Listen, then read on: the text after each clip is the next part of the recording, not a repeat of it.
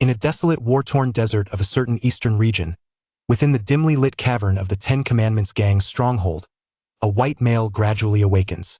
A surge of intense pain causes him to furrow his brow and cry out in agony. "Where am I?" He murmurs, struggling to sit up, only to feel something tethering him. He reaches up to remove the oxygen tube from his nose and glances down at the iron object connected to wires on his chest. His expression one of bewilderment. At that moment, a voice emanates from nearby. "If I were you, I wouldn't move around too much. There's a fragment of a bullet lodged within you, perilously close to your heart. Without it, your life would be forfeit." Upon hearing this, the man's expression shifts dramatically. He is uncertain of the truth behind the old man's words. Yet he dares not take the risk. Just as he opens his mouth to inquire further, a wave of excruciating pain suddenly crashes over him. Simultaneously, a cascade of fragmented memories flickers through his mind like scenes from a film. Minutes later, while the pain in his head subsides, his countenance grows even more grim, a mixture of perplexity and astonishment swirling within him. He had merely intended to take a normal nap, only to awaken in an entirely different reality. He had inexplicably transformed into the illustrious Iron Man Tony Stark. As a character of immense popularity within the Marvel Universe, Tony Stark is renowned worldwide, celebrated as a mortal who stands shoulder to shoulder with deities. Realizing this, Tony initially feels a rush of joy. His previous life had been far from satisfactory, and he had little to hold on to. What more could he desire than to embody the renowned Iron Man? However, his elation is short-lived, as his expression quickly darkens. Tony Stark's greatness derives not from any superhuman mutation but from his brilliant intellect. Although he has assumed Tony's identity, he has not inherited his exceptional mind. If he is correct, he finds himself in the very plot of the first Iron Man film, during the moment when Tony Stark is abducted. At this point, Tony has yet to create his armored suit. This implies that while he has adopted Tony's persona, he has simultaneously extinguished the existence of Iron Man. After all, he was merely an ordinary young man in his past life, incapable of crafting an armored suit. If that were the only issue, he would feel discomfort but not despair. He never had a strong desire to be a superhero. Living as an ordinary billionaire would suffice. Yet, his current predicament is one of abduction, with kidnappers poised to coerce him into manufacturing missiles. But what could he possibly create? If those nefarious kidnappers were to discover the truth, would he survive? He might as well be chopped to pieces and fed to the dogs. With this thought, panic overwhelms him. Just as he is engulfed in a state of alarm, a cold, electronic synthetic voice reverberates in his mind. "Ding! You have become the heir of the Shadow Kingdom. The dark lottery system is at your service. Name: Tony Stark. Gender: male. Identity: heir of the Shadow Kingdom. Abilities: none. Beginner's gift: awaiting activation. Lottery chances: 0. Mission assigned: escape with. Your life task introduction. Your current situation is exceedingly perilous, as you risk being violently captured by armed kidnappers at any moment. You must escape this location swiftly to evade danger. Task reward: 1 lottery chance. Control privileges over the ninja core of the Shadow Kingdom." As a series of messages materialized before him, Tony found himself momentarily stunned, his expression shifting with bewilderment. Ultimately, a surge of elation washed over him, lifting the corners of his mouth into a joyful smile. "They say that wearing the necessary golden finger is essential. The internet has not deceived me. While he may not possess the ability to forge an Iron Man suit, thereby leaving this world without an Iron Man, the assistance of the system would undoubtedly elevate him to a status far surpassing that of Iron Man himself." Fortunately, he did not allow his excitement to cloud his judgment, fully aware of the pressing urgency at hand. Activate the Novice Gift Package. Ding! Congratulations! You have acquired 10 ninja soldiers. Ding! Congratulations! You have obtained access to traverse the Shadow Kingdom. As the brief notifications concluded, Tony felt an inexplicable surge of power enveloping him. By harnessing this power, he could summon 10 ninja soldiers and freely enter the Shadow Kingdom. Casting a glance around, he noticed that the elderly man who had spoken moments ago was nowhere to be found. With a composed mind, Tony quietly attuned himself to this newfound power, silently calling forth his ninja soldiers. "Arise!" The instant the words left his lips, a swirling black mist appeared before him. When the fog dissipated, 10 figures enveloped in black ninja attire stood before him. Unlike typical ninjas, their entire beings were cloaked in an inky darkness. The only contrast to their shadowy forms were their crimson eyes, radiating a lust for violence. Observing them closely, Tony scrutinized the figures as if beholding a remarkable masterpiece. Within the Shadow Kingdom, there exist 9 prominent Shadow Legions, of which the Ninja Corps is one. They may not be the most formidable within the Shadow Legions, but they are undeniably the most versatile. Whether in combat or daily life, they can effortlessly lend their aid.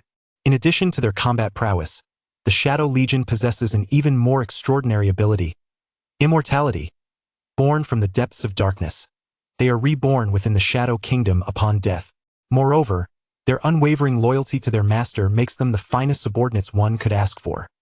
According to the depiction in the anime, the Shadow Kingdom connects to various realms. Could he utilize the Shadow Kingdom to escape this dire predicament?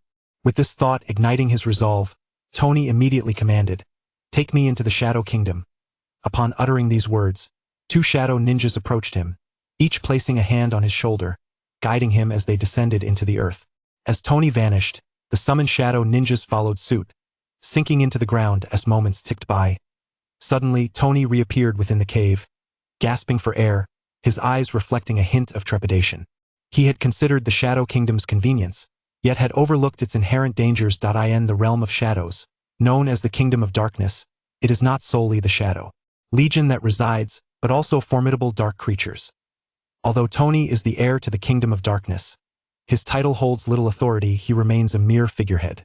At present, he possesses the ability to summon merely 10 ninja warriors, a gift bestowed upon him by the system as part of his initiation package. As a living being intruding upon this kingdom, he resembles a beacon of light in the depths of obscurity, strikingly luminous. Upon his entry into the Kingdom of Darkness, Tony had scarcely taken in his surroundings when he was met with a ferocious onslaught from the dark entities. Were it not for the protection of his 10 ninja warriors, his life would have nearly been forfeited within this shadowy realm. It seems I must first gain control over the 10 Shadow Legion warriors. Only then shall I truly become the master of the Kingdom of Darkness. A wry smile tugged at the corners of Tony's lips as he gazed at the sunlight outside the cave, a glimmer of cold determination flickering in his eyes. There is no other recourse. I must fight my way out. Chapter 2. A night of darkness and murder. As Tony's voice faded, a palpable aura of malice emanated from his eyes, though it was swiftly tempered. As a member of the Dark Faction, the Shadow Legion's prowess remained unaffected by the cycles of day and night. However, their abilities were magnified during the nocturnal hours. Presently, he could summon only 10 dark ninjas, and to err on the side of caution, Tony resolved to commence his actions only after nightfall. With this determination set, he soon succumbed to a deep slumber. Having recently awakened, he had traversed through a tumultuous array of emotions, leaving him utterly fatigued and in dire need of rest. Regarding his safety, he felt no immediate concern.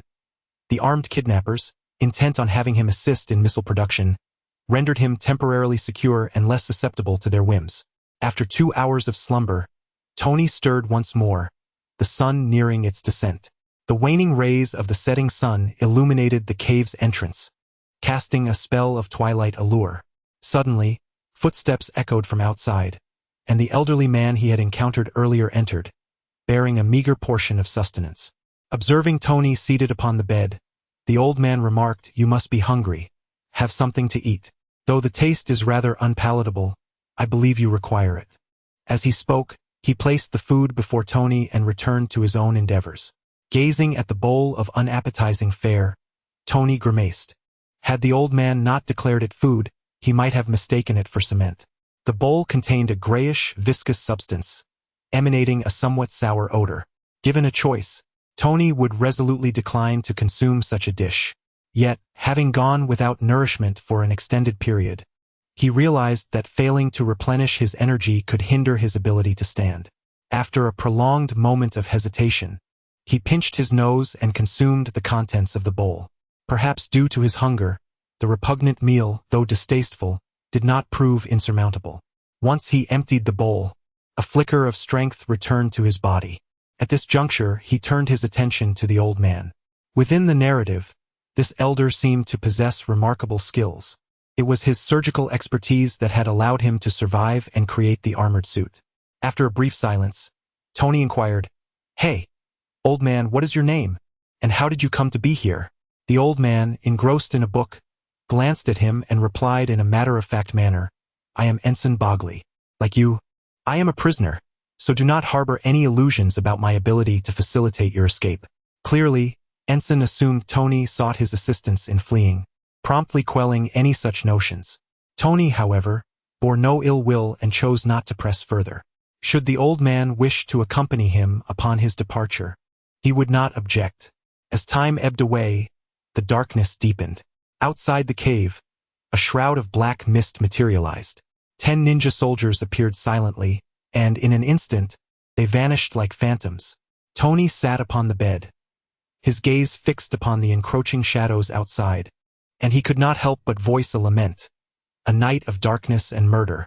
The encampment of the 10 Rings was not far from the cave, situated on the mountainside. To secure the cave, their encampment was constructed to encircle the entire mountainside, with tents standing resolutely along the slope. Although the night had descended, the camp of the 10 Commandments gang remained ablaze with light, the roar of generators reverberating through the darkness, while patrols roamed the perimeter. In comparison to typical nefarious armed factions, their vigilance was remarkably acute, effectively eliminating the possibility of a surprise attack. Should an ordinary military force attempt to strike under the cover of night, the members of the 10 Commandments gang would swiftly respond.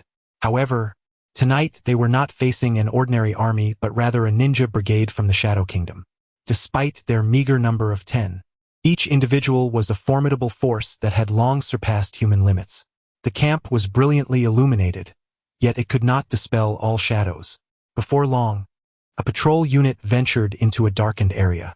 As they stepped into the gloom, pairs of crimson eyes suddenly emerged. Instantly, the members of the patrol team changed their expressions, each about to utter a cry. But before they could make a sound, a series of sickening slashes echoed as blades cut through throats. The entire patrol team felt a sharp pain in their necks as their life force rapidly drained away, collapsing to the ground, lifeless. With their fall, the shadowy ninjas emerged from the darkness, each dragging a body into the obscurity. Soon, the scene was meticulously cleansed, not a trace of blood left behind. The entire process was eerily silent, the coordination among the shadow ninjas seamless, as the carnage unfolded quietly in the dark. What transpired in that corner went unnoticed by the 10 Commandments gang, as the shadow ninjas continued to lurk in the darkness, methodically eliminating the patrols within the camp. Anyone who ventured into the shadows never returned. This grim situation persisted until midnight, when a member of the 10 Commandments gang finally sensed something amiss. Wolf, Nightingale, respond if you hear me, respond. A bald man inside a tent spoke gravely into a walkie-talkie. He was the captain of the patrol unit, responsible for coordination. Just moments ago, he had received reports from patrol members indicating that several teams seemed to be missing. The bald man's first instinct was disbelief. His subordinates were all skilled, having undergone professional military training. Even if something had gone awry, it would not have been without a sound. However, after repeated calls yielded no response, he was compelled to accept the grim reality. Something had gone wrong. Enemies had infiltrated the camp. Realizing this, the bald man quickly commanded, "Sound the alarm. We have an enemy incursion."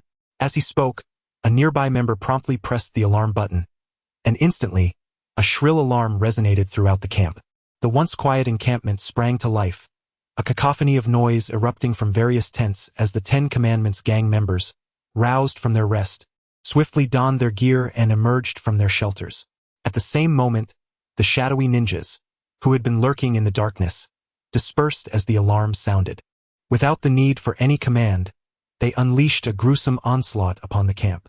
As instruments of slaughter, the shadowy ninjas had instinctively absorbed the essence of killing. Whether they were initially concealed in the shadows or now scattering to wreak havoc, all their actions were instinctual, driven by the environment to execute the most advantageous acts of murder. Soon, many members of the 10 Commandments gang, having just emerged from their tents and yet to reunite with their companions, found their throats slit by the cold, merciless blades. Chapter 3. The bloodbath of the ninja assassins' corpses lay strewn across the ground as chaos erupted within the camp. Many witnesses caught fleeting glimpses of the shadowy figures of the ninjas, their silhouettes darting past, prompting a cacophony of curses. What in the world is that? Enemies! Open fire! Open fire! In an instant, gunfire erupted, a deluge of bullets unleashed upon the shadowy ninjas. Observing this scene, The crimson glow in the ninjas' eyes intensified as they wielded their blades with deadly grace. The sharp sounds of metal clashing resonated as they effortlessly deflected a multitude of bullets with their swords. This spectacle instilled sheer terror in the hearts of the members of the Ten Commandments gang. Undeterred, the ninjas surged into the throng with ethereal speed, surpassing all expectations. Before the armed men could react, the ninjas had melded into the crowd, unleashing a torrent of death. The sickening sounds of blades piercing flesh echoed, with many victims falling to the ground before they could even utter a cry. Blood gushed from their throats, gradually staining the earth crimson. This gruesome scene was not isolated. It unfolded throughout the entire camp. The 10 shadowy ninjas had transformed into harbingers of death, impervious to any resistance. The armed men could only witness their own demise, succumbing to an overwhelming dread. In a nearby cave, Dr. Insen, who had already settled down for the night, was roused by the gunfire echoing from outside. He sat up, a grave expression etching his features as he peered toward the cave entrance, uncertain of the unfolding turmoil. Glancing at Tony beside him, who was fixated on the entrance, Insen inquired, "Hey, what is happening out there?" Upon hearing this, Tony turned to him, nodding slightly, aware that his rescuers had arrived. "Rescuers? Doctor?" Insen's lips twitched at the corner as he shook his head, refraining from further comment. When Tony had been brought in, all his belongings had been destroyed.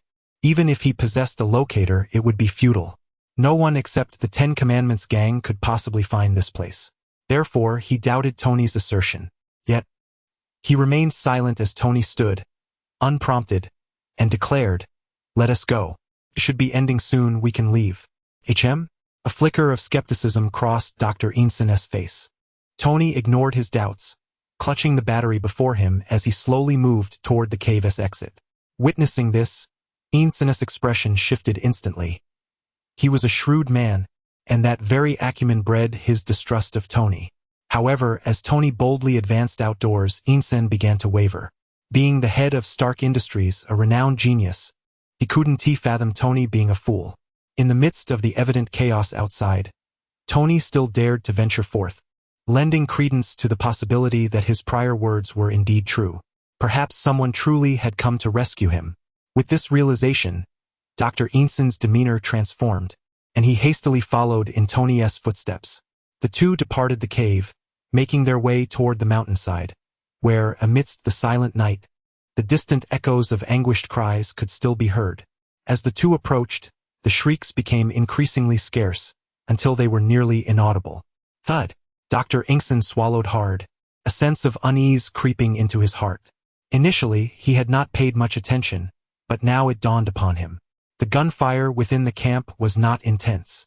If the members of the Ten Commandments gang had been ambushed by the military or another armed faction, the sound of gunfire would have been far more vigorous. Yet, apart from the shots he had heard earlier in the cave, he had only perceived sporadic gunfire thus far. It hardly resembled a clash between two armed forces.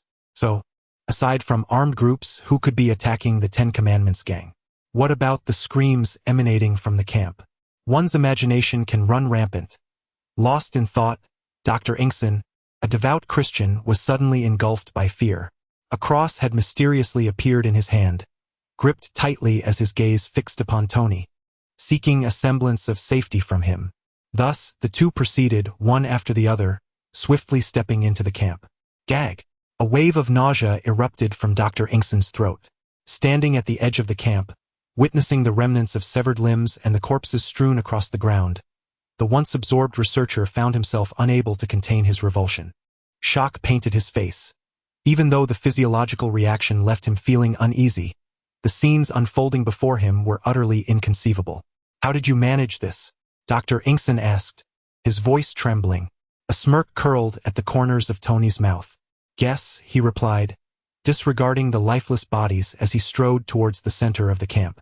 Having taken control of the shadow ninjas, his temperament had subtly altered. Most notably, the gruesome scenes that would be unbearable for an ordinary person stirred no emotions within him whatsoever. As he walked through the blood and remains, Dr. Insen, pale-faced, trailed behind him. Before long, they arrived at the central tent of the camp, where they found a satellite phone amidst the disorderly tables. At this sight, Tony could not help but breathe a sigh of relief. Eliminating these members of the Ten Commandments gang was merely the first step. The crux of the matter lay in how they would escape this desert. The significance of the satellite phone was self-evident. Holding the phone, Tony was about to dial Pepper's number, but just as he was about to press the call button, he hesitated. If memory served him correctly, the mastermind behind his abduction seemed to be none other than his uncle, Obadiah. Moreover, Obadiah intended for him to perish in this desert.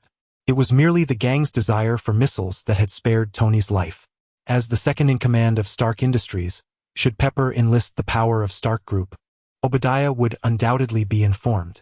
A man intent on his demise would never allow him to return to Stark Industries unimpeded. It was likely he would promptly contact other armed factions to orchestrate a second assassination attempt on him.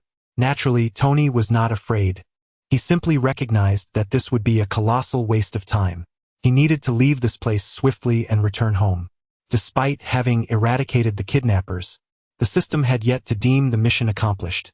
Perhaps only a safe return to his homeland would signify true liberation.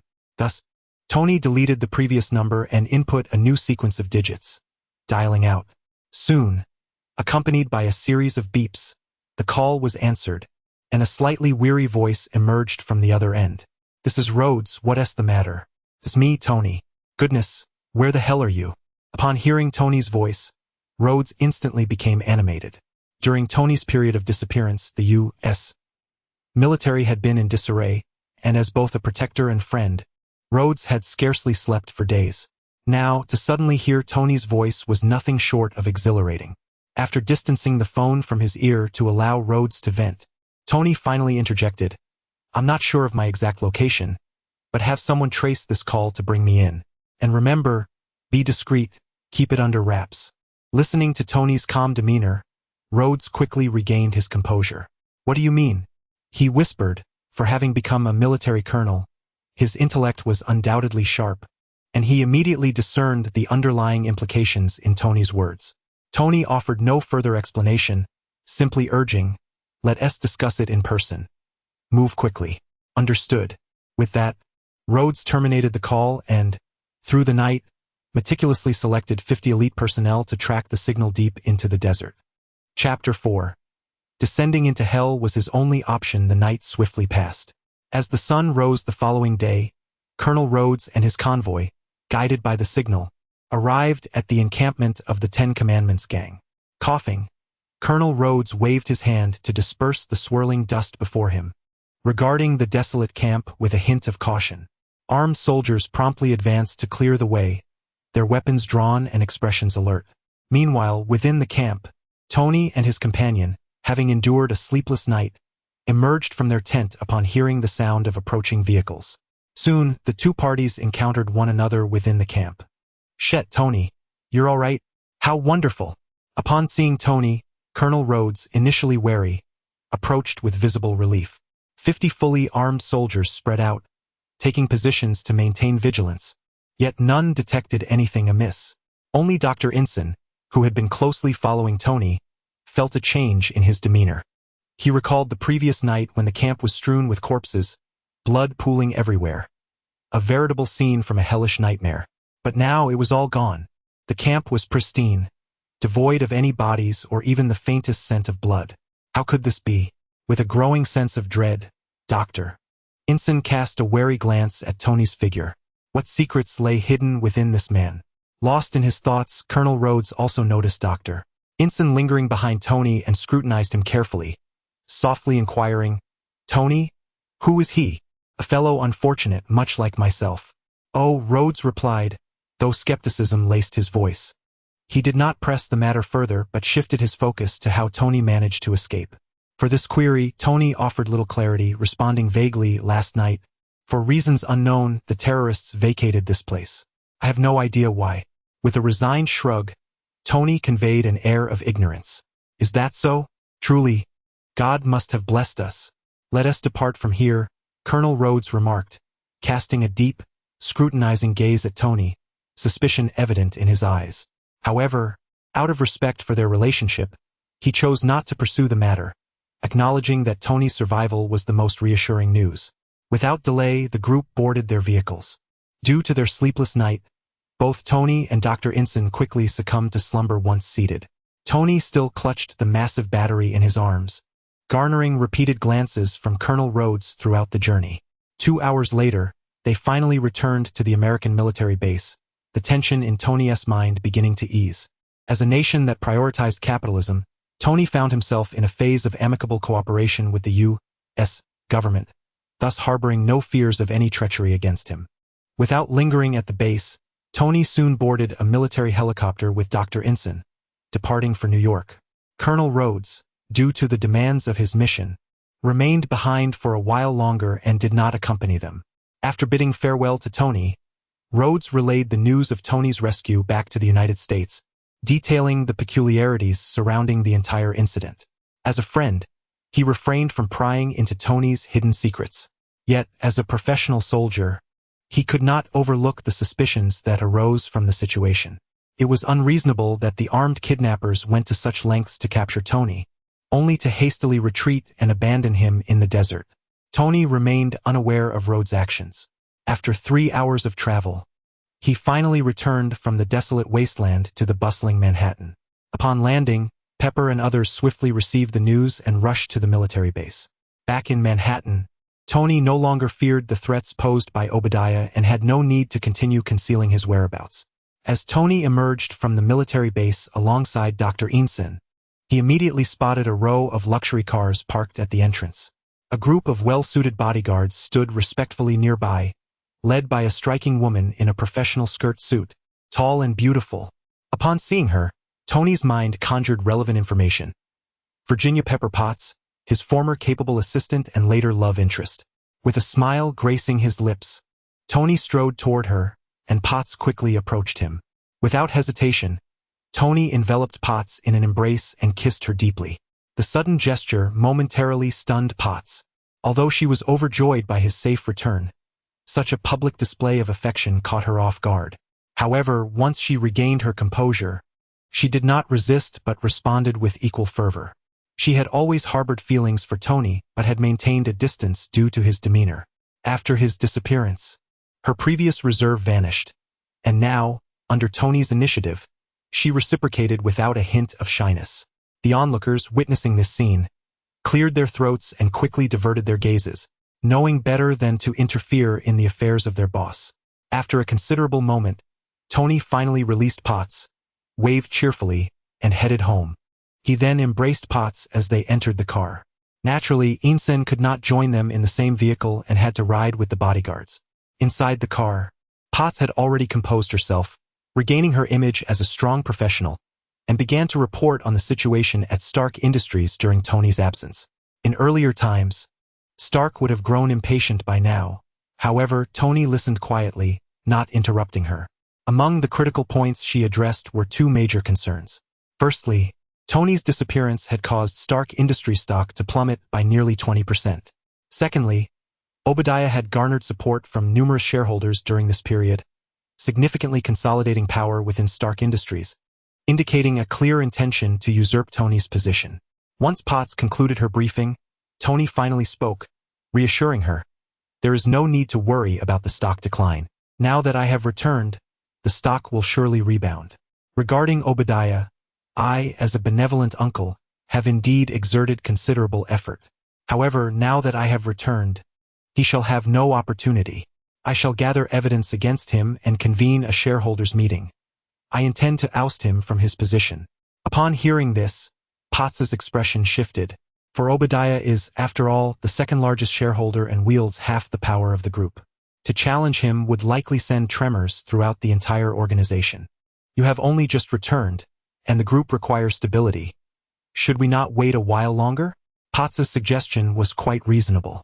As the second in command of the group, attempting to remove Obadiah could set off a chain reaction. In a more peaceful world, Tony would undoubtedly plot his strategy with patience. Yet this is the Marvel Universe, and Tony cannot afford to squander time on such intrigues.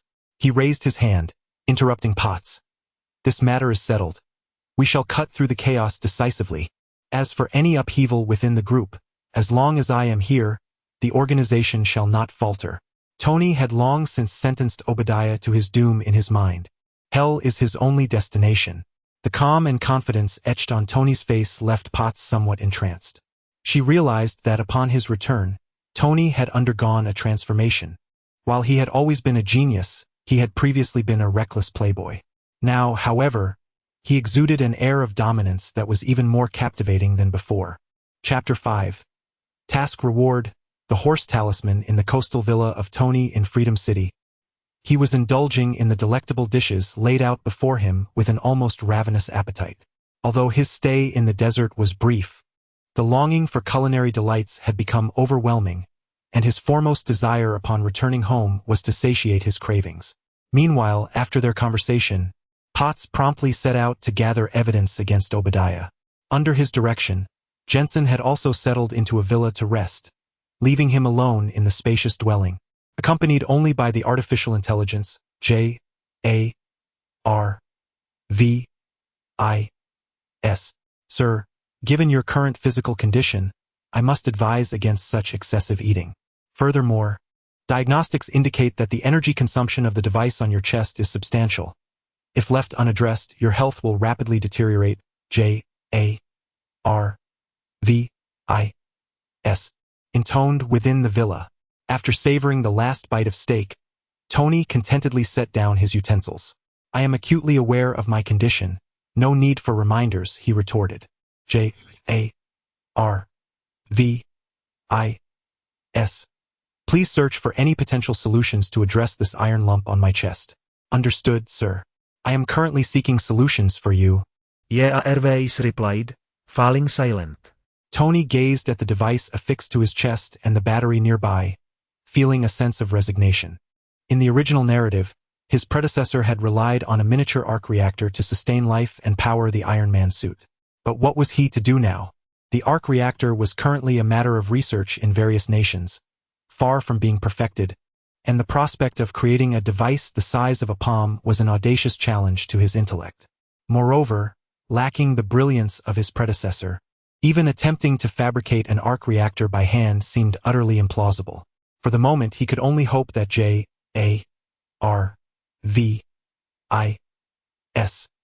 might provide an alternative. After a few moments, J.A.R.V.I.S.'s voice resonated once more. Sir, I regret to inform you that current technology is insufficient to resolve the issue with your chest. Even the most advanced biotechnologies can only ensure a prolongation of your life. Although Tony had anticipated this outcome, he sighed, feeling somewhat defeated. Clearly, he would need to devise a solution through the system. Murmuring to himself, he remained undaunted. Seeking solutions from external sources was merely a trial. His trump card had never been the relics of the Marvel Universe, but rather the system nestled within his mind. To say nothing of the fact that as long as he could acquire the talisman for eternal youth, resolving the issue with his chest would be trivial. With this thought, Tony recalled the task he had narrowly escaped from. As he had surmised, upon his return to Freedom City, that task had been completed. However, due to the multitude of distractions, he had not yet had the opportunity to claim the task reward. Name: Tony. Stark gender: male identity. Heir of the Shadow Kingdom ability. Control over one of the 9 divisions of the Shadow Legion. Not integrated lottery draws. 1 mission. Escape from danger. Completed. Gazing at the refreshed personal data on the information panel, Tony opted for integration, bringing the Shadow Ninjas under his command. Instantly, an inexplicable power surged within him, rapidly enhancing his physical attributes. Previously capable of commanding only 10 Shadow Ninjas, he now felt an immense augmentation in his control. He transitioned from merely commanding 10 to completely overseeing the entire division. The Shadow Legion is divided into 9 divisions, each possessing an inexhaustible number of members. Having fully mastered a division of the Shadow Ninjas, the magnitude of his newfound influence was simply unimaginable. Henceforth, whenever he ventured out, it would be akin to having an army ready to mobilize at his side. Even against a fully armed regular army of 1,000,000, he felt no trepidation. While this power may seem trivial in the later stages of the Marvel Universe, where timelines could be altered at a whim and the significance of numbers diminished, it represented a pinnacle of strength in the earlier days. Commanding a division of Shadow Ninjas, although not guaranteeing invincibility, undeniably placed him at the zenith of global power. Except for the likes of Ancient One and the Hulk, even other superheroes could eventually be worn down. Furthermore, the combat prowess of the Shadow Ninjas was not to be underestimated. Feeling elated, Tony shifted his gaze to the lottery. If the Shadow Legion augmented his influence, then the abilities gained from the lottery would enhance his personal strength. To be frank, while the Shadow Legion was enticing, his own strength was even more appealing. Rubbing his hands together, Tony immediately utilized his lottery draw. Instantly, a circular disc materialized before him. The disc, entirely black, was divided into 12 segments, each marked with a question mark, leaving the contents a mystery until revealed. As the pointer spun, Tony's excitement grew palpable.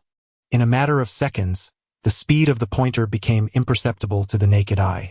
"Stop," he commanded inwardly, and the pointer's velocity began to slow, ultimately coming to rest on one segment. A burst of light suddenly illuminated his vision, and a magnificent steed materialized before him. "Nay!" The sound of a horse's whinny echoed. The white horse transformed into a streak of light and swiftly entered Tony's mind. Simultaneously, a surge of unknown information emerged in his consciousness, granting him effortless control over the power of the steed. Taken aback by this unexpected transformation, Tony's initial shock swiftly gave way to a radiant smile. Within the realm of adventures, there exist 8 great demons, the most formidable being the Lord of Fire. The source of the Lord's power derives not only from the fiery essence but also from 12 mystical symbols. These 12 symbols are represented by the 12 zodiac signs, and the steed he had just acquired embodied the power of the horse symbol. The horse symbol is not a combat symbol but rather an auxiliary one, capable of healing ailments and dispelling all negative conditions. Its formidable healing abilities ensure that as long as there is breath, one can be revived on the spot. This revelation instantly filled Tony, who had just been troubled by his chest ailment, with unbridled joy.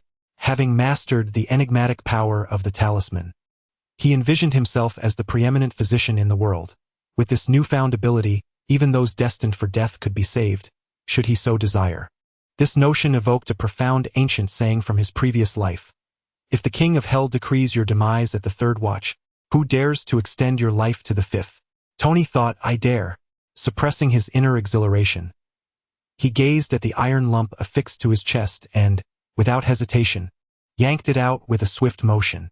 A sharp gasp escaped his lips as excruciating pain surged through him, revealing a gaping wound on his chest. Yet, before the crimson life force could spill forth, a radiant milky light enveloped the wound. In an astonishing display, the injury began to mend at an observable pace.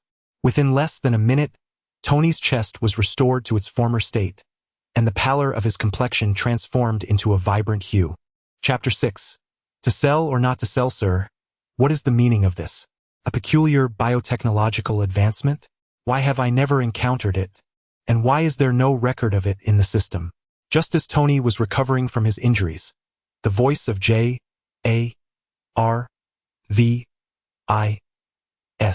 resonated throughout the room. As an artificial intelligence, it may lack human emotions, yet it effortlessly mimicked a tone of astonishment, revealing its own shock. In response, a smile graced Tony's face. "Biotechnology, if you will, but I prefer to refer to this power as magic," Tony exclaimed with delight, while J.A.R.V.I.S. fell into contemplative silence.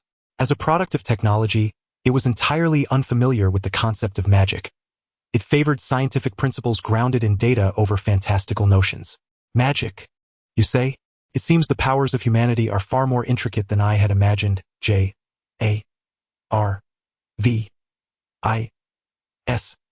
mused quietly, prompting Tony's voice to break the silence once more. J.A.R.V.I.S. Please analyze my current physical data. Certainly, sir. With that, J.A.R.V.I.S. commenced its scanning process and swiftly provided a report. Sir, your physical condition is exceptionally healthy, and your physical capabilities have reached 3 times that of an average person, healthier than at any previous time. Upon hearing this, Tony felt a profound sense of relief. At that moment, the ringing of a phone interrupted the tranquility. Sir, Ms. Potts is calling. Shall I connect the call? Yes, please do. As soon as Tony's words left his lips, the villa was filled with Pepper's voice. Tony, the information you requested has been uncovered. Obadiah has indeed sold significant corporate intelligence. But he has destroyed the evidence. I am unable to retrieve it, I apologize. Pepper's tone was laced with regret. Tony furrowed his brow at first but quickly relaxed. I understand. If the evidence cannot be found, then there is no need to pursue it further. I will resolve this through other means. Understood, Pepper replied, though her curiosity was palpable. She yearned to know how Tony intended to handle Obadiah. However, noticing Tony's reluctance to elaborate, she refrained from pressing further and ended the call. Once the phone was disconnected, Tony's voice resonated once again. J-A-R-V-I-S. Locate Obadiah's whereabouts.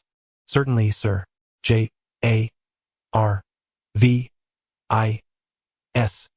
Swiftly engaged its processing capabilities. As the most sophisticated artificial intelligence in the Marvel Universe, it may have been oblivious to the intricacies of magic, but when it came to matters of technology, none could surpass its prowess. In the original narrative, Tony's enhancements to his armor relied not only on his brilliant mind but also heavily on J-A-R-V-I-S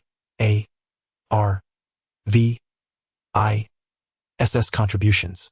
Even now, when Tony was not inclined to pursue a technological path, J-A-R-V-I-S remained an invaluable ally. Sir, I have located Obadiah's position. He is currently at his villa estate. Upon receiving this information, Tony uttered not a word, swiftly donned his attire, and departed the villa. Driving a supercar, Tony made his way to the affluent district of Freedom City. Initially, he intended to employ legitimate means to oust Obadiah from the company, orchestrating his fall from grace before ultimately taking his life. However, it became apparent that this individual was far more astute than Tony had anticipated, leaving behind no incriminating evidence. Faced with this reality, Tony was left with no choice but to resort to more forceful measures. This approach was not only the swiftest but also granted him the confidence to confront any peril, bolstered by his command over a shadowy battalion, rendering any pretense with Obadiah unnecessary.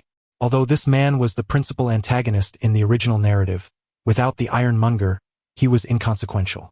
In this life, he had not pursued a technological path. Stripped of his armored suit, Obadiah would be incapable of creating an ironmonger.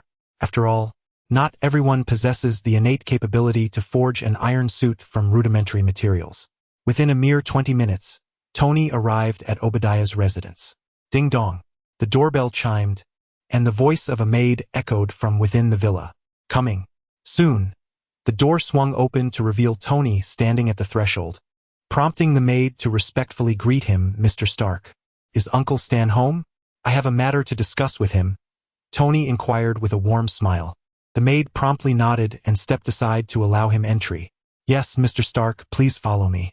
As Tony was the head of Stark Industries, the maid did not question him further and permitted him to enter the villa.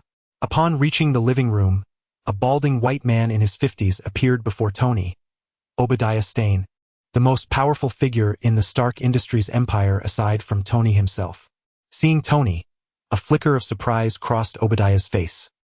He had received news of Tony's return and had considered visiting him, though Tony had declined. He did not expect Tony to seek him out at this moment.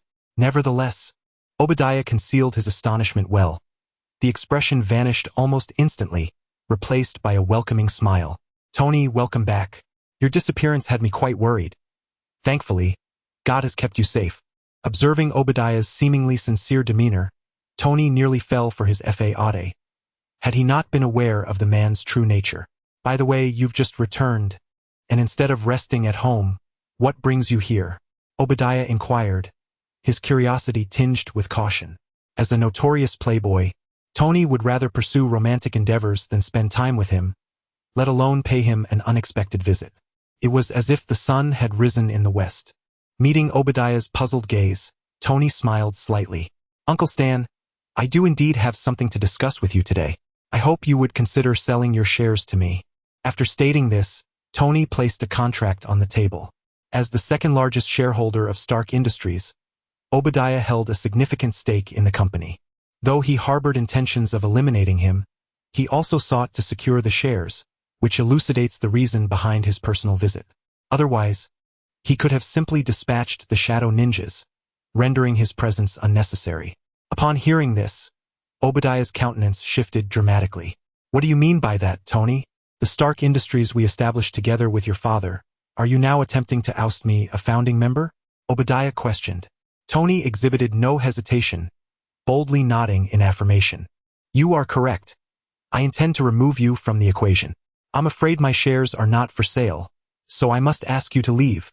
Obadiah replied, suppressing his fury. Uncle Stan, this matter is no longer within your control. Today, whether you wish to sell or not, you will sell.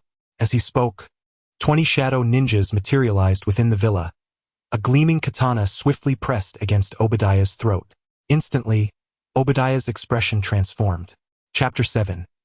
If you wish to kill me, I shall certainly kill you. A warm smile adorned Tony's face as his gaze remained fixed on Obadiah.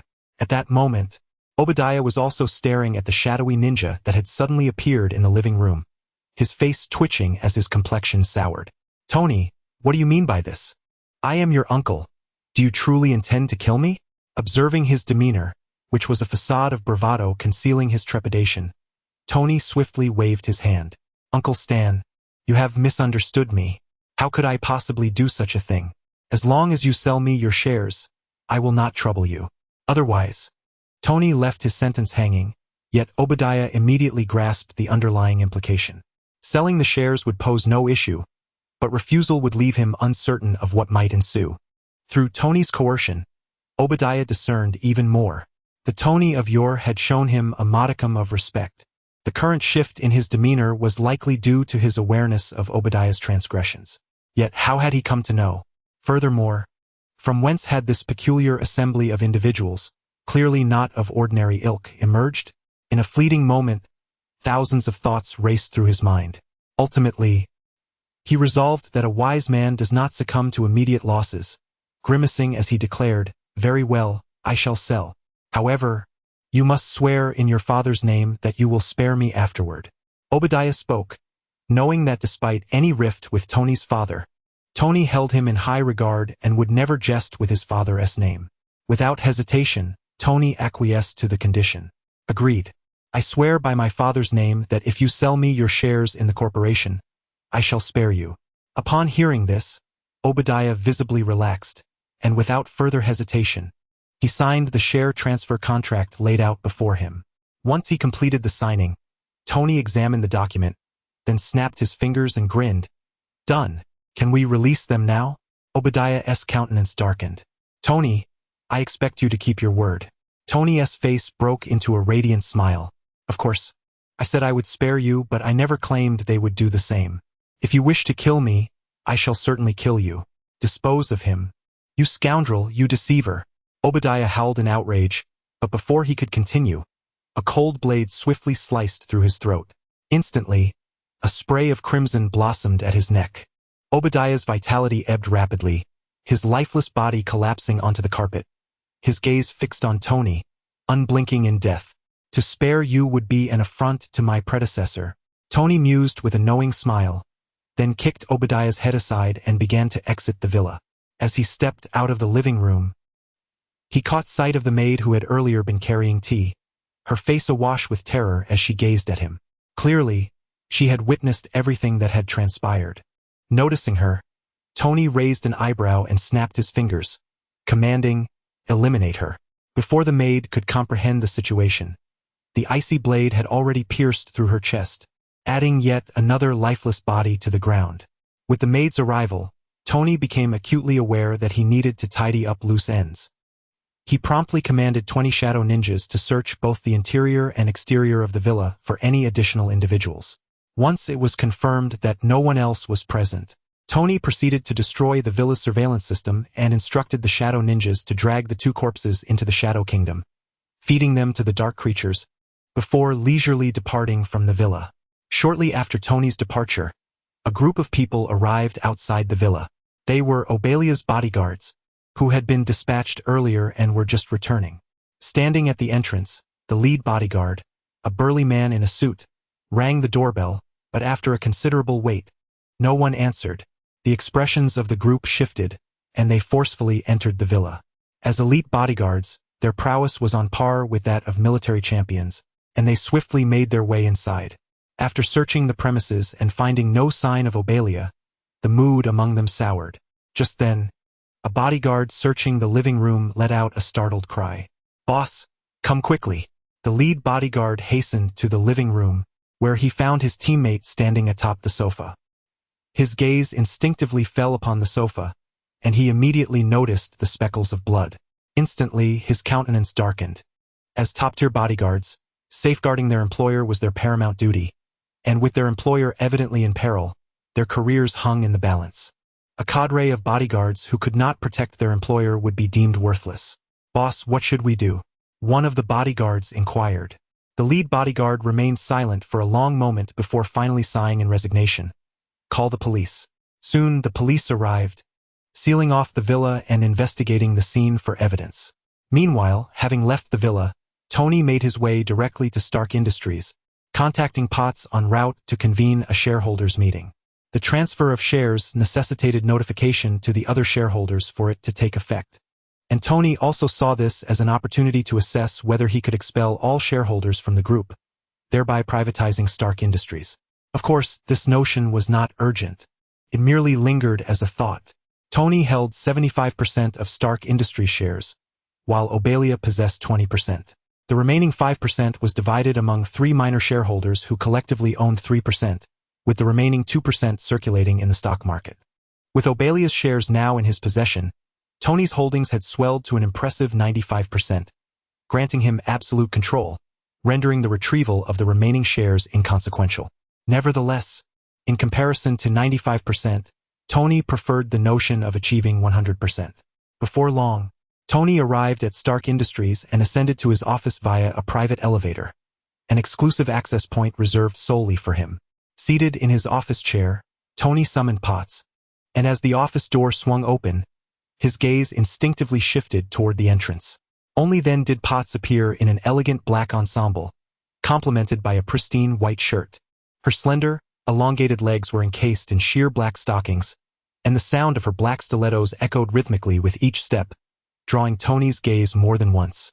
Fortunately, he recalled the matter at hand and swiftly redirected his attention, inquiring, "Has news of my return circulated yet?" "Not yet. I was just about to arrange a press conference for tomorrow," Potts replied, somewhat perplexed. "Very well. I have a task for you. Acquire the shares from those shareholders and execute a buyback. This may prove quite challenging. Obadiah will not grant us this opportunity."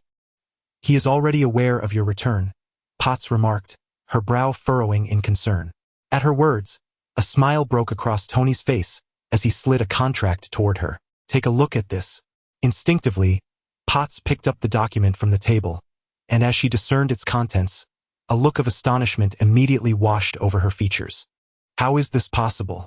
How did you manage this?" Chapter 8. Embracing the role of a villain, Potts gazed at Tony with a look of sheer astonishment, her eyes brimming with disbelief. How could Obadiah possibly transfer his shares to Tony? Observing her incredulous expression, Tony maintained his smile and reassured her, "In any case, Obadiah will not be an obstacle. Proceed with confidence." "Very well," Potts replied, her demeanor swiftly returning to calm. Regardless of how Tony had acquired the shares, her task was to manage the remaining minor shareholders. Shortly thereafter, Potts exited the office, making her way to the conference room. The conference room was on the same floor as Tony's office, and soon enough, Tony could hear the uproar emanating from outside. Clearly, the minor shareholders were restless upon learning of the impending buyback of their shares. However, Tony paid them no mind. He entrusted professional matters to those skilled in them, and in the realm of business, Potts was undoubtedly a consummate professional. He had faith that she would handle everything adeptly. At that moment, the system's cold voice suddenly resonated. Ding! Task initiated. Main task: form the Dark Alliance. Task details: recruit sufficient abilities, establish the Dark Alliance, and spread darkness across the world. Task reward: successfully recruit one individual to earn a chance at a lottery and acquire a Shadow Legion. As the system interface abruptly materialized before him, Tony's gaze sharpened, and his lips twitched slightly. He had long suspected that his system was less than virtuous, yet he had not anticipated it to be a villainous one. I am the illustrious Iron Man, a leading figure in the Justice League. Although circumstances have prevented me from transforming into Iron Man, I am still a paragon of virtue. How can it be that I am now expected to spread darkness across the globe? Is that truly who I am? With a slight grimace, Tony's voice echoed, J.A.R.V.I.S. Yes, sir? Please investigate if there have been any unusual occurrences in New York City recently. Query complete, sir. No peculiar events have been reported. Very well. Tony sighed, somewhat disheartened. Although he was a good person at heart, the rewards offered by the system were enticing. Both the lottery and the Shadow Legion were valuable assets. Unfortunately, none of the superheroes had made an appearance, leaving him with no viable candidates to recruit. Wait a moment, why should he expend energy seeking them out? Not only would it be a cumbersome endeavor, but it would also detract from his pursuits of romance. It would be far more effective for them to come to him. Who do superheroes despise the most? Naturally, it is the villains. These individuals are the bane of superheroes' existence. If he were to command a band of villains, the superheroes would surely come knocking at his door in droves. As the saying goes, where their SA will, their SA way. With this train of thought, Tony's mind became remarkably clear. Pursuing superheroes was akin to fishing. One must lay down the bait and patiently wait for the catch. However, before that, he needed a bait that was not too weak. For constantly changing bait would be a hassle. As Tony's thoughts meandered through his limited knowledge of the Marvel Universe, he pondered the notorious villains that inhabited it. Two figures stood out, Thanos and Kingpin. These were the only representatives that he could recall, each epitomizing their respective realms. Thanos, the Mad Titan, was undoubtedly preoccupied with his insidious plans on some distant planet. Thus, Tony was left with but one option, Kingpin. Among the plethora of characters within Marvel, Iron Man bore the closest resemblance to Kingpin. One wielded mortal strength to rival deities, while the other stood against a legion of superheroes with mere human tenacity. In this regard, both men were extraordinary individuals, paragons of their kind. Moreover, Kingpin commanded a vast empire, his influence sprawling across America, hailed as the underground monarch of New York. It was no surprise that superheroes often sought to thwart his endeavors, rendering him an excellent bait, or rather a prospective ally. With Kingpin drawing attention, Tony could effortlessly reel in the opportunities. In due time, forming a dark alliance would be a mere trifle. This thought elicited a smile from Tony. Meanwhile, across the conference room, Pepper Potts had successfully acquired shares from several minor stakeholders for a staggering sum of $400 million. Despite the seemingly exorbitant amount, during the zenith of Stark Industries, each of those shares had been worth a 10-digit figure. Securing their holdings for such a price was akin to obtaining cabbage at a market. Consequently, Tony's ownership swelled to a commanding 98%, leaving a mere 2% circulating in the market. Observing Tony, who had just returned and swiftly seized control of the entire conglomerate, a flicker of complexity danced in Pepper's eyes. What lay ahead? The corporation now resonated solely with his voice. Delist. Retrieve the remaining 2%. Tony stated with a calm demeanor, his words sending shockwaves through Pepper. Have you lost your mind? Do you grasp the magnitude of the repercussions of delisting? Once we do, your wealth could diminish by half in an instant, she exclaimed, unable to contain her voice. However, Tony remained unfazed. Having reached this juncture in share repurchase, delisting was an inevitability. Regardless of the substantial losses it might incur, he was resolute in his determination. It was not that he bore a grudge against wealth. Rather, as long as the company remained publicly traded, it would be subject to government oversight and public scrutiny. Conversely, post-delisting, albeit at a significant cost, Stark Industries would transform into a private domain, free from the gaze of others. To shield Stark from the glaring light of exposure, delisting was imperative. Concern yourself not with other matters. Heed my words, we must delist. Additionally, circulate a false narrative claiming the company intends to cease weapon manufacturing. If Pepper could tolerate everything that had transpired until now, this declaration rendered her utterly unsettled. What? You plan to shut down weapon manufacturing? This is the lifeblood of the corporation. She protested vehemently, clearly opposing Tony's decision. Rolling his eyes in exasperation, Tony replied, I've stated it is a falsehood, merely an announcement to pacify the shareholders. Who said we were shutting down? Had it been in his previous incarnation, such an action might have been deemed plausible, for in the original narrative he indeed acted thus. Nevertheless, Tony is no fool. Weapons, as commodities, will inevitably be produced by others if he refrains. The notion of absolute market demand prevails. Unless a day arrives when the world unites in harmony, the need for weaponry will persist. In light of this, why should one deceive oneself and relinquish lucrative opportunities to others? Listening to the explanation, Potts exhaled deeply, rendering her earlier decision to withdraw from the market inconsequential. As long as weapon manufacturing does not cease, withdrawal from the market may proceed. With some consternation, Potts departed from Tony's office, wary of what astonishing declarations he might utter next. Her actions were swift. Within a few hours, the false news of Stark Industries' impending cessation of weapon manufacturing spread like wildfire. The stocks, already in turmoil due to Tony's disappearance, plummeted dramatically, akin to a dive.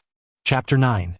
The first encounter with Kingpin. In the wake of the news circulating within Stark Industries, the stock market in the United States experienced a tumultuous upheaval as investors hastily began to divest their shares, venting their ire towards Tony Stark.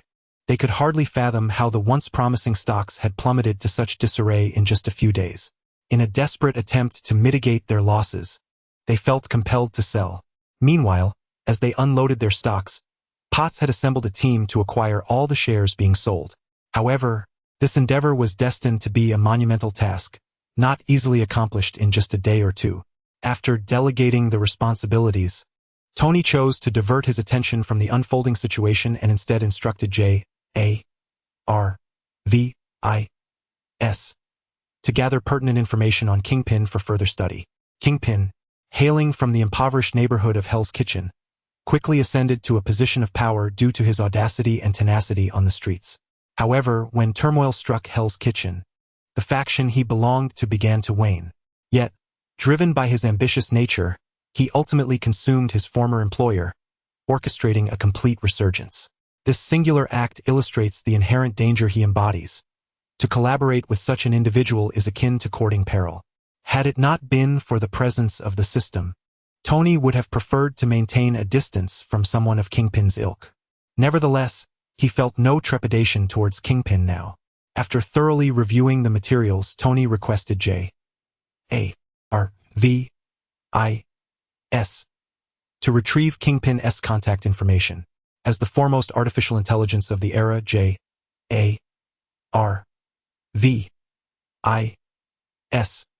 dominated any area with internet access, and even the most obscure phone number could be unearthed, which he accomplished in a mere 30 seconds. The phone rang. Soon, the call was answered, and a deep, authoritative voice resonated through the line. Hello? Allow me to introduce myself. I am Tony Stark, the head of Stark Industries. You should be familiar with my name. I have a business proposition I would like to discuss with you. May I inquire if Mr. Kingpin has a moment to spare? Without any preamble, Tony got straight to the point upon the call's connection. In his previous life, whether through film or literature, he had always been exasperated by the drawn-out dialogues between protagonists and antagonists that never seemed to reach the crux of the matter. Thus, he was determined not to fall into that same trap. On the other end of the line, a silence enveloped the conversation following Tony's directness. Clearly, Kingpin was momentarily taken aback by Tony's forthrightness. However, a true Kingpin quickly regained his composure within a few seconds and began to contemplate Tony's intentions. Stark Industries was a legitimate enterprise, a product of the sunlight, regardless of the underlying ruthlessness it might conceal. In stark contrast, Kingpin's business and influence were rooted in illegitimacy, destined to remain shrouded in darkness. He found it difficult to envision any grounds for collaboration between their two factions. Oh, stark, Intrigung. How do you propose we collaborate? Kingpin inquired, his tone laced with curiosity. Tony, however, refrained from answering the question directly. Instead, a subtle smile graced his lips as he suggested, since you're interested, Mr. Kingpin, perhaps we should meet in person to discuss further? With that, another silence fell on the line, but Tony remained patient, quietly awaiting a response. 10 seconds later, Jean Bing's calm voice resonated once more. Very well, let us meet and converse. I shall await you on Queen's Avenue. Upon uttering these words, a series of beeps emanated from the phone, and Jean Bing promptly terminated the call. At that moment, Tony rose and sauntered towards the exit, the smile on his face vanishing in an instant, replaced by an expression of profound neutrality. Descending in a private elevator to the basement level 3, Tony entered his high-performance sports car, igniting the engine. Accompanied by the roar of the engine, a silver vehicle surged out of the parking lot. Upon arriving at Queen's Avenue, Tony extinguished the engine, alighted from the car, and lit a cigarette. As the cigarette burned down halfway, a robust man clad in a black suit approached him. Mr. Tony, greetings. Mr. Wilson has sent me to escort you. Let us proceed, Tony replied succinctly, casually flicking his cigarette, which arced through the air before landing in the middle of the road. Subsequently, the two men entered a black sedan, where the muscular man produced a piece of black cloth, stating, I apologize, Mr. Tony, but I must ask for your cooperation. In response, Tony nodded in understanding, allowing the man to cover his face with the cloth. Though deprived of sight, Tony remained unperturbed. In the unseen darkness, pairs of crimson eyes fixated on the occupants of the vehicle, ready to ensure swift retribution should any unexpected events arise. 20 minutes later, guided by the muscular man, Tony stepped into a building, at which point the black cloth was removed. The interplay of darkness and light prompted Tony to instinctively squint as he surveyed his surroundings. It was an ordinary courtyard, indistinguishable from the residences of common folk, save for the black-clad sentinels standing vigil. At the center of the lawn, a giant in casual attire sat, a barbecue grill before him sizzling with an array of steaks. Observing the imposing figure, Tony felt a flicker of astonishment. While he was aware of Jean Bing's formidable stature, he had not anticipated such an extraordinary degree of physicality. Standing approximately 2 meters tall, his body was a testament to muscularity, particularly his arms, which surpassed the girth of an average person's thighs. The man beside Tony, though robust among ordinary individuals, appeared diminutive in comparison to Jean Bing, akin to a child standing next to an adult, a stark disparity evident. As thoughts swirled in his mind, merely a breath of time elapsed in the external world before Tony advanced toward him. As he approached, Jean Bing lifted his gaze, his deep-set eyes appraising Tony before he spoke in a neutral tone. You have arrived? Let us partake in some food. In the face of this invitation, Tony exhibited no trepidation, nodding affirmatively. Certainly, I happen to be quite hungry. Please ensure it is well cooked. I have no desire to consume it raw. At these words, a hint of a smile graced Jean Bing's lips. Since his acquisition of Hell's Kitchen's entire dominion, this was the first instance someone dared to speak so candidly before him. Very well, he replied, continuing to grill the steaks. Neither party broached the subject of their collaboration, as if entirely forgotten in the moment. As the steaks emerged from the grill, Tony indulged himself without reservation, even opening a bottle of red wine mid-meal, relishing every moment. One might think he was on a delightful picnic. An hour later, Tony and Jean Bing had devoured all the ingredients, while several men in black approached to clear away the grill. Tony, appearing languid, reclined in his chair. It was at that moment that Jean Bing's voice broke the silence, inquiring, So, how do you envision our collaboration? In response, Tony cast a glance at him, retorting, I was wondering how long you could hold your tongue. Jean Bing remained unfazed, showing no concern for Tony's jest. Observing this, Tony quickly lost interest in teasing him and stated, I am in the arms trade. We naturally have a foundational basis for collaboration. I supply you with weapons, and you assist me with certain matters. What do you think? Chapter 10. Peter Parker and Natasha. As Tony spoke, he observed Kim's reaction, which remained remarkably indifferent. I can procure weapons myself. I do not necessarily need to collaborate with you. If that is all you have to offer, you fail to impress me. Kim exchanged glances with Tony, shaking his head in dissatisfaction with the proposal. Tony raised an eyebrow in response. Is that so? You can also obtain the military's latest weapons? Rockets, tanks, missiles, are these within your reach? Can you acquire top-tier equipment from military laboratories? He bombarded Kim with a series of inquiries, causing the previously nonchalant expression on Kim's face to shift.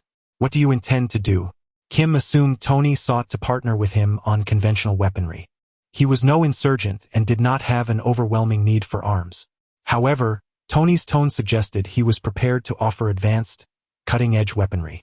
Such items were strictly embargoed by the military. Even with considerable influence, Kim would not be able to access them without special channels.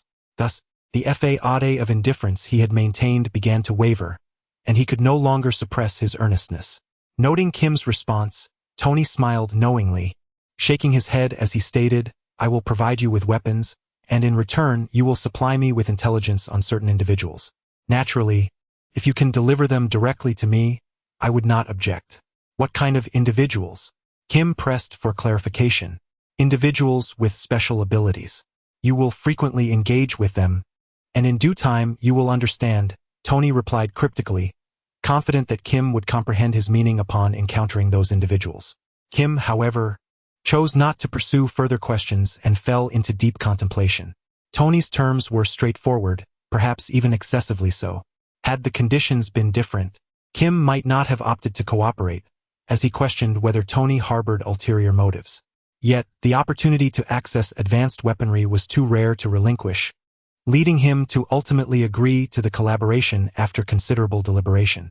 Although he had contemplated coercing Tony through alternative means, that idea was swiftly dismissed. Stark Industries was a military-industrial giant with immense influence in the United States. If he were to turn against Tony, he would find no refuge in the country again. Coercing Tony into cooperation was simply impractical. With Kim's consent, the two officially entered into an alliance, and Tony made no unnecessary delays in departing. The bait was set, and now he awaited the superheroes to take the hook. He could finally cease his relentless pursuits and indulge in a well-deserved life of leisure. That evening, Tony summoned a multitude of Hollywood starlets to attend a lavish party, embarking on his life of luxury.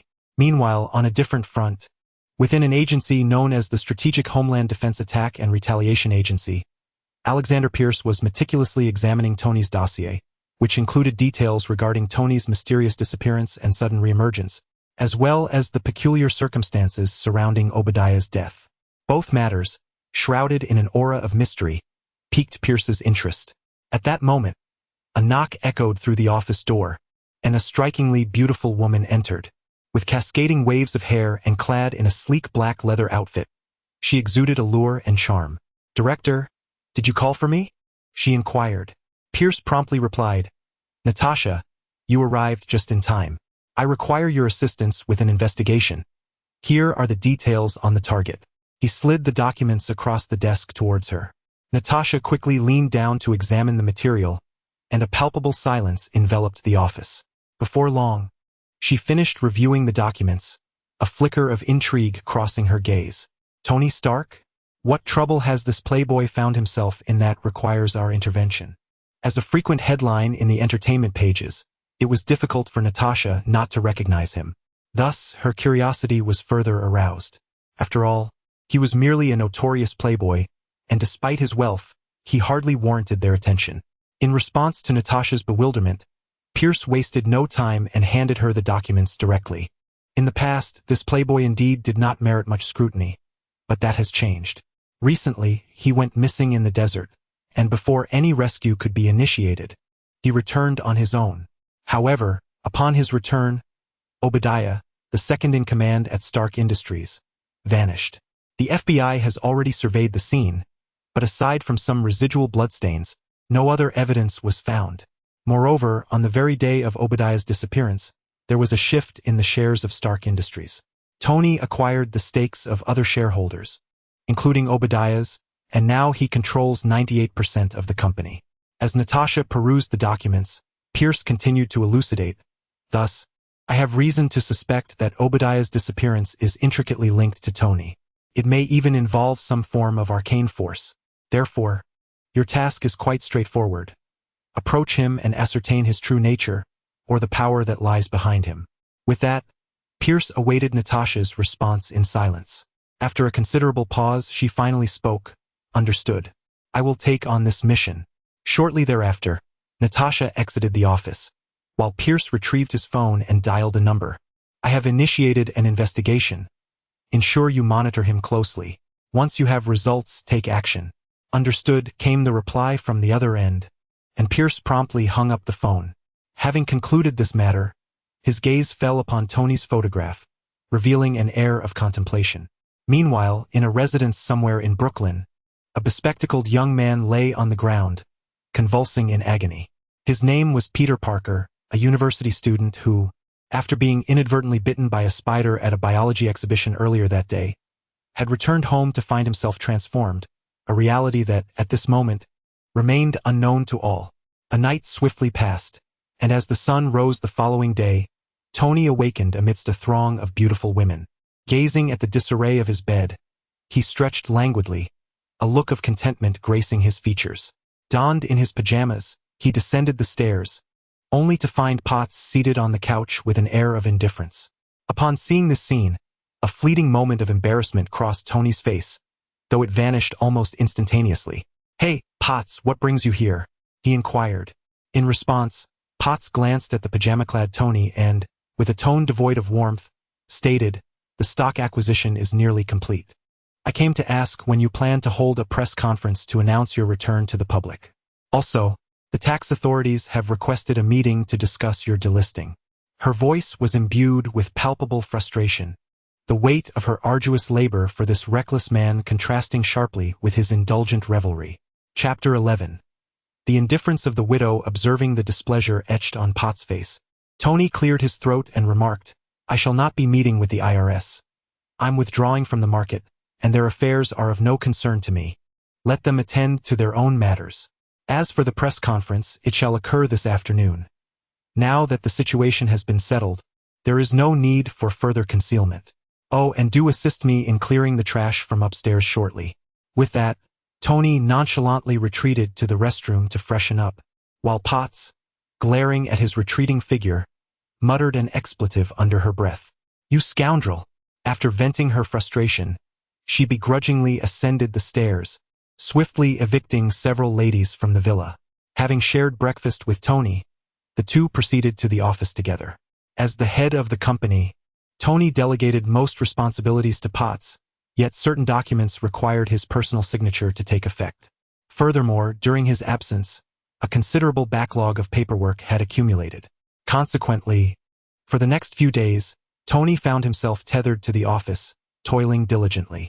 During this period of labor, a significant event unfolded in New York.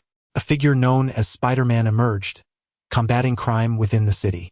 The populace buzzed with speculation about this enigmatic hero. Some regarded him as the guardian of New York, while others contended that, despite his efforts against crime, his violent methods rendered him indistinguishable from the criminals he opposed. The New York Police Department's stance was unmistakable. They perceived his emergence as a direct affront to their authority as the city's enforcers, promptly issuing a warrant for his capture.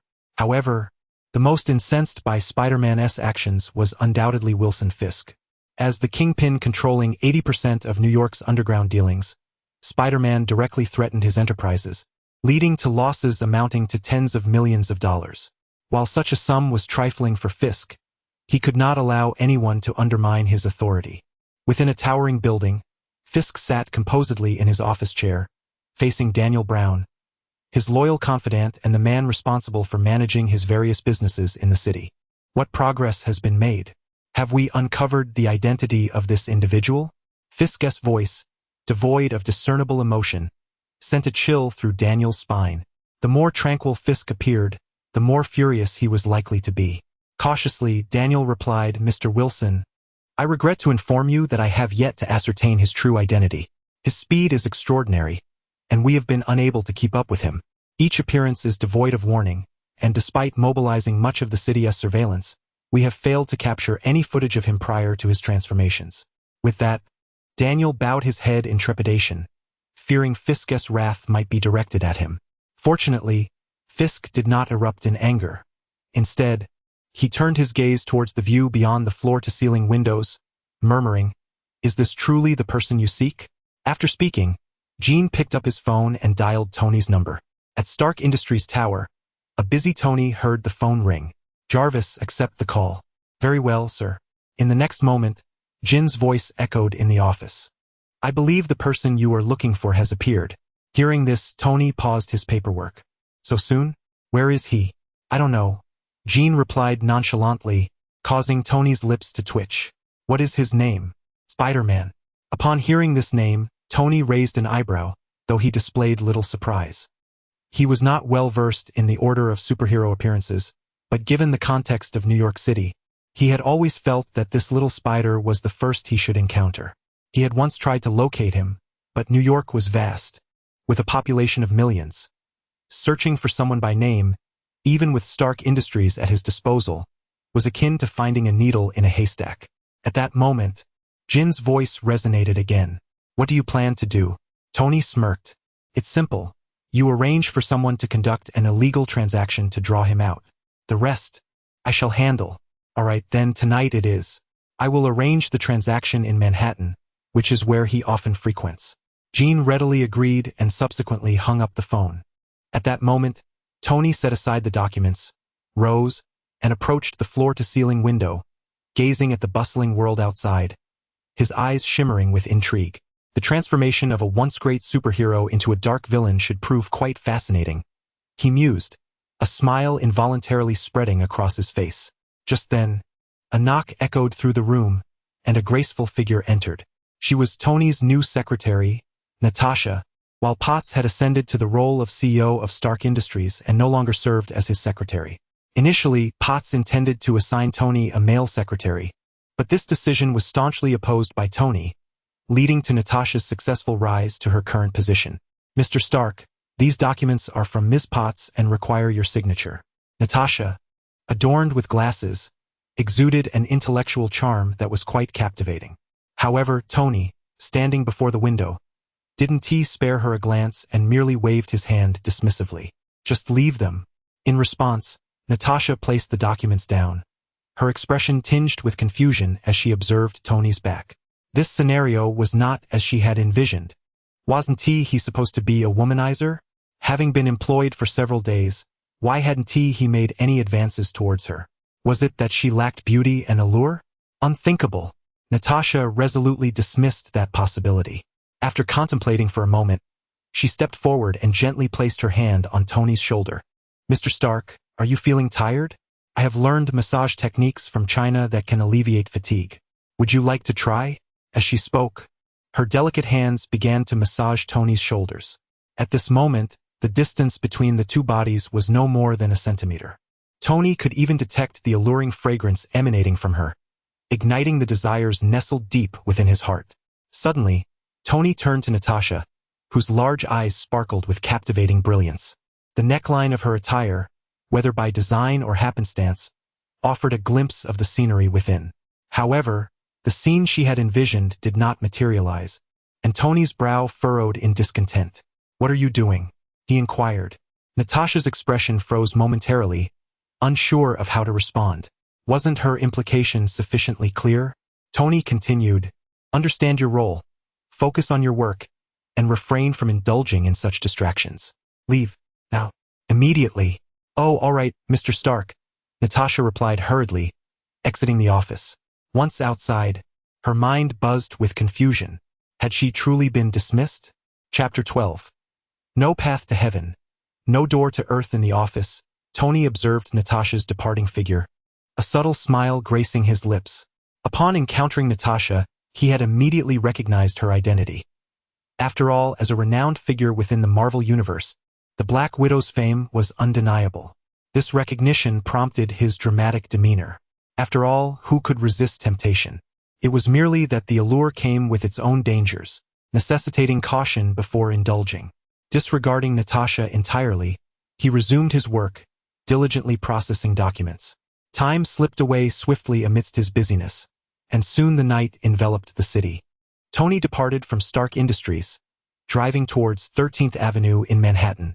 This was the chosen location for the transaction orchestrated by Kingpin, a secluded area, ideal for clandestine dealings. He parked his vehicle at the roadside, turning off the engine and waiting. Before long, two black sedans came to a halt on the road. Both parties proceeded with the transaction as per standard protocol. As time passed, the deal neared its conclusion, but suddenly a youthful voice echoed from a nearby alley. "Gentlemen, good evening. What are you up to? Do you need assistance?" The unexpected voice startled everyone, and their expressions shifted dramatically. "Damn it, Spider-Man! Open fire!" a leader shouted, and both parties unleashed a barrage of gunfire. In an instant, the darkness erupted with the sound of gunshots, countless bullets raining towards Spider-Man, who had just been hanging upside down at the alley's entrance. At the moment the shots rang out, he vanished from sight. In a single leap, he appeared before the startled crowd, his wrist shooters firing webs with the velocity of bullets, sending adversaries crashing to the ground. Within mere moments, the skirmish concluded, and both factions were subdued. "Gentlemen, it seems you require my assistance in contacting the authorities," Spider-Man remarked, eyeing the goods exchanged during the transaction. He bent down to retrieve a phone from one of the fallen members, poised to call for help. However, at that instant his movements froze, his gaze sharpening as he surveyed his surroundings. Boom! Boom! Boom! The sounds of smoke grenades detonating reverberated, and dark figures emerged around him. Clad in black ninja attire, their eyes glowed a menacing crimson. They were the Shadow Ninja Legion. Peter's eyes widened in astonishment beneath his mask. With his heightened spider sense, he could distinctly sense that these beings had materialized out of thin air. Or rather, they were not human at all. Instantly on high alert, Peter addressed the encircling ninjas.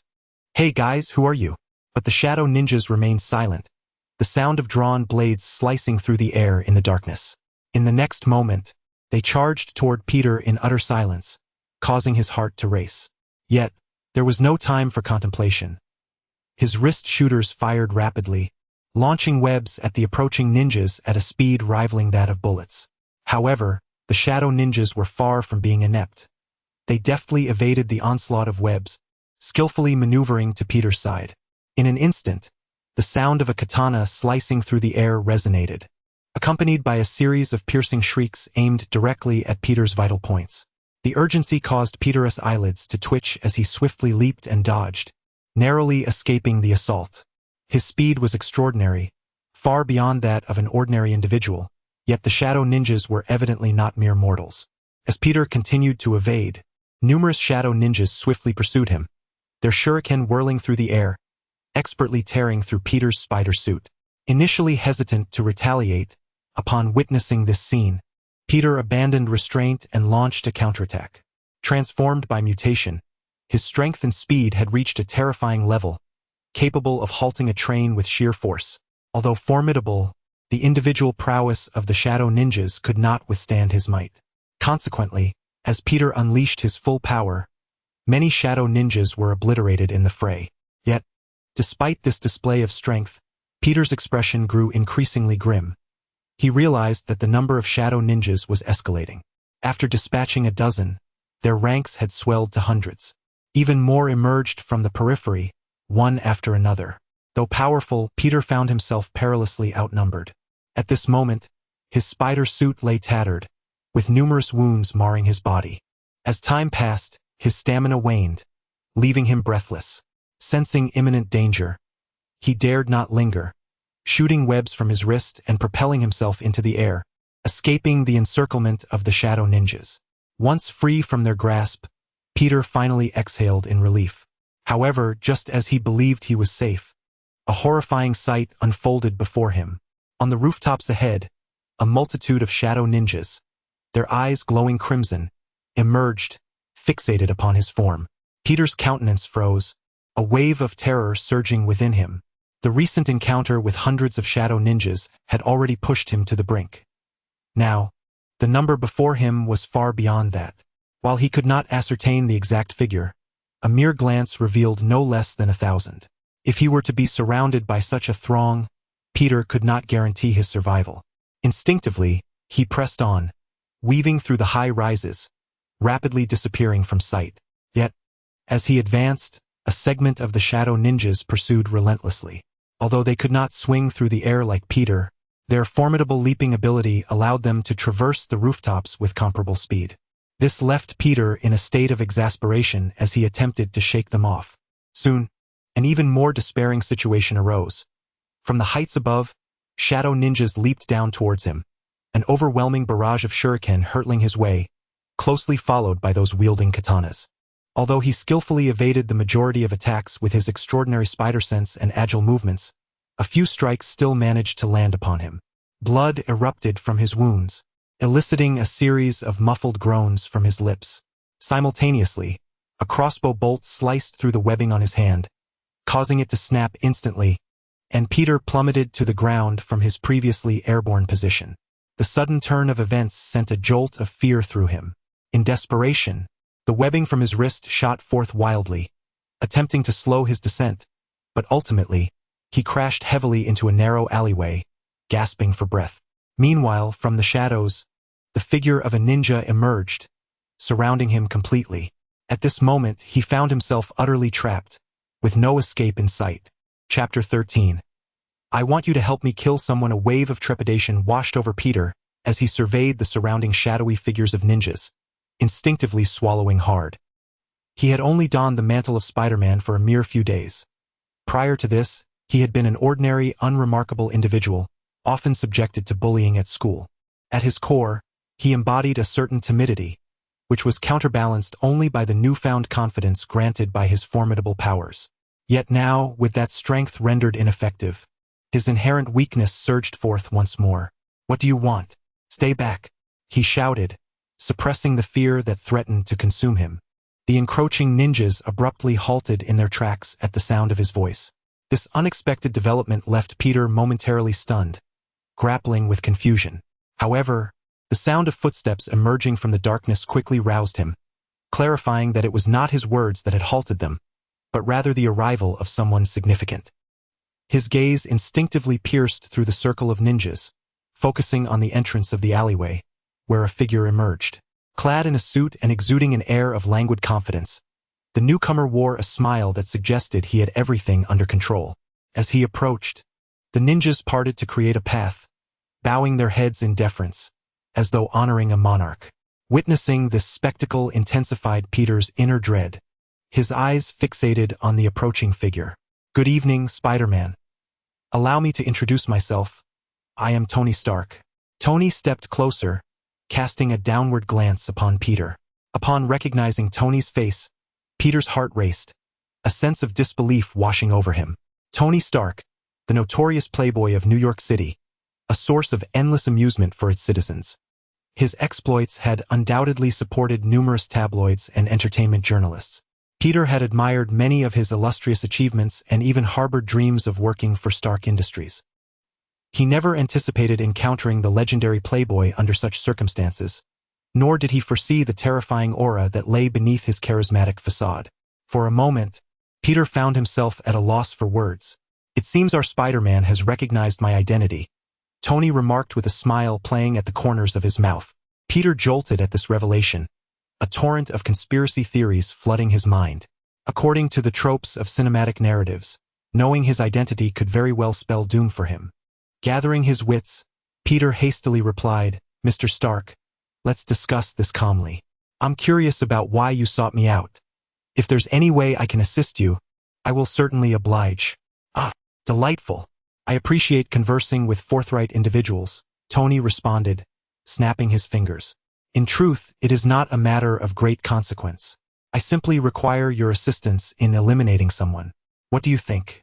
Tony smiled at Peter, whose earlier bravado faltered, his expression betraying the sudden tension. Though he wielded immense power, he had never taken a life.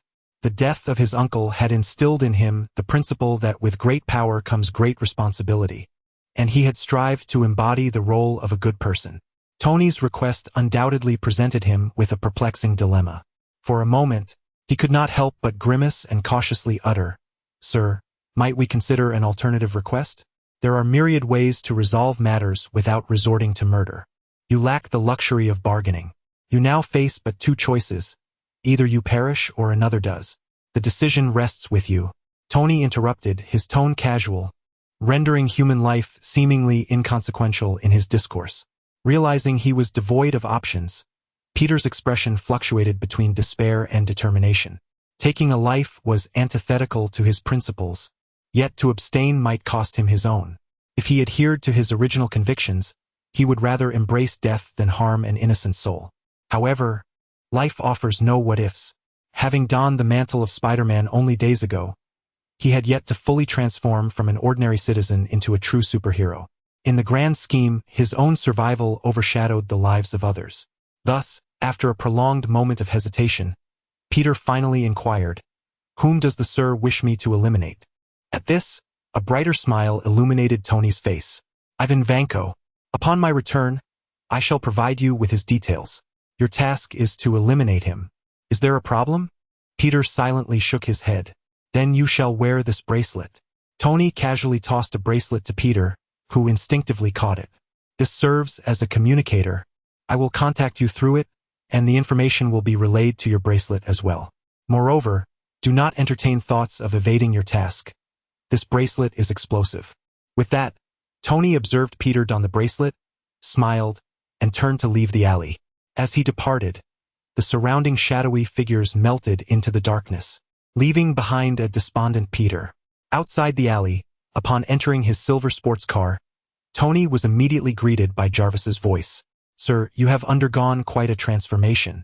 Unfazed, Tony acknowledged that Jarvis, having spent countless hours in his company, would inevitably notice. "Is that so? Do you perceive my transformation as positive or negative?" Tony countered. Jarvis's calm voice continued, "I am merely an artificial intelligence, incapable of judging the morality of an individual, let alone yours. However, I find your current self more agreeable." "Thank you for the affirmation. It seems your intelligence has progressed," Tony complimented, simultaneously starting the vehicle and departing. "May I inquire, who is Ivan Vanko? It appears you have had no prior interactions with him in my database. A man destined to die eventually. I merely expedited his demise by a fraction," Tony replied with a smile, a glimmer of intrigue flashing in his eyes. He had inherited Stark's mantle, along with its entangled fates. Although he had not crafted the Iron Man suit, those who bore grudges against him would inevitably seek him out. Embracing the philosophy that the early bird catches the worm, while the latecomer suffers the consequences, Tony preferred to extinguish troubles in their infancy. Ivan Vanko, without a doubt, epitomized such a troublesome character. However, Natasha's emergence alerted him to the fact that he was under the watchful eye of S.H.I.L.D., rendering any immediate actions ill-advised. Coincidentally, Peter's arrival presented him with a potential solution to this predicament, thus leading to the mission of eliminating Ivan Vanko. This course of action would not only eradicate the nuisance but also pave the way for the young Spider-Man's descent into darkness. After all, the essence of a superhero lies in their unwavering principles, and young Spider-Man's creed is evidently to save the innocent. Once those principles are shattered, a hero ceases to be a hero. Chapter 14.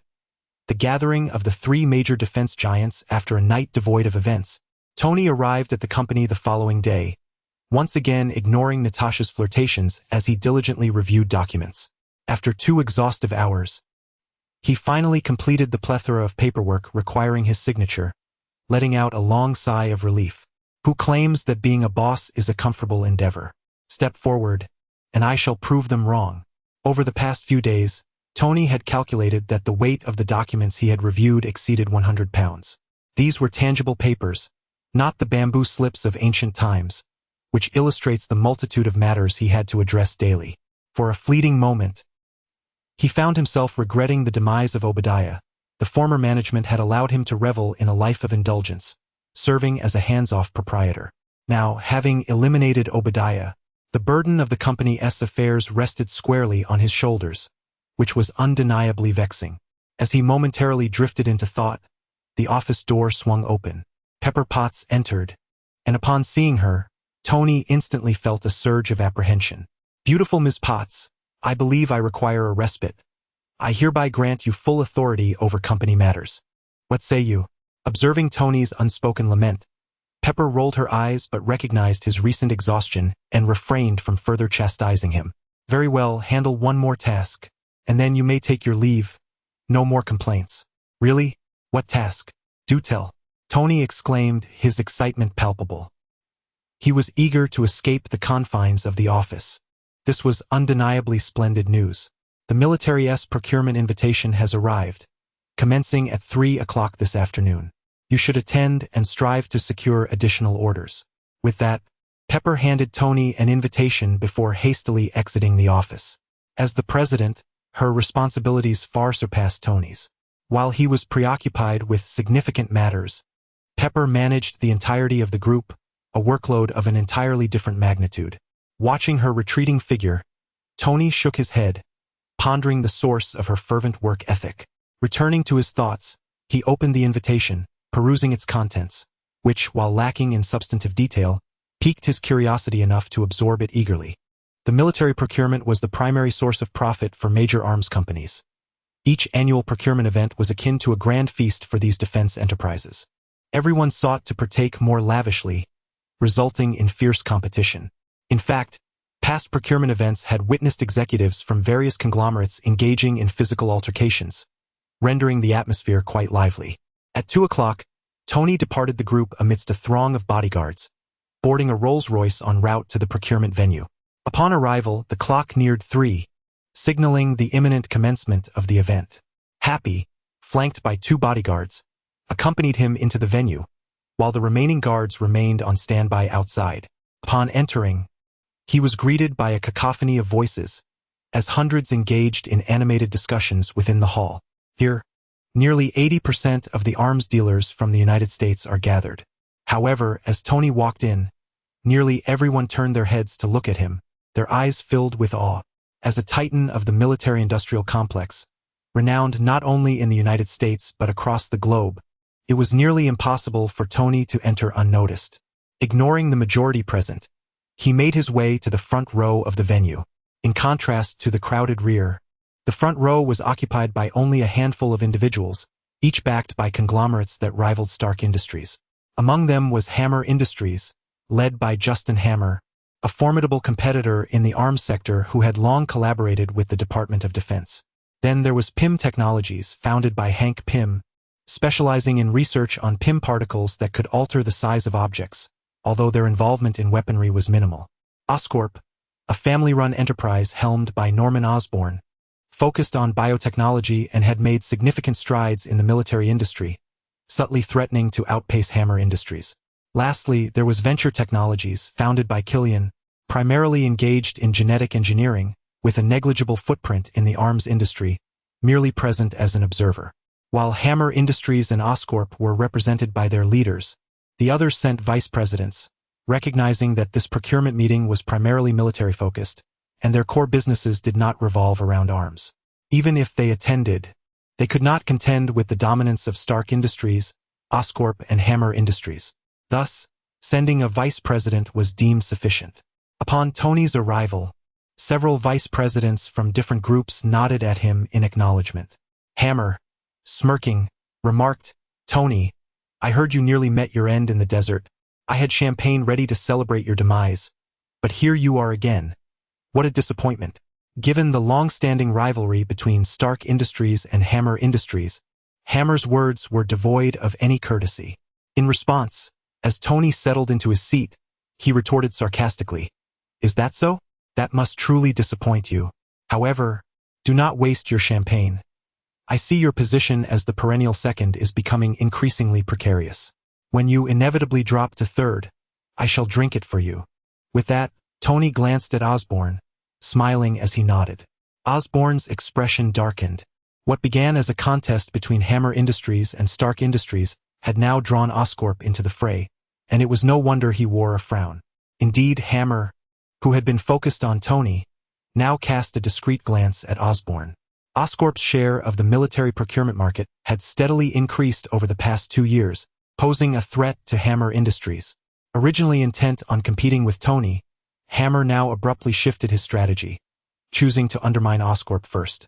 As the clock struck 3 in the afternoon, the military procurement conference commenced in earnest.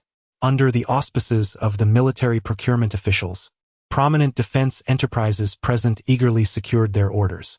Some rejoiced in the abundance of contracts, while others languished in despair over dwindling prospects. However, The most explosive emotions were undoubtedly felt by Osborne. This year, the previously rival Stark Industries and Hammer Industries unexpectedly joined forces to suppress the Osborne Group, resulting in a mere 10% of the total orders for Osborne. This outcome nearly sent him into a fury and served as a poignant reminder of an ancient adage. There are no eternal enemies, only enduring interests. Chapter 15. Osborne in the shadows. After the military procurement meeting concluded, Osborne emerged from the venue with a sullen expression, his gaze fixed on the departing Hammer and Tony. He harbored an intense desire to see them utterly ruined. According to his original strategy, the Osborne Group was poised to secure no less than 20% of the orders this year. However, due to the collusion between the two, the Osborne Group managed to obtain only half of what was anticipated, a mere 10%. This figure paled in comparison to previous years. It is worth noting that the annual military expenditure in the United States reaches an astounding $400 billion, where even 1 percentage point of profit translates to hundreds of millions, if not billions of dollars.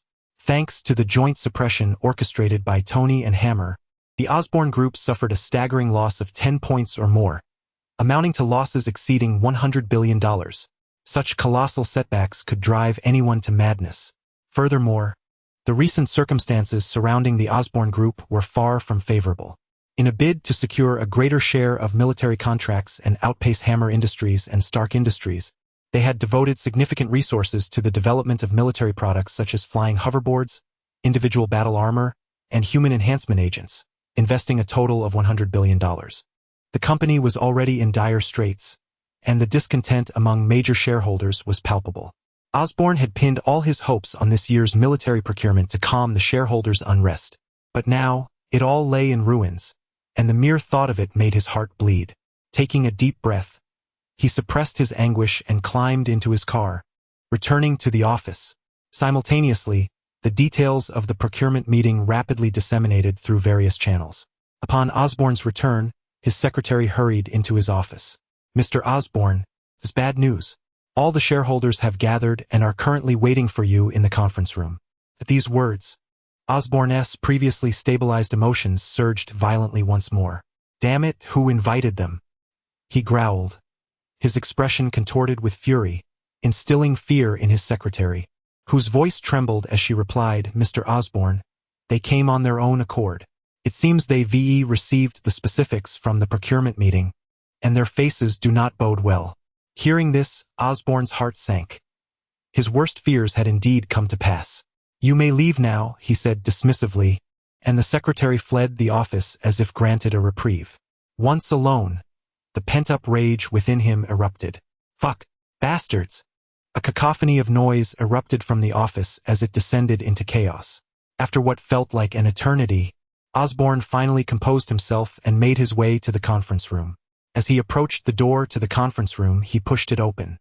In an instant, the numerous shareholders within turned to face him, their expressions a chilling tableau. Observing the inscrutable faces before him, Osborne forced a semblance of a smile. "What brings you all here?"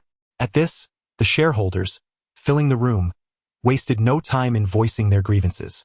"Mr. Osborne, we've heard that this year's military procurement orders have resulted in our group securing only 10%. Is this true?"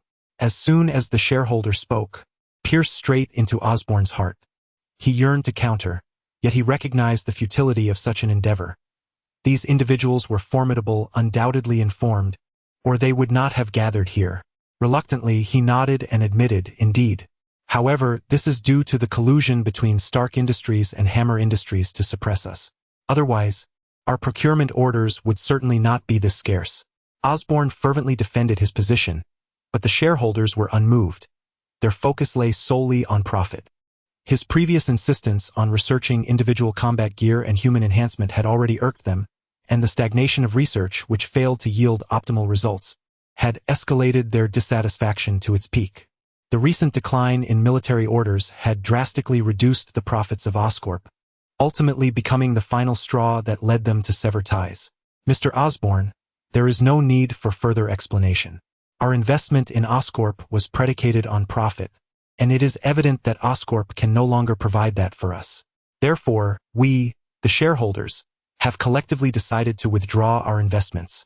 The frigid words transformed into the sharpest of daggers, striking mercilessly at Osborne's heart. "No, you cannot do this," he bellowed. Oscorp was teetering on the brink due to its extensive research expenditures, and if the shareholders were to withdraw their funds, the possibility of bankruptcy loomed ominously. As the leader of Oscorp, he could neither permit nor allow such an eventuality. "Gentlemen, please remain calm. Oscorp is merely facing a temporary setback. If we endure, Oscorp will emerge stronger, and your interests will be safeguarded. Moreover, Oscorp has generated substantial profits for you over the years. You have not incurred any losses, and this is merely a phase of diminished returns. You cannot abandon Oscorp in this manner." Osborne desperately sought to salvage the situation, even appealing to their emotions. However, capital is merciless, and capitalists are even more so.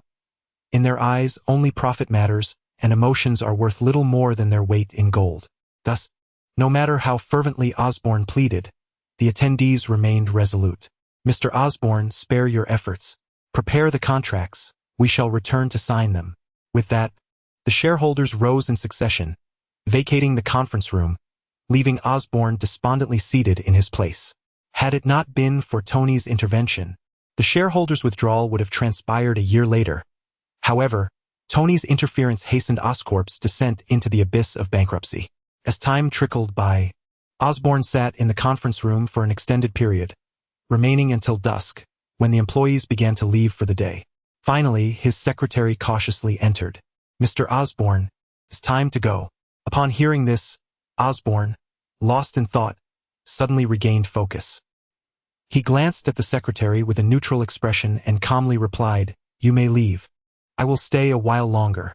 The secretary hesitated momentarily before nodding and turning to exit the room. As she approached the entrance, she instinctively turned to steal a glance at Osborne, only to find him enveloped in shadows. The once unremarkable expression on his face had, unbeknownst to her, transformed into a subtle, unsettling smirk. Witnessing this scene, the secretary felt a jolt of apprehension, involuntarily shivering at the eerie atmosphere, and hastily departed from the premises. Soon after, the employees of Osborne Group began to leave for the day, leaving the entire establishment in solitude, with only Osborne remaining. Emerging from the shadows, he abruptly rose and exited the conference room, making his way toward the laboratory building of Osborne Group. Chapter 16. The little spider kills Ivan Vanko. The Osborne Group stands a towering 33 stories high, with the first 15 floors designated as the office space for ordinary employees. The 16th to 25th floors are dedicated to laboratories, where various innovative products are meticulously researched and developed. The study of individual combat armor and human enhancement agents resides on the 20th floor. Although the research on personal weaponry has yet to achieve mass production, the laboratory boasts several advanced prototypes. In contrast, the human enhancement agents remain in a semi-mature stage. While they have undergone biological testing, they have yet to be subjected to human trials. Research indicates that any organism injected with these enhancement agents exhibits extreme aggression and a propensity for destruction. This insurmountable issue has hindered the initiation of human trials. Osborne's original plan dictated that the enhancement agents required further refinement to eliminate their side effects before being applied to humans. However, time was of the essence. The impending withdrawal of numerous investors compelled him to present superior research outcomes to persuade them to continue their support, thereby preserving the Osborne Group. Consequently, he resolved to serve as the test subject for the next phase of human experimentation. Upon reaching the 20th floor, Osborne activated the equipment and stepped into the experimental chamber. As the chamber door sealed shut, a cloud of mist enveloped him, and a flicker of madness gleamed in his eyes. With no turning back, he faced a stark choice. Either successfully develop the perfect human enhancement agent or perish within the confines of the chamber, his final act of defiance. Driven by a fatalistic resolve, the enhancement agent surged into his body, and an excruciating pain tore through his consciousness, accompanied by a harrowing scream that echoed throughout the 20th floor. In Freedom City, at his seaside villa, Tony Stark finally acquired the information on Ivan Vanko through Jarvis.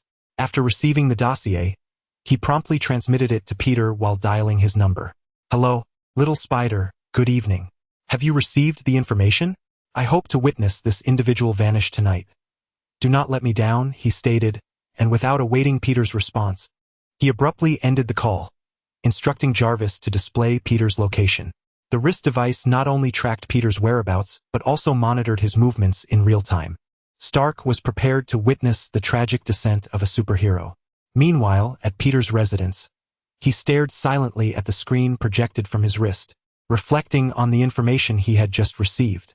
Once he had committed every detail to memory, he retrieved his spider suit from the wardrobe. Gazing upon the emblem of justice, a self-deprecating smile crossed Peter's face. He had vowed to protect the public, yet today he was to betray his principles by taking the life of an innocent man. "I don't want to do this. I just want to survive," he murmured to himself before donning the spider suit. With a leap, he bounded from the window and swiftly departed his home. Navigating the urban jungle of steel, Peter soon arrived at his intended destination, Hammer Industries. His target, Ivan, served as the chief weapons designer at Hammer Industries, and according to the dossier, he spent the majority of his time within the company's confines. Thus, to eliminate him, Peter first needed to devise a means of infiltrating Hammer Industries. As a leading military-industrial giant, Hammer Industries boasts formidable security forces, rendering it nearly impossible for even the most elite operatives in the world to infiltrate unnoticed. However, this is merely sufficient to contend with mere mortals. Although Peter's powers do not rival those of deities, they surpass the realm of ordinary humans. Before him, the security measures of Hammer Industries become nothing more than a jest. Utilizing his webbing, Peter effortlessly ascends to the pinnacle of Hammer Industries. With the aid of the spider-like hooks on his palms, he deftly creates an opening in the glass of the top floor, large enough for a single person to pass through, and subsequently enters the elevator, descending directly to the sub-basement level 3 of Hammer Industries. This level houses the weapon development department, as well as Ivan's domain. Within the villa, Tony savors a glass of red wine while observing the entirety of Peter's infiltration on video. He chuckles, "It seems our Spider-Man is even more exceptional than I anticipated." Jarvis, based on his performance, construct a profile of his capabilities and attempt to project the trajectory of his power enhancement. "Understood, sir. Recording has commenced," Jarvis responds. In the video, Peter successfully arrives at the sub-basement level 3 of Hammer Industries. Ding! The elevator doors gradually slide open, revealing a dozen dark gun barrels aimed squarely at Peter. Instinctively, his pupils constrict, and he leaps upward, seizing the top of the elevator. In the next moment, gunfire erupts, bullets whizzing through the air. The terrifying heat sears his spider suit, leaving behind dark streaks. With no time to ponder, he swiftly launches a web from his wrist, ensnaring several individuals at the elevator's entrance and interrupting their barrage. Seizing the opportunity, he rapidly vacates the confines of the elevator, his speed reaching its zenith as he incapacitates several guards in mere seconds. Just as they collapse, an alarm reverberates throughout the research facility. With his exceptional hearing, Peter detects a flurry of footsteps approaching at an alarming pace. Frustration wells within him as he mutters an expletive under his breath. How did they discover me? He had infiltrated with utmost caution, creating no discernible noise, leaving him bewildered as to where his cover had been compromised.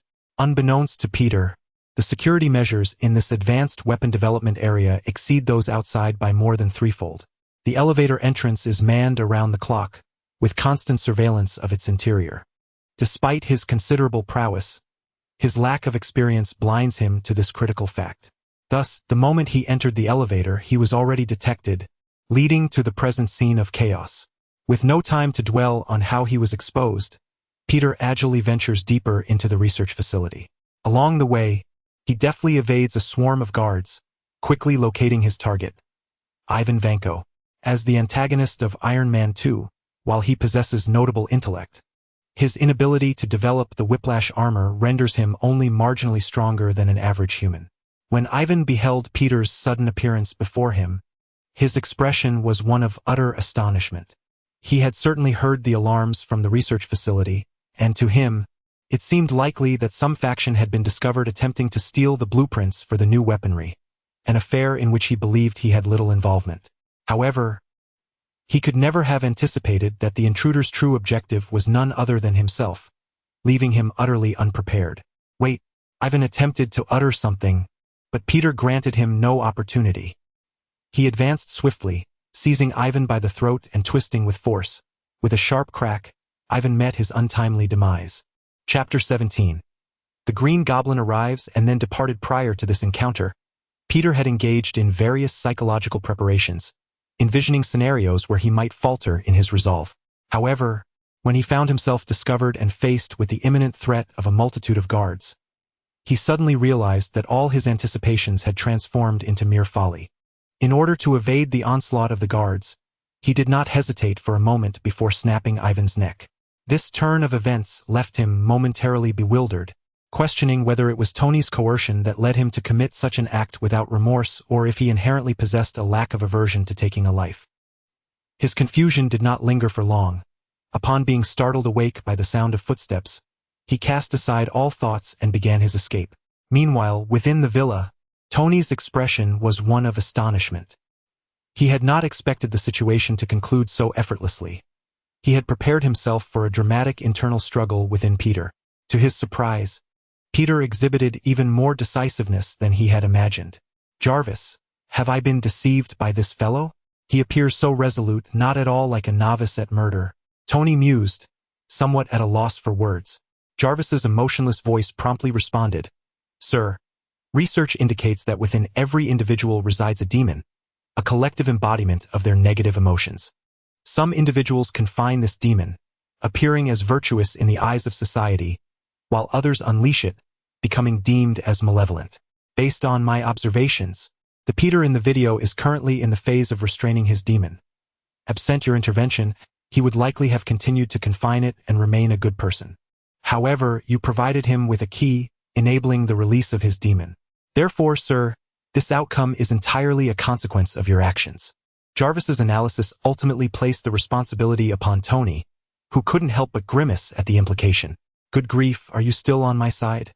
Is it customary for a creator to be admonished by their creation?" Choosing to temporarily refrain from further discourse with Jarvis, Tony resolved to retire for the night. The affair had concluded, and he found no necessity to continue observing.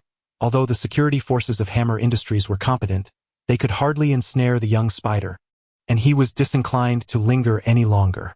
Yet, just as he rose, Jarvis's voice abruptly broke the silence. "Alarm! Alarm! An unidentified flying object is approaching." At this, Tony halted mid-step, swiftly turning to the large screen, which now displayed the exterior of his villa. In the distance, a green figure was rapidly advancing towards his abode on a gliding apparatus, and Tony even discerned the sinister mask adorning the intruder's face. Instantly, Tony's brow furrowed, and a smile crept onto his lips. "Interesting, Green Goblin Osborn. I had yet to seek you out, and yet you have come to find me." Assembling the most suitable candidates for the Dark Alliance naturally included the renowned villains of the Marvel Universe. These individuals were inherently drawn to darkness, making them far easier to recruit than superheroes. Thus, after encountering Osborn at the military procurement conference, Tony had resolved to enlist this character into the Dark Alliance. However, as this individual had yet to transform, Tony merely intended to provide him with a bit of provocation to hasten his metamorphosis. Little did he anticipate that events would progress so swiftly. Having merely stimulated the fellow during the day, by nightfall, this individual had transformed into the Green Goblin and sought him out. Indeed, life is replete with surprises. With a smile gracing his lips, a glimmer of coldness flickered in Tony's eyes. Recruiting villains differs vastly from enlisting superheroes. While superheroes require guidance, villains can simply be subdued. At the moment Tony became aware of Osborn, outside the villa, Osborn gazed at Tony's residence, a frenzied smile emerging beneath his mask.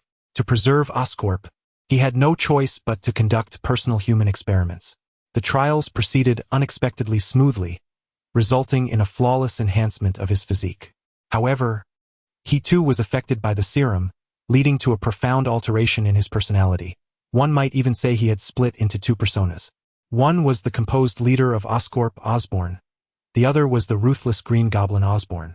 And now he embodied the latter. Osborn had numerous enemies and many who loathed him, but if a list were to be compiled, Tony would undoubtedly occupy the top position. Were it not for him, Oscorp could have secured far more military contracts, and investors would not have withdrawn their funds prematurely, cornering Oscorp into a dire situation. Were it not for him, he would not have personally taken the stage as a test subject for the human enhancement serum. Although the seeds of peril had already been sown since he ordered the development of new equipment and enhancement serums, Tony was the spark that ignited this explosive situation. Thus, he had arrived. He had transformed into the Green Goblin, seeking vengeance, aiming to cast the one who had driven Oscorp to the brink into the depths of hell. With a mind filled with murderous intent, Osborn forcefully hurled 2 pumpkin bombs toward Tony's villa. These newly developed grenades, at great expense to Oscorp, possessed explosive power comparable to that of 20 kilograms of TNT. 2 pumpkin bombs were sufficient to obliterate Tony's villa, entombing him alive. Yet, at the very moment he launched the pumpkin bombs, shadows in the form of ninjas emerged from the darkness, their crimson eyes fixated on Osborn. In the next heartbeat, 2 shurikens were flung from a ninja's hand, striking the pumpkin bombs with precision. Boom! The sounds of 2 violent explosions reverberated through the air, illuminating the night with fiery brilliance. What was that? Osborn mused, his brow furrowing. Yet, before he could ponder further, a cadre of ninjas was already leaping towards him. The glint of their katanas sparkled in the dark, as arcs of blade light descended upon him. Clad in his armored suit, Osborn resolved to withstand the onslaught of the ninjas' attacks without flinching. Sizzling, sparks erupted upon his armor, and to his astonishment, the seemingly indestructible suit began to sustain minute wounds from the katana's slicing. Witnessing this, Osborn's expression shifted dramatically. This armor was forged from a special alloy. What kind of blade could be so remarkably sharp? As Osborn pondered, he swiftly evaded the encirclement of the shadowy ninjas using the agility of his flying hoverboard. Initially intending to charge directly into the villa, he hesitated at the sight of the dense throng of shadowy figures outside, a flicker of retreat crossing his mind. He realized that the situation was not as he had envisioned. These mysterious beings, seemingly emerging from nowhere, were indeed guarding Tony. Although their individual strength paled in comparison to his own, their sheer numbers posed a significant challenge. After observing for a considerable time from the air, Osborn piloted his hoverboard and vanished into the night sky. Inside the villa, Tony watched Osborn's retreat with a bemused smile. So, he chose to flee? How intriguing. Chapter 18. The Dark Path of Spider-Man. Sir, what are those? The voice of Jarvis echoed throughout the villa, its tone as monotonous as ever, yet Tony detected a hint of curiosity within the words. As he turned towards the bedroom, a smile graced his lips, just a group of creatures from the shadows. You will encounter more in due time. With that, he closed the door behind him, leaving no trace of the earlier events on his mind. The night swiftly passed, and the following day Tony refrained from heading to the office as he had previously done. For he had promised himself a holiday. How could he go back on his word? After a leisurely breakfast, he departed from the villa in his silver sports car, leaving Happy and the others behind. Happy could only sigh in resignation. Ever since their boss returned from his disappearance, he had become increasingly erratic, venturing out alone without them, which left Happy feeling quite helpless. In the city, at a quaint CAF, Tony settled by the window, a steaming cup of coffee releasing wisps of vapor from the table. Suddenly, a figure entered through the door. Order 36. Hey, could you hurry it up? The young man urged at the counter, frequently glancing at his watch, displaying signs of impatience. At that moment, a familiar voice resonated from behind him. Hey, little Peter, long time no see. Upon hearing this, Peter turned abruptly, and upon spotting Tony, his expression shifted dramatically. Tony smiled at him, raising his coffee cup in a gesture of invitation. Care for a cup? Hesitating for a moment, Peter ultimately took a seat across from Tony. Sir, what do you need? Our transaction should be complete, right? His tone reflected a sense of resignation. He held no fondness for the man who had compelled him to commit murder. Yet, with his life precariously in Tony's hands, he had no choice but to acquiesce. How surprising that the illustrious Spider-Man, Guardian of New York, has fallen to the role of a delivery boy, Tony remarked, taking a delightful sip of coffee, his expression exuding a sense of mischief. Taking a deep breath, Peter suppressed his rising frustration and spoke again. Sir, if there's nothing else, I should be going. I have deliveries to make, and I cannot afford to be late. Don't be in such a rush. Tony replied, setting down his coffee. I have another proposition for you. Are you interested in hearing it? Not at all, Peter retorted without a second thought, his refusal immediate. However, Tony's calm demeanor persisted, seemingly unfazed by the rejection, which only deepened Peter's sense of exasperation. I need you to capture someone for me, the head of Oscorp, Norman Osborn. Bring him to me alive. Absolutely not. I refuse. Peter sprang to his feet in agitation. His fervent reaction was understandable. His dear friend, Harry Osborn, was the son of Norman Osborn. How could he possibly betray the family of his close companion? Observing Peter's distress, Tony's smile remained unwavering. I'll offer you $10 million. As long as you help me retrieve him, I shall reward you with $10 million. Consider the life you currently led. Mired in poverty, unable to confess your feelings to the girl you adore. With that $10 million, you could transform your circumstances. You could provide your family with a grand residence. Embark on spontaneous journeys with your beloved. There would be no more relentless struggles for survival. Contemplate these splendid possibilities. Do you still find them hard to accept? In this moment, Tony resembled a devil, incessantly tempting Peter, leading him toward moral decay. Just moments ago, Peter was brimming with excitement, yet now he sat again, his expression fluctuating between hope and despair. His thoughts wandered as Tony's words painted vivid images in his mind of Mary Jane and Aunt May. At this moment he hesitated, the conviction he once held wavering. But, I cannot betray Harry. He is my dearest friend, Peter exclaimed, torn with conflict. Tony, with a broad smile, presented a new offer, $20 million. Additionally, I have no intention of harming him, so you need not feel guilty. If I meant to kill him, wouldn't he survive the night? What do you think? Contemplating Tony's capabilities, Peter fell silent, and this silence signified his burgeoning temptation. Time passed, and eventually Peter nodded, conceding, all right, I agree. However, I wish to understand why. You possess the power yourself. Why seek me? Peter asked with earnestness. Tony's smile broadened. Do not misconstrue my intentions. I merely wish to enhance your life. After all, it is rather ludicrous that the illustrious Spider-Man must toil for a living like everyone else. You are an extraordinary being, surpassing 99% of humanity. In the past, Peter would have countered this notion, believing himself no different from others, merely possessing some exceptional abilities. Yet now, a revelation dawned upon him. Indeed, I am extraordinary. Why should I struggle for survival? Order 36 is ready, came a prompt from the front desk. What once seemed a normal announcement now grated on Peter's ears. The individual before him could leisurely savor tea, while he was condemned to perpetual toil. This thought stirred a tempest of frustration within him. Nevertheless, he forcefully suppressed his agitation, approached the front desk, retrieved his coffee, and departed. Through the window, Tony observed Peter riding away on his scooter, a glimmer of amusement in his eyes. Crossing boundaries is a one-time event and yet, also an infinite occurrence. If previously, the assassination of Ivan Vanko could be justified as coercion, now there was no semblance of pressure from Tony. Moreover, he sensed Peter's resentment as he stood to leave. Clearly, our Spider-Man had strayed from his path. The spirited, virtuous young hero would never return. With this thought, Tony could not help but remark, what has become of this world? The ranks of villains swell, while the good diminish. How intriguing. With a crisp bill of 100 yuan cast aside, Tony departed from the CAF, slipping into his sports car and speeding away. The roar of the engine reverberated through the streets, drawing envious glances from many passers-by.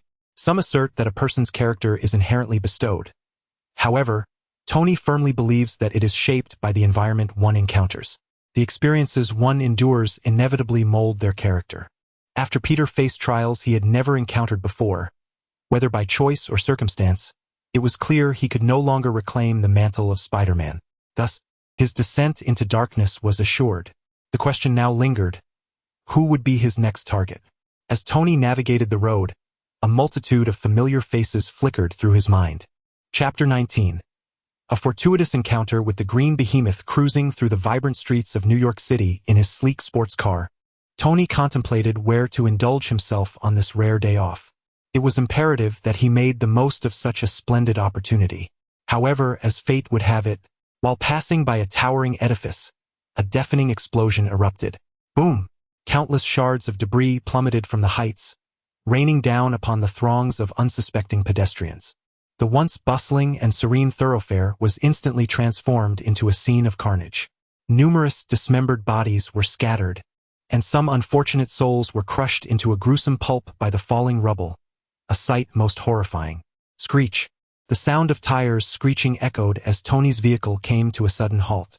Just ahead, a massive boulder crashed down with a resounding thud. Had he been a moment slower, he too would have met a grim fate. Observing the chaos unfold, Tony felt no fear. Possessing the mark of the horse, he was granted a semblance of immortality.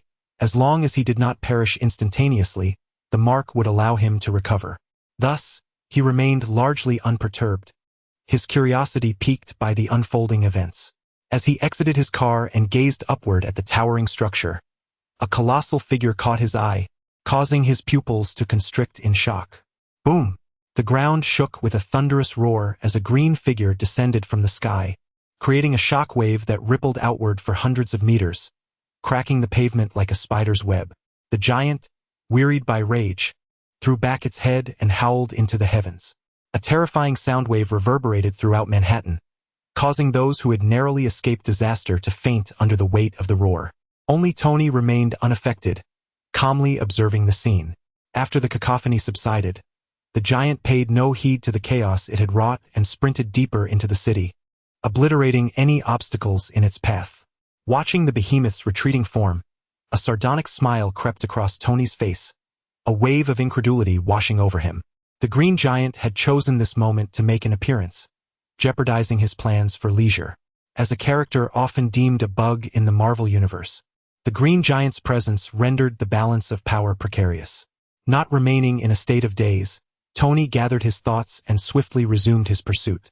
While the emergence of the green giant was somewhat unexpected, this was the real world, not a film, and thus it was not beyond comprehension. What concerned him now was the potential advantages he could derive from this encounter. Should he recruit the green giant into the Dark Alliance? Ridiculous. This creature was akin to a ticking time bomb. Tony had no desire to constantly clean up after it.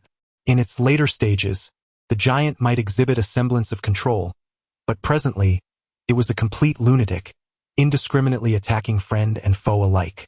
Tony feared that if he were to enlist this being, it might turn on him at the first opportunity. Thus, it seemed the green giant was unlikely to join the Dark Alliance. Nevertheless, his value extended beyond mere brute strength. In later developments, someone utilized his blood to replicate his genes, resulting in the creation of a creature known as Abomination, a doppelganger of the green giant. Though lacking the unparalleled enhancements of the original Hulk, the stability is commendable. Both before and after transformation, he retains control over himself and exhibits considerable strength.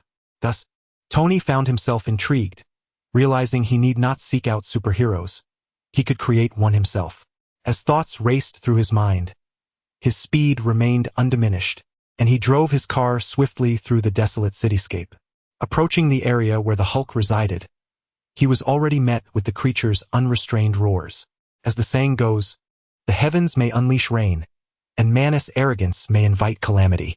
Unable to tolerate the Hulk's hubris, General Ross, the Hulk's father-in-law, mobilized a substantial military force to subdue him. When Tony arrived at the edge of the battlefield, he witnessed a multitude of soldiers fervently firing their weapons. Tanks surged toward the fray, the thunder of artillery resonating throughout the city. Under the relentless assault of the tanks, the Hulk appeared to falter, yet this was merely superficial.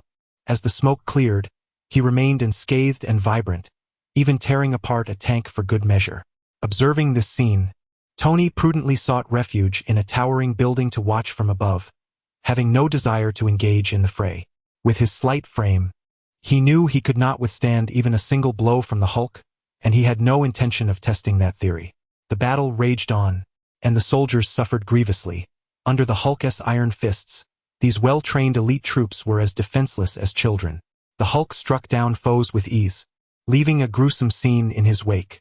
The brutality was such that even Tony found it difficult to bear, while simultaneously criticizing the absurdity of S.H.I.E.L. How could this creature, having slaughtered so many, still be regarded as a superhero? Amidst his musings, he watched with keen interest until the Hulk's transformation time came to an end. The law of conservation of energy is a fundamental principle of the universe. Even the Hulk, despite his extraordinary abilities, could not escape this law. After wreaking havoc for so long, he finally began to dwindle. In that moment, the Hulk swiftly broke through the military encirclement and vanished into the distance. He stumbled into a dimly lit alley, filled with refuse and a pervasive stench. Bruce staggered into the alley, fear evident in his eyes as he looked at his hands. Though he had lost his sanity in Hulk form, he retained the memories of the carnage he had just inflicted. The thought of it made Bruce heave. Just as he bowed his head, a pair of crimson eyes emerged from the shadows of the alley, followed by dark figures creeping forth from the darkness. When Bruce lifted his gaze once more, he found himself surrounded by a group of individuals clad in black robes. Fear flickered in his eyes. He was no longer the invincible Hulk, but merely a powerless scientist. "Who are you?" Bruce's terrified voice echoed in the alley. The shadowy ninja remained silent, and one among them swiftly approached, delivering a precise strike to his neck, causing Bruce to gracefully succumb to unconsciousness. With Bruce subdued effortlessly, the sound of footsteps echoed from beyond the alley, and Tony's figure emerged into view. Observing Bruce, a broad smile adorned his face. The situation unfolded even more favorably than he had anticipated. Securing the green giant with such ease, he relished the moment. With a casual wave, one of the shadowy ninjas stepped forward to hoist Bruce, while the others melted into the darkness, vanishing without a trace. After tossing Bruce into the sports car, Tony drove away. What a stroke of luck it was to stroll around and capture a green behemoth without any effort. Chapter 20. The soft target Reed Richards returned to the villa accompanied by the green behemoth, where Tony administered a potent sedative, a product of his previous innovations, capable of inducing slumber for an entire month. To ensure the creature remained stable, Tony placed him within a nutrient pod to maintain his bodily functions. Once these tasks were accomplished, a pressing dilemma emerged in Tony's mind. Who could replicate this creature's genes? This was beyond his expertise, and even his predecessor had struggled in this realm, as his focus lay elsewhere. While he could seek assistance from the enigmatic Mr. Blue from the films, that individual was under General Ross's command, and contacting him would likely expose Tony's intentions. He was not yet ready to confront the American military. Thus this option was swiftly dismissed. Beyond himself, there were numerous brilliant scientists, yet most were elusive. After ruling out several candidates, Tony quickly zeroed in on Reed Richards.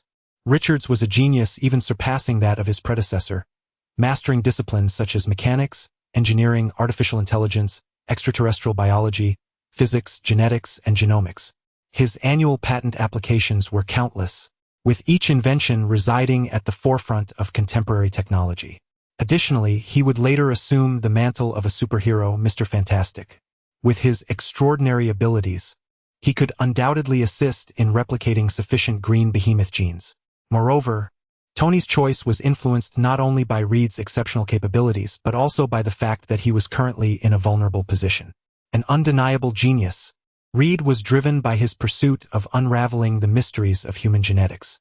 Yet, the vastness of human genes posed an insurmountable challenge, even for a being of divine intellect, resulting in a stagnation of his research due to dwindling government funding.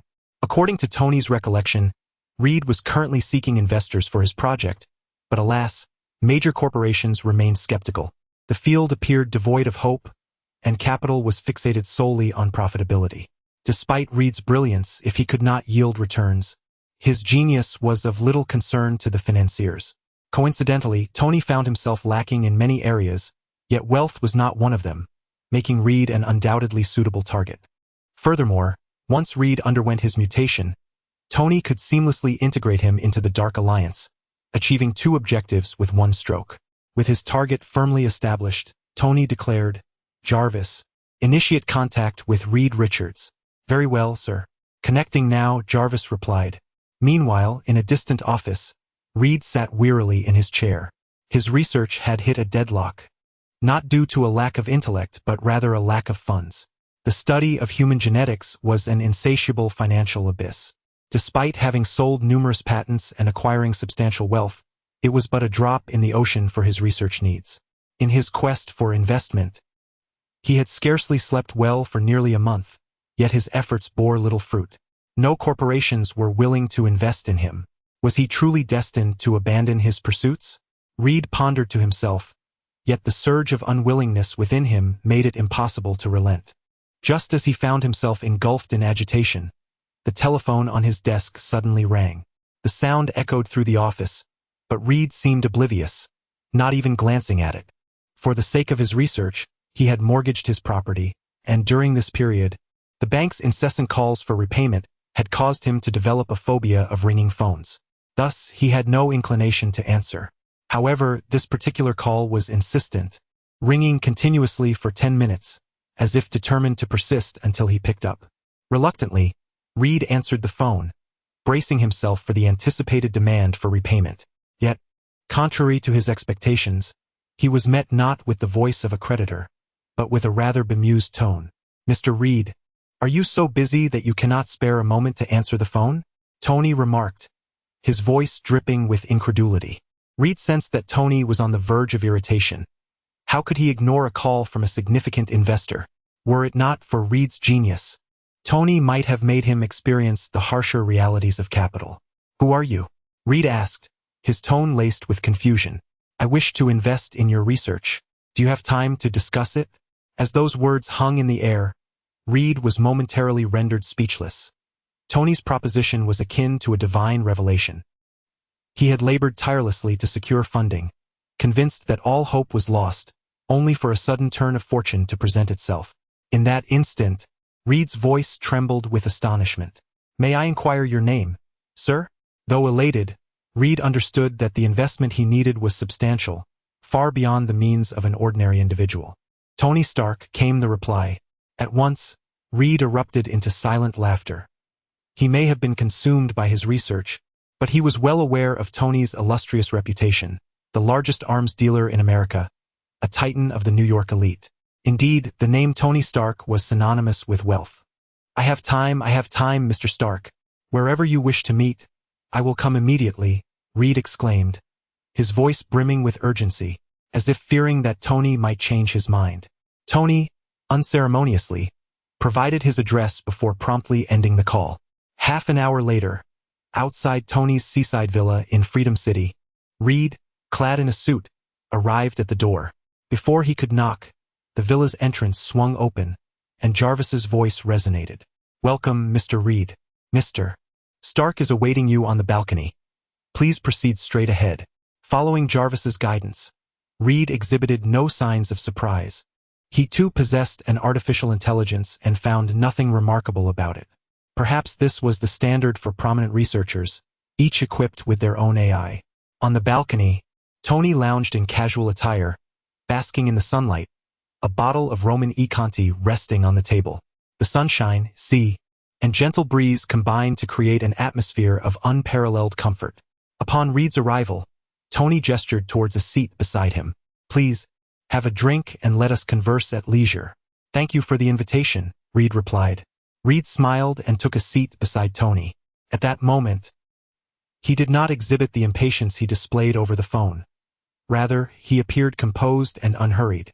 The two gazed at the vast ocean, savoring their red wine while assessing one another. As two of America's foremost scientists, renowned geniuses in the public eye, this marked their inaugural meeting.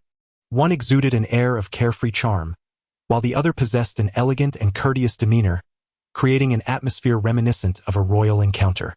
Soon, their glasses of red wine were nearly empty, prompting them to finally address the matter at hand. "I wonder how much Mr. Tony intends to invest?" Reed inquired, setting down his glass, his eyes glimmering with a hint of eagerness. Chapter 21. An offer you cannot refuse. Gazing into Reed's eyes, Tony's lips curled into a slight smile. "How much do you desire?" "The more, the better," Reed replied without hesitation. Tony raised an eyebrow in response. "And what would it take to acquire your team?" This question caught Reed off guard. He had come to discuss investment, not to sell himself. "Mr. Tony, I do not work for anyone or any corporation. I only accept business investments," he stated earnestly. Tony, however, merely chuckled dismissively. Everyone has their price. Your refusal simply indicates that my offer is insufficient. Let me propose a figure and you may consider it. Without allowing Reed a chance to decline, Tony boldly declared, $500 billion Mickey dollars in research funding annually. You will have absolute autonomy. No one, including myself, will interfere with your research.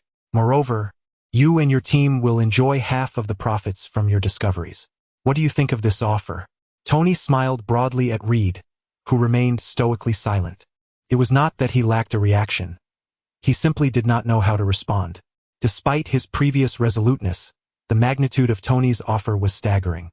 $500 billion Mickey dollars exceeded the total of his previous research funding, and this was merely for 1 year.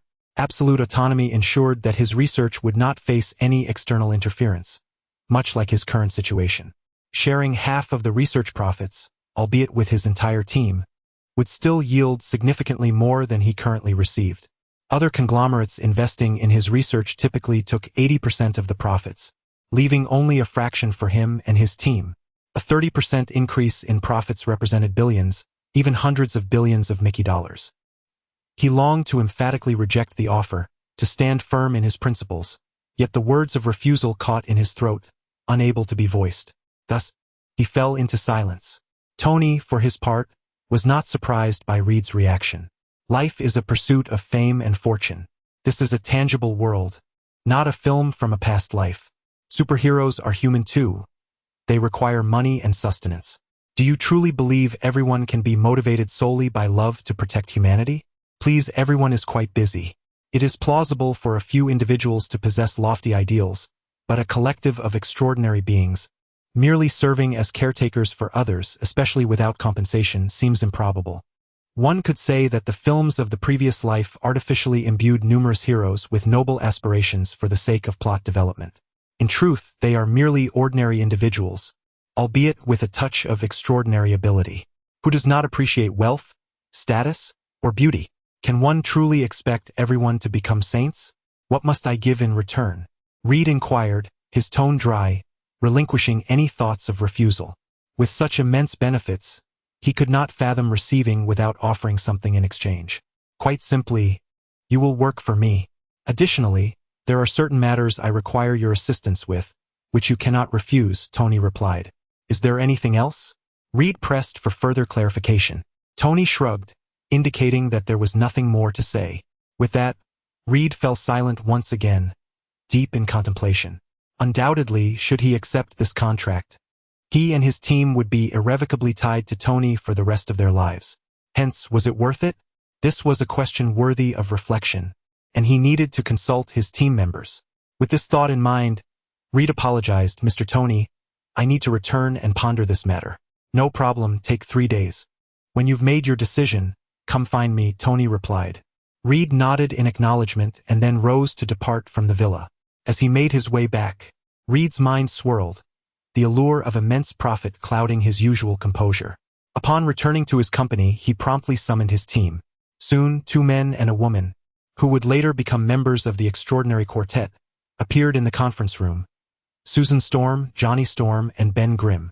Observing Reed's tranquil demeanor, they mistakenly assumed he was still troubled by concerns over research funding, and thus began to speak. Reed, is the company running low on funds? We still have some savings. We can lend you some to tide things over for a while, they offered. Hearing their words, Reed looked up and shook his head. No need to worry about the research funding. I have secured an investor. However, I am hesitating on whether to accept, which is why I called you here to discuss it. At this, the trio erupted in joy, with Johnny boldly asserting, "What's there to deliberate? An investment is a good thing. Just agree to it." Ben, more measured than Johnny, regarded Reed's calm expression and inquired, "Is it that they are demanding too large a share?" "No worries. As long as there is an investor, it is only reasonable for us to concede some profit." "Indeed. Reed, don't overthink it. If you deem it suitable, just agree," Susan added reassuringly.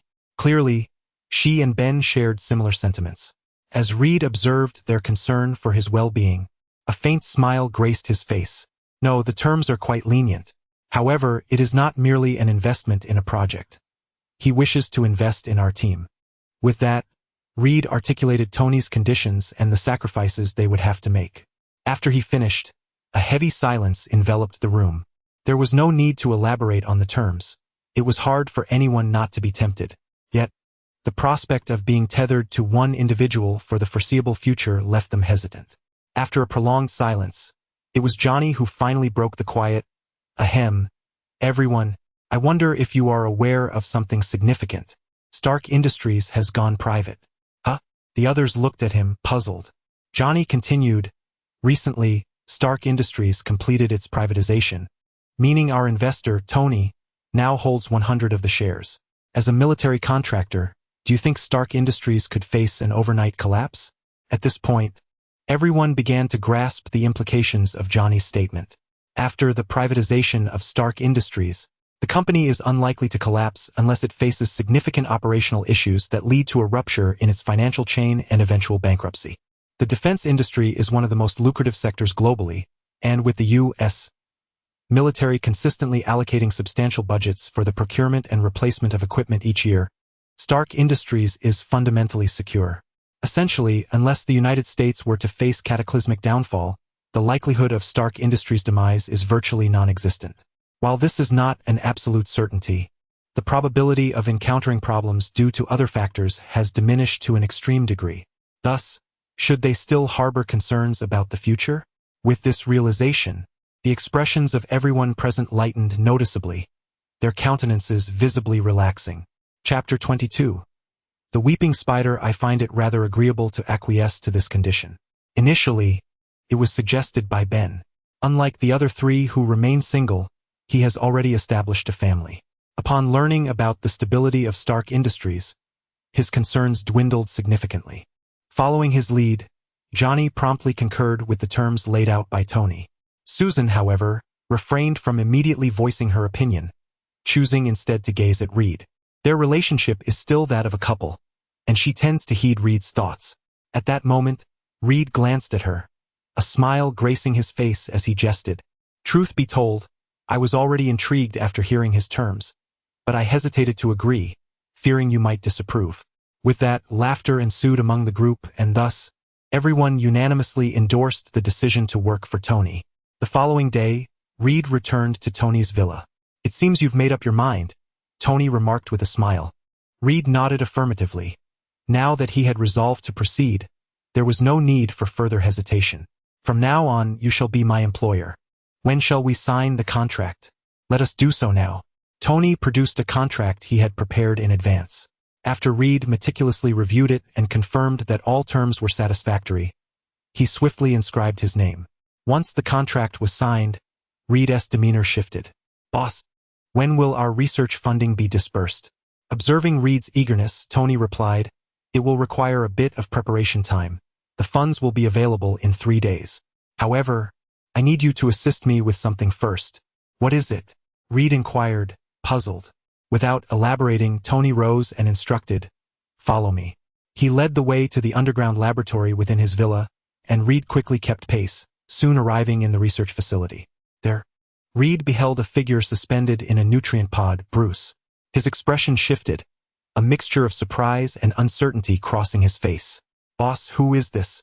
Bruce Banner, a rather formidable individual who transforms into a green giant. Surely you have seen the news. As Tony spoke, Reed recalled the most sensational headlines circulating at that moment. A green monster wreaking havoc in New York, with significant civilian casualties. This news had permeated the entire nation, and even Reed, who typically paid little attention to current events, had caught wind of it. Boss, are you implying that he is the very monster terrorizing New York? Indeed. I happened to be present at the scene. After he lost consciousness, I brought him back here. Tony's casual tone left Reed astonished, for he had witnessed the terrifying reports. The sheer horror of the green giant made it nearly impossible for anyone to approach him, yet his employer had audaciously retrieved the creature while he was incapacitated, an act bordering on recklessness. However, after the initial shock, Reed's gaze towards Bruce ignited with fervor. No scientist could resist the allure of studying the green giant, and Reed was no exception. Having clarified that the individual before him was anything but ordinary, Reed directly inquired, Boss, how may I assist you? It is quite simple. replicate this individual's genes and create a deity. Tony articulated to Reed, who immediately trembled, not from fear, but from exhilaration. Having witnessed the destructive power of the Hulk, who would not yearn for such strength? The notion of creating a god only heightened his excitement. Reed confidently thumped his chest and declared, "Rest assured, boss, leave it to me. I shall uncover the secrets hidden within him." Tony nodded in satisfaction. "Very well, then you shall remain here to handle this matter. Here is a hint. Start with his blood." "I understand," Reed replied, promptly immersing himself in his work. While Tony chose not to intrude and departed the laboratory, confident that Reed would not disappoint him and that results would soon materialize. Meanwhile, as Tony busied himself with harnessing the Hulk's powers, Peter was devising a plan to capture Osborn. Although he felt a twinge of guilt towards Harry, he recalled the adage that once the floodgates of desire are opened, they are not easily closed. Leveraging his friendship with Harry, Peter effortlessly discerned the address of his residence. As night descended, clad in his spider suit, Peter ventured out of his home once more. Weaving through the towering edifices, he swiftly arrived at the affluent district of Manhattan. Gazing upon the opulent villas, Peter, who had previously harbored no such thoughts, now felt a surge of envy and resentment. Why, as an extraordinary being, should he reside in squalor while these individuals enjoyed dignified lives? If a darkening progress bar were to appear at that moment, it would surely display a continuous stream of 111 above Peter's head.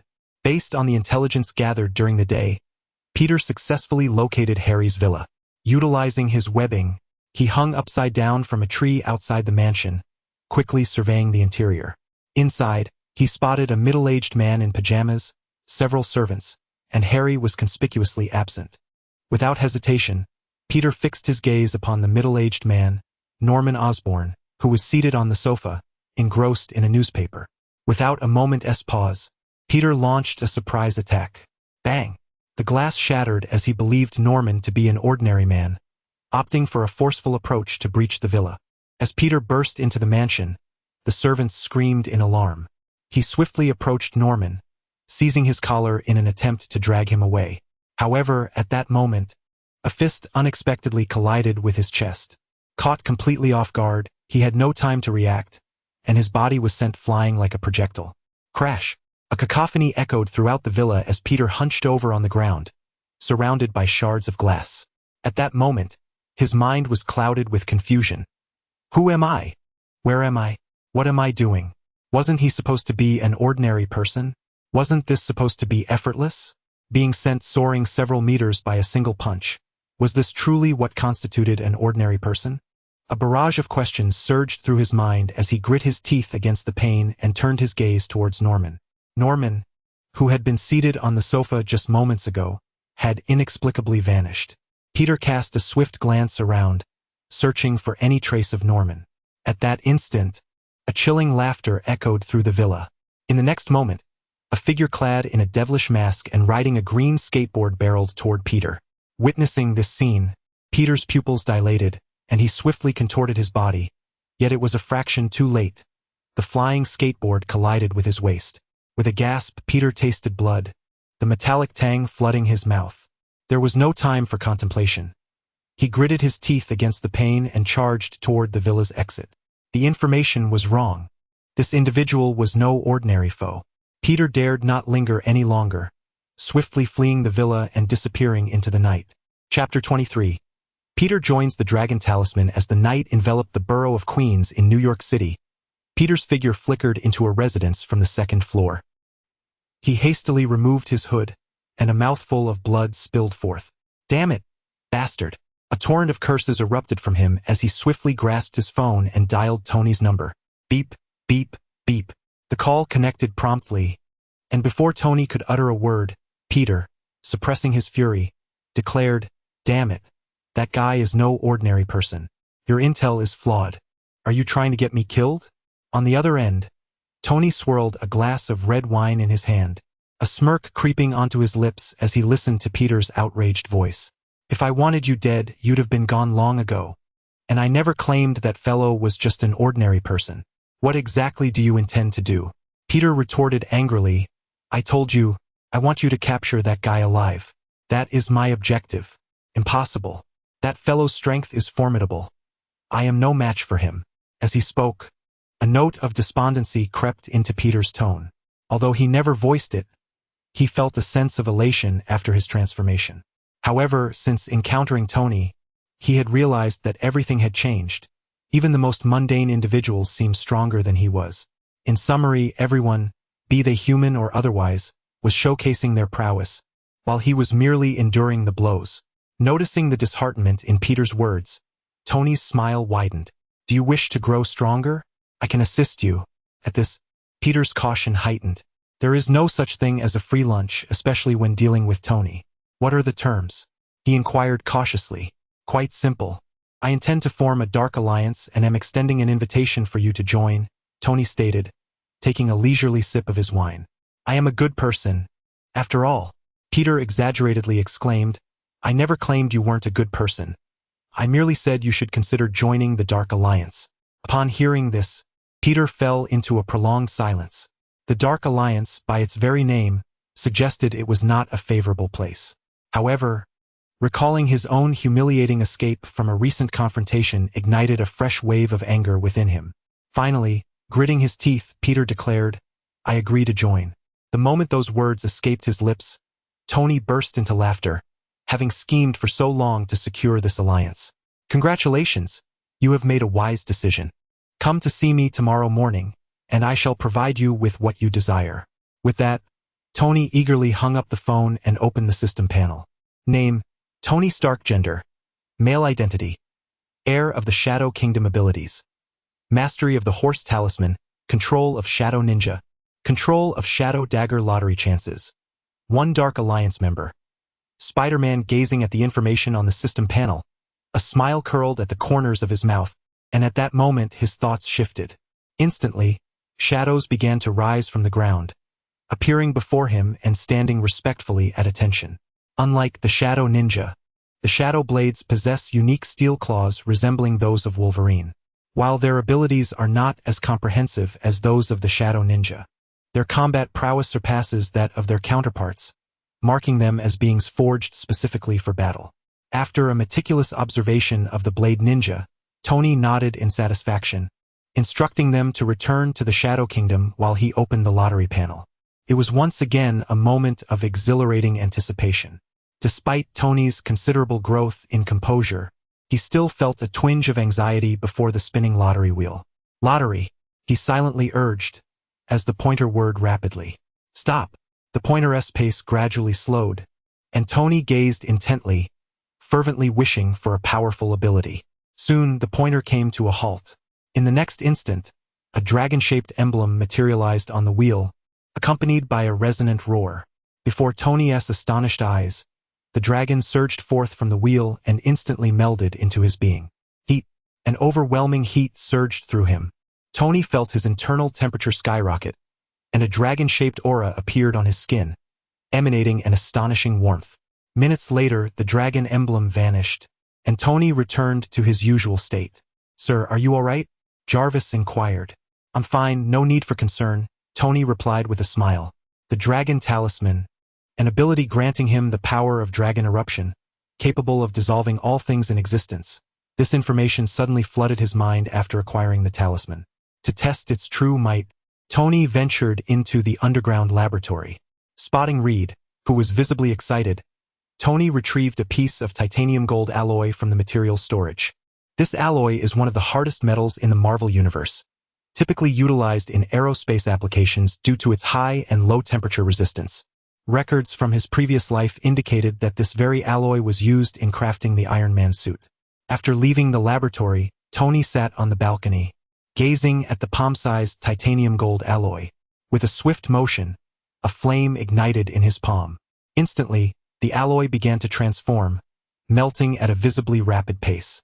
In mere seconds, the titanium gold alloy was reduced to a pool of molten metal that swiftly evaporated into gas. Within 10 seconds, the alloy had completely vanished, leaving no residue behind. Wow! Tony gasped, his face a mask of astonishment. Although he was aware of the Dragon Talisman's formidable power, he had not anticipated such overwhelming potency. The titanium gold alloy could not withstand even 10 seconds before vaporizing. It was simply extraordinary, yet he relished the thrill of it. Bursting with excitement, he finally settled down to rest well past midnight. The following morning, Tony was awakened by Jarvis. "Sir, a young man is here, claiming to have an appointment with you." Groggily rising from his bed, Tony glanced at the scene projected by Jarvis, spotting Peter waiting at the door. "Let him in," he instructed. "Certainly, sir," Jarvis replied, and the door swung open, allowing Peter to cautiously step into the villa. As he entered the living room, Tony descended the stairs with a yawn, casually greeting, "I'm here." Peter nodded, feeling somewhat awkward. Tony paid him no mind. After dispensing the rewards, his interest in Peter had significantly waned. He meandered into the kitchen to prepare himself a cup of hot milk. "Mr. Tony, you mentioned you could help me become stronger." After sitting in silence for a while, Peter felt compelled to break the silence. "Indeed, just a moment," Tony replied, momentarily taken aback, but quickly recollected that this was a promise he had made. Finishing his warm milk, which enveloped him in a comforting warmth, Tony approached Peter. Under Peter's anxious gaze, he simply patted his shoulder. "All set, off you go. Complete the task as swiftly as possible." "Water?" Peter asked, a look of confusion crossing his face. He felt as though he had been tricked. Chapter 24. The indispensable S.H.I.E.L.D. "Mr. Stark, what is this?" Peter inquired, his expression one of bewilderment. Tony, reclining on the living room sofa, regarded him with an air of nonchalance. "What? Did you think I was toying with you? I have bestowed upon you a power. Take a moment to truly perceive it." Upon hearing this, Peter furrowed his brow, centering himself to attune to the newfound energy within. Utilizing his formidable spider sense, he quickly discerned an unsettling presence, an inexplicable force coursing through him, evoking a sense of dread. In the next instant, as he endeavored to harness this power, shadows materialized around him, their crimson eyes fixated upon him. Startled by the sight, Peter instinctively took a few steps back, yet soon sensed a peculiar connection to these shadowy ninjas, realizing he possessed the ability to command them. With this revelation, he turned to Tony on the sofa, swallowing hard. "This is the power you granted me." "Indeed," Tony replied with an approving nod and a smile. Instantly invigorated, Peter recalled the time he had been bested by these very ninjas. He had never imagined he would one day wield control over them. With their assistance, Norman would be rendered inconsequential. As these thoughts surged through his mind, Peter eagerly began to manipulate the shadow ninjas, reveling in the experience. Tony observed the spectacle with an impassive demeanor, devoid of any emotional fluctuation. As the master of the shadow ninjas, he held the capability to implant shadow marks on individuals, enabling them to command the Shadow Legion.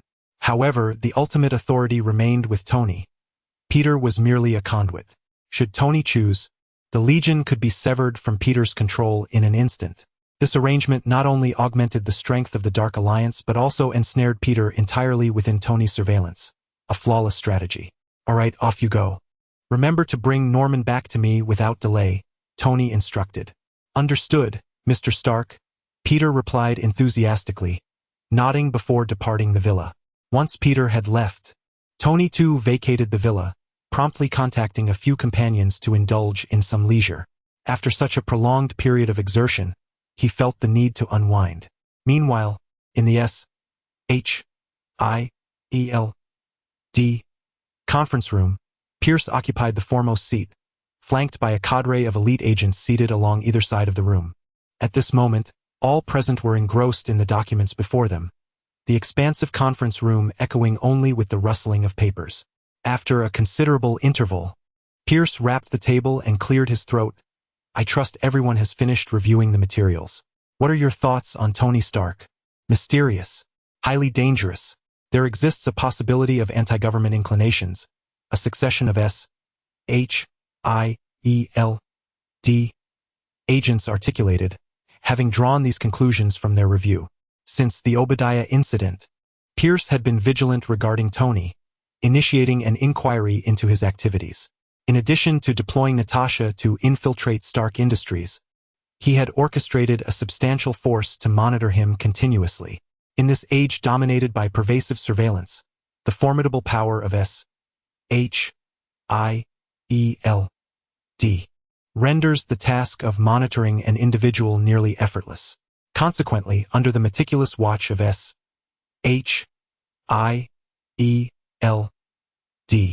Tony's recent activities have been almost entirely exposed to their scrutiny.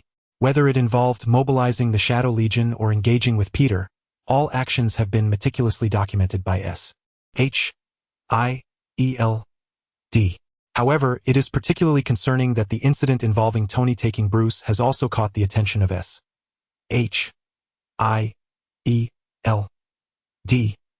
Naturally, the chaos caused by the Hulk in New York would not go unnoticed. After witnessing the Hulk's immense power, it is impossible for anyone, including S.H.I.E.L.D. and Hydra, to remain indifferent. As the director of S.H.I.E.L.D. and a Hydra spy, Pierce was quick to take notice, leading to the convening of today's meeting. It seems that everyone is acutely aware of the potential threat posed by Tony. With that in mind, let us discuss our perspectives. Should we proceed with an immediate arrest or adopt a different approach? Pierce spoke calmly, but the elite agents of S.H.I.E.L.D. below fell silent, their faces betraying their hesitation. Tony is not one of those inconsequential superhumans. He is backed by Stark Industries. As one of the foremost conglomerates in the United States, the influence of Stark Industries extends far beyond what is superficially apparent.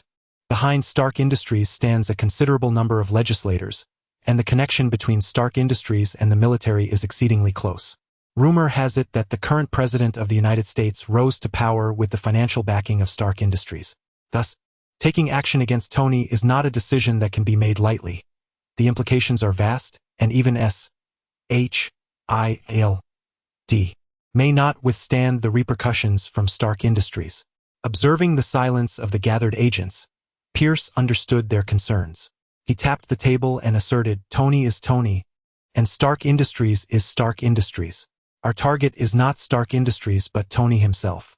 If we can apprehend Tony before Stark Industries can react, I believe the forces behind Stark Industries would prefer to avoid a direct confrontation with us. After all, what they seek is Stark Industries, not Tony."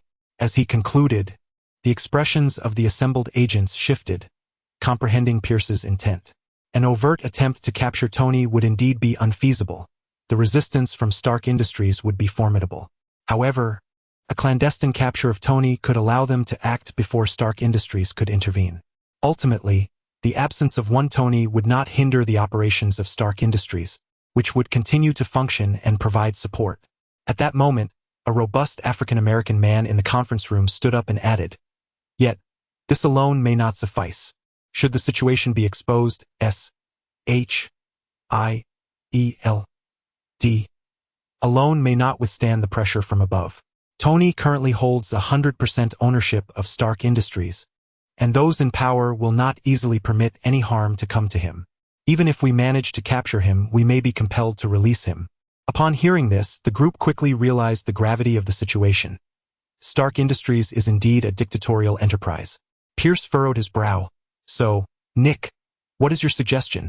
"Let us seek allies for our endeavor," Nick Fury replied in a grave tone.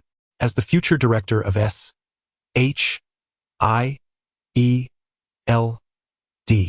he contemplated the matter with greater depth. Bruce had become a target for the military, with General Ross relentlessly pursuing him. If we provide intel, General Ross will undoubtedly seize this opportunity. By collaborating with the military, even if higher authorities lay blame upon us later, the military will share a portion of the burden. Upon hearing this proposal, Pierce's brow knitted further. His initial intention in involving Tony was to harness Bruce's power. However, the military's intervention could complicate matters significantly. Yet, observing the eager expressions of those present, he felt compelled to acquiesce. "Very well then, let us proceed with a covert alliance with the military. This operation must remain strictly confidential. Until it reaches a conclusion, no one is permitted to divulge any information. Otherwise, I shall not hesitate to take action." Chapter 25. The near-perfect enhancer. As the meeting concluded, Pierce entrusted the matter of contacting General Ross to Nick. Once the crowd dispersed, a figure entered Pierce's office. His name was Hitwell, Pierce's assistant, and a covert Hydra spy embedded within S.H.I.L.D. Director, you summoned me? Hitwell inquired, his demeanor respectful. Turning slowly to face him, Pierce replied, S.H.I.L.D. has resolved to apprehend Tony. You are to inform Bucky. Once the operation commences, swiftly locate Bruce and extract him. Understood, Director. Hitwell nodded before departing the office. Watching him leave, Pierce felt a slight sense of relief. Given the military's involvement, the likelihood of him detaining Bruce was slim, so it was prudent to have someone take Bruce directly. When the time came, even if Bruce's absence was discovered, the military would only seek Tony, leaving Bruce's fate unaccounted for. Meanwhile, Nick, having accepted the mission, arrived at the military district to meet General Ross. After articulating his purpose, Nick awaited Ross's response.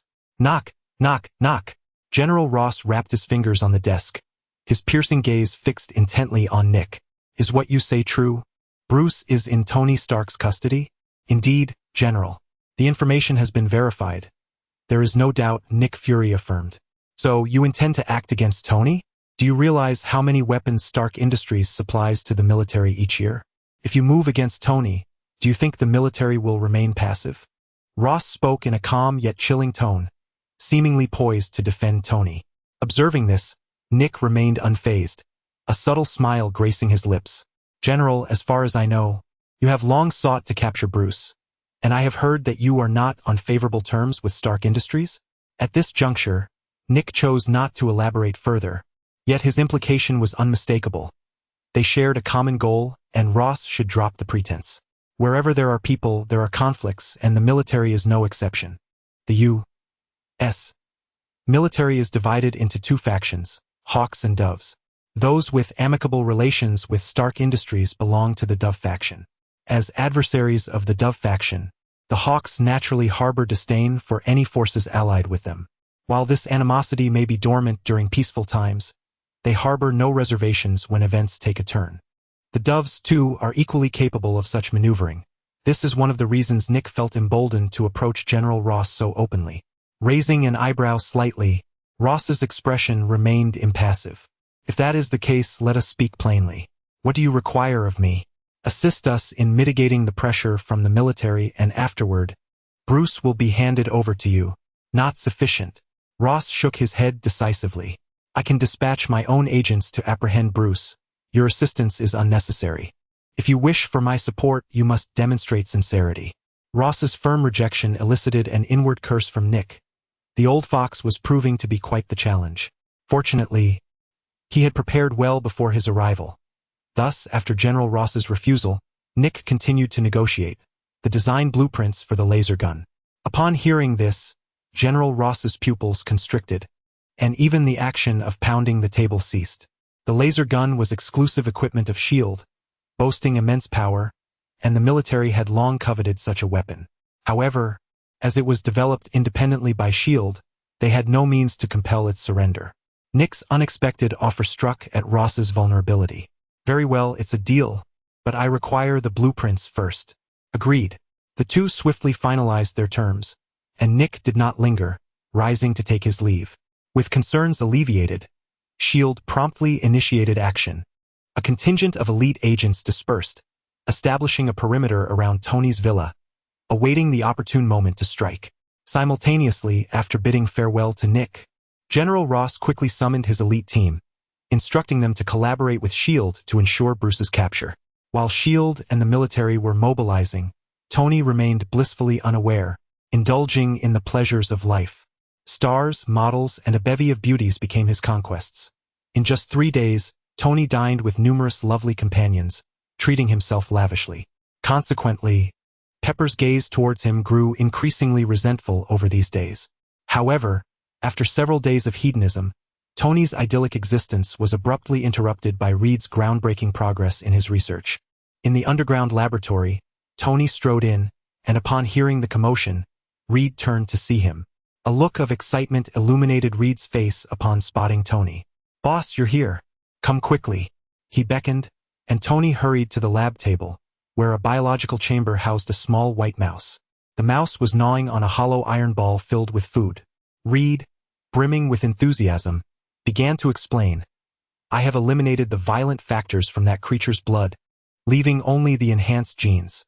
After being injected with its blood, this little one has not only undergone comprehensive physical enhancement, but has also increased its strength tenfold. If the human body can adapt to this power, we could mass-produce Captain America's. No, they could even surpass him." Listening to Reed's account, Tony felt a flicker of intrigue. One Captain America could topple an army. Imagine 100, 1,000, or 10,000 of them. How formidable would that be? Yet soon Tony dismissed this impractical notion. Not only were human trials yet to be conducted, but even if successful, mass production of Captain America's was unfeasible. After all, this power originated from the Hulk's blood. Even if the Hulk were completely drained, one could not create 1,000 Captain Americas. What is the success rate of human trials, and what are the side effects? Tony quickly regained his composure and inquired. Upon hearing this, Reed's excitement visibly diminished. "According to my estimations, the success rate of human experimentation exceeds 80%. As for the side effects, they stifle growth potential. My research indicates that the feral factor present in this individual's blood, while causing temporary loss of rationality, also enables a continuous enhancement of his strength. In other words, he will grow increasingly powerful over time. Furthermore, once this serum is injected, the recipient's abilities become almost fixed, rendering any further enhancement impossible, and they cannot transform in the same manner as that individual." At this point, Reed shook his head regretfully. However, Tony remained undeterred. The heights humanity can reach are inherently limited. Aside from a select few, the vast majority of people will never transcend the physical confines of the human body throughout their lives. Discounting potential, this is nearly a flawless enhancer. Chapter 26. The experiment achieved with ease as Reed continued to document the research data. Tony exited the laboratory and returned to the living room, contemplating whom to select for the human trials. Although such experiments carry inherent risks, the potential rewards are undeniably substantial. He certainly did not wish to involve a stranger in the trials. Should the experiment succeed, it would be a significant loss if he could not utilize the results for himself. Therefore, the foremost criterion for selecting a test subject was unwavering loyalty to himself. With this stipulation in mind, the pool of candidates dwindled considerably, leaving him with very few options. After careful deliberation, a name soon emerged in his thoughts. Happy, his former bodyguard. Having accompanied him for over a decade, Happy's loyalty was beyond question, and his capabilities were commendable. However, upon his return, Tony had dispatched him to the company to avoid arousing suspicion. In accordance with his predecessor's habit, he would typically have Happy by his side at all times. "Jarvis, connect me to Happy," Tony instructed. "Of course, sir," Jarvis responded in his usual monotonous tone. "Hello, boss," Happy's voice came through the line. "Come to the villa. I need you to undertake a task," Tony stated. "All right, boss. I'm on my way," Happy replied, his tone brimming with enthusiasm. Upon Tony's return, he had assigned Happy the position of security chief at the company, which would be considered a good role for most. Yet for Happy it felt more like exile, leading to a period of discontent marked by poor sleep and inadequate nourishment. Thus, when he received Tony's call, it was as if a surge of vitality coursed through him, reviving his spirits instantly. Without hesitation, he ended the call and dropped everything to rush to the villa with utmost urgency. 20 minutes later, having sped his way there, Happy arrived at the villa's entrance. He rang the doorbell and it swung open immediately. Navigating the familiar path to the living room, he spotted Tony seated on the sofa, and an expression of excitement washed over his face.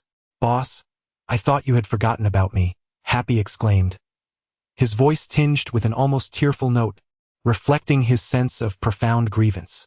Sensing the emotional tide, Tony felt a shiver run down his spine. "Hey Happy, hold on. I have something important to discuss with you. I have a project involving an experiment that requires your assistance. Carries certain risks. Are you willing to participate?" To divert Happy's attention from his emotional state, Tony swiftly broached the subject. He had no desire to engage in any overly sentimental displays of camaraderie. Such theatrics were rather distasteful to him. Absolutely, boss. Just give the word, and I am ready to partake in the experiment, Happy replied without a moment's hesitation. To him, any command from Tony was beyond reproach, and he placed his trust entirely in him. Seeing Happy's resolute agreement brought a sense of relief to Tony's heart, yet he felt compelled to issue a caution. This is a human trial.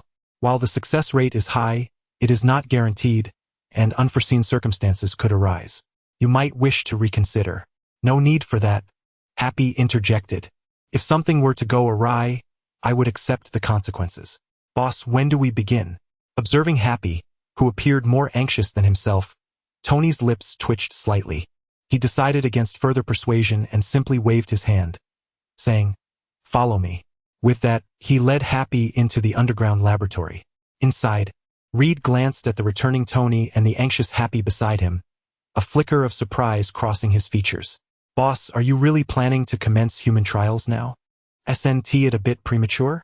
I believe we could wait a little longer to gather more experimental materials, Reed suggested.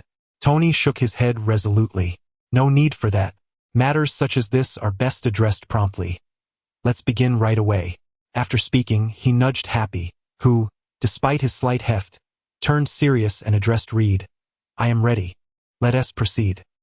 He appeared remarkably courageous, though one might overlook the trembling of his legs.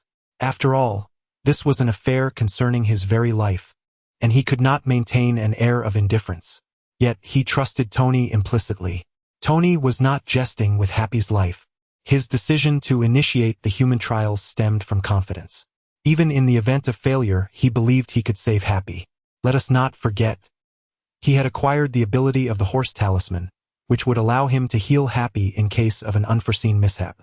With the safety net of the horse talisman, the experiment, while seemingly fraught with peril, bore no real risk. Thus, he was keen to move forward without further delay. Success would bring joy, and failure could be addressed anew. Seeing that both Tony and Happy shared the same resolve, Reed shrugged helplessly. All right, you are the boss, your word is final. He acquiesced and began preparations for the human trials. After all, it was not he who would be lying on the examination table. The difference between human experimentation and trials conducted on lab rats was minimal, save for the necessary safety measures in human trials, which were not required for rodents. Although Tony's laboratory was small, it was well equipped, and in half an hour, Reed had everything ready. After shedding his clothing, Happy lay within the experimental chamber, nervously adjusting his breathing. Soon, Reed's voice echoed from outside. Are you ready? I am about to begin. If you have any regrets, now is the time to voice them. Let us proceed. There is no need for concern, I am prepared. Happy responded, closing his eyes, unable to bear the sight. Upon hearing this, Reed promptly manipulated the apparatus to inject the purified blood of the Hulk into Happy's system. Witnessing this scene, Tony too felt a surge of anxiety. While he could ensure Happy's safety, the success of the experiment was uncertain, causing his emotions to fluctuate alongside Happy's injection of Hulk's blood. 5 minutes into the injection, all remained calm. Happy exhibited no unusual reactions. However, after 10 minutes, his skin began to flush crimson, resembling that of a boiled lobster. 20 minutes after the injection, prominent veins surged beneath his skin, forming a grotesque pattern that was both fearsome and alarming. The intense agony compelled Happy to emit a primal roar, a beastly wail that rendered Tony and Reed's expressions grave. Until now, every reaction had unfolded precisely as Reed had anticipated. Thus, despite his serious demeanor, he refrained from taking any action. As moments passed, Happy's heart began to race, the flow of blood quickening, and muscles bulged in rhythmic waves across his body. 1 hour, 2 hours passed, and the anticipated chaos did not materialize. The experiment proceeded unexpectedly smoothly.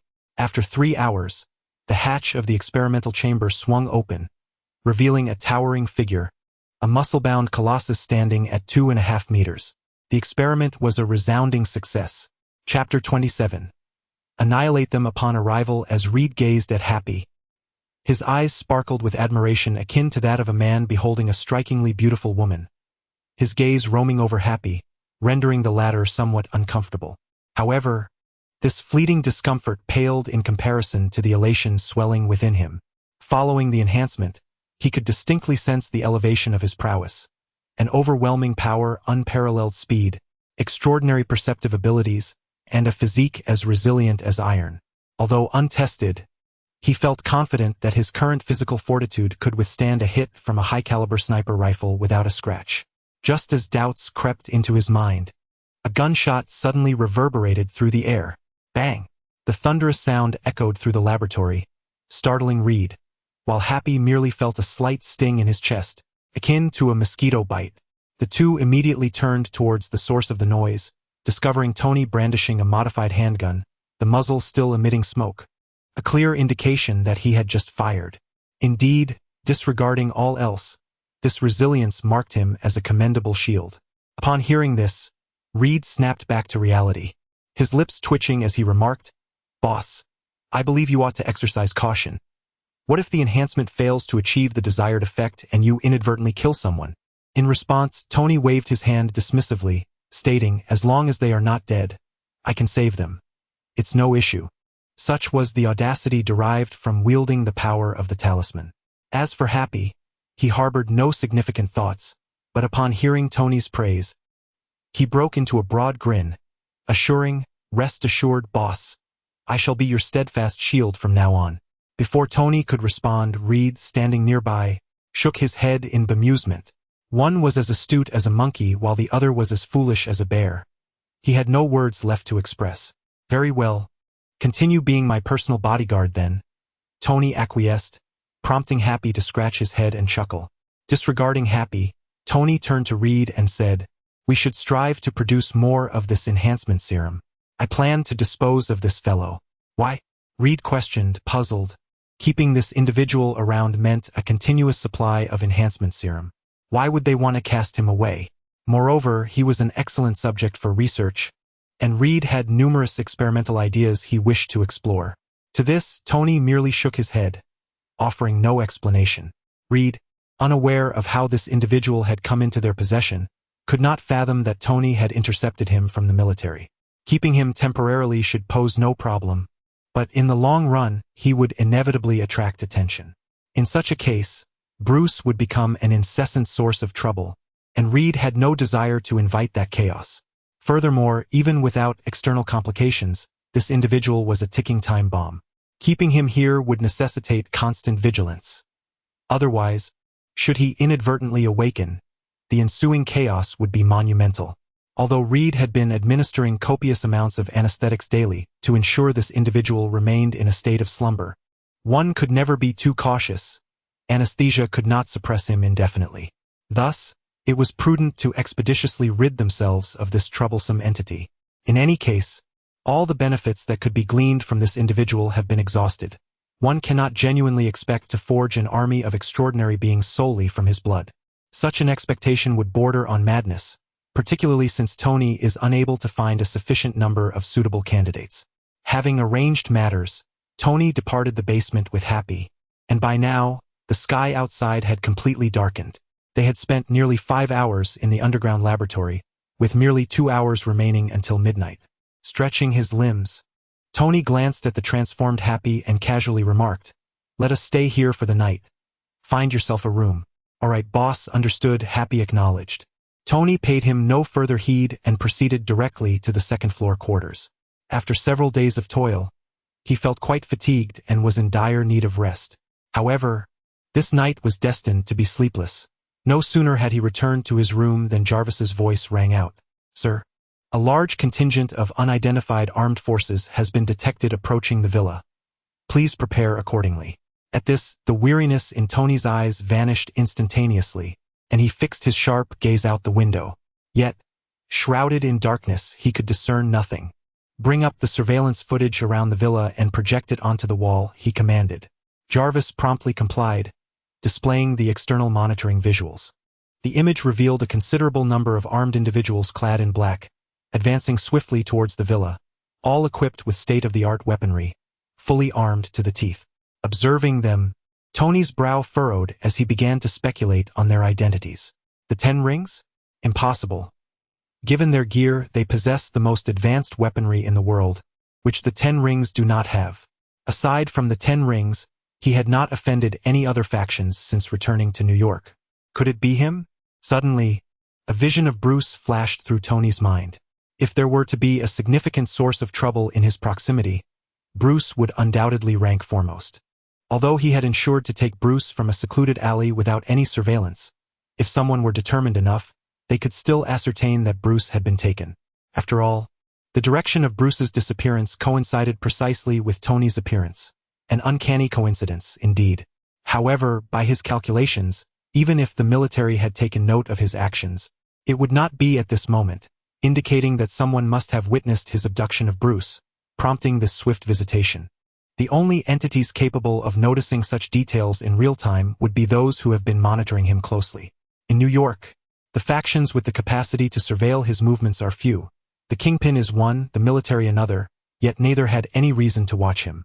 Beyond these two, there remains one more S-H-I-E-L-D.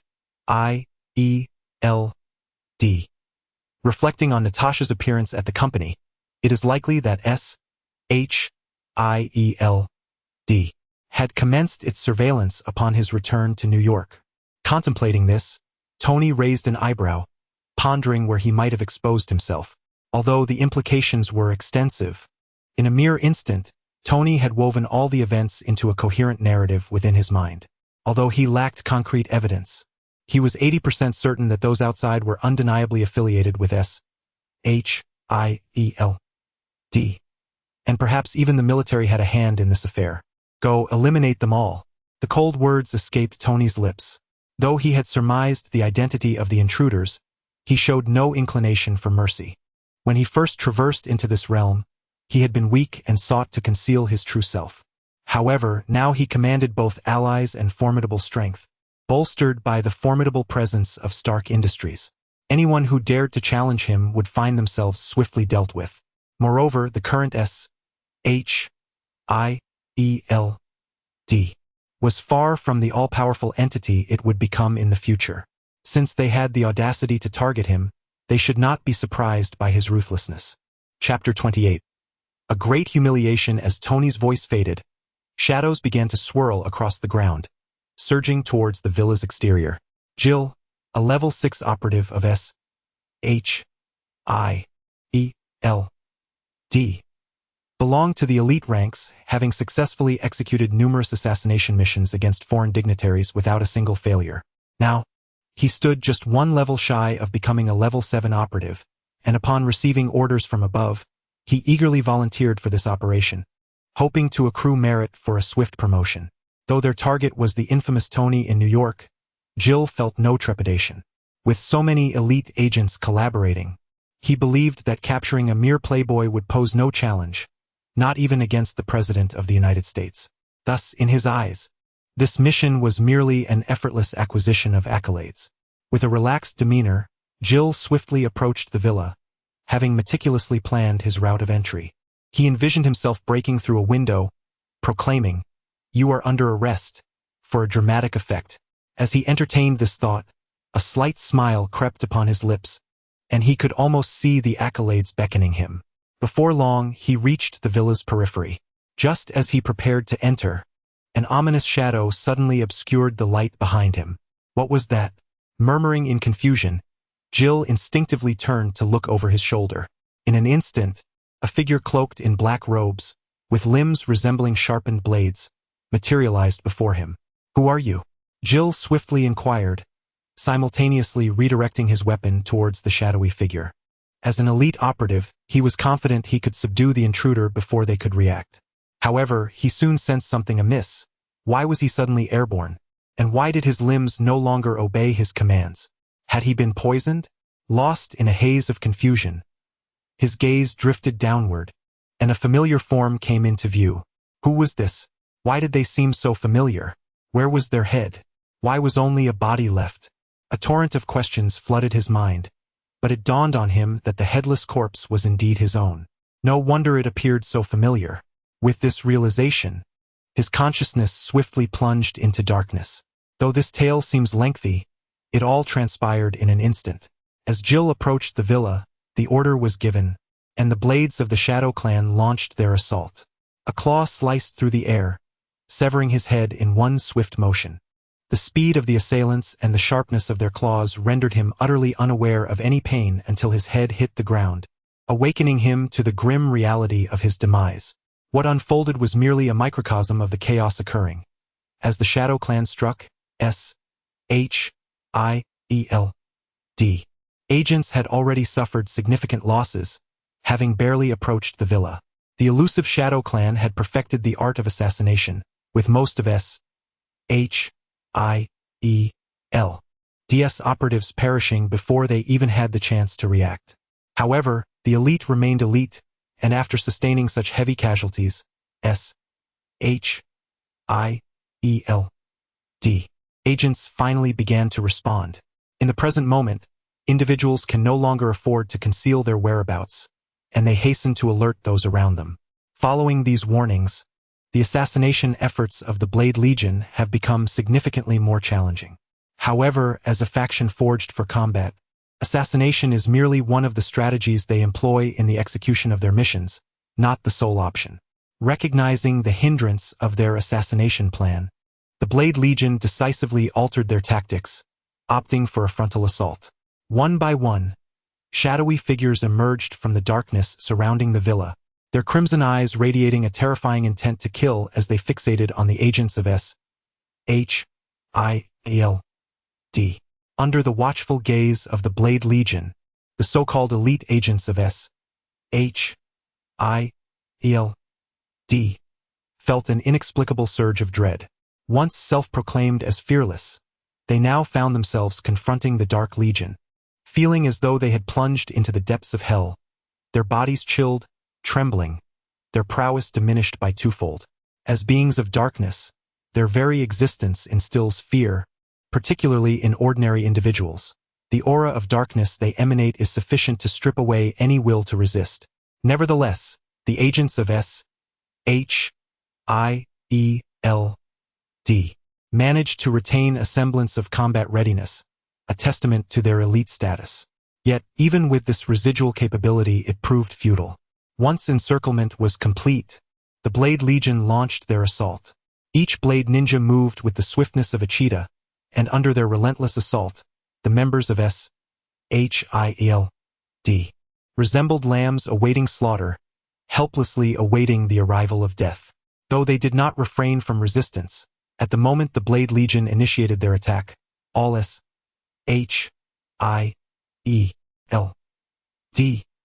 agents instinctively opened fire. In the darkness, the sound of gunfire erupted violently, with several Blade Ninjas caught off guard and reduced to mere shadows by a single bullet. Yet, these efforts yielded little success. As immortal beings of darkness, as long as the Shadow Kingdom endured, they would continue to resurrect endlessly within its confines. After a prolonged struggle, the agents of S-H-I-E-L-D eventually realized that not only had their enemies not diminished, but they seemed to multiply with each exchange. This scene shattered the spirit of resistance among the S-H-I-E-L-D personnel. The once dense gunfire quickly thinned, and many began to seek opportunities to flee. After all, while the work may belong to the agency, one's life is their own. Aside from a select few, the majority prioritized their own survival. Consequently, upon realizing their inability to eradicate the Blade Ninjas, a large number chose to escape. The already waning resistance crumbled further as this faction abandoned the fight, plunging into the depths of despair. Those S-H-I-E-L-D agents who remained steadfast at their posts met their demise, while those who attempted to flee were hunted down by the Blade Legion one by one. Before long, the periphery of Tony's villa transformed into a gruesome slaughterhouse, drenched in blood with flesh strewn about. The acrid scent of blood permeated the air, eliciting a wave of nausea. 1 kilometer away, at the S-H-I-E-L-D temporary command center, Pierce observed the scenes unfolding on the surveillance screens, his expression turning a ghastly shade of pallor, reflecting a profound sense of despair. Not only he, but the others within the command room were equally struck dumb, their faces a canvas of shock and disbelief. They had anticipated that their operations might encounter difficulties, yet they never envisioned that the elite forces of S.H.I.E.L.D. would be utterly annihilated. This was not merely the loss of 1 or 2 individuals, but rather the complete destruction of over 100 personnel. The loss of this distinguished cadre foreshadows a significant decline in S.H.I.E.L.D.'s capabilities in the immediate future. Who can elucidate the circumstances surrounding this calamity? How could our meticulously selected elite be so decisively vanquished? It is an unparalleled disgrace, a profound humiliation. Pierce continued to bellow in fury, the anguish etched upon his face betraying no hint of pretense. Although he was an undercover agent for Hydra, he also served as the supreme commander of S.H.I.E.L.D. Thus, the losses endured by S.H.I.E.L.D. were, in essence, his own losses, leaving him unable to maintain his composure. Chapter 29. Is this fellow even human? Observing the ravenous expression on Pierce's face, the numerous members of S.H.I.E.L.D. present dared not utter a word, fearful of becoming his outlet for frustration. As silence enveloped the room, Pierce inhaled deeply, forcibly suppressing the wrath that surged within him. Deploy the mech warriors. Regardless of what those creatures are, tear them apart. Yes. The members responded in unison, swiftly engrossed in their tasks. Soon, the heavy sound of footsteps echoed through the night as a towering figure, standing at 5 meters tall, gradually approached Tony's villa. With each step, the ground trembled beneath its weight. It was the mech warrior, a product of S.H.I.E.L.D.'s clandestine research and development. Initially, Pierce had not intended to deploy the mech warrior. It was merely a precaution. However, the moment had now arrived for its use. The mech warrior, remotely controlled by S.H.I.E.L.D. personnel, stood 6 meters tall and weighed a staggering 6 tons. Despite its massive frame, it moved with remarkable swiftness. Coupled with unparalleled defense and extraordinary strength, the mech warrior was undeniably a sovereign force on land. In its presence, even tank armor resembled mere toys, easily torn apart. Before long, the mech warrior, under the guidance of S.H.I.E.L.D. operatives, arrived at the perimeter of the villa. Shadows emerged from the ground as the Blade Legion mobilized once more. Compared to the towering mech warrior, the Blade Legion appeared as mere children. Yet, as creatures of darkness, they knew not the meaning of fear. They only understood that any intruder to the villa must face death. Whoosh! Whoosh! A flurry of slicing sounds pierced the air as the Blade Legion launched their assault, their sharp claws striking the mech warrior and igniting sparks. However, such attacks were merely a nuisance to the mech warrior. Suddenly, a small rocket emerged from its arm, and in the next instant, it was launched into the midst of the Blade Legion. Boom! A terrifying explosion resonated, casting a blinding light that dispelled the night, turning the sky crimson. Numerous Blade ninjas were vaporized in the conflagration, and the area once teeming with them was instantly cleared. In the command center, witnessing this spectacle, the S.H.I.E.L.D. members' expressions transformed from despair to exhilaration. Inside the villa, Tony observed the battlefield through the surveillance projected by J.A.R.V.I.S.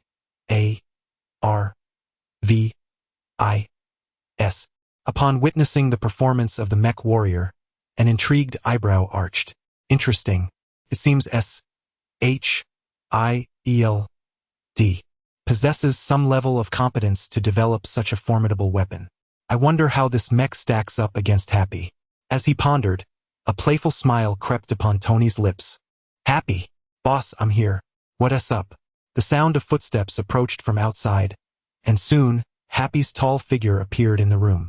Thanks to the villa's excellent soundproofing, despite the chaos outside, there was not a whisper of noise within, leaving Happy completely oblivious to the situation outside. Come and have a showdown with this metallic brute. What do you think? Tony remarked as he extended his hand to welcome him in. Upon entering the room, Happy caught sight of the projection on the wall. No problem, boss. Leave it to me. I will dismantle him right away. The moment he beheld the imagery projected by Jarvis, Happy was instantly filled with exhilaration. Recently endowed with superhuman strength, he was eager to showcase his abilities, and thus, far from harboring any trepidation regarding Tony's directive, he brimmed with anticipation. Since you are so confident, go ahead. I await your performance. Rest assured, boss. I shall twist that metallic brute's head off. With that, Happy strode purposefully toward the villa's exit. Meanwhile, on the battlefield outside, the conflict between the Blade Legion and the mech warriors raged on. Although the Blade Ninjas could not penetrate defenses, their immortal nature allowed them to engage in a fierce exchange with the mech warriors. However, upon Happy's arrival on the battlefield, the previously aggressive Blade Legion suddenly ceased their movements, one by one sinking into darkness and vanishing. This was, of course, Tony's command. He sought to ascertain whether Happy, enhanced by the Hulk serum, was stronger or if the S.H.I.L.D. secret weapon, the mech warrior, held the upper hand. Hey there, big guy. Your opponent is now me. Happy taunted the mech warrior, even beckoning with a finger, displaying an utter disregard for its presence. As a pure war machine, the mech warrior possessed no emotions, yet the S.H.I.L.D. operatives controlling it certainly did. Through the mech warrior's eyes, the operator witnessed Happy's provocation, prompting a torrent of curses to emerge from his lips as he directed the mech warrior to advance toward Happy, intent on making this audacious individual pay for his insolence. As the mech warrior approached, Happy's expression turned serious. Ha! He bellowed, his muscles swelling as he hurled a punch toward the mech warrior. The clash of flesh against metal was theoretically akin to an egg striking a stone. Yet, after injecting himself with the Hulk serum, when Happy's fist collided with the mech warrior, a resounding metallic clang filled the air. The colossal mech warrior was actually sent staggering back by Happy's blow. This astonishing scene left the S.H.I.L.D. personnel utterly dumbfounded. Is this fellow even human? He just knocked back a mech warrior. The mech weighed 6 tons, and considering the inherent strength of the mech warrior, to send it retreating with a single punch implied that Happy's explosive force was at least 15 tons. How could this be possible? Everyone stood agape, fixated on the unfolding spectacle. Only a few noticed the cracks forming on the mech warrior's armor where Happy had struck. This indicated that the mech warrior, capable of withstanding direct artillery fire, might not be able to endure Happy's punches. With this realization, many within S.H.I.L.D. felt a chill run down their spines. Use a rocket launcher. Eliminate this monster. Pierce's roar once again echoed throughout the command center. Upon receiving the command, the mech operator, drenched in sweat, swiftly commenced operations. Instantly, a cavity materialized on the chest of the mech warrior, from which a medium-sized missile emerged, wielding a destructive power several times greater than that of a small rocket. Whoosh! The missile shot forth, trailing a fiery plume, and struck directly against Happy before he could react. Boom! Boom! Boom! An explosion erupted, far more violent than the previous one. Happy was engulfed in flames in an instant. It hit! It hit! In the command center, the mech operator shouted with exuberance, while others joined in jubilant cheers. However, the elation soon dissipated, as a dark figure slowly emerged from the inferno, standing resolutely in place. Witnessing this scene, a wave of dread washed over all members of S.H.I.L.D. Could this being truly still be considered human? Chapter 30. I am your father's friend. Happy emerged from the flames, his steps resolute and his gaze electrified with excitement. Suddenly, a broad grin spread across his face, revealing a dazzling array of white teeth. Bring it on, he exclaimed, charging towards the mech warrior with fervor. The air was once again filled with the thunderous sounds of combat as the exuberant Happy swung his fists, delivering devastating blows to the mech warrior. Under the influence of his formidable strength, the exterior of the mech began to warp and pockmark, giving the impression that it could disintegrate at any moment. In the command center, a suffocating tension enveloped everyone present. The onlookers watched, transfixed, as Happy pummeled the mech warrior, their hearts racing in fear that it might collapse at any second. What should we do now? Pierce's voice broke the silence, drawing everyone's attention back to the screen. At his words, A pall of silence fell over the group. They were at a loss. They had already deployed their secret weapon, yet they were unable to approach the villa. What could they do? Surely they couldn't march in with guns blazing. The image of the mech warrior being battered sent shivers down their spines, solidifying their resolve to keep their distance from the villa. Seeing everyone rendered mute, Pierce unusually refrained from displaying anger. Even he felt a twinge of apprehension, let alone the others. However, the operation had commenced. It could not conclude without resolution. Scanning the crowd, Pierce's gaze settled on Nick Fury. "Nick, do you have any thoughts?"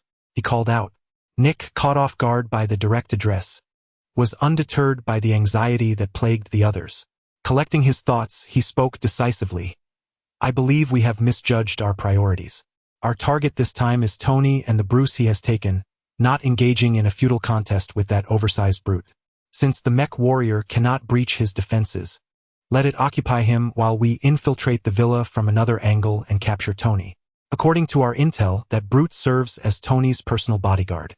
His presence here signifies a weakened security force around Tony. If we act swiftly, once we secure Tony, the brute will have no choice but to surrender." As Nick laid out his analysis, the attendees nodded in agreement. Yet, Pierce furrowed his brow, cautioning, "Let us not forget those monstrous creatures we encountered earlier. Even without the brute's protection, they remain a formidable threat." Nick, with confidence, replied, "I have not overlooked them. However, from my observations, while their strength is considerable, their defenses appear weak. A well-placed strike will send them vanishing. As long as we prepare adequately and do not catch ourselves off guard, dealing with them will be manageable." Upon hearing these words, Pierce pondered for a moment before finally nodding in agreement. "Your argument is sound. In that case, select a cadre of elite personnel alongside military operatives to infiltrate. I shall draw their attention here." Pierce endorsed Nick's plan and casually delegated the task to him. Instantly, a flicker of dismay crossed Nick's face as he cast a reproachful glance at Pierce. Despite his earlier eloquence, it was merely theoretical posturing. No one could ascertain whether Tony had concealed any formidable trump cards.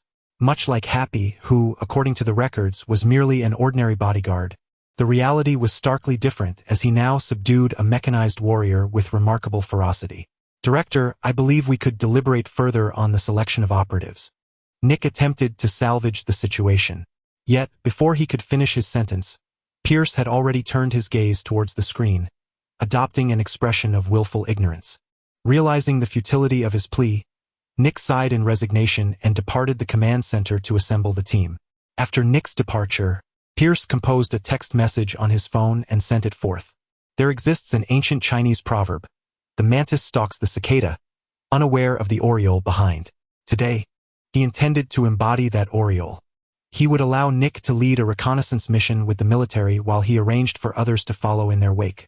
Poised to reap the rewards, the strategy was impeccably devised. Now it hinged upon the execution.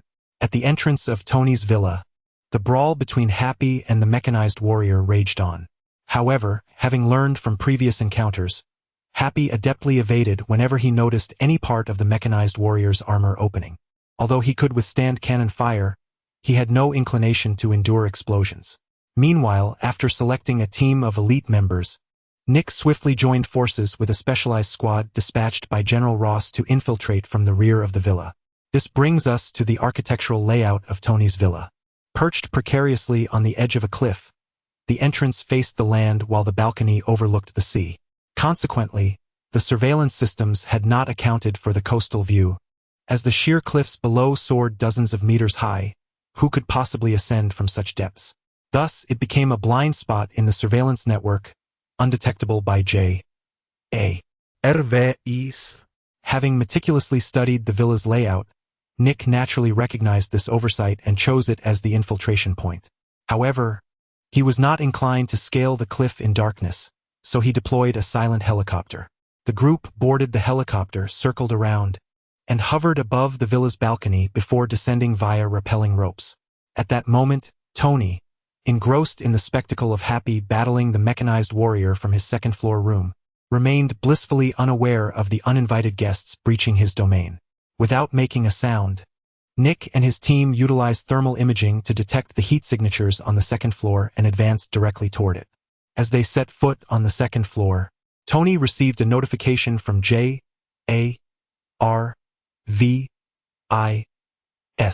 Sir, we have guests in the villa. They have now ascended to the second floor and are swiftly approaching your room. Upon hearing this, Tony was taken aback. How did they gain entry without your notice? According to the surveillance assessment, they must have circumvented the monitoring zones surrounding the villa and accessed through the balcony. Just as one individual engaged in conversation with an artificial intelligence, a tremendous crash resonated, and the door to the room was forcefully kicked open. Nick, leading 2 fully armed squads, swiftly burst into the chamber, their dark gun barrels aimed directly at all of Tony's vital points. Good evening, Mr. Tony. It seems quite challenging to arrange a meeting with you, Nick stated with a smile, introducing himself. I am Nick Fury, an old friend of your father. We have a case that requires your cooperation, and we kindly ask that you refrain from any perilous actions. Otherwise, they will not hesitate to fire. Nick observed Tony with a cheerful demeanor, pleasantly surprised by the ease of the situation, allowing his previously taut nerves to relax. Chapter 31. The arrival of the Winter Soldier. Observing Nick's demeanor as a victor, Tony raised an eyebrow and remarked, "Are you a friend of my father? In that case, I truly pity him. To have a friend like you, who intrudes upon another's home in the dead of night, brandishing a firearm at a friend's son. This is your notion of friendship, Mr. Nick?" Tony's unreserved rebuke struck Nick, causing the smile to vanish from his face. "Perhaps you are correct, but this is my duty, and I must ask for your cooperation. Do not expect anyone to rescue you. Come along with me quietly," Nick replied. With that, he signaled to a nearby S.H.I.A.L.D. operative, who nodded in understanding and prepared to advance and restrain Tony. However, before the operative could make a move, Tony sprang up from the sofa. In that instant, those aiming their weapons at him swiftly cocked their guns, and a confrontation was imminent. Taken aback by Tony's sudden action, Nick raised his hand to urge restraint among his men while hastily declaring, "I warn you once more, stay right there and do not move, or I cannot guarantee your safety." "Do you truly believe you have me cornered?" Tony scoffed. The next moment, a series of shadowy figures emerged from the ground, positioning themselves before Tony. Witnessing this, Nick's pupils dilated, and he ceased to restrain his men, even issuing the command, "Fire!" Instantly, a torrent of bullets erupted, creating a metallic storm that surged toward Tony. The shadowy ninjas shielding him were swiftly torn apart, vanishing into thin air. Yet, in a turn of events that caught Nick off guard, while the ninjas disappeared rapidly, new ones appeared even more swiftly. It was as if the ground continually gave rise to these shadowy figures, constructing a human wall before Tony. Realizing the gravity of the situation, Nick's apprehension grew. He had previously assumed these shadowy ninjas were specialized individuals enlisted by Tony, for the world was indeed filled with the extraordinary. However, witnessing these individuals risk their lives to shield Tony from bullets, it dawned on him that they might not be mere special abilities after all. After all, humans possess a survival instinct. Few would recklessly sacrifice their lives for another's sake, especially under the imminent threat of death, continuously throwing themselves in the path of bullets for Tony. By the time he grasped this realization, it was too late. Not only before Tony but also around them, blade-wielding ninjas emerged, their claws slicing through the air, shrieks of terror echoing through the crowd. Though they had prepared beforehand, the urgency of the moment left everyone somewhat flustered. As the battle erupted within the room, a figure strolled into the underground laboratory. Reed, who was diligently recording data, turned at the sound and, upon seeing the unfamiliar figure, a flicker of wariness crossed his face. "Who are you?" The newcomer disregarded him and turned his gaze towards Bruce in the nutrient pod. Once he confirmed that Bruce was indeed the target of this mission, he strode directly towards the pod. "Halt! Don't move!" Reed shouted, brandishing a firearm that he had inexplicably produced. However, he clearly underestimated the terror of the intruder.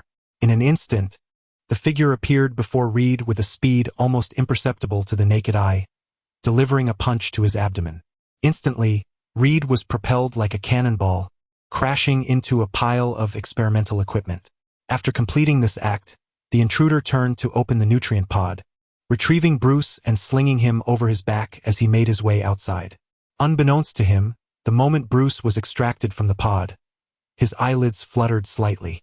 To ensure Bruce remained in a deep slumber, Tony had mixed a substantial amount of anesthetic into the nutrient solution, keeping him unconscious. Now that he was removed from the pod, it meant Bruce could awaken at any moment. Exiting the laboratory and entering the living room, Tony, clad in casual attire, sat calmly with Nick, battered and bruised, sprawled at his feet.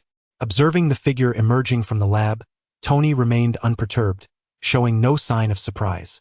The presence of Jarvis ensured that every corner of the villa was under Tony's watchful eye.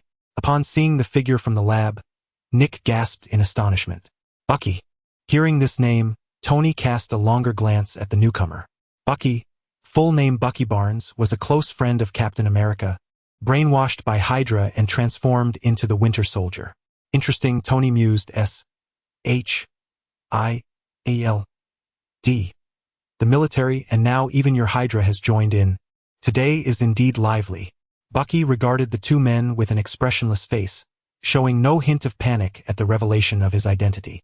Setting Bruce down, he slowly drew a long knife from his back, its blade glimmering like snow and emanating a chilling light. Observing this, Tony remained composed on the sofa, as dark figures began to materialize around him. While the Marvel Universe boasts many superpowered beings, most are merely stronger and faster than the average person. Such extraordinary individuals could be managed by the Shadow Army, leading Tony to feel no urge to move. Tack, with a casual wave of his hand, the Shadow Ninjas surged towards Bucky, who gripped his knife and met them head-on. The two forces clashed violently, the sound of metal striking metal resonating throughout the villa. Bucky was formidable. The long knife in his hand seemed to come alive, decapitating Shadow Ninjas one after another. Yet he was still just one man, and unless he possessed overwhelmingly superior strength, he would inevitably be overwhelmed by the swarm of Shadow Ninjas. Clearly, Bucky did not possess such absolute power. Thus, as time passed, he gradually became engulfed by the ninjas. Tony, seated on the sofa, watched the battle with keen interest, when suddenly, a muffled groan echoed through the air. On the battlefield, a barely audible sound pierced through the chaos, and in an instant, Tony's expression shifted dramatically. He directed his gaze towards Bucky, only to find Bruce, who had recently been discarded behind him, sitting up from the ground, clutching his head in discomfort. Clad in nothing but a pair of shorts, he wore an expression of bewilderment. As he surveyed the disarray surrounding him, the confusion in his eyes deepened. Suddenly, a sharp pain surged through his head, and a cascade of fragmented memories flickered through his mind. He had transformed, wreaking havoc in the streets. He had escaped the encirclement and found himself in an alleyway. A figure clad in black had rendered him unconscious, and he had been taken to a laboratory where blood was drawn from him. Chapter 32. The awakening of Bruce. Fragments of fragmented memories surged forth, and although Bruce was uncertain of the specifics, he gathered from these remnants that he had seemingly become a test subject, placed upon a research table for experimentation. In an instant, a wave of fury welled up within him. He had once conducted human experiments himself, but he had always been the operator, never the subject. Yet now, he found himself reduced to the status of a mere specimen, a reality intolerable even for an individual of sound mind, let alone someone with his troubled disposition. A roar erupted, piercing the air. Everyone within the villa was drawn to the sound, with Tony rising abruptly from the sofa, his expression unusually grave. Thud, thud, thud. As he roared, Bruce pounded the ground with unrestrained fervor, his form visibly transforming, turning green and growing stronger. Within mere moments, the Hulk, who had once wreaked havoc in New York, re-emerged before the world. Transformed, Bruce was utterly out of control, his anger commandeering his body as he began to obliterate everything in his path. The first unfortunate target was Bucky, who stood closest to the rampaging green behemoth. With fists the size of sandbags, Bruce struck with such swiftness that Bucky had no chance to react, sent flying by a single blow. Blood sprayed through the air as Bucky was momentarily stunned by the impact. Meanwhile, the enraged Hulk continued his relentless advance, charging directly at the slicing blade legion. His terrifying might and impenetrable defense rendered their sea of soldiers utterly laughable. He barreled through the ranks of the Legion, as if he were a Tyrannosaurus Rex rampaging through the Cretaceous period, brutal and utterly dominant. Nick, lying at Tony's feet, observed this scene with wide eyes, his heart racing as he instinctively swallowed hard. He had encountered many extraordinary beings, but he had never witnessed such formidable power as that of the Hulk, especially the overwhelming arrogance that sent chills down his spine. Tony, who had been a passive observer until now, could no longer remain idle. If this continued, his villa would be reduced to ruins. He rather liked the current style of his home and had no desire to rebuild. With a sudden burst, flames erupted in his hand, the fire igniting out of thin air, warping the space around it under the heat of its blaze. "Hey, big guy!" Tony shouted, instantly capturing the Hulk's attention. In that moment, the flames leapt from his grasp, hurtling towards the Hulk. Boom! The initially palm-sized flames exploded, engulfing the Hulk in an instant. His formidable defenses crumbled beneath the inferno, as fragile as paper, easily consumed by the flames. A howl of agony echoed through the air. The once mighty Hulk now writhed on the ground, transformed from a tyrant into a mere jester, the only distinction between the two being the flicker of fire. Nick, witnessing this spectacle, turned to look at Tony, his expression akin to that of a ghost, utterly astonished. What ist? A notorious playboy of New York wielded such terrifying power. The Hulk had been utterly vanquished. My God, are you jesting with me? A torrent of questions flooded his mind, leaving Nick in a state of complete numbness. In stark contrast to Nick's optimism, Tony remained utterly vigilant. What truly terrifies one about the Hulk? Is it his unparalleled defense or his formidable strength? Neither. It is his boundless potential for growth. Initially, the Hulk struggled to contend with a single army, yet in the later stages he could confront deities without flinching. Such a terrifying escalation is achievable only by the Hulk and that aberrant being. Thus, observing the current plight of the Hulk, Tony dared not let his guard down, remaining ever prepared for the worst. Indeed, although flames continuously engulfed the Hulk, his cries were filled with agony rather than weakness. As time progressed, his voice grew increasingly robust. Soon, amidst the raging inferno, the Hulk rose, fury blazing in his eyes as they fixed upon Tony. With a thunderous stomp, the floor of the villa shattered beneath him, and the fiery Hulk lunged toward Tony. His massive fist struck out, producing a booming sound that resonated through the air. Just as it seemed Tony would be sent flying, he remained steadfast, rooted to the spot. With a resounding crash, a wall of fire manifested before Tony, blocking the Hulk's strike. The dragon's spell granted Tony not merely the ability to wield fire, but also a dominion over its very essence. Merging with the dragon's incantation, the flames became a mere plaything under Tony's control. Though the Hulk's strength was formidable, it could not transcend the established rules. Thus, from Nick's perspective, the Hulk raged against Tony, yet all his blows were thwarted by the fiery barrier, even as a smile crept across Tony's lips, who remained unflustered in the face of the Hulk's wrath. At last, having had his fill of this display, Tony enveloped his right hand in flames and unleashed a punch at the Hulk. The impact sent the colossal figure hurtling away, crashing through the villa and leaving a gaping hole in its wake. As the Hulk landed outside, his form visibly shrank, the flames extinguishing instantly, reverting him to his original state with a single blow from Tony. Footsteps echoed as Tony emerged from the breach, glancing at the unconscious Bruce before shifting his gaze toward Happy in the distance. As if sensing his attention, Happy turned, a hearty smile illuminating his face. Beneath him, the S-H-I-E-L-D mechanized warriors lay in disarray, reduced to mere fragments. "Boss!" Happy hurried to Tony's side, his attire tattered from the previous skirmish, resembling a beggar returning from a war-torn zone. "Clean up and escort the others back to the basement," Tony instructed casually. Happy nodded in acknowledgement as Tony made his way outside, his silhouette soon swallowed by the encroaching darkness. In the makeshift command center, the atmosphere had thickened to near suffocation. Consecutive failures left everyone at a loss, and the gathered personnel turned their gazes toward Pierce, anxiously awaiting his guidance as the director. Just then, Shadows began to materialize around them, one after another, as a multitude of ninjas emerged. Upon witnessing the scene, the crowd was momentarily taken aback, swiftly gathering together in apprehension. They had previously witnessed the terrifying prowess of the Shadow Legion, and now, facing these fearsome beings firsthand, maintaining composure was simply unfathomable. Pierce, too, was startled by the unfolding situation. However, his fortitude was evidently superior. He immediately spoke up, his voice resonating with authority. "Tony, what do you intend to do? We are S.H.I.E.L.D.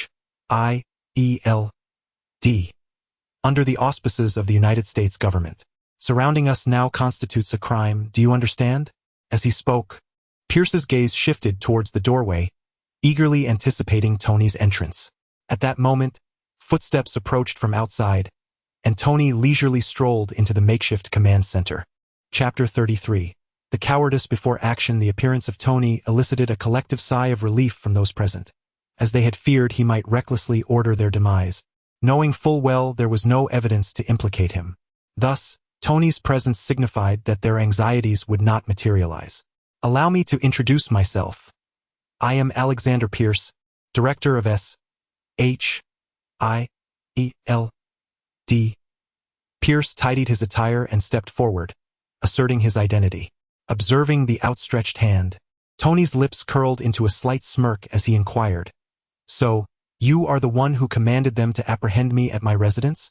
At these words, Pierce's eyelids flickered, and he could not possibly admit to such an accusation, hastily responding, "It is all a misunderstanding. We received intelligence that the Green Goblin was hiding here, which prompted us to mobilize a team for a sweep. You must understand, the recent emergence of the Green Goblin has instilled fear among the citizens of New York, and we must provide accountability to the public, unaware that this is your residence." Undoubtedly, Pierce demonstrated the acumen befitting a director, weaving a plausible narrative that left no room for criticism. Regrettably, Tony was not there to engage in reasoned discourse. A sharp slap resonated through the command center. Everyone was taken aback by the spectacle of the esteemed director of S.H.I.E.L.D. being struck across the face by Tony in public. Even Pierce appeared momentarily bewildered, utterly unprepared for Tony's audacity. A flicker of anger flashed in his eyes but quickly vanished, replaced by a semblance of a smile. "Feeling vindicated?" Tony inquired, casting a penetrating gaze at Pierce, sensing there was more to this man than met the eye. "Not quite. How do you intend to assuage my ire?" Tony replied leisurely, flexing his right hand, giving the impression that another slap could be imminent. Once more, a resounding slap echoed, but do not be mistaken. It was not Tony's hand that struck but rather Pierce's own. This unexpected turn of events left everyone in stunned silence, including Tony. He recognized that this individual was not to be underestimated, yet he was astonished by Pierce's willingness to demean himself in such a manner. "And now, do you feel vindicated?" Pierce asked again with a smile. Tony refrained from answering, instead observing him with keen interest, finding the situation intriguing. "However, you should know, the more you behave this way, the more I am inclined to wish for your demise. A barking dog may be bothersome, but a hidden serpent is far more terrifying." At this, Pierce's breath quickened, as he sensed the murderous intent emanating from Tony. Yet, the more the gravity of the situation dawned on him, the less bold he felt to act, and he could only continue to smile. "Mr. Stark, you jest. Today's events are indeed the fault of S.H.I.E.L.D., resulting in your involvement. Rest assured, I will compensate for any losses you have incurred, and we shall resolve all subsequent issues, ensuring no further inconvenience befalls you. I implore you to show mercy and spare us." As Pierce continued to concede, the murderous intent within Tony began to wane. It was not that Tony intended to spare this individual, but rather that the man's words resonated deeply with him. Many lives had been lost that night, and neglecting the situation would undoubtedly lead to considerable troubles the following day. Although Stark Industries, behind Tony, could handle such issues, it would require leveraging personal connections, which would be quite cumbersome. Thus, when Pierce promised to resolve the complications for Tony, he readily accepted. Once a person has demonstrated their value, they earn the right to persist. At that moment, Pierce had secured his own qualification for survival. Beyond this reason, there was another motivation behind Tony's decision to let Pierce go. After all, he was the director of S.H.I.E.L.D.,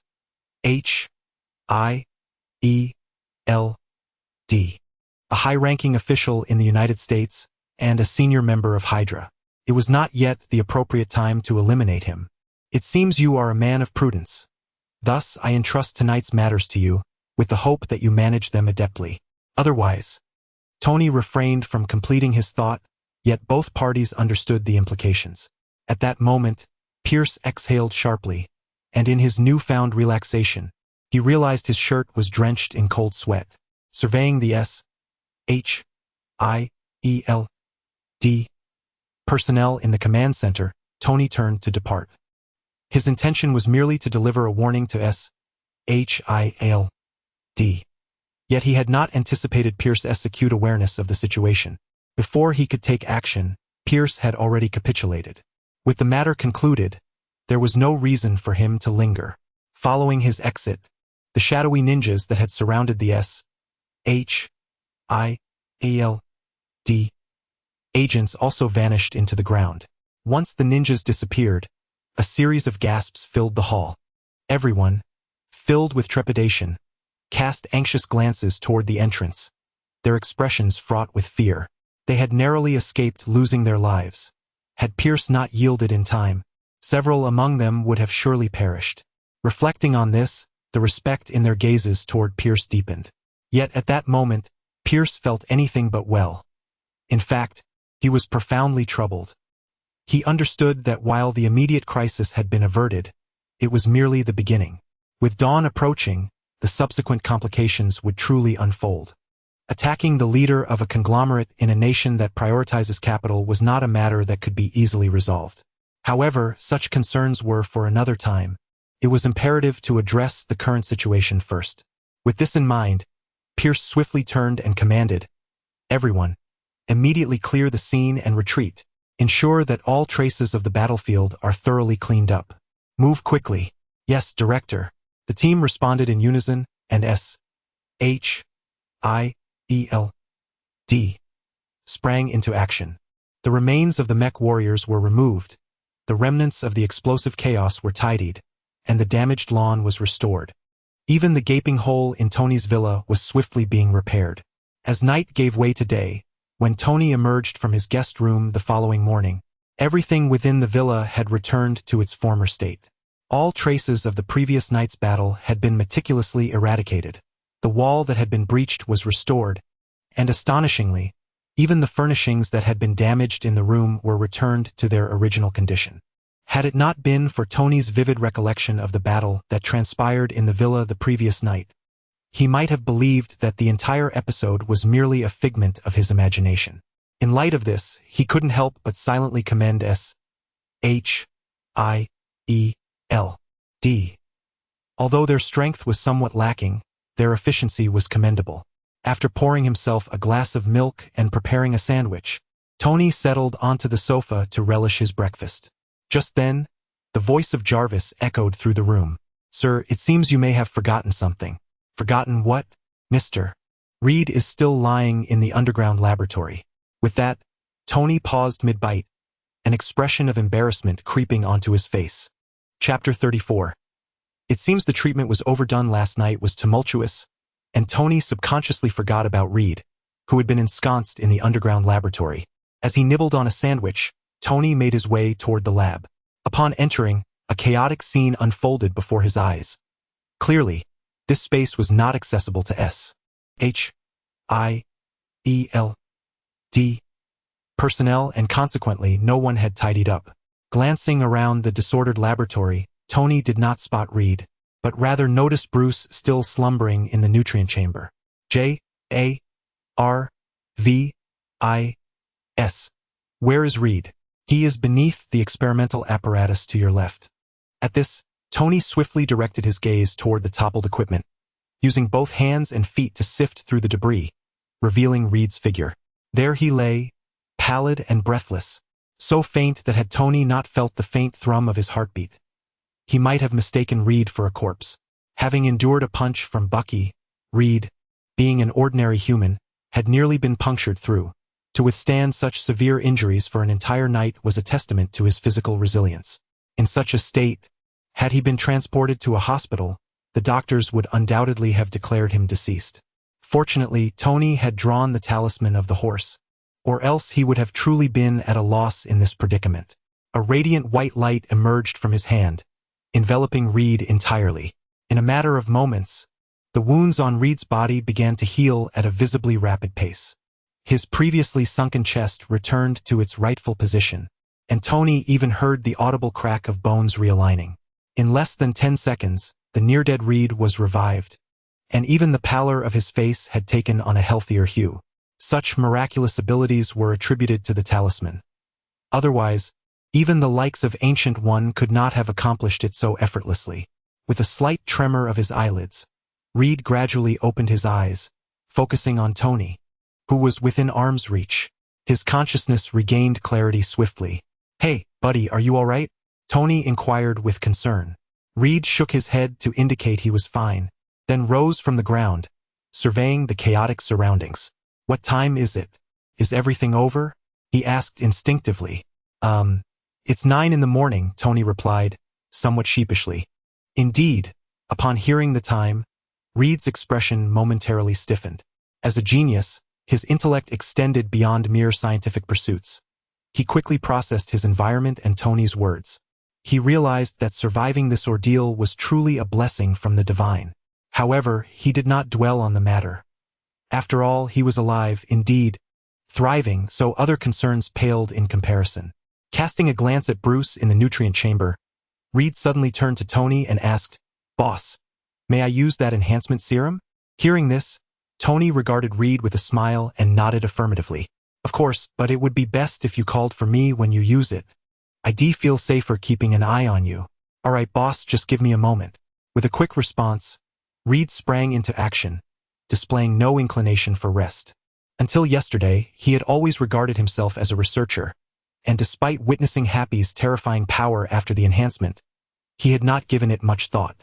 However, after narrowly escaping death from a punch by Bucky, he realized that being a researcher was a high-risk profession.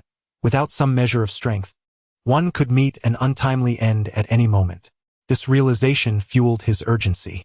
Tony, observing Reed's industrious demeanor, felt a peculiar unease. He pondered whether the enhanced Reed might experience unforeseen mutations. If the two elements proved incompatible, it could spell disaster. Nonetheless, since it was Reed's personal choice, he opted not to interfere. He believed that every individual is unique, and perhaps the enhanced Reed would emerge from the cosmic storm even more formidable. Such outcomes were unpredictable, and thus, there was no need for intervention. While Reed busied himself with the enhancement serum, Tony remained occupied as well. The previous night, in addition to S.H.I.E.L.D.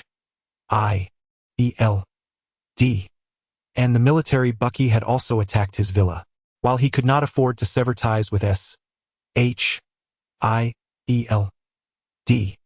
and the military, he had dispatched Nick, who had narrowly survived the encounter, without hesitation. However, Bucky was different. Being a superhero himself, he was a valuable addition to Tony's Dark Alliance, and he could not afford to overlook him. Therefore, after S.H.I.E.L.D. personnel withdrew, Tony instructed Happy to keep a close watch on Bucky. Entering the guest room on the second floor of the villa, Tony pushed the door open. Happy, bare-chested and intensely focused, was exercising in the room, his explosive muscles strikingly impressive. If he were to step outside in this state, he would undoubtedly attract the attention of many middle-aged women. "Boss, you're here," Happy exclaimed, halting his workout and grinning widely upon Tony's entrance. Slightly nodding, Tony casually remarked, "Your strength has plateaued. Continuing to train will not yield any further gains, so there's no need to waste time." "Boss, I understand. I'm merely engaging in some daily activity," Happy replied, his tone somewhat pretentious. Had Tony not remembered his former, portly appearance, he might have been convinced by Happy's words. Without responding further, Tony turned his gaze toward the unconscious Bucky on the bed and inquired, "How is he? Has he regained consciousness?" Shaking his head, Happy replied, "No, this guy doesn't seem to be injured. yet he remains in a deep coma. Boss, do you think he might have been rendered a vegetable by that green brute's punch? Although he had not witnessed the incident, he had heard Tony recount it afterward. I don't know. Shall I attempt to treat him? Tony suggested uncertainly. Even though Bucky was no ordinary man, the Hulk's terrifying power was indeed monstrous, and Tony was unsure if Bucky had been incapacitated by a single blow. Approaching Bucky, he placed his hand on his face, and a radiant white light emanated from his palm. After 10 seconds, Tony released his hand and waited in silence. In a brief moment, the once unconscious Bucky began to flutter his eyelids and ultimately opened his eyes. Observing this, Tony's heart surged with understanding. Indeed, it was the green behemoth who had inflicted a blow that disrupted his thoughts. Who are you? Bucky's bewildered voice resonated, as he gazed at Tony and the other individual, utterly perplexed. Witnessing his reaction, Tony instantly recognized something was amiss. This man bore no resemblance to the cold demeanor he had exhibited the previous night. In an instant, a hypothesis emerged in his mind. Who is Steve Rogers to you? Do you know Steve? I'm his friend. Where is he now? Bucky exclaimed with palpable excitement, while Tony, feeling somewhat exasperated, lightly tapped his forehead, realizing it seemed the treatment may have been excessive. Chapter 35.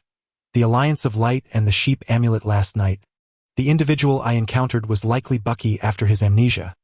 He had been transformed into the Winter Soldier by Hydra. The person before me now appears to be the original Bucky, who, after my intervention, not only awakened from his stupor but also regained his memories. Reflecting on this, Tony, who initially intended to forcibly recruit Bucky into the Dark Alliance, found himself compelled to change his plans. Do you recall the specific events that transpired? Tony inquired, taking the initiative to guide the conversation. Upon hearing this, Bucky began to reminisce, and as he delved into his thoughts, a torrent of memories from his time of amnesia surged forth, including recollections from last night. Once his mind was sufficiently clear, his gaze towards Tony became increasingly intricate. I am truly sorry for what happened last night. It was never my intention. I cannot comprehend how I became that way. Bucky repeatedly apologized, attempting to justify himself. A smile graced Tony's face as he reassured him, "It's all right. I understand that your actions last night were not deliberate." With this forgiveness, Bucky seemed to feel a significant relief. By the way, I sent someone flying in the lab last night. Is he all right? Bucky inquired, concern etched upon his features. He's fine. I rescued him, Tony replied nonchalantly, casually mentioning his act of salvation. He was not the type to be a selfless hero, and he preferred to have his kindness acknowledged. After all, it was a fact that he had saved Bucky, and a return of favor seemed only just. Upon learning that Tony had been his savior, Bucky felt increasingly embarrassed. So it was you who saved me. Thank you. However, I find myself lacking in ways to express my gratitude. Perhaps I could assist you with something? He suggested.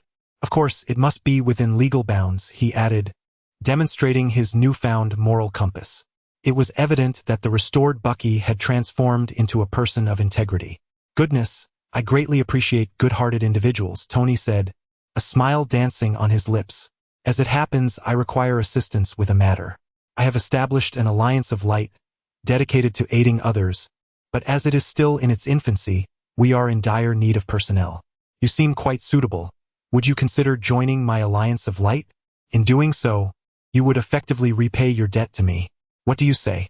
Tony's approach was reminiscent of a child luring another into a game, yet Bucky, though sensing an underlying unease, found himself somewhat disoriented from the recent restoration of his memories. Moreover, given that Tony was his benefactor, he felt a sense of obligation to reciprocate. After contemplating for a moment, he nodded decisively. If that is the case, then I shall join. As those words left his lips, Tony's smile widened, radiating with joy, for he heard the system's notification chime in his ears. Ding! New member added to the Dark Alliance. Winter Soldier Bucky. Rewards have been distributed. Name: Tony Stark. Gender: male. Identity: heir of the Shadow Kingdom. Abilities: Charm of the Horse, Charm of the Dragon, Mastery of Shadow Ninja, Mastery of Shadow Blade, Mastery of Shadow Knight. Bat lottery attempts. 1 members of the Dark Alliance: Spider-Man, Winter Soldier, observing the newly acquired control over the Shadow Legion and the additional lottery attempts, Tony's gaze toward Bucky softened considerably. All right, take a good rest. If you need anything, just let Happy know. He will look after you during this time. With that, Tony turned and departed, completely disregarding the changing expressions of Happy and Bucky. His demeanor resembled that of a scoundrel, indulging himself without a care for the feelings of others. Left with two bewildered men staring at each other, Tony retreated to his chamber. The familiar lottery wheel reappeared before him as he rubbed his hands together, his face alight with excitement. Heavenly spirits and earthly deities. Buddha, the three pure ones. May the gods bless me. Let us go. Chanting fervently, Tony swiftly spun the lottery wheel. Instantly, the pointer whirled rapidly, and when he sensed the moment was right, he commanded, "Stop." As the pointer slowed and finally came to a halt, a sheep materialized on the wheel, dashing toward him and diving into his mind. Boom! A resonating sound echoed in his consciousness as a gentle power surged into his brain, instantly clearing his mind and awakening his senses. Moreover, he felt an unusual shift in his perspective. Typically, human eyes can perceive a field of vision of only 124 degrees, with focused attention allowing clarity of 25 degrees. However, now Tony felt as if he had gained a celestial eye, perceiving everything in a full 360 degrees with astonishing clarity, every detail vividly apparent. As he concentrated, he sensed an intangible force radiating from his mind. To test this, he deliberately turned to look at a cup on the table, instinctively wishing to move it. To his astonishment, the cup truly levitated into the air. Telekinesis, he murmured in surprise, a wave of joy washing over him.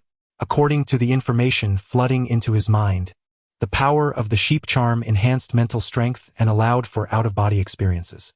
He had not anticipated that such enhancement would bestow upon him the formidable power of telekinesis. To explore the limits of his newfound telekinesis, he began to levitate various objects around his room, thoroughly enjoying the experience.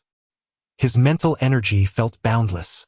After half an hour of play, he experienced no discomfort whatsoever. As for the maximum capacity of his telekinesis, he could not ascertain a definitive measure, but he realized that he could effortlessly manipulate everything within the confines of his room. He nearly contemplated levitating the very villa beneath him, but ultimately dismissed the notion to avoid the hassle of relocating. Reigning in his telekinetic powers, Tony attempted to explore the phenomenon of astral projection. Instantly, he felt a chill enveloping him, and looking down, he found his body had transformed into a transparent form. Behind him, another version of himself stood still with closed eyes, motionless. With a mere thought, Tony soared into the air, transcending the villa's ceiling to emerge into the outside world. Gazing at the azure sky, fluffy clouds, and the boundless ocean, Tony did not venture far. After a brief moment of movement, he returned to his corporeal form. Although he was uncertain if his soul's departure posed any risks, his affinity for the physical existence led him to prefer remaining within his body. Upon his return, the voice of J.A.R.V.I.S. resonated at that instant. "Sir, Mr. Reed has prepared the enhancer for you. He requests your presence in the laboratory." "Understood," Tony replied. With a flick of his mind, he returned everything in the room to its rightful place before descending the stairs towards the underground lab. Upon entering, Reed's eyes lit up as he eagerly exclaimed, "Boss, I am ready. Shall we begin?" "Let's commence," Tony nodded in agreement. Chapter 36. The aggrieved and enraged little chili pepper. As Tony's words fell, Reed nodded solemnly and stepped into the experimental chamber. Observing Reed's apparent nervousness, Tony pressed the experimental button, and instantly, the enhancer inundated the entire chamber, enveloping Reed's form. Drawing upon previous successful experiences, Tony remained composed, standing quietly to the side as he awaited the outcome. Several hours later, the door of the experimental chamber creaked open, and Reed emerged, his physique unchanged. Upon seeing this, Tony raised an eyebrow and inquired, "How do you feel?" "Absolutely fantastic," Reed exclaimed, his face radiating joy as he clenched his fists, reveling in the surge of power coursing through him, his entire demeanor exuding excitement. The experiment had proceeded smoothly, devoid of any unforeseen incidents. Tony nodded in acknowledgement, and at that moment, Reed proclaimed, "Boss, the enhancer has been successfully developed. I wish to continue my research project." In essence, the research on the enhancer was merely a response to Tony's request. His true passion lay elsewhere. Tony did not object, simply nodding in agreement. "Certainly. I have the funds ready and will transfer them to your account shortly. Please produce a few more doses of the enhancer, and you may return to your research." "Excellent," Reed affirmed with a decisive nod, and at that moment, a spark of inspiration flickered in Tony's mind. "By the way, I would like to invite you to join the alliance I am forming. What do you think?" Tony's proposition was somewhat abrupt. However, Reed did not ponder it for long. He smiled and readily replied, "No problem, boss. Since it is your alliance, I am willing to join." With those words, Tony awaited eagerly. In his eyes, Reed would eventually become a member of the Superhero League. Though he had yet to experience the cosmic storm and transform into that extraordinary figure, after utilizing the enhancer, his abilities were, if not superior, at least on par with those of the original narrative. Inviting him into the alliance should yield rewards, or so he believed. Yet, after a prolonged wait, the system's voice remained conspicuously silent, as if it had frozen. A wave of disappointment washed over Tony, though he masked it well, offering Reed some encouraging words before departing the research room. Upon returning to his quarters, Tony's impatience erupted. "System, what is going on?" he instinctively queried, completely oblivious to the fact that the system lacked intelligence and thus could not respond to his inquiries. Fortunately, his moment of disarray was fleeting. He quickly recalibrated his mindset, contrasting Reed with Bucky and Peter, aiming to discern why the system had shown no reaction to Reed's inclusion. In terms of strength, this aspect could be dismissed.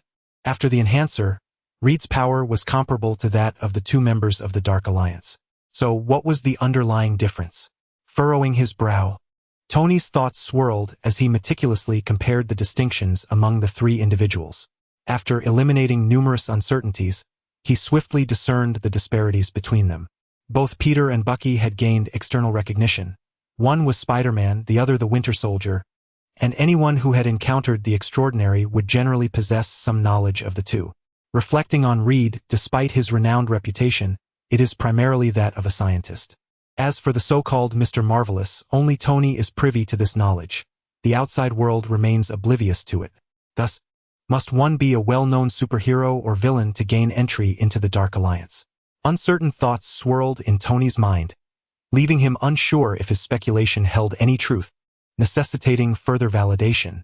With this in mind, Tony promptly spoke, "Jarvis, please connect me with Peter." "Certainly, sir." Shortly thereafter, Peter's call was connected, and Tony's composed voice resonated within the room. "How goes the mission?" On the other end of the line, Peter, hearing Tony's inquiry, felt a flicker of embarrassment cross his face. I still need a bit more time." Having acquired a portion of command over the Shadow Legion, he had become somewhat lost in the thrill of it all and had yet to address Norman. Now, under Tony's scrutiny, anxiety washed over him. Upon hearing Peter's response, a look of exasperation crossed Tony's face. Days had passed, and the matter remained unresolved, leaving him at a loss for words. Consequently, his tone turned stern. "I want to see Norman tonight, that's final." With that, Tony abruptly ended the call, leaving no room for Peter to refuse. Exhaling a deep breath, he momentarily set the matter aside, changed into a different outfit, and departed the villa. As he sped through the streets in his sports car, he soon arrived at Stark Industries. Upon entering the building, he was greeted by numerous acquaintances along the way. In response, Tony merely nodded in acknowledgement, maintaining an air of indifference as he passed by them. Taking the exclusive elevator to his office, he was soon joined by Natasha, who had received word of his arrival. "Mr. Stark, it's been a while. Coffee or red wine?" she inquired.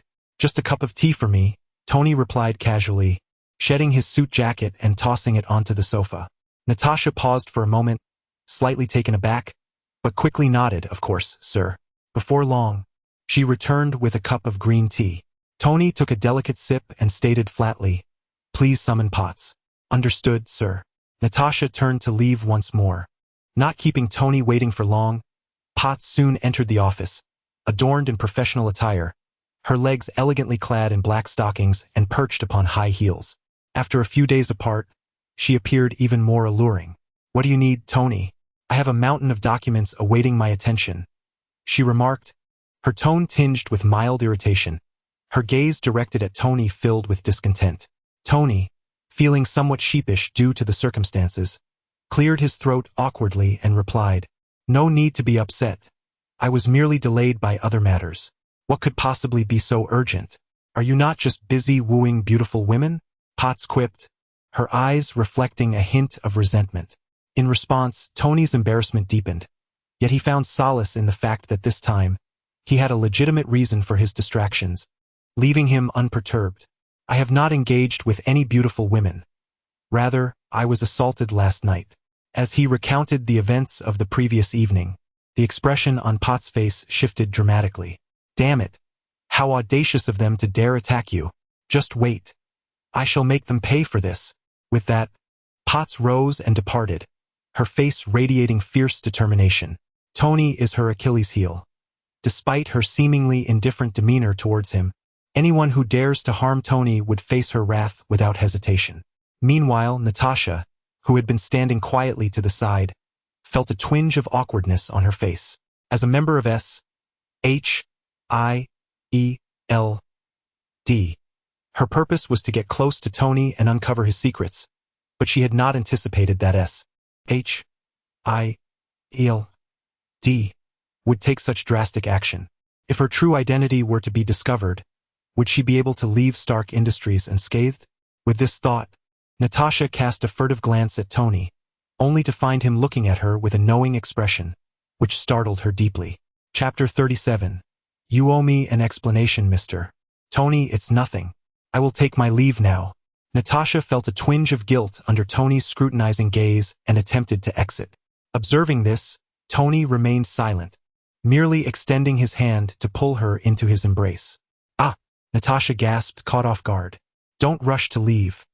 Since you are here, why not indulge in a little game?" A faint smile graced Tony's lips as he spoke slowly. Until now, he had disregarded her, but given that S.H.I.E.L.D.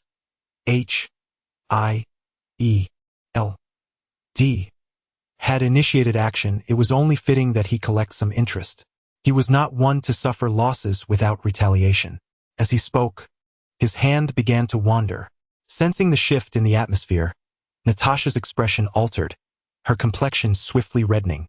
"Mr. Tony, please don't do this." Her tone bore a hint of vulnerability, tinged with a plea. As a top agent of S.H.I.E.L.D., she was far from feeble. Thus, the demeanor she projected was 3 parts genuine and 7 parts feigned, perfectly aligning with the role she was currently playing. Noticing that Natasha continued to play her part, a playful smirk crept onto Tony's face. He had prepared himself for her to turn hostile, yet she seemed unwilling to reveal her true identity.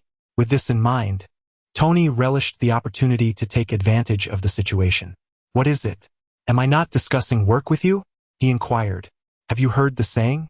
As the boss's secretary, one must not only be attractive but also competent."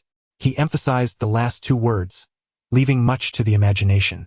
Natasha, who had intended to maintain her act, felt a jolt of alarm at his words. Surely this man wouldn't dare to pursue such an act now. Instinctively, she tried to extricate herself from his grasp, but as she exerted force, an even greater strength emanated from Tony, effectively restraining her. "Mr. Tony," she exclaimed, realizing his hand had ventured into forbidden territory, and she hastily covered her skirt with both hands. "Please don't do this." Her face flushed with indignation. At her words, Tony abruptly ceased his actions, his expression turning cold. "If that is the case, you may settle your accounts in the finance room and leave." Natasha was left in a state of shock, her gaze fixed on Tony with disbelief.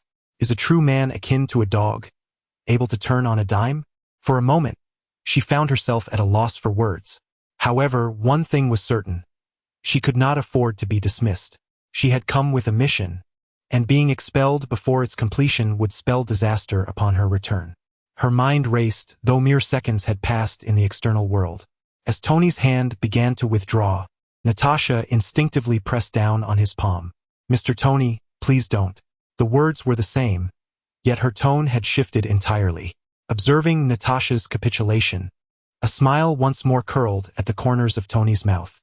20 minutes later, Natasha emerged from Tony's office, covering her mouth in a mixture of surprise and disbelief.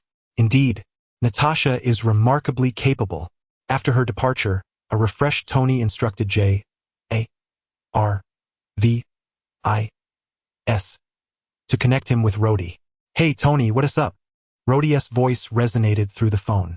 Without beating around the bush, Tony addressed the matter directly. "I was attacked by individuals affiliated with the military. I believe a proper explanation is in order." Taken aback, Rhodey was momentarily speechless. Who dares to take such bold action? After regaining his composure, Rhodey's voice, laced with suppressed anger, emerged. Meanwhile, Tony remained unfazed, stating coolly, "You can investigate who was responsible. I have provided the military with countless affordable and exquisite weapons. Is this how you treat your partners?" The gravity of the situation was clear as Tony insisted, "You must give me an explanation, or I shall provide one of my own." His words dripped with menace, causing Rhodey to feel a sudden jolt of alarm. Stark Industries supplies nearly a third of the military's arsenal. Should Stark cease its provision, the ramifications would be dire. Contemplating the dreadful consequences, Rhodey quickly responded, "Don't act impulsively, Tony. We will certainly provide you with an explanation. Let us hope so. Inform me when you have news," Tony replied before terminating the call. On the other end, Colonel Ross promptly entered his superior's office. While Tony was on the phone, Potts was equally busy, making call after call. Soon, news spread through the upper echelons of the United States. Tony Stark, the head of Stark Industries, had been assaulted by the government. The incident escalated rapidly, transforming the once tranquil atmosphere of the U.S. elite into a tempest of unrest, as calls flooded into the White House. The might of the tycoons began to reveal its fierce fangs, placing immense pressure on the government. This pressure emanated not solely from Stark Industries but also from major conglomerates such as Pioneering Technology and Hammer Industries. Although these conglomerates often clashed violently over interests, Hammer Industries, Stark's sworn enemy, now aligned with Tony to exert pressure on the government.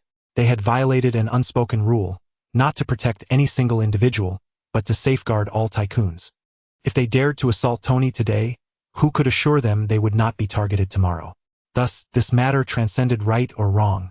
All who disrupted the established order must be dealt with. In the military district, General Ross's office bore witness to his grim countenance as he regarded the investigator before him. Fully aware of the formidable influence of the tycoons, he had dispatched only a small team concerning the incident with Tony, remaining uninvolved and not even signing the operational orders. Yet, he had not anticipated that he would be ensnared in the fallout. "General Ross, please expedite the handover of duties," the investigator stated before saluting and departing the office. Left to his thoughts, General Ross sank despondently into his chair, feeling utterly lost. Following a decision made during a high-level military conference, he was reassigned to the position of Minister of Foreign Affairs. In terms of authority, he had even received a promotion. However, in the realm of power, he had virtually forfeited the majority of his influence. It is apparent to any fool that being a Minister of Foreign Affairs holds far less prestige than being a general with real power. If given the choice, he would have preferred to be demoted and remain in the military rather than assume the role of a mere Minister of Foreign Affairs. Yet, this was not within his control. His transfer to the Foreign Ministry was already a testament to the efforts of the forces behind him striving to safeguard his position. Had he been more deeply involved in these matters, it is likely that even the title of Minister of Foreign Affairs would have eluded him. Reflecting on this, General Ross let out a self-deprecating laugh, cursing the oligarchs. Damned oligarchs. Chapter 38. Nick Fury eliminates Pierce in stark contrast to General Ross's dismal exit. The plight of S.H.E.L.D. was far more tragic. All high-ranking officials involved in the assault on Tony Stark faced either dismissal and investigation or imprisonment on charges of professional misconduct. Even Alexander Pierce, the director of S.H.I.E.L.D., was stripped of his position, marking the end of his political career. Within the confines of S.H.I.E.L.D., after the government officials read the orders, they swiftly produced another decree to ensure the continued operation of S.H.I.E.L.D. It was decided by the higher-ups that Nick Fury would assume the role of director. Upon the announcement, everyone present turned to Nick with envious glances. In this tumultuous incident, Nick was among the few fortunate enough to escape unscathed. He had allies in high places, and the government could not imprison every member of S.H.I.E.L.D. Thus, following amicable negotiations, Nick not only evaded the purge but also, ironically, ascended to the position of director. As colleagues congratulated him, Nick nodded in acknowledgement, while the recently ousted Pierce watched the scene with a darkened expression. Humph! With a cold scoff, Pierce turned and left for his office. Shortly after he entered, Sitwell pushed the door open and stepped inside. Director Sitwell greeted. Pierce took a deep breath, forcibly suppressing the anger stemming from his dismissal. Sitwell, I can no longer remain in S.H.I.E.L.D. From now on, you will be the highest-ranking operative embedded within the organization. Given the recent chaos, it is unwise to make any drastic moves. Instruct all members to enter a state of dormancy and await further instructions. I will contact you through other means in the future. Pierce conveyed his final instructions, and Sitwell listened attentively, nodding occasionally. Once all matters were settled, Pierce gathered his belongings, clutching a box as he prepared to leave the office. Observing this, the silent Sitwell finally spoke. Director, where do you intend to go? Upon hearing the question, Pierce shook his head in resignation. I plan to leave the United States immediately. Without official protection, it is too perilous for me to remain here. I have already booked a flight and will depart shortly. In the presence of his trusted subordinate, Pierce revealed his intentions with little reservation. His words were laden with inevitability. Those close to him understood the reality. During his tenure as director, he had made numerous enemies. Furthermore, having orchestrated the attack on Tony, he knew well that Tony was not a man inclined to forgive. Thus, it was best to vacate New York at once, lest he risk not seeing the dawn of another day. I'll escort you, Director Sitwell offered. After a moment's hesitation, Pierce ultimately nodded. Very well. With that, the two departed S.H.I.E.L.D.,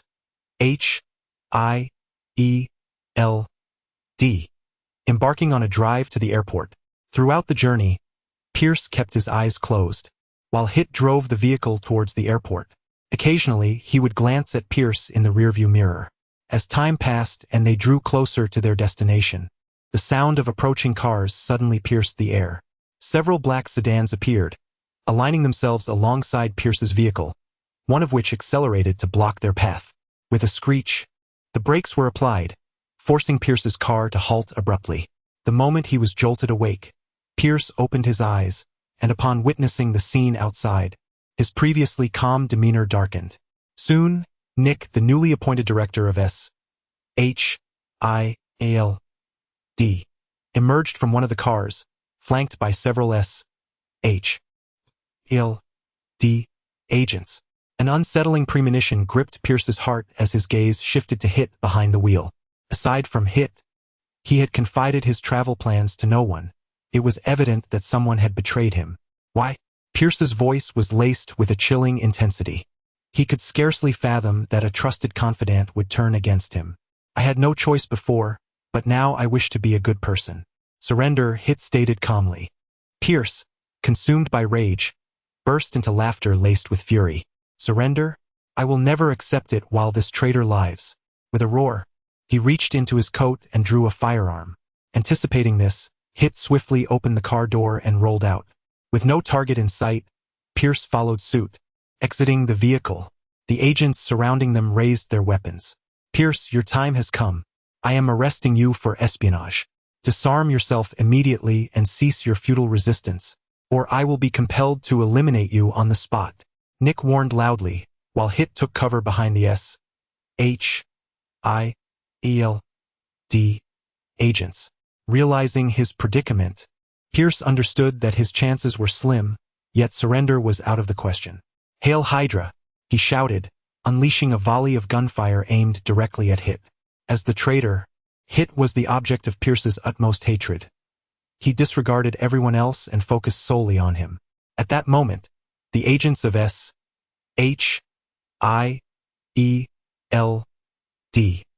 who had long been targeting Pierce, opened fire in response, and a cacophony of gunshots erupted. After a harrowing several seconds, the gunfire subsided on the highway. Pierce, the former director of S.H.I.L.D., lay lifeless on the asphalt, riddled with gory wounds, a haunting sight.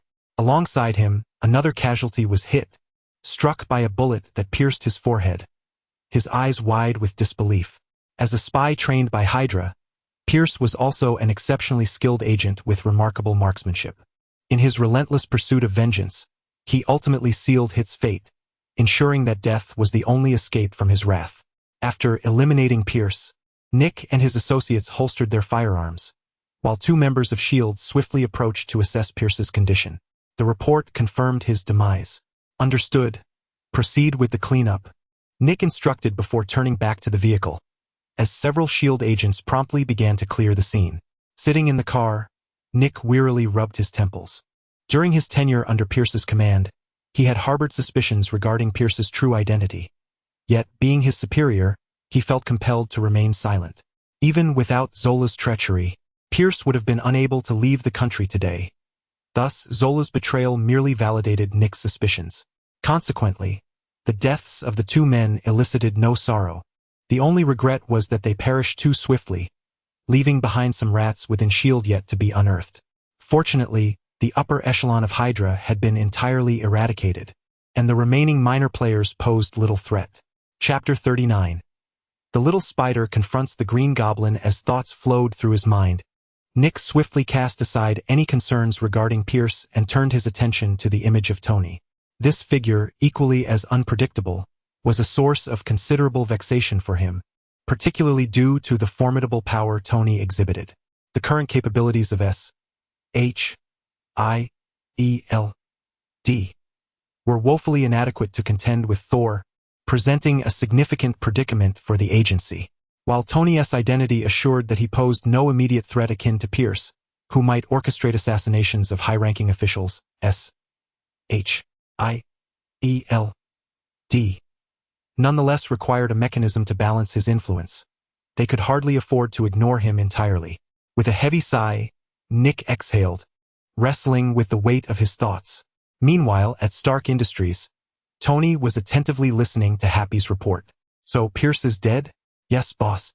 He was killed by S.H.I.E.L.D. agents. I witnessed it myself. Understood. You may return now. Happy nodded and exited the office. As Pierce had surmised, Tony was never one to exhibit magnanimity. Given that Pierce had conspired against him, it was inconceivable that Tony would allow him to leave unscathed. Had he still been the director of S.H.I.E.L.D., Tony would have had to consider the U.S. government's response, as the position of S.H.I.E.L.D. director was indeed a high-ranking one. However, upon learning of Pierce's dismissal, Tony promptly dispatched Happy to track him down and seize an opportune moment for retribution. To his surprise, before he could take action himself, S.H.I.E.L.D. had already intervened and resolved the matter. This outcome was undoubtedly the most favorable for Tony. His adversary was eliminated, and he remained untainted by the act. Nevertheless, he had not anticipated Nick's ascension to power, as he had presumed that Nick would also fall victim to the fallout. To his astonishment, Nick had not only evaded danger but had also risen in stature. It was uncertain whether this was mere serendipity or a manifestation of the universe's corrective tendencies. Lost in contemplation, Tony soon set aside these chaotic thoughts. The unfolding events were no longer of significant concern to him. S.H.I.E.L.D. and the military had already faced repercussions, and it was prudent for him to withdraw from the fray. After all, although the influence of corporations was substantial, the U.S. government was not to be underestimated, a reality that Tony was acutely aware of. At that moment, the office door swung open, and Natasha entered, carrying a cup of tea. Upon seeing her, a smile graced Tony's lips as he gestured her closer. Natasha's cheeks flushed slightly, yet she approached him nonetheless. Soon, a look of relaxation appeared on Tony's face as he settled into his chair, while beneath the desk, Natasha discreetly indulged in a banana. An hour later, Natasha exited the office, and a relaxed Tony boarded his private elevator, departing from Stark Industries.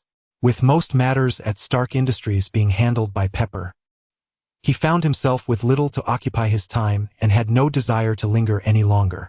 After a day of indulgence, Tony returned to the villa at night, accompanied by two beautiful women, embarking on the decadent lifestyle of the affluent. Meanwhile, Peter, as a mere worker, was compelled to don his work attire and venture out to fulfill his duties while his employer reveled in excess. Navigating through the towering buildings with practiced ease, Peter arrived at the entrance of Norman's residential enclave. Having failed in his previous assault, he was determined to succeed this time. However, unlike before, he was not acting impulsively.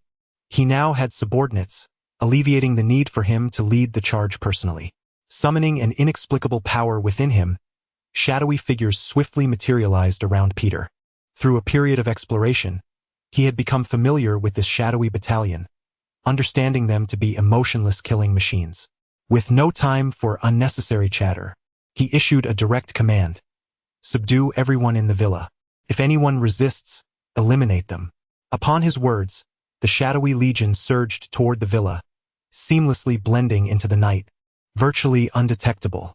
Inside the villa, the atmosphere was eerily silent. Norman swirled a glass of red wine, gazing out the window.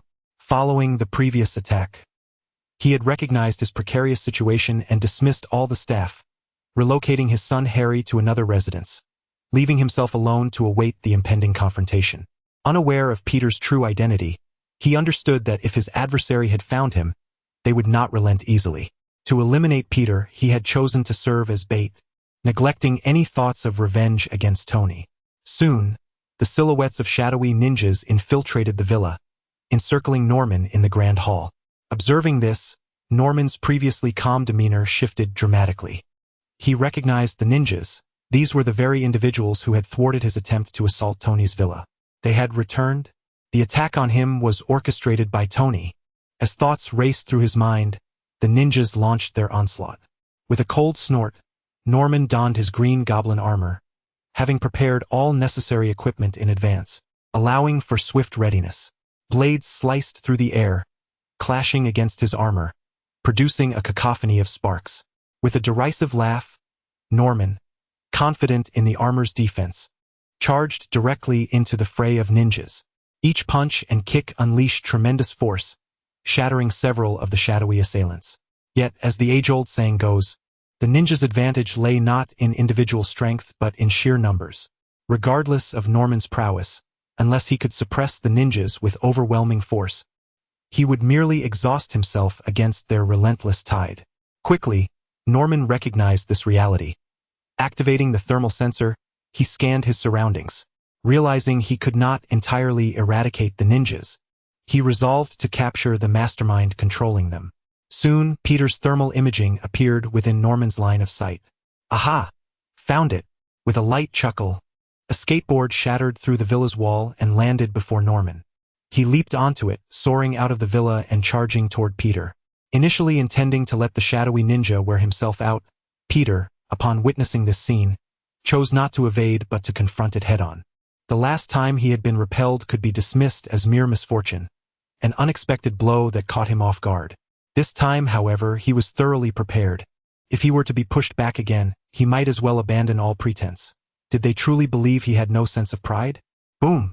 The two fists collided with tremendous force, and a resounding roar echoed through the night sky. Chapter 40. He is no easy opponent under the vast expanse of the night sky. The two figures were propelled backward by their clashing forces.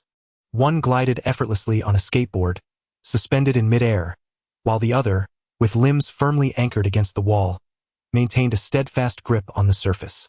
Are you one of Tony's people? Norman's voice echoed, tinged with a hint of madness. Peter refrained from responding. He had once been fond of incessant chatter, but now, in the heat of battle, he had no intention of engaging in idle talk. This was a lesson he had learned from Tony, to be ruthless and to speak little. In an instant, webs shot forth from his wrist, swiftly arcing toward Norman. In response, Norman produced a razor-sharp alloy blade, a newly crafted piece of equipment.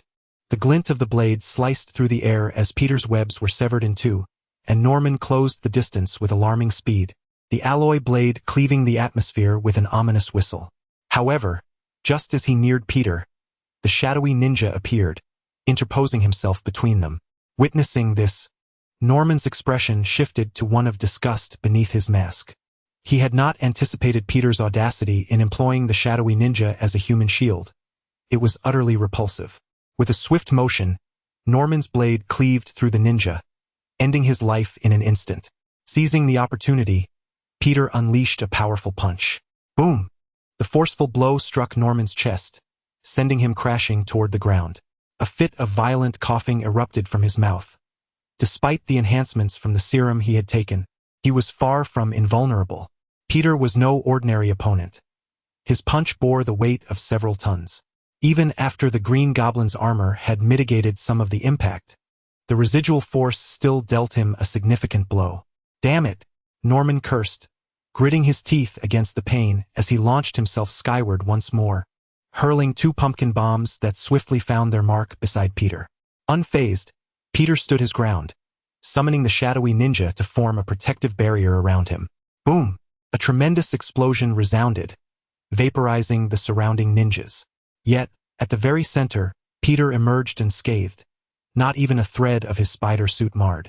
Observing this spectacle, Norman fell into a profound silence, particularly as the shadowy ninjas reappeared. He could hardly contain his frustration. What was the point of this fight? His own attacks were thwarted by the ninjas, while Peter's strikes landed squarely on him.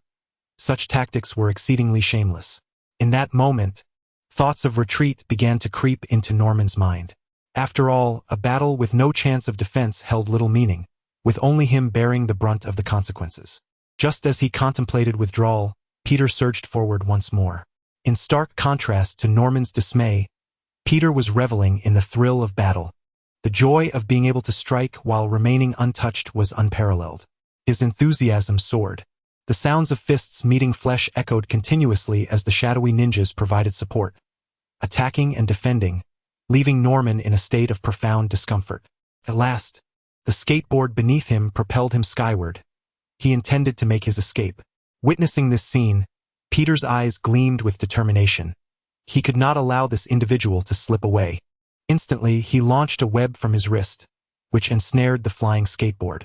With a sudden forceful tug, Norman, who had been soaring steadily, found his balance disrupted, and in the next moment, he plummeted earthward, crashing violently onto the ground with a thunderous impact. Boom! The earth was dented, creating a massive crater, and Norman nearly lost consciousness. Before he could recover, Peter swiftly appeared before him, delivering a powerful punch to his mask. The sound of metal clashing echoed. It was as if Norman's head had been struck by a freight truck, leaving him momentarily dazed. Seizing the advantage, Peter's assault continued unabated, each punch raining down upon Norman with relentless vigor. After a full minute of this unyielding barrage, Peter finally ceased his onslaught, and the Green Goblin's mask was now utterly distorted. As for Norman, he had succumbed to unconsciousness. Despite his extraordinary physical constitution, he could not withstand Peter's relentless strikes, much like an ordinary person could not endure having their head repeatedly crushed by a fleet of trucks. After removing the Green Goblin's mask and confirming Norman was indeed unconscious, Peter sighed in relief. Though assisted by the shadowy soldiers, the peril of battle was not to be underestimated, and he had not dared to be complacent. After resting momentarily, he instructed two shadowy ninjas to carry Norman, and together they departed from the scene. Half an hour later, he traversed the streets of Manhattan, arriving at the villa of Tony Stark in Liberty City. Inside, Tony, having completed his workout, heard Jarvis's alert. "Sir, Mr. Parker has arrived and is waiting outside. Let him in." Responding, Tony donned his pajamas and descended the stairs. In the living room, a disheveled Peter had been waiting for some time. "I have brought the person you requested," Peter said, his gaze towards Tony filled with envy. Thanks to his enhanced spider sense, he could discern the general atmosphere of the room without ascending the stairs. Besides Tony, there were two beautiful women present. Reflecting on his own evening compared to Tony's, it was natural for the younger Peter to feel a twinge of jealousy. However, it was merely envy. Having completed his task, he would soon earn 2 million, allowing him to indulge in a lavish lifestyle. With this thought, a glimmer of aspiration appeared on Peter's face. Unaware of Peter's inner thoughts, Tony glanced at the unconscious Norman sprawled in the living room, a smile creeping onto his face. "Well done, you've worked hard." After commending him, he turned towards the guest room on the first floor. "Bucky." As he spoke, the door opened, and Bucky emerged. "Boss, what's up? This fellow is under your watch now. He has no pushover, so be cautious," Tony instructed, pointing at Norman. Bucky nodded after a brief glance. "Rest assured, boss, I shall keep a vigilant eye on this fellow." As he spoke, Bucky stepped forward and lifted Norman from the ground. At that moment, Tony introduced the two, saying, "This is Peter, a fellow member of the Alliance, just like you." Upon hearing this, Bucky nodded at Peter, who reciprocated with a brief nod, though their interaction remained minimal. Both were not particularly loquacious, which naturally rendered their enthusiasm somewhat subdued. Tony, however, did not mind. His intention was merely to make them aware of each other's presence, to prevent any unfortunate encounters that might lead to conflict. Whether they would coexist harmoniously was not a concern for him. He had neither the time nor inclination for such matters. Soon, Bucky took Norman away, and at that moment Peter, feeling somewhat awkward, spoke up, "Mr. Tony, when will you fulfill the promise of my reward?" Upon hearing this, a subtle smile curved Tony's lips as he replied, "Immediately." Chapter 41. You are dead or missing. Having spoken, Tony requested Peter's account details and promptly transferred $20 million from his personal account. Soon, Peter received a text message from the bank, his face lighting up with a flush of excitement. After all, he was still a young man, and despite his maturity stemming from his mutations, the sudden acquisition of such wealth ignited a thrill within him akin to that of an ordinary person. "Thank you, Mr. Stark. If there's nothing else, I shall take my leave." Peter expressed his gratitude and, upon receiving Tony's assent, departed from the villa.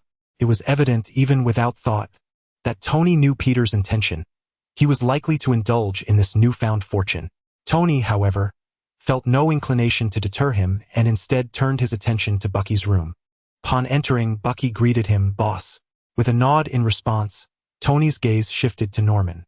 Compared to other superheroes, Tony had invested significantly more energy into Norman, not due to his superior capabilities but rather because of the immense backing of Oscorp. Despite Oscorp's recent financial struggles, the adage that a thin camel is larger than a horse held true. As one of the top conglomerates, Oscorp's influence remained formidable. Thus, besides seeking to incorporate Norman into the Dark Alliance, Tony harbored ambitions of swallowing Oscorp whole. It was foreseeable that once these two titanic entities merged, Stark Industries would evolve into an unrivaled behemoth. Unless Tony initiated a rebellion, no official power would dare to challenge him. Incidents akin to previous attacks would be inconceivable. Even if he were to tread the fine line of legality, the U.S. government would clean up after him rather than issue a warrant for his arrest. Of course, all this hinged on his successful acquisition of Oscorp. Otherwise, while Stark Industries would still be among America's elite conglomerates, it would remain a step behind. "Find a way to wake him," Tony instructed, and Bucky nodded in compliance. Though he had regained his memories, having emerged from Hydra, he was still quite familiar with interrogation techniques. Grabbing a towel and a bottle of water, he placed the towel on Norman's face and allowed the water to flow down. Before long, Norman, who had been unconscious, began to stir, his body thrashing violently. If not for his restraints, he would have likely sprung to his feet.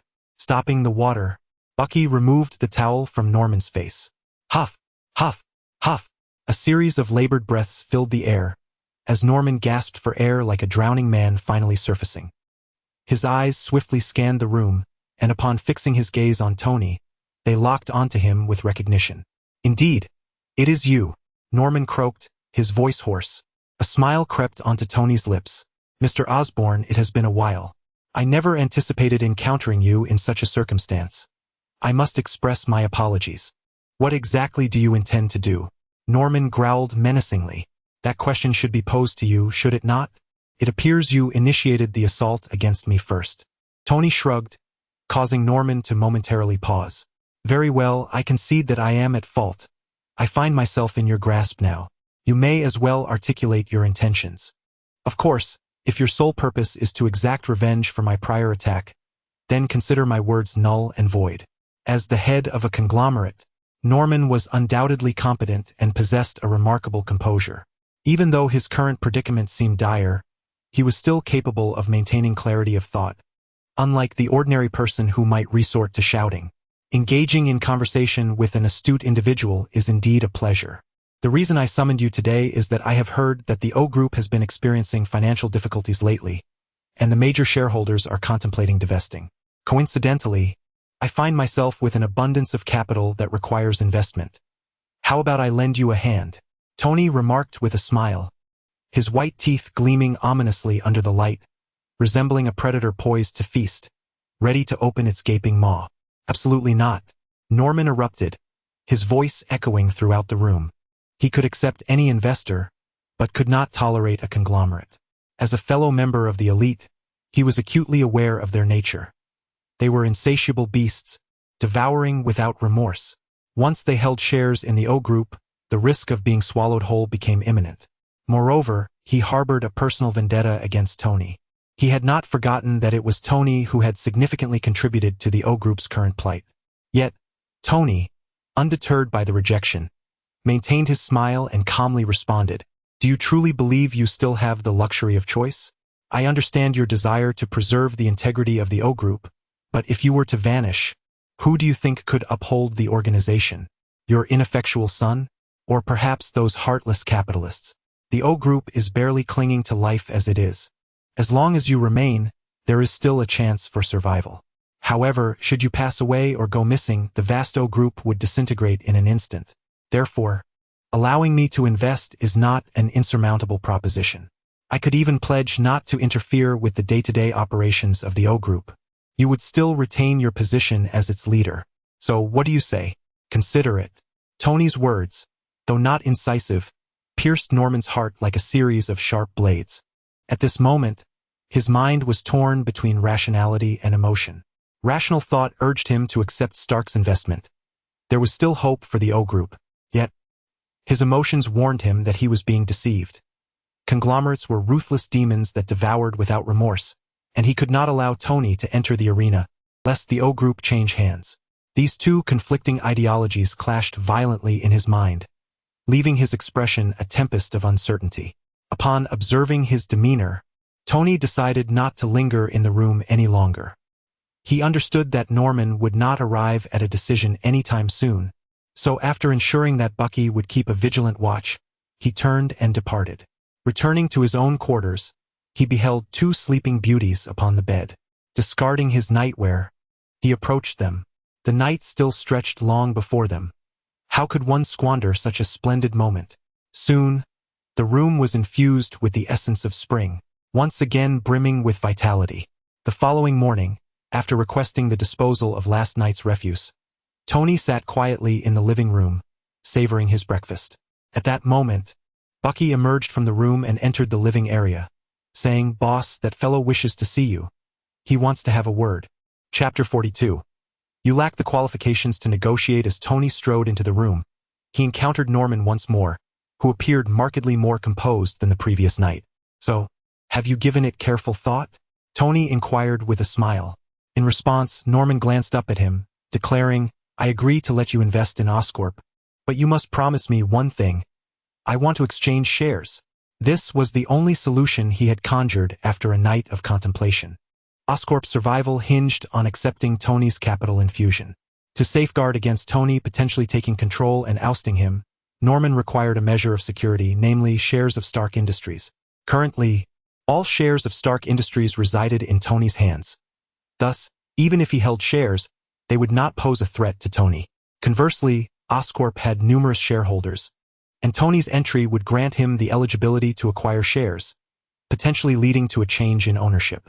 Thus, while the share exchange posed no real threat to Tony, it served to protect Norman from being ousted and facing a total loss. Tony raised an eyebrow and firmly rejected the proposal, stating, No, you lack the capital to negotiate. You have two options. Watch Oscorp go bankrupt or accept my investment. Beyond that, you have no alternatives.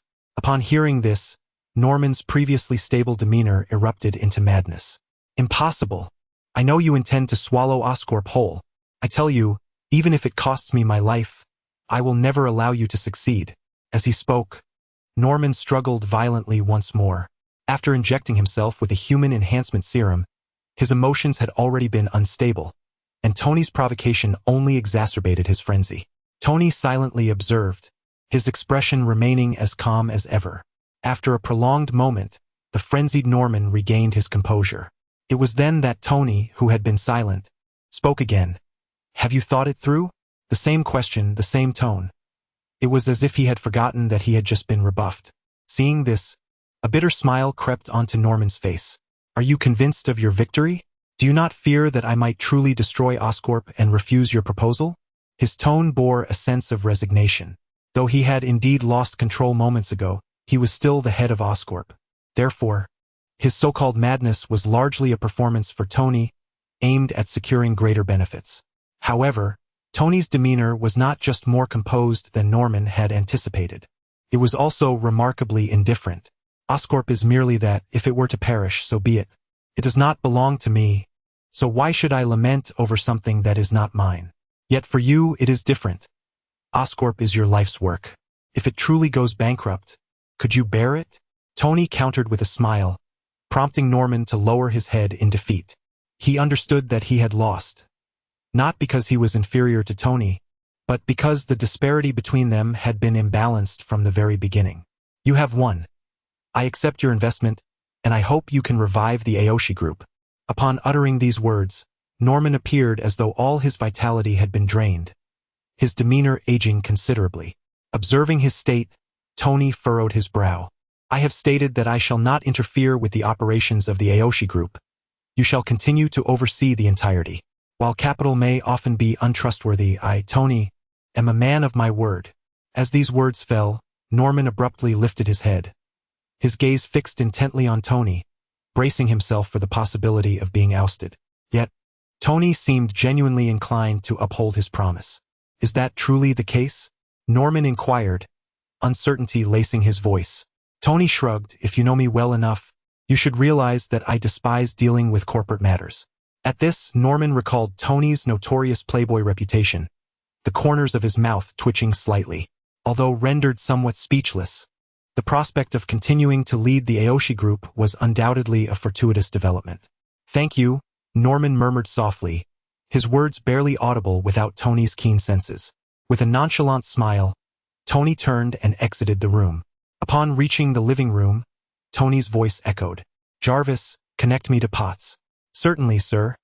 I have established the connection. Hi, Tony, what is up? Potts's voice came through. Engage with the Aoshi Group. Prepare for an investment.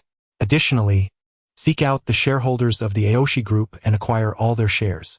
At this, Potts momentarily fell silent, taken aback. What did you say?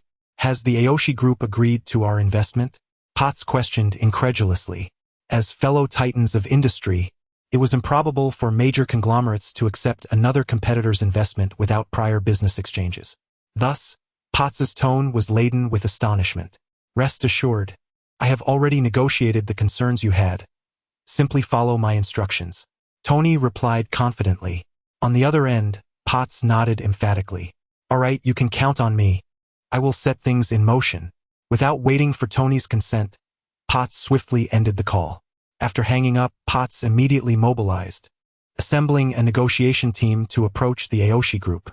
Concurrently, the Aoshi Group received a call from Norman.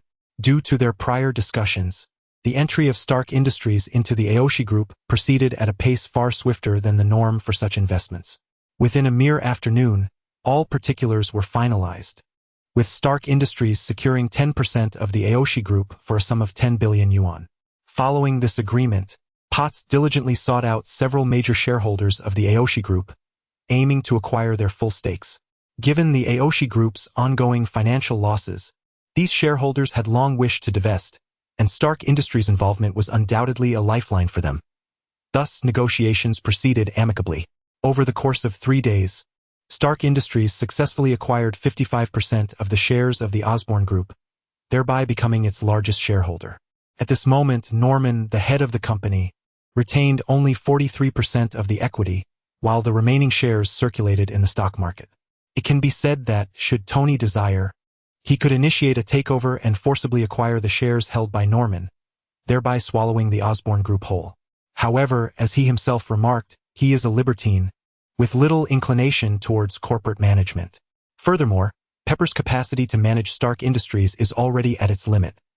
Thus, Tony harbored no intentions of coveting the shares held by Norman. Consequently, a dramatic shift in the American business landscape concluded within a mere 3 days. Chapter 43. The Awakening of Captain America in the S.H.I.E.L.D. Headquarters. Nick Fury listened to the report from his subordinate with a stoic expression, concealing his thoughts from all who were present. Having learned from the lessons of Pierce, S.H.I.E.L.D. refrained from taking any rash actions against Tony Stark, yet vigilant surveillance remained imperative. Stark Industries had already instilled trepidation among its rivals, and with the recent acquisition of shares in the Osborne Group, becoming its largest shareholder, it had only grown more formidable, a disconcerting development for those outside Stark Industries. Waving his hand to dismiss the reporter, Nick rose and approached the window, gazing out at the world beyond, his eyes laden with gravity. The strength of Stark Industries was on the rise, while S.H.I.E.L.D. under his command, had not only failed to fortify its position but had also suffered significant losses of elite agents due to prior attacks. It was evident that if this trend persisted, S.H.I.E.L.D. would continue to weaken. For the sake of safeguarding America's security and preserving the agency's stature, enhancing S.H.I.E.L.D.'s capabilities had become an urgent necessity, particularly in the realm of extraordinary power. It was almost laughable that such a vast organization could muster so little in terms of superhuman forces. Thus, the first task upon Nick's ascension was to seek out extraordinary individuals to join S.H.I.E.L.D. After several days of investigation, a suitable target finally emerged: the former Guardian of America, Captain America. Years ago, Captain America's plane had met with disaster and vanished without a trace, yet no one could definitively declare him deceased. Consequently, Nick dispatched operatives to scour the site of Captain America's disappearance, hoping for favorable news. Perhaps it was true that earnest desires resonate in the universe. While Nick was lost in thought, the ringing of a telephone shattered the silence of his office. Startled from his reverie, he answered the call. "Boss, we've made a remarkable discovery. A massive ice block in the North Sea, containing what appears to be the legendary Captain America." The excitement in his subordinate's voice was palpable, and the once impassive expression on Nick's face now revealed a torrent of emotions. "Excellent work. Find a way to bring him back. Rest assured, sir, I've already initiated the recovery process. If all goes well, he will soon return to S.H.I.E.L.D. After exchanging a few more words, they ended the call. Nick clenched his fist tightly, exhaling a long breath of relief. This was the first piece of good news he had received since taking office. Although its authenticity remained uncertain, it offered a glimmer of hope. As time passed, 3 days later, a colossal ice block was clandestinely transported into S.H.I.E.L.D. The research laboratory buzzed with activity as scientists began to study the ice, initiating the thawing process that gradually revealed the figure encased within. Nick stood outside the lab, anxiety etched on his face. If successful, S.H.I.E.L.D. would possess its first extraordinary asset. As for whether Captain America would join the agency, Nick had no reservations. Those familiar with the hero knew him to be a staunch patriot. As an official organization, S.H.I.E.L.D.'s invitation would undoubtedly be met with acceptance. Soon, as the ice continued to melt, the astonished gasps of the researchers echoed through the laboratory. Incredible! The vital signs of this individual are indeed reviving. My goodness, has he truly been frozen for 70 years? Oh my, a resurrection from death. This is nothing short of a miracle. Amidst the gasps of astonishment from the crowd, Captain America, who had been lying on the examination table, fluttered his eyelids slightly before slowly opening his eyes. Witnessing this spectacle, Nick could no longer maintain his composure and strode into the laboratory, eager to be the first to engage with Captain America. In stark contrast to the excitement at S.H.I.E.L.D.,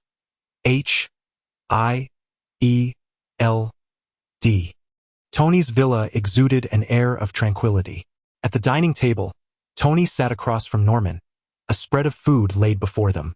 With Stark Industries having successfully integrated into the Osborn Group, Tony felt no need to bind Norman any longer, thus granting him a semblance of freedom. Norman devoured the food voraciously, a look of satisfaction adorning his face. Although Tony had not mistreated him during his captivity, he had merely ensured the bare necessities for survival. Any desire for more was merely wishful thinking. Therefore, upon regaining his freedom, Norman's immediate priority was to satiate his hunger, and after satisfying his appetite, a contented expression emerged on his visage. "How is the taste? Acceptable, I presume?" Tony inquired, holding a teacup and taking a delicate sip with a smile. Norman glanced at him, nodded, and replied, "I appreciate you keeping your promise. If there's nothing else, I shall take my leave. It has been several days since I last appeared, and the company has many matters awaiting my attention." "Not so fast," Tony interjected, waving his hand to interrupt Norman. "There is one more matter I wish to discuss with you. Given that we have already delayed for so long, one more day is inconsequential." Upon hearing this, Norman, who had just risen, hesitated and resumed his seat. "Very well, what else do you wish to discuss? You are aware that this world is becoming increasingly peculiar, with more extraordinary individuals like you and me emerging. This is not favorable news for us, as a greater number of such beings means our safety is increasingly compromised. To address this, I have formed an alliance, bringing individuals together for mutual support. What do you think? Are you interested?"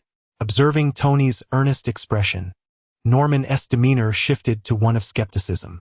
This man himself was a considerable source of trouble. It was a wonder he didn't pose a danger to others, let alone worry about others seeking trouble with him. Who would be so foolish? In an instant, Norman discerned that Tony's words were likely insincere. Nonetheless, he did not decline. Instead, he countered, "What are the benefits of joining this alliance?" Despite his belief that Tony's claims were dubious, Norman acknowledged the reality of the world becoming increasingly perilous, and having a support system could indeed be advantageous. More crucially, Tony had become a major shareholder in the Osborn Group, thereby establishing a close relationship between them. Given this connection, why not deepen their bond further? This would not only ensure personal safety but also provide better protection for the Osborn Group. Benefits? How about this? As he spoke, Tony summoned a shadowy figure, and the ninja appeared before them in an instant. Upon witnessing the scene, Norman's expression changed dramatically. Having been relentlessly battered by the shadowy ninja, he was acutely aware of the terror these individuals instilled. By joining the alliance, you can gain a portion of their control to assist you, Tony remarked with a smile. Upon hearing this, Norman, who had initially intended to maintain a FA of reservation, swiftly cast aside his previous thoughts and declared, "Deal." With a chime, the Dark Alliance welcomed a new member, Green Goblin, Norman Osborn. The rewards have been distributed.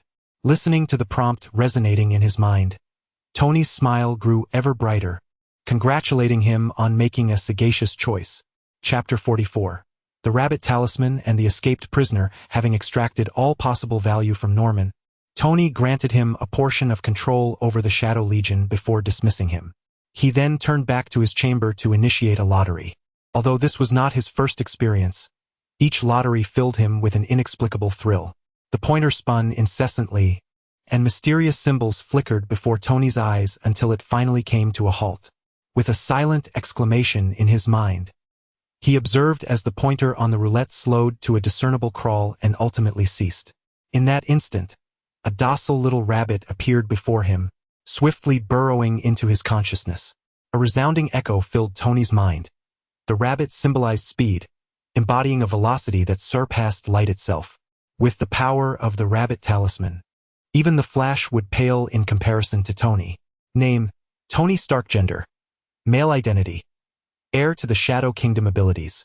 Horse Talisman, Dragon Talisman, Goat Talisman, Rabbit Talisman, control over Shadow Ninjas, control over Shadow Blades, control over Shadow Knight Bats, control over Shadow Trolls. Lottery attempts. 0 Dark Alliance members. Spider-Man, Winter Soldier, Green Goblin gazing at the newly updated panel. A satisfied smile graced Tony's lips.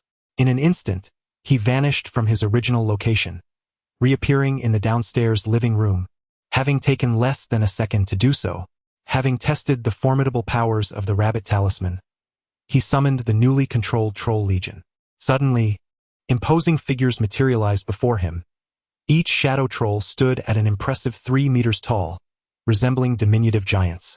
In a historical battlefield, they would undoubtedly serve as formidable instruments of war.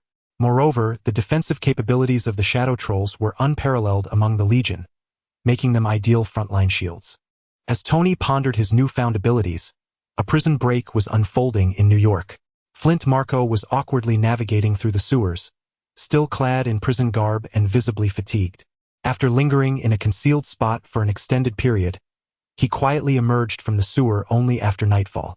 However, upon exiting, he realized he was disoriented, finding himself not in the city but surrounded by an expanse of yellow sand. Flint was momentarily bewildered. In search of a path home, he trekked through the sandy wasteland. Yet, as time passed, he found himself increasingly disoriented, his world spinning around him. Suddenly, his feet gave way, and he sank into the desert, quicksand enveloping his body. This startling realization jolted him awake, prompting a frantic struggle. Yet, the more he fought, the faster he sank, until he was entirely consumed by the shifting sands. Meanwhile, 10 kilometers away, a sign hung on a fence, reading military testing grounds. It turned out that this was a military testing site for nuclear weapons, and the desert landscape had been created as a result of nuclear experiments. He inadvertently stumbled from the depths of a sewer into a military testing ground, a desolate expanse rife with lethal nuclear radiation. Time seemed to stretch indefinitely until, under the full embrace of the moonlit night, a hand emerged from the sands of the desert. The grains shifted incessantly, and Flint's figure gradually materialized. He gazed in astonishment at his own hands, disbelief flooding his eyes. He had believed himself to be dead, yet here he was, miraculously alive, endowed with the extraordinary ability to manipulate sand. A wave of exhilaration surged within him, a sense of having narrowly escaped death, but he quickly regained his composure. Casting a glance at the surrounding yellow sands, he felt no despair. This was his domain. After several hours, he departed from the military testing ground and returned to New York City. In Hell's Kitchen, amidst the squalor, Flint, donned in prison garb, stealthily made his way home under the cover of night. Inside his modest abode, a pale-faced little girl and a woman lay asleep. Their pallid complexions and tattered clothing spoke of a life steeped in hardship. Flint looked upon them, guilt weighing heavily in his heart. He refrained from waking them, opting instead to lean back on the sofa and absorb the comforting essence of home. At that moment, a few papers on the table captured his attention. He picked them up, and soon his body began to tremble. It was a medical report, revealing that its owner was afflicted with leukemia, with little time left. The report belonged to his daughter. In an instant, Flint felt as if struck by lightning, his body frozen in shock on the sofa. Leukemia, a terrifying affliction, could only be treated through a bone marrow transplant, a process that demanded a substantial sum of money. Given their dire circumstances, it was evidently impossible for them to procure such a sum, and as a fugitive, he was even less likely to acquire it. Overwhelmed by guilt for his daughter, Flint now faced the agonizing reality of her illness and his own helplessness. No, this could not be. He must not let Harley come to harm, absolutely not. With reddened eyes, Flint muttered to himself, casting one last glance around the room before rising and leaving his home. At the MSAVE Union, by 8 in the morning, several armored trucks were stationed at the entrance, guarded by a battalion of armed escorts flanking the road, creating a barrier against any onlookers. Meanwhile, Flint, clad in a hoodie and positioned 300 meters away, fixated intently on the cash trucks. As a fugitive, he could not earn money through legitimate means, and time was of the essence. Thus, the quickest way to amass funds was to rob a bank. Previously, even if he had harbored such intentions, he would have lacked the courage, but now, with the power to command sand, he was no longer an ordinary man. Bank robbery was no longer a distant dream. As the doors of the armored truck swung open and the escorts began transporting boxes of cash into the bank, he could no longer remain passive. With a roar, a fierce wind erupted, and in an instant, he transformed into a colossal figure of sand, charging towards the bank entrance. Before the escorts could react, Flint unleashed a tempest of swirling sand upon them, rendering them unconscious without taking their lives. Subsequently, a towering figure composed entirely of sand, standing 3 to 4 meters tall, swiftly enveloped all the money boxes and vanished from sight. By the time the onlookers regained their senses, they could only glimpse the colossal sandy giant, clutching the money boxes, retreating into the distance at the end of the street. Alas, the alarm blared, plunging the entire bank into chaos. That day, the New York Early Report provided a detailed account of this audacious bank heist, sending shockwaves throughout New York.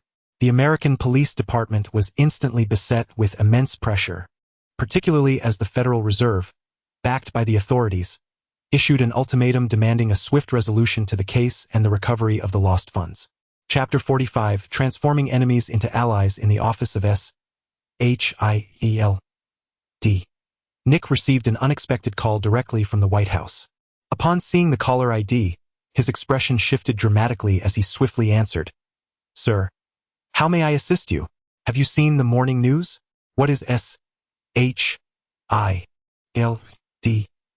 doing? You have 3 days to resolve this matter." The call ended abruptly, leaving Nick in a state of shock, utterly bewildered by the turn of events. Not lingering in confusion for long, he promptly requested a copy of the morning newspaper. Upon opening it, he was confronted with the alarming news of the heist at the Federal Reserve. As he meticulously perused the article, a string of curses escaped his lips. Damn it, those scoundrels! The Federal Reserve held a position akin to that of the 4 major banks in China, controlling the very lifeblood of the nation's economy. Its robbery was a matter of monumental significance, placing immense pressure on the U.S. Police Department. However, the police were reluctant to shoulder the blame, opting instead to pass the buck. In a typical robbery, it would be impossible to deflect responsibility, but this incident involved extraordinary individuals. As the agency tasked with overseeing such beings, S.H.I.E.L.D. found itself unjustly bearing the brunt of the blame. It was no wonder that Nick's face was contorted with fury. After venting his frustrations, Nick quickly regained his composure. Despite his anger at the police's attempts to shirk responsibility, the emergence of an unfamiliar, extraordinary individual warranted serious attention. With S.H.I.E.L.D. having recently endured criticism, it was imperative to address this issue swiftly. Otherwise, they risked being labeled incompetent, with unknown repercussions looming ahead. With clarity of thought, Nick promptly assembled the members of S.H.I.E.L.D. to take action. The first step was to investigate the identity of the robber. Although Flint had transformed into a colossal menace, his basic physical characteristics remained identifiable. Utilizing federal data comparisons, they swiftly uncovered Flint's identity. While such a task would have posed a considerable challenge for the police, S.H.I.E.L.D.'s authority far surpassed theirs, allowing them to accomplish what would have been arduous for others in merely a morning. With Flint's identity in hand, the situation became significantly more manageable. S.H.I.E.L.D. immediately delved into Flint's recent records, discovering that he was indeed a fugitive. The agency's psychological crime experts speculated that escaped convicts typically return home first, prompting S.H.I.E.L.D. members to hasten their way to Flint's residence. In Hell's Kitchen, a gritty neighborhood, a convoy of black vehicles came to a halt as Nick and his team disembarked. Normally, such matters would not necessitate his personal involvement, but for reasons of his own, he opted to take the lead. Knock, knock, knock. The sound of knocking echoed as a woman soon opened the door. Upon seeing Nick and his team, a wave of tension washed over her face. "Who are you?" At that moment, A.S.H.I.E.L.D.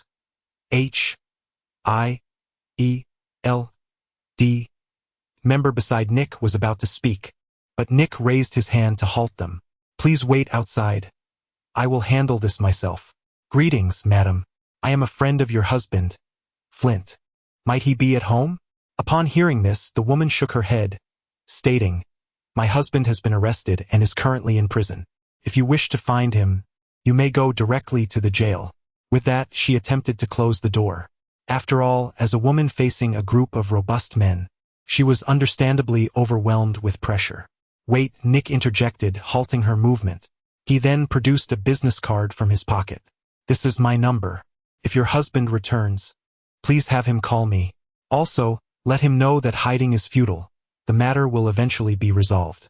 Even if he does not consider himself, he should think of you both. With that, Nick disregarded the woman's look of confusion and turned away with his companions. Once back in the car and driving away, Nick's assistant expressed his bewilderment. Director, why don't we search the place? We might uncover additional clues. No need, Nick replied. They likely know nothing. We'll wait for news. With that, Nick fell silent. Although his assistant was puzzled, he could only keep his mouth shut. Initially, Nick had intended to capture Flint swiftly, but his perspective shifted. He observed that although Flint had committed robbery, he had not taken any lives. The guards at the scene had merely been knocked unconscious. This led him to another thought, to recruit Flint. The SHIELD agency was already lacking extraordinary combatants, and now that one had finally emerged, they could not let him slip away easily. Despite Flint's checkered past, the fact that he had not killed anyone suggested that he was not irredeemably bad. Furthermore, he later discovered that Flint's daughter was suffering from leukemia, which made the robbery somewhat understandable. Thus, he was willing to offer Flint a chance. In the words of ancient China, this is known as recruiting the enemy, transforming foes into allies. Not long after the agents of the SHIELD agency departed, Flint, cloaked in a hoodie, appeared at his doorstep. He had witnessed everything that had transpired and nearly succumbed to the urge to confront them. Fortunately, the agents had taken no action, not even entering the house, allowing him to regain his composure. Knock, knock, knock. The door was rapped again, and the woman opened it, her expression transforming into one of shock upon seeing the figure outside. Flint, you are back. Come in, she urged, pulling him into the room. Flint enveloped her in an embrace. Vanessa, I am sorry for the suffering I have caused you. I am fine. Were you not in prison? How did you return? She asked. Someone came looking for you. Were they government officials? You must flee. They might return at any moment, Vanessa said, worry etched across her face. Observing her distress, Flint felt a surge of guilt and steadied himself to speak. Do not fret for me. Listen carefully to what I am about to say. He leaned closer to Vanessa, revealing the location of his hidden money for her to use for their daughter's medical care. After sharing this information, he inquired about what Nick had said to her. Vanessa did not conceal anything. She recounted the entire affair in its original form and presented Flint with the business card given to her by Nick. I understand now.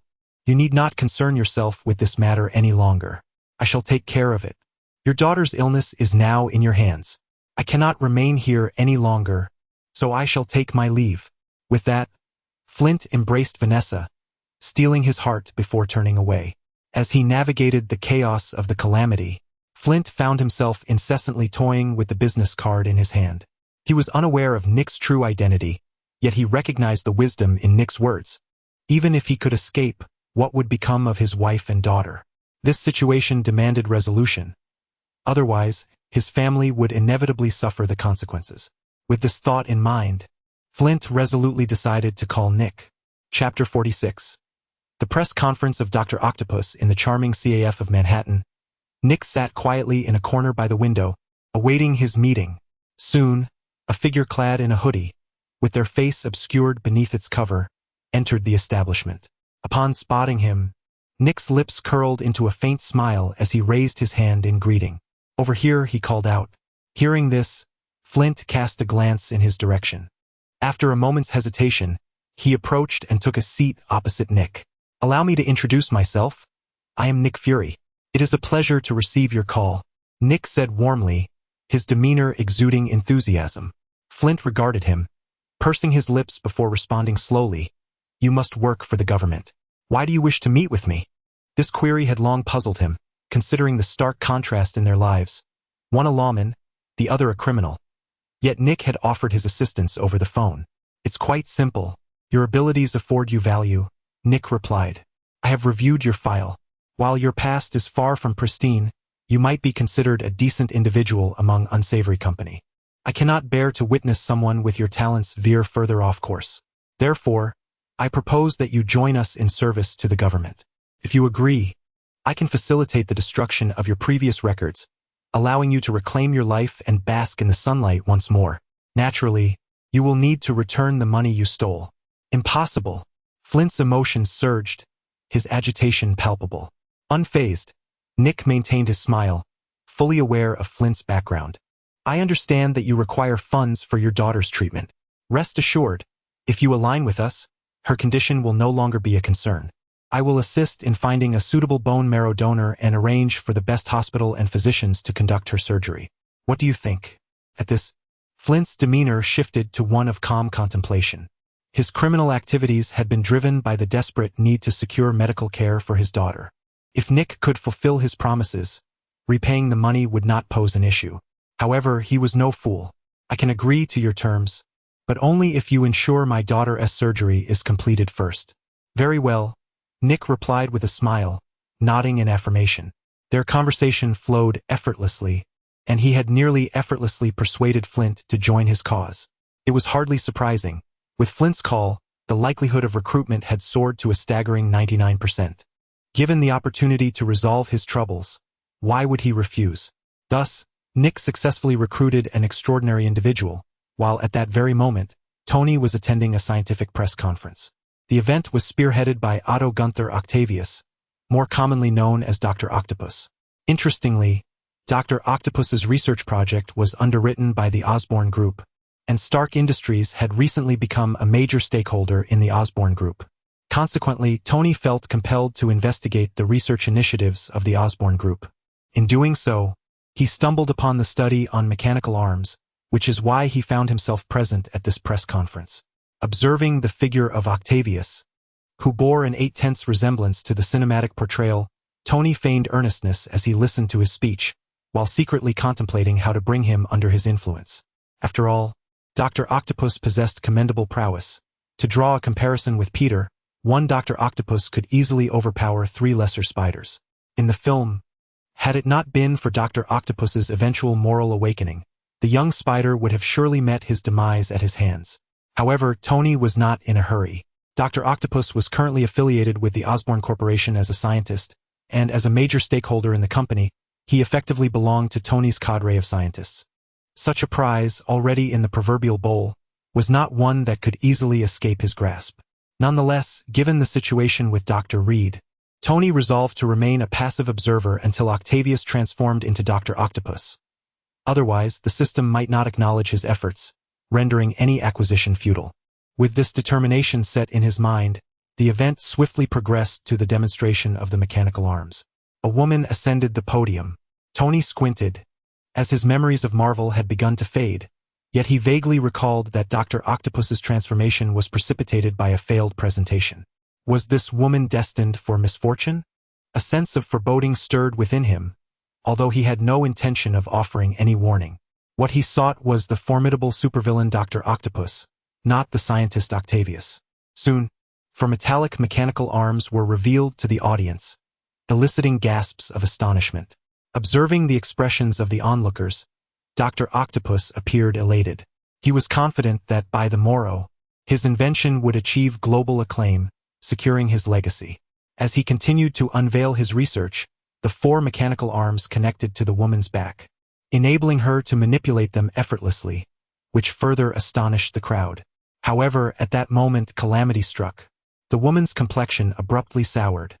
Her once rosy cheeks turned pale, and a chilling scream escaped her lips. Instantly, her pupils dilated, and her body slumped completely. The sudden turn of events left the audience in shock, and Dr. Octopus's expression shifted dramatically. "Sally, are you all right?" He removed the mechanical arms, cradling Sally's lifeless form and shaking her desperately, only to confront the sorrowful reality. She was gone.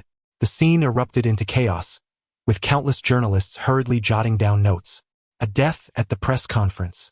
Octavius had engineered a lethal device. The venue descended into pandemonium as reporters surged forward, eager to interview the grief-stricken Dr. Octopus. Standing at the rear of the throng, Tony observed the turmoil, shaking his head in disbelief. Indeed, we lived in an era of entertainment at any cost. Even amidst death, there was no one to call for help. Silently, he dialed the authorities and departed from the chaotic conference. While he recognized the opportunity to secure Dr. Octopus and foster goodwill, he remained resolute in his desire for the supervillain, knowing full well that this was merely the inception of Octavius's transformation. Thus, Tony chose to refrain from intervening. Upon returning to the car, Jarvis's voice promptly resonated. "Sir, I have located the individual you requested." Aware, Tony's interest was instantly piqued. Although he had been preoccupied with matters concerning Stark Industries, it did not imply that he was indifferent to the events transpiring in New York. He had also noted the news regarding Flint and had immediately tasked Jarvis with an investigation. However, at this juncture, no one could rival the official agencies in terms of locating individuals. It was only now that Jarvis had acquired information. "Sir, I have scanned the entirety of New York surveillance footage and identified the person you mentioned. Just moments ago, he met with Nick and joined us. H-I-E-L-D. Chapter 47. Wealth corrupts men. Listening to Jarvis's words, Tony was utterly astonished. What on earth? Sandman has joined S. H-I-E-L-D? Is this some sort of international joke? He never anticipated that S. H-I-A-L-D would be vying for talent with him, and even more shockingly, that they succeeded. An overwhelming sense of frustration enveloped him. It seemed that my presence has finally begun to alter the narrative. Contemplating this, Tony swept the gloom from his mind. Although being preempted was somewhat disheartening, he understood that this was an inevitability. After all, his interference had thoroughly muddled the storyline, making alterations unavoidable. What surprised him most was Nick's audacity in recruiting a criminal outright. Moreover, S.H.I.E.L.D.'s recent activities were quite unusual. They had begun to enlist superhumans. While this was undoubtedly tied to the increase in the number of superhumans, Tony was skeptical that there were no ulterior motives aimed at him. The conflict between himself and S.H.I.E.L.D. had become irreconcilable. Even though he wielded Stark Industries, which rendered S.H.I.E.L.D. hesitant to act against him, there is a saying, the only constant in the world is change. Though S.H.I.E.L.D. might not dare to confront him now, what of the future? As their power grows, will they still tolerate his presence? The fact that S.H.I.E.L.D. is recruiting superhumans is a clear indication that they are strengthening their own capabilities. It seems time to find some tasks for my companions. Muttering to himself, Tony drove towards a bar, guided by Jarvis's navigation. Since Peter had come into possession of $20 million, his life had been irrevocably transformed. The phrase nights of revelry hardly sufficed to describe his new existence. Once a diligent student and model youth, he had now become a regular at bars and nightclubs. The boy who had never even held a girl's hand had morphed into someone who changed partners as easily as changing clothes. Upon arriving at the bar, Tony spotted Peter, who was embracing two girls, writhing on the dance floor. Observing Peter's seductive movements, Tony raised an eyebrow and a smile graced his lips. Indeed, the adage that wealth corrupts is a profound truth. Just look at Peter, once such a good kid, now succumbing to the corruption of money. With a sigh of reflection, Tony stepped onto the dance floor, placing a hand on Peter's shoulder and pulling him away. "Who?" Peter exclaimed, spinning around to throw a punch. Tony swiftly caught Peter's fist in his hand, and at that moment his voice rang out. "Haven't seen you in a few days, young Peter. Your courage seems to have grown." Upon hearing the voice, Peter shrank his neck and quickly turned his head. A smirk of flattery instantly appeared on his face upon recognizing Tony. "Mr. Stark, what brings you here? If there's something you need, you could have just called. There was no need for you to come in person." With a natural sense of trepidation towards Tony, especially after gaining some authority over the Shadow Legion, Peter's apprehension had only intensified. Sensing Peter's expression, Tony released his grip and smiled. "I need to discuss something with you. Come along." Having spoken, Tony departed the bar with Peter and entered the car. As Peter settled into the passenger seat, a look of confusion crossed his face. "Is there another mission, Mr. Stark?" he inquired. "Yes and no. This matter concerns you," Tony replied. Upon hearing this, Peter's expression reflected his bewilderment, while Tony continued, "Recently SHIELD has welcomed a new member named Flint. He was incarcerated for robbery not long ago. During the incident, he and his accomplices assaulted a taxi driver, resulting in the unfortunate death of that driver. I believe you know him, Ben Parker." At this mention, Tony paused, while Peter's eyes in the passenger seat began to glisten with unshed tears. Everyone carries their regrets, and Peter's greatest sorrow was the loss of his uncle. His passive inaction had led to his uncle's demise, and every midnight was haunted by guilt.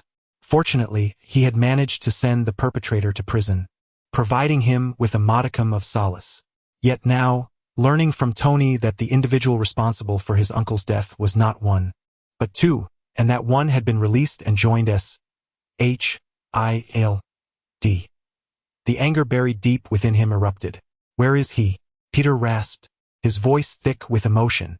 He held no doubt regarding the veracity of Tony's words. Instead, he directly inquired about the location of the assailant. In response, Tony provided the address of a CAF. Without uttering another word, Peter exited the vehicle and vanished into the far end of the street. Observing his retreating figure, a faint smile crept upon Tony's lips. As the saying goes, if one cannot be utilized for my purpose, then they shall be destroyed by me.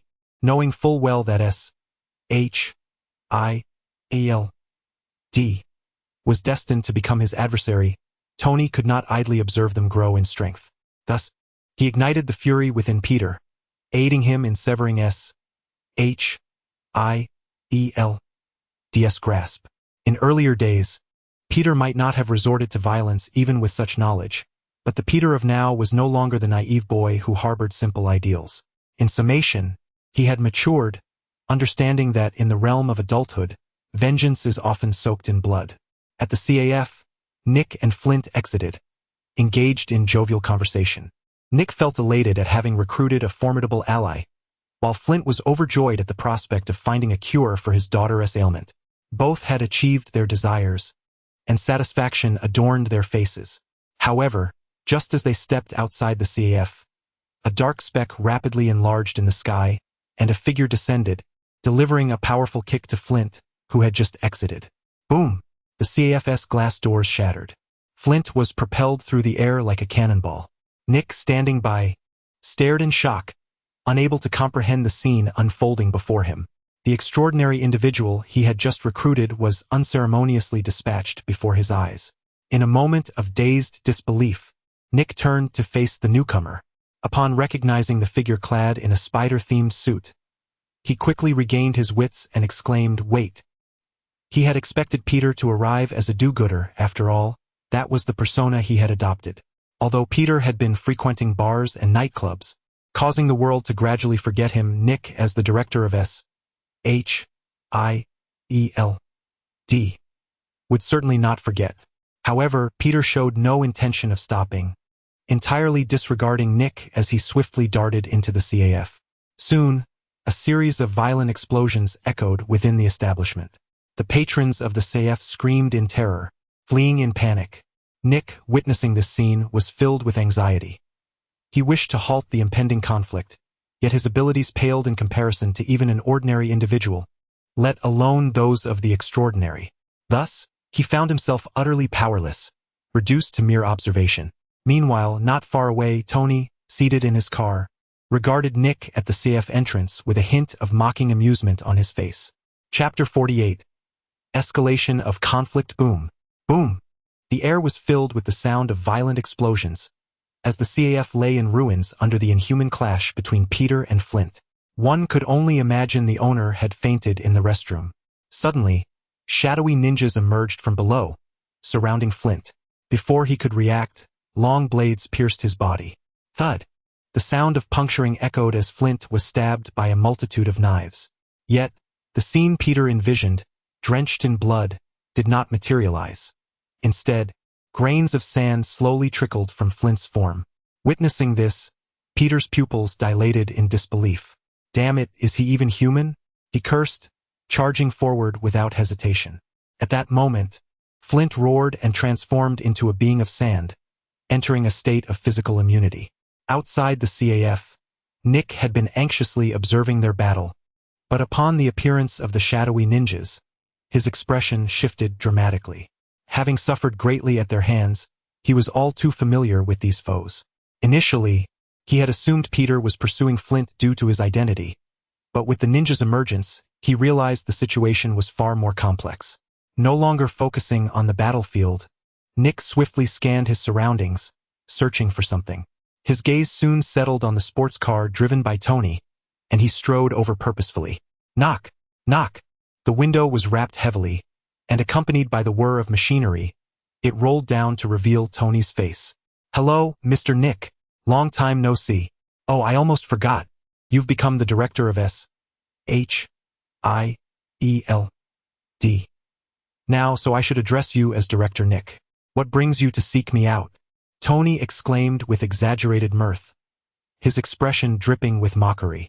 Nick fixated on Tony's arrogant visage, his demeanor turning grave. What exactly are you trying to accomplish? Flint has joined S.H.I.E.L.D., and you are assaulting a public official.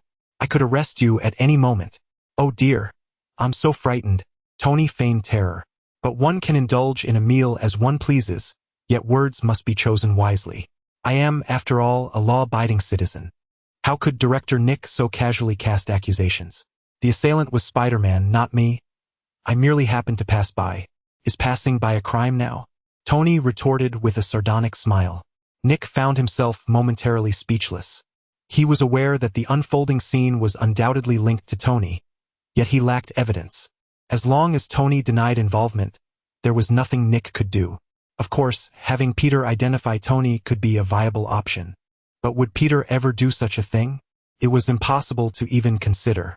Very well, you leave me no choice. Nick nodded resolutely, pulling out his phone to call S.H.I.E.L.D. Send someone to 3rd Avenue immediately. Arrest the criminal Spider-Man. As he spoke, Nick deliberately branded Peter a criminal before Tony's eyes. It seems to suggest that while I cannot directly move you, I can certainly influence those under your command. Observing this scene, Tony raised an eyebrow and smiled faintly, yet he uttered not a single word. Soon, numerous elite agents from S.H.I.E.L.D.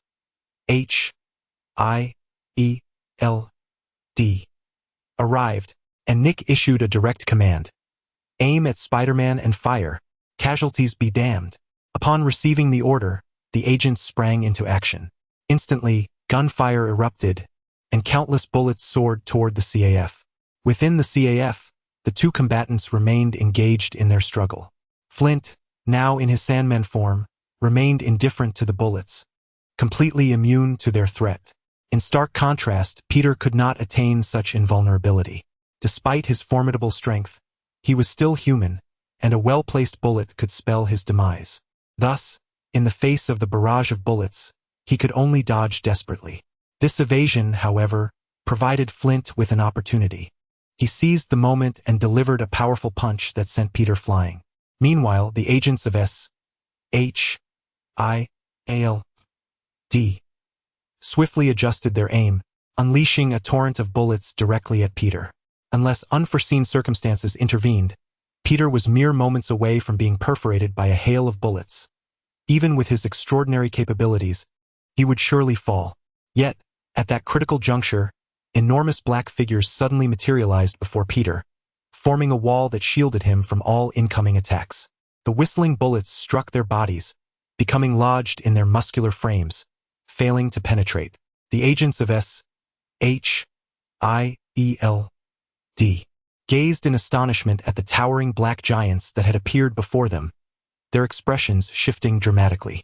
"Oh my God! What manner of creature is that?" Gasps of disbelief echoed among the crowd, their eyes wide with shock. However, none of this could alter the emergence of the shadowy titans. Their numbers multiplied, with some guardians stationed before Peter, while the remainder advanced menacingly toward the S-H-I-E-L-D agents. Thud, thud, thud. The ground trembled with each heavy sound as the indomitable shadowy titans revealed their fearsome fangs to the world. Firearms, the pinnacle of human civilization's instruments of slaughter, appeared as mere sticks before the shadowy behemoths, with bullets failing to pierce their flesh.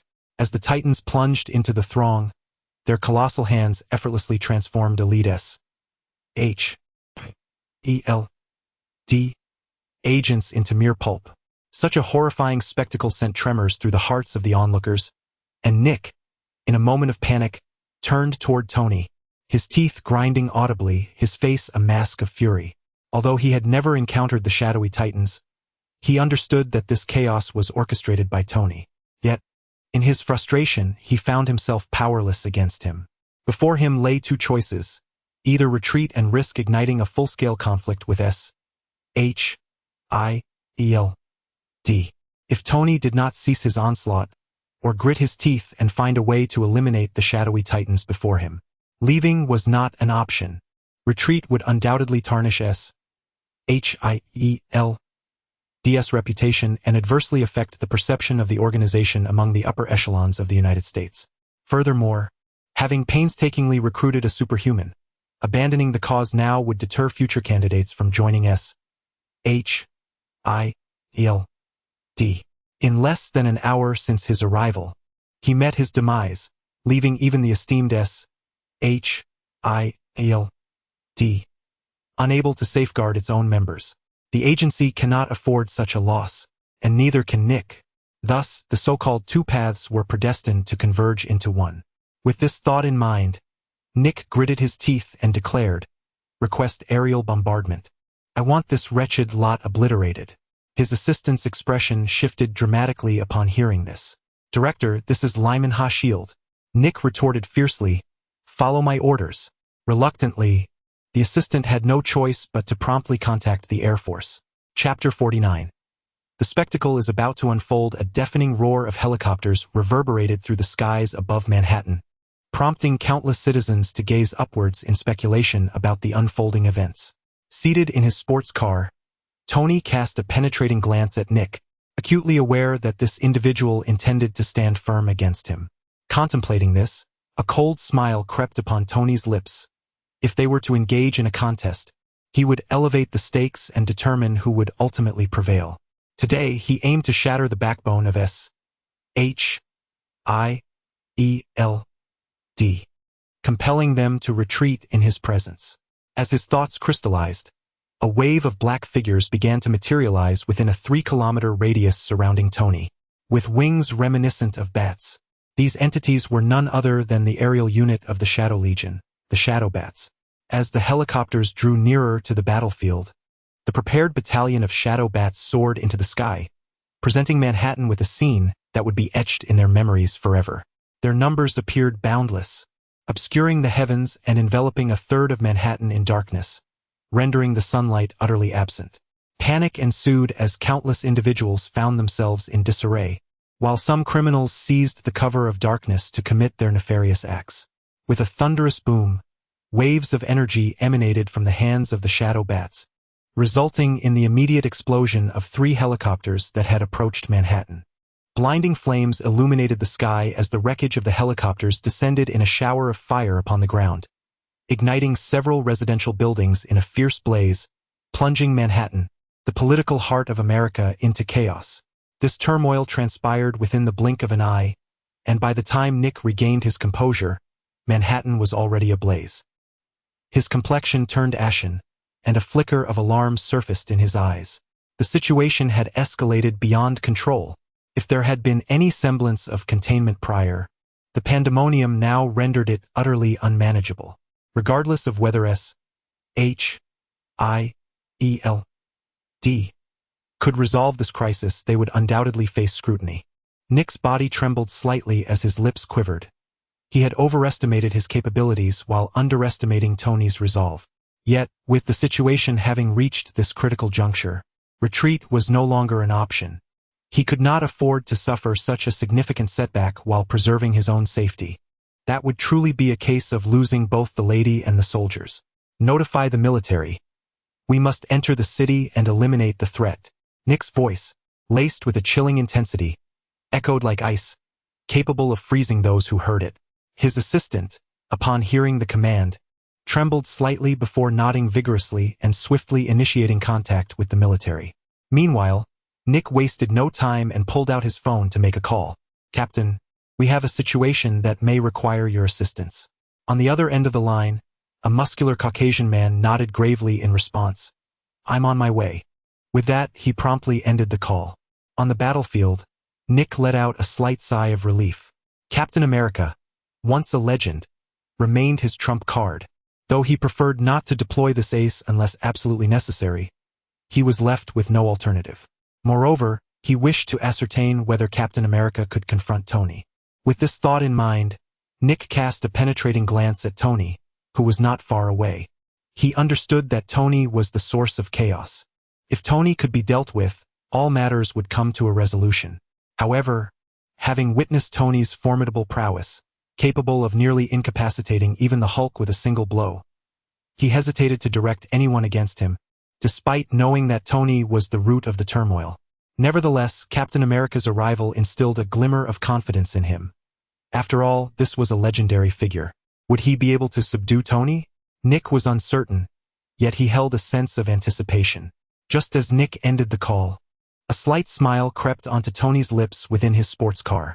Having integrated the sheep's talisman, he had acquired the extraordinary ability of telekinesis, which not only granted him immense power but also the capacity to eavesdrop. As the battle commenced, Tony's telekinesis enveloped the battlefield, allowing him to hear every word of Nick's conversation. The unexpected resurrection of Captain America caught him by surprise. With this development, he wondered whose prowess would prevail, Captain America's or his own Winter Soldieress. Chuckling to himself, Tony's voice filled the car. Jarvis, connect me to Bucky. Of course, sir. Shortly thereafter, Bucky's voice resonated within the car. What's up, boss? Come to Manhattan South 3rd Avenue. Your old friend has arrived. Upon hearing this, Bucky felt a wave of confusion wash over him, but knowing it was Tony's request, he could not refuse. All right, boss, I'll be there shortly. With that, Bucky hung up and hurried out, while Captain America swiftly made his way to 3rd Avenue. Moments passed, and outside Manhattan, an army advanced into the city. Tanks, cannons, helicopters, these instruments of human destruction were once again unleashed upon humanity. Awaiting them was a vast legion of shadowy soldiers. The night bats in the sky, the claw shadows on the ground, the trolls serving as living shields, and the ninjas lurking in stealth. All four factions had assembled, turning Manhattan into a battleground against the American soldiers. Boom, boom, boom. The intensity of the cannon fire escalated, enveloping the entirety of Manhattan in a shroud of smoke. Citizens in the neighboring districts stared blankly in the direction of the gunfire, filled with confusion. What was happening today? Was America on the brink of collapse? Why were there artillery strikes in the city? Countless individuals were left bewildered, their minds clouded with dread. Meanwhile, in Manhattan, ordinary citizens had long since hidden away. The streets were now dominated by the military personnel and the shadowy legion. The commander surveyed the approaching shadowy soldiers, his face etched with gravity. Yet he issued the order. Commence the assault. Crush them. With that, reinforcements and tanks coordinated their efforts, while helicopters unleashed fire from the skies. Rockets rained down upon the shadowy legion, resulting in explosive detonations as numerous shadowy soldiers were obliterated by the artillery fire. Even the so-called invincible trolls suffered considerable losses under the relentless bombardment of artillery. However, before the military personnel could revel in their fleeting triumph, a dark mist began to coalesce on the ground from afar, and a multitude of shadowy soldiers resurrected in place. The numbers did not diminish despite the onslaught. Rather, they doubled. This astonishing scene left the American soldiers across the way utterly astounded. their initial exhilaration swiftly extinguished by a wave of dread. While they stood in stunned silence, the reorganized legion of shadowy warriors launched their assault. Shadows surged into the crowd, akin to wolves among sheep, unleashing a tide of unrestrained carnage. Chapter 50. The Love and Hate of Steve and Bucky. Ah! A chorus of anguished cries erupted as the American soldiers, caught off guard, became mere lambs to the slaughter, utterly defenseless against the onslaught of the Shadow Legion. The Claw Shadow and the Shadow Ninjas engaged the soldiers, while the Ogre single-handedly confronted the tanks. The armored Nightbat was tasked with neutralizing all aerial helicopters. The seamless coordination of the four factions inflicted devastating casualties upon the military. Helicopters exploded high in the sky, blossoming into vibrant fireworks. The tanks, heralded as the kings of ground warfare, were dismantled like toys in the hands of the Ogre. The so-called elite soldiers, under the brutal onslaught of the Claw Shadow and the stealthy assassinations of the Shadow Ninjas, were rendered powerless lambs. In a mere encounter, the military forces found themselves in a complete retreat. This battlefield had undeniably transformed into a true hellscape, with blood staining the ground in a deep crimson hue. Meanwhile, in a CAF, the battle between Peter and Flint continued, yet the two had been entirely forgotten. Although their conflict had sparked the chaos, they had become insignificant. The focus had shifted entirely to another confrontation between Tony and S.H.I.E.L.D. Nick intended to demonstrate to Tony that S.H.I.E.L.D. was not to be trifled with, while Tony sought to utterly dismantle the backbone of S.H.I.E.L.D. Soon, the distant roar of motorcycle engines heralded the arrival of Captain America, clad in his iconic uniform, gripping his vibranium shield, with a mask covering his face and muscles rippling. He embodied strength. Upon seeing him, Nick, who had been tense, felt an immediate wave of relief wash over him, and he stepped forward, stating, "Captain, you have finally arrived." In response, Captain America nodded and asked, "Where is the enemy?" After a moment's hesitation, Nick pointed toward Tony, the very source of this turmoil. "Eliminate him, and it will all be over." Captain America's gaze shifted to Tony, his eyes now filled with lethal intent. He slightly bent his knees, preparing to launch an attack. However, Tony stepped down from the vehicle, chin raised, and addressed Captain America. "What is this? After 70 years of slumber, you intend to strike at the son of your benefactor?" This remark halted Captain America's movements, while Nick's expression shifted dramatically. At that moment, he recalled that the super serum injected into Captain America had been developed with the involvement of Tony's father. Thus, it was not an exaggeration to call Captain America a benefactor to Tony. Would Captain America truly turn against him?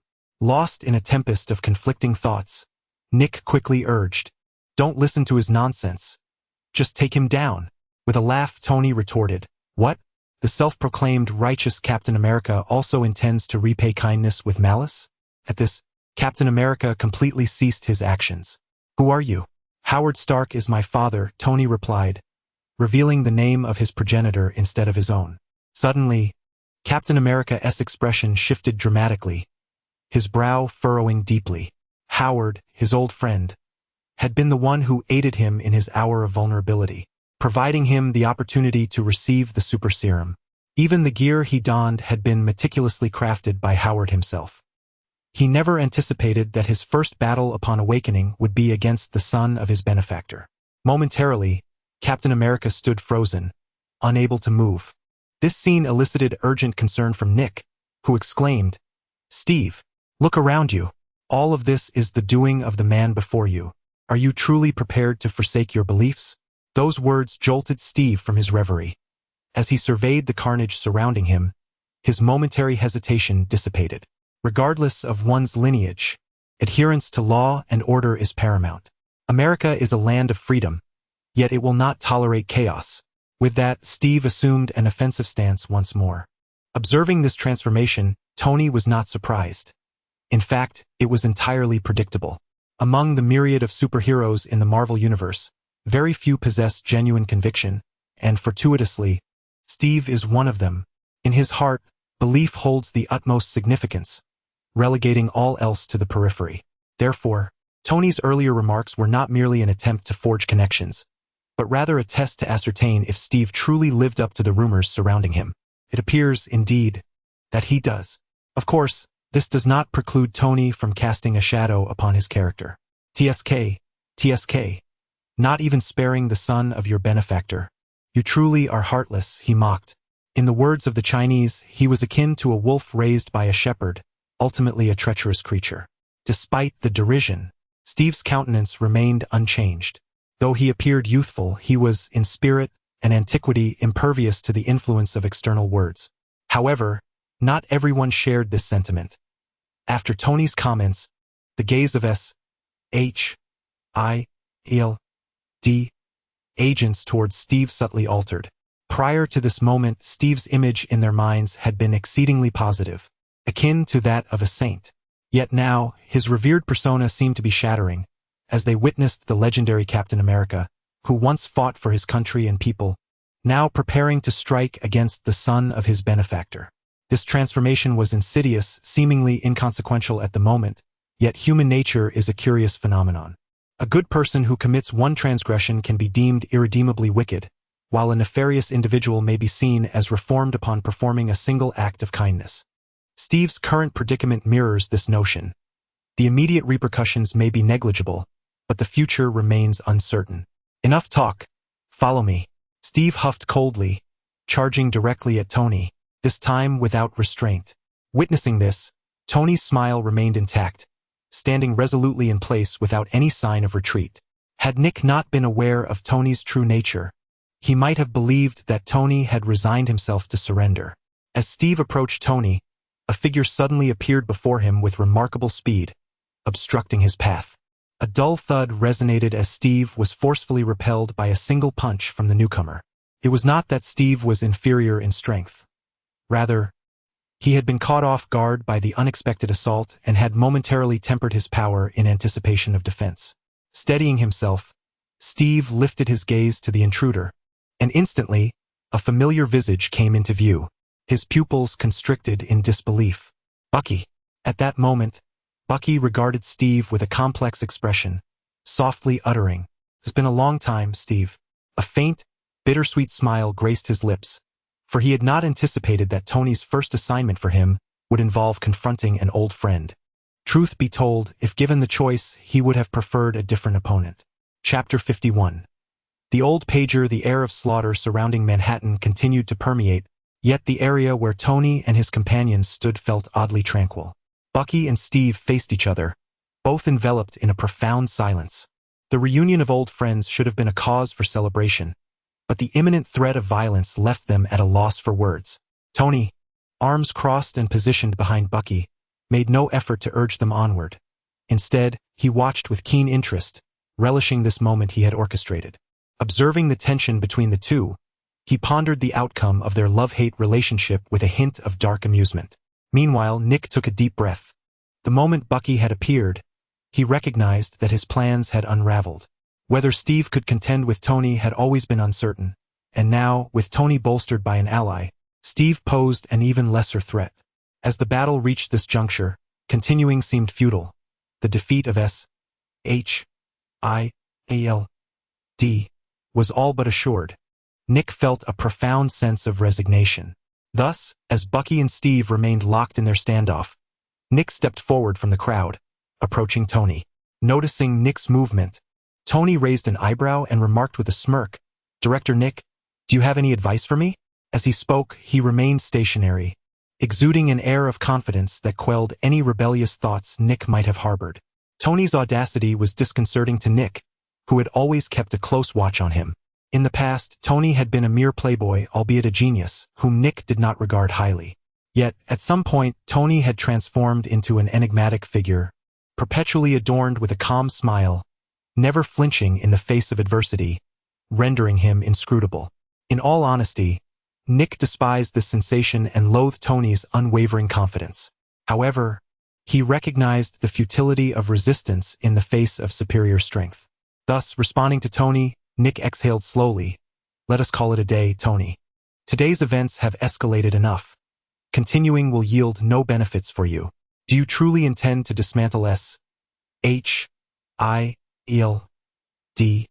and betray your country? Nick's expression was grave.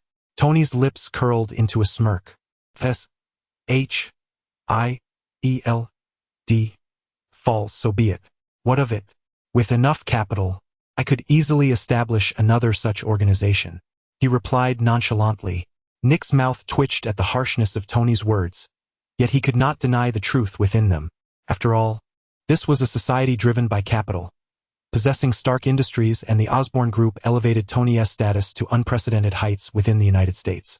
To put it bluntly, even the president might struggle to gain an advantage over him. It was not that the president held lesser authority than Tony. In fact, they were nearly equivalent in standing. Thus, Tony had every right to utter such declarations. I concede that you possess that strength, but what benefit does it provide you? You have already gained enough today. It is time to withdraw. Nick continued to persuade, yet Tony remained impervious to his words. His steadfastness was not driven by a desire for personal gain, nor did he genuinely intend to dismantle S-H-I-L-D. Rather, he was probing the depths of Nick's hand. Although his understanding of Nick was limited, the memories from his past life revealed that this man was a cunning strategist. In times of crisis, none could truly ascertain the cards he held close to his chest. Tony was aware that Nick likely possessed an ultimate trump card, yet uncertainty lingered, prompting him to compel Nick to reveal his secrets, to seek confirmation. After all, the Marvel universe of his previous life was merely a series of films, whereas now, he found himself in a realm of palpable reality, where information could be both genuine and deceptive. Given the opportunity to ascertain the truth, why would he relinquish it? Seeing Tony's unwavering resolve to dismantle S-H-I-E-L-D,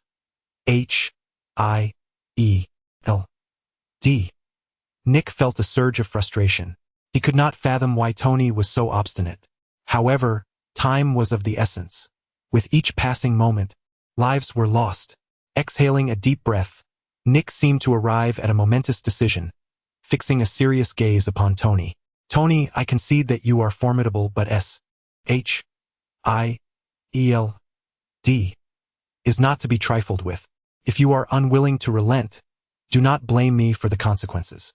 As he spoke, an old-fashioned pager mysteriously appeared in his hand, his finger poised over the dialing button, ready to act at any moment. Observing this development, Tony's eyes narrowed, and his heart raced. So, he indeed possessed that phone. It appeared that pressing S-H-I-E-L-D too hard would be unwise for the time being. Extraordinary beings have existed throughout history, though they were once rare. Now, with advancements in science, they were becoming increasingly prevalent. Nick had encountered one such being during his days as a low-level agent, the formidable Captain Marvel. Previously, Tony had been uncertain of the veracity of such claims, but it now seemed all too real. This was one of the titans of the Marvel universe. While Tony considered himself strong, he recognized that he could not withstand such a force. Thus, the once resolute Tony, having achieved his objective, chose to retreat gracefully. Director Nick, you jest. I am but an ordinary citizen, incapable of dismantling S-H-I-E-L-D. After observing the spectacle, he declared, I shall not intrude any longer. Farewell. With a light-hearted chuckle, he turned and entered his vehicle, departing without hesitation or delay. As he left the scene, Bucky, who had been confronting Steve, also turned away, disappearing at the end of the street. Simultaneously, the shadowy soldiers, embroiled in a fierce battle with the military, seemed to receive a command, vanishing into the ground one by one. Thus, with Tony's departure, the chaos in Manhattan was swiftly brought to a close. Indeed, the young Spider had not yet departed. He remained engaged in a fierce confrontation with Flint. However, he did not keep Nick and the others waiting for long. Soon, the young Spider emerged from the CAF, ascending into the sky and vanishing from sight. The swift conclusion of events left everyone momentarily stunned, and Nick wore an expression of bewilderment. Why did it seem as if Tony was anticipating him to retrieve his phone? Could it be that he was aware? That couldn't possibly be the case, could it? Nick was perplexed, but before he could delve deeper into his thoughts, a series of troublesome matters disrupted his contemplation. Although Tony had brushed off the situation, The chaos left behind required someone to address it, and it was evident that Nick had become that unfortunate soul. This realization only added to his frustration. Nevertheless, one could take solace in the fact that, regardless of the turmoil, this particular episode had ultimately come to a close. Chapter 52. Be a good vase. The turmoil in Manhattan has drawn to a close, and half a month has swiftly passed. Tony, wielding the power of two major financial empires, remains unscathed, with Nick refraining from reporting his activities, fully aware of the futility of such actions. However, this situation has brought misfortune to Nick and S.H.I.E.L.D. As the economic epicenter of the United States, Manhattan's experience of such a catastrophic event necessitates accountability. Despite S.H.I.E.L.D.'s formidable strength, the consecutive failures have rendered them the unwitting scapegoats, resulting in punitive measures that have left the organization considerably weakened. To add insult to injury, a third of their budget has been slashed, nearly causing Nick to choke on his own blood. More critically, the extensive damage inflicted upon the citizens' properties during the chaos means that S.H.I.E.L.D. is obliged to compensate for these losses. The prospect of the U.S. government covering these expenses is a distant fantasy. As the nation's leader aptly put it, those who instigate trouble must also rectify it. Thus, S.H.I.E.L.D. must find funds to compensate the affected citizens. Yet, an awkward predicament has arisen. S.H.I.E.L.D. is out of funds. It is almost comical for such a colossal entity to face financial insolvency. Yet it is the harsh reality. Despite being a global force, S.H.I.E.L.D.'s budget has always been somewhat strained, heavily reliant on the U.S. government's support. With a sudden one-third budget cut, S.H.I.E.L.D. can barely cover its internal expenses, let alone compensate the injured populace. Thus, even amidst the absurdity, S.H.I.E.L.D. genuinely finds itself devoid of financial resources. When Nick received the report from his subordinate, he was utterly astonished. "What did you say? No money?" Nick roared. His assistant, visibly intimidated, nodded, unable to meet the fierce gaze of Nick. "Director, I can't help it. Our current budget is insufficient even for S.H.I.E.L.D.'s internal needs. We may have to tighten our belts. Where will we find money to compensate the public?" The assistant's tone was laden with grievance, prompting Nick to rattle his head in frustration. "I understand. You may leave now. I will devise a solution regarding the finances." He waved off his assistant and slumped despondently in his chair. He felt he must be the most unfortunate director of S.H.I.E.L.D. to be troubled by monetary concerns, an utterly laughable situation. Yet the reality was undeniable. Whether he believed it or not, the pressing matter was to find a way to mend this financial chasm. The aftermath of the Manhattan turmoil had not yet fully settled. If the compensation funds were not promptly allocated, further disturbances could arise. Should a major protest occur now, it might very well cost him his position. But where could he procure the funds? According to estimates, the number of affected citizens reached a staggering 160,000. Although insurance would cover part of the losses, the amount S.H.I.E.L.D. is liable for is still significant. A rough estimate suggests that it would require nearly $2 billion U.S. dollars, if not more. S.H.I.E.L.D.'s annual budget is only in the tens of billions. With a third cut from their funds, producing an additional $2 billion would undoubtedly drain S.H.I.E.L.D. to its very core. Thus, one must never entertain the idea of the S.H.I.E.L.D. unless he desires to lead everyone to the northwest wind. As for the government, there is no point in hoping. When the head of state speaks, no one dares to provide funding. Apart from these two avenues, the only remaining option is to seek financial support from the general populace. At this thought, Tony's image abruptly flickered through his mind. Damn it! Why should I clean up your mess while you indulge in a life of excess? Remembering the instigator of this predicament, Nick felt increasingly unbalanced. Initially at a loss for funds, he suddenly resolved to compel Tony to reimburse this amount. Having made up his mind, Nick promptly drove away from S.H.I.E.L.D. At Stark Industries. After a considerable absence, Tony returned to the office today to engage in some leisurely activities. For him, work merely served as a change of scenery for his idleness. Had it not been for Pepper's incessant calls due to his prolonged absence, he would not have set foot in the office at all. Inside the office, Pepper earnestly reported on the company's recent developments.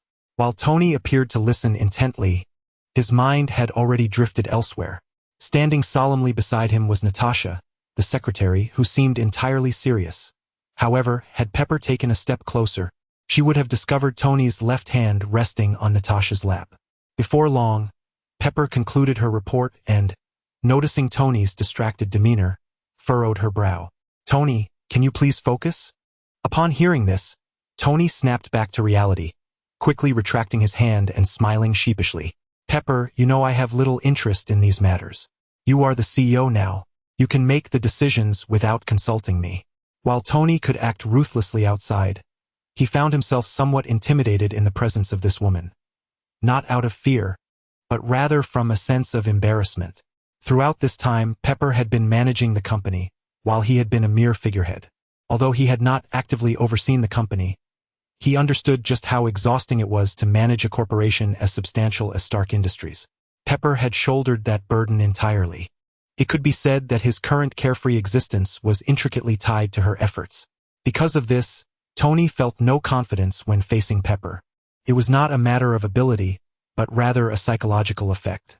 In similar situations, his predecessor had fared well, for he was a genius capable of conjuring inventions to aid the company's growth. But Tony, alas, lacked such intellect and felt as if he were merely coasting on the efforts of others. Listening to Tony's words, Pepper felt a sense of resignation. She realized that Tony had grown increasingly apathetic. Were it not for her 3 daily phone calls, he might not have graced the office even once in a year. Thus, witnessing the guilty expression on his face, Pepper decided to cease her attempts. "All right, I won't push you further, but you must promise me to come to the office every now and then. After all, you are the captain of this ship, and it's detrimental for the company if you remain out of sight for too long." "No problem, I promise," Tony readily agreed, and Pepper did not linger in the office but promptly exited. As the true leader of Stark Industries, she had far more pressing matters to attend to than engaging in idle banter with him. As he watched Potts depart, Tony felt an immediate sense of relief. At that moment, a pair of delicate hands rested upon his shoulders.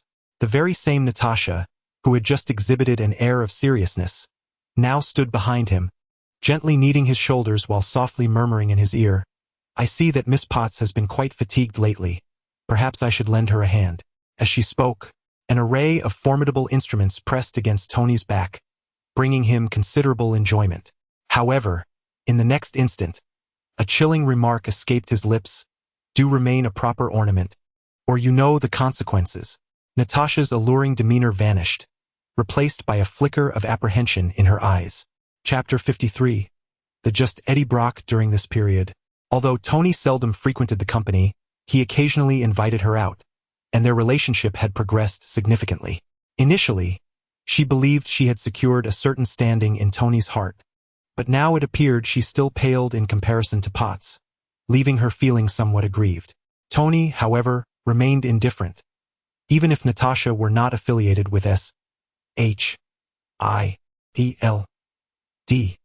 she would merely be a decorative figure.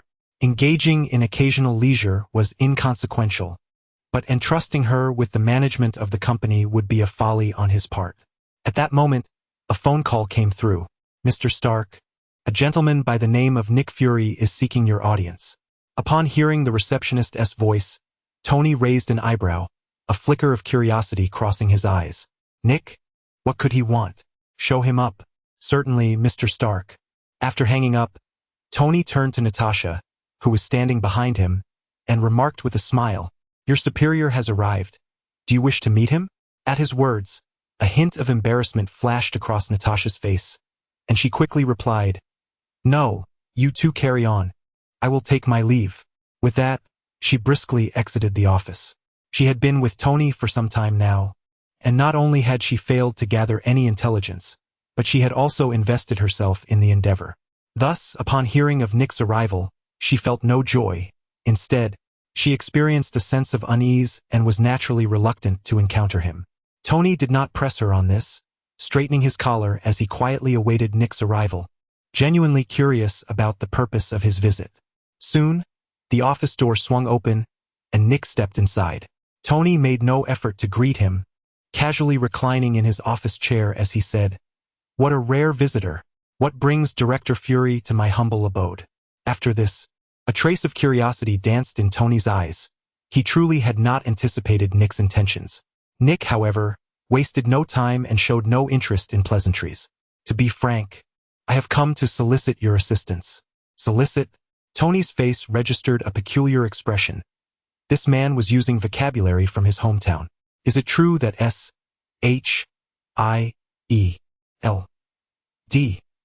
must beg for contributions from a mere civilian like me? You are hardly a mere civilian. If a billionaire can be deemed a civilian, then this world harbors no wealthy individuals. Nick retorted with a hint of sarcasm, continuing to be candid. Following the Manhattan Shield incident, numerous citizens suffered severe property damage, and S-H-I-E-L-D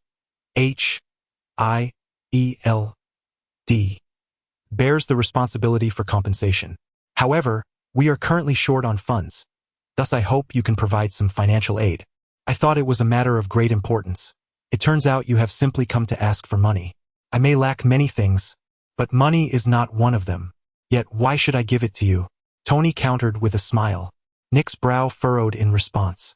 Do not forget, you were the mastermind behind the Manhattan incident. How so? Feel free to file a complaint against me, Tony replied, unperturbed. Seeing this, Nick felt a headache coming on. If it were possible, he would prefer not to deal with Tony at all. The man was entirely impervious to reason. A slippery character indeed.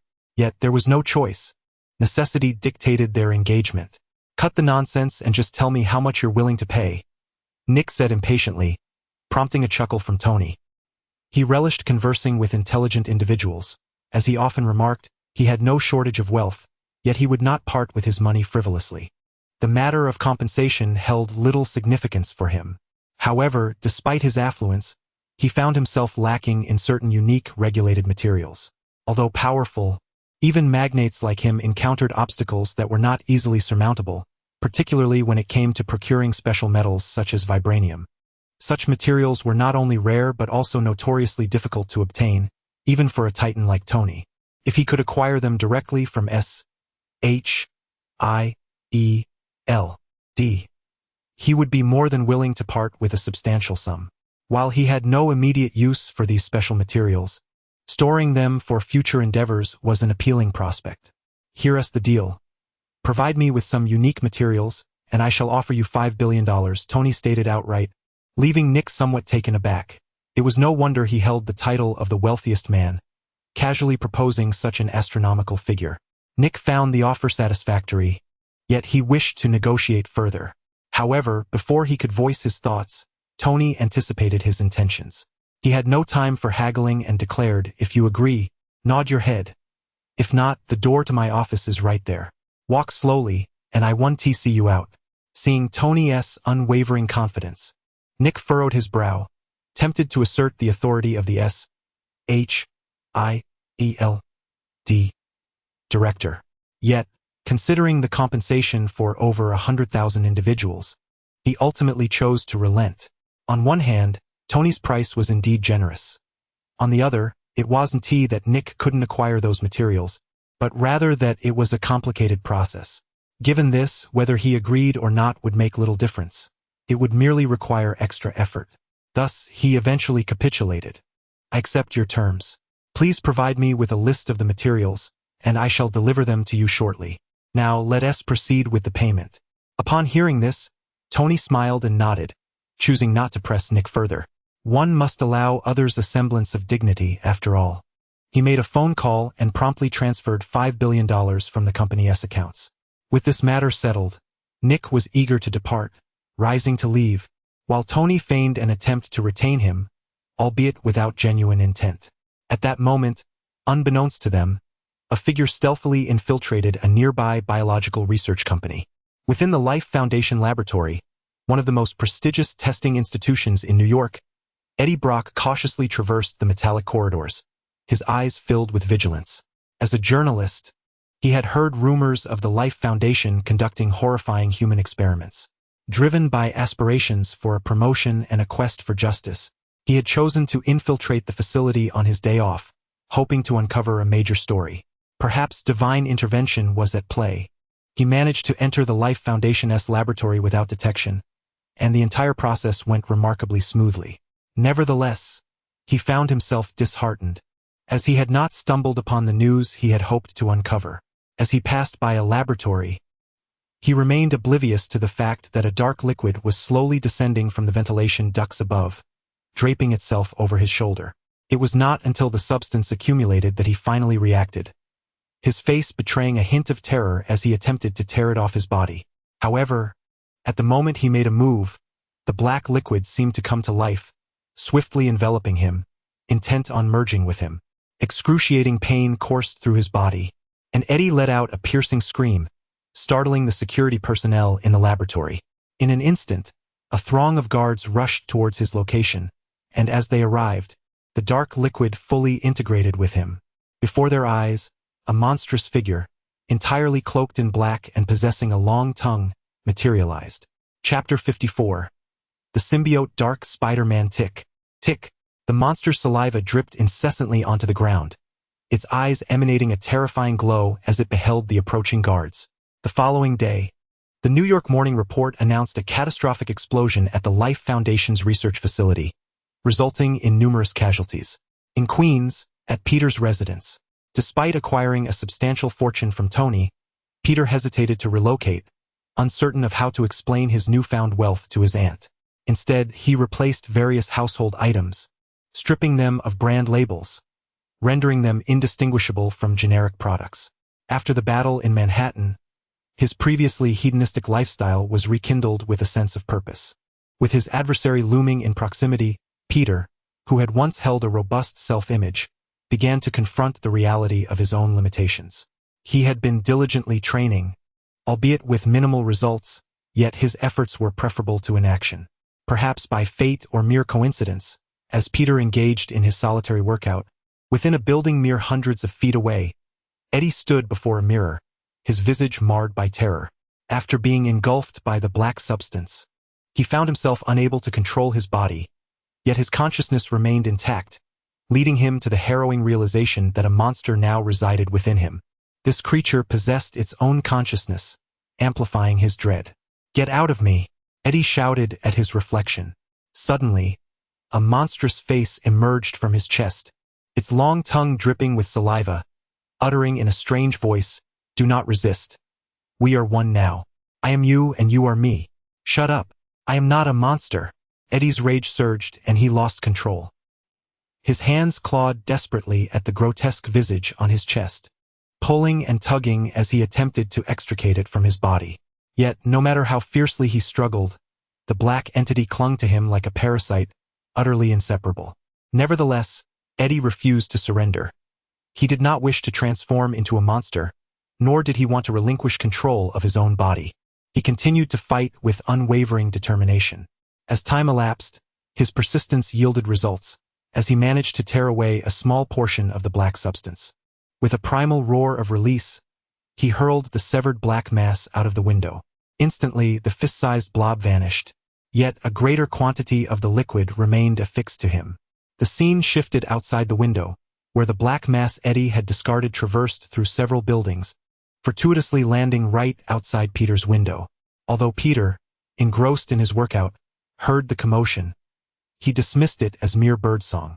Meanwhile, the fist-sized blob, seemingly animated, began to writhe and inch closer to Peter. The symbiote was a peculiar life form, reliant on its host for survival. If this mass of black liquid remained without a host for an extended period, it would face inevitable demise.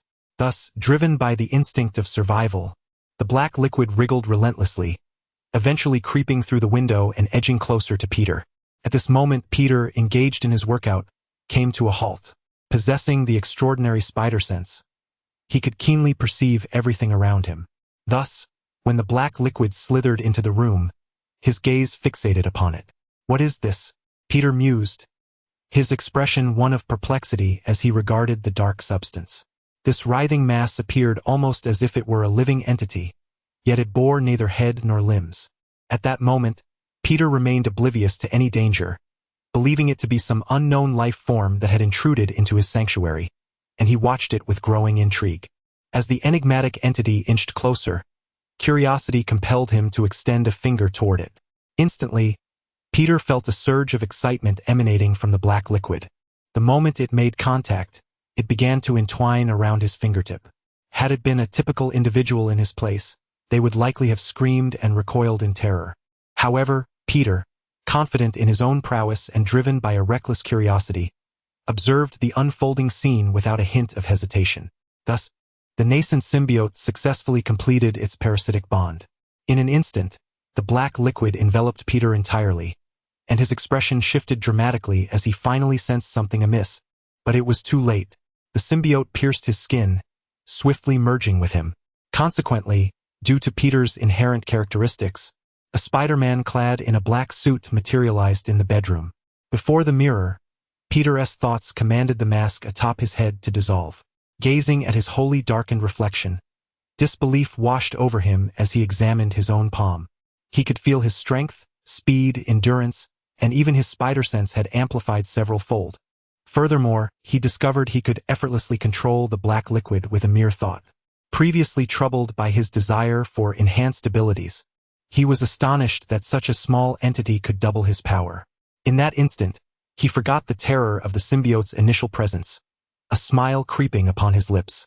Unlike the venom that resided in Eddie, which was a mature symbiote with its own consciousness, the substance enveloping Peter was a nascent form, devoid of self-awareness. If one were to draw a comparison, it would be akin to the relationship between an infant and an adult. Though the enhancement of his powers initially thrilled Peter, he quickly regained his composure. He sought vengeance. While his newfound abilities could vanquish Sandman, they would not suffice to obliterate him entirely, necessitating assistance. With this in mind, Peter shrouded himself once more in the black mask and departed his abode. He intended to seek out Tony, hoping he possessed a means to eradicate Sandman for good. Just as he exited, several hundred meters away, in a room where Eddie conversed with Venom, the symbiote abruptly turned its gaze toward the window. It sensed the presence of its kin, as if a fragment of itself had recently split away, giving rise to a new life. Suddenly, a deafening roar erupted from Venom's mouth, startling Eddie. Before he could comprehend what was transpiring, Venom seized control of his body once more, leaping through the window in pursuit of the scent. He was determined to uncover the truth of the matter. With no intention of concealing himself, Venom brazenly exposed his presence to the public eye, inciting terror among the citizens on the street. A chorus of terrified screams filled the air. Peter, who had just stepped outside, turned back at the sound. He was met with the sight of a horrifying creature charging towards him. Simultaneously, he sensed a familiar essence emanating from Venom, reminiscent of the unknown life form he had just encountered. Instantly, Peter came to a halt. Chapter 55. The young Spider-Man strikes Venom. Peter did not have to wait long. Soon, Venom stood before him at a short distance. The two adversaries scrutinized one another, enveloped in an atmosphere tinged with silence. After a prolonged pause, Venom finally broke the stillness, his voice slow and deliberate. The new symbiote has yet to make its appearance? With no response forthcoming, the tension in the air grew palpably awkward. Although the symbiote that clung to Peter had originally split from Venom, it had, upon merging with Peter, become an entirely new entity, severing its ties to Venom. Coupled with the nascent consciousness of the newly formed symbiote, this resulted in the current uncomfortable standoff. Infuriated by the lack of acknowledgement, Venom's anger flared. In his eyes, the symbiote dwelling within Peter, having originated from him, was inherently bound to obey. The insolence of being ignored was, in Venom's view, an affront to his authority. With a guttural roar, he assumed a combative stance. Witnessing this display, Peter, who had been momentarily perplexed, swiftly shifted into a combat mindset.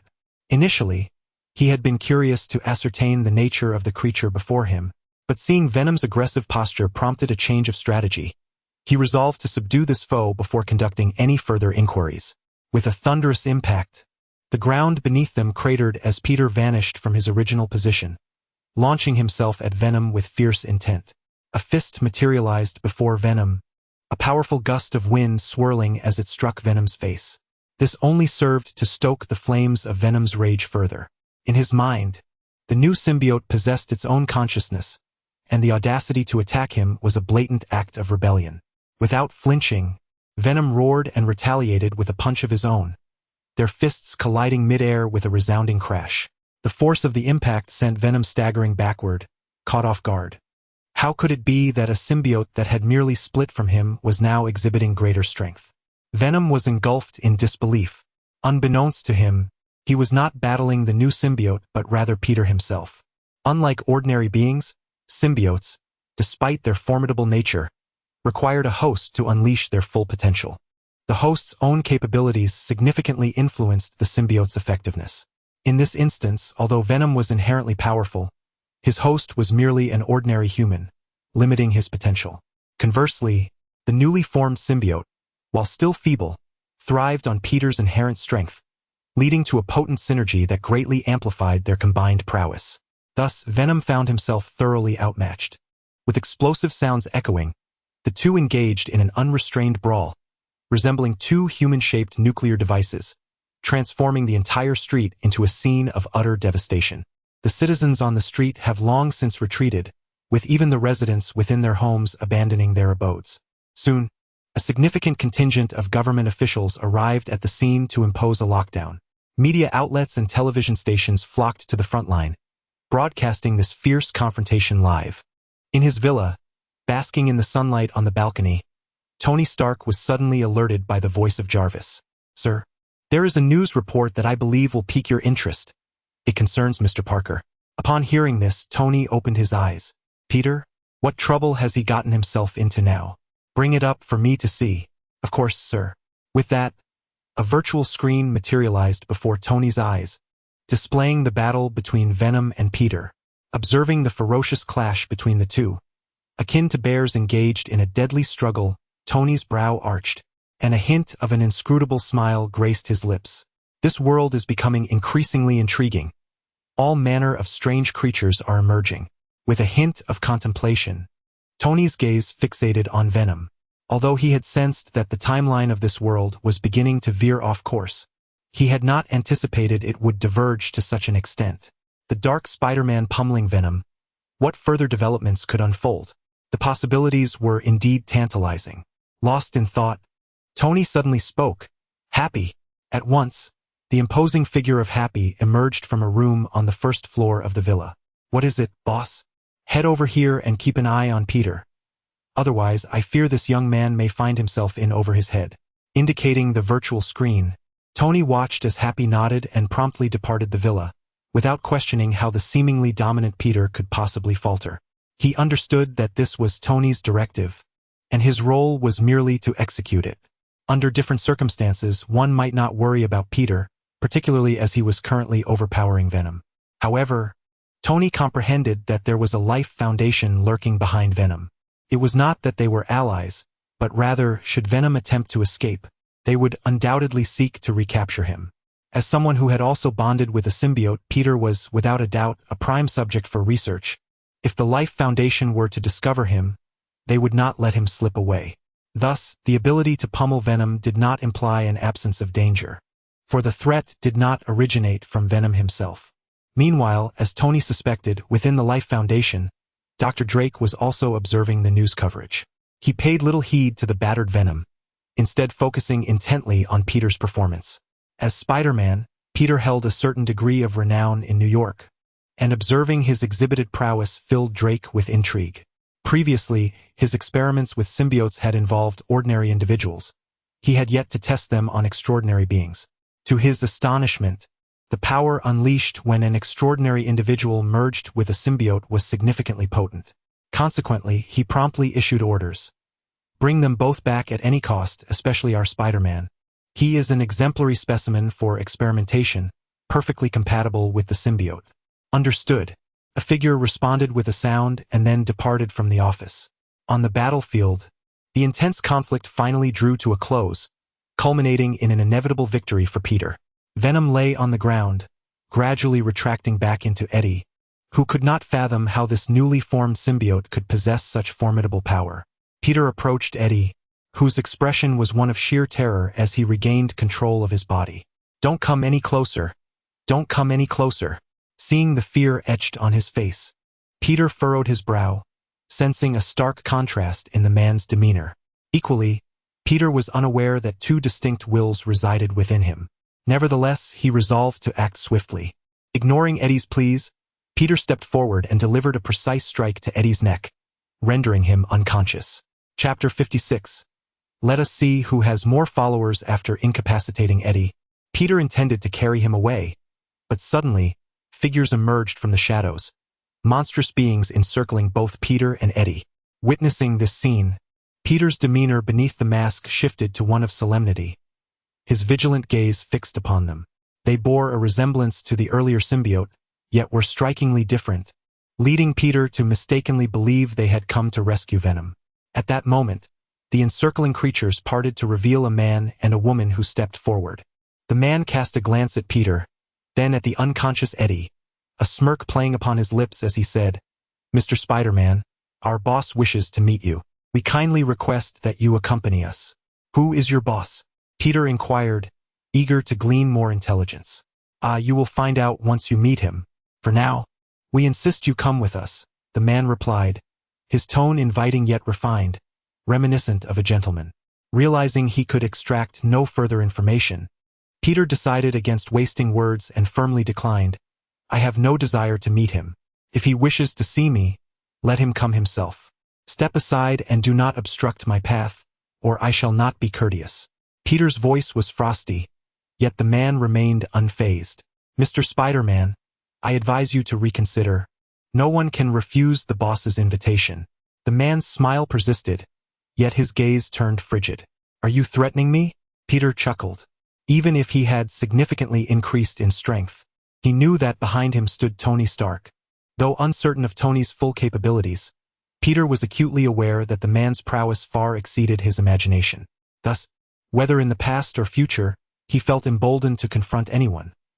This was the advantage of having powerful allies. His words carried more weight than those of others.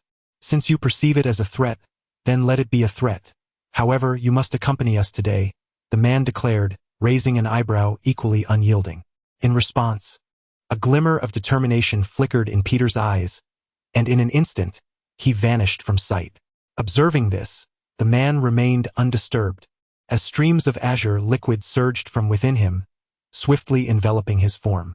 Before Peter's eyes, a formidable symbiote materialized, known as Rampage. She had split from the Venom symbiote and, in terms of lineage, was considered Venom's daughter.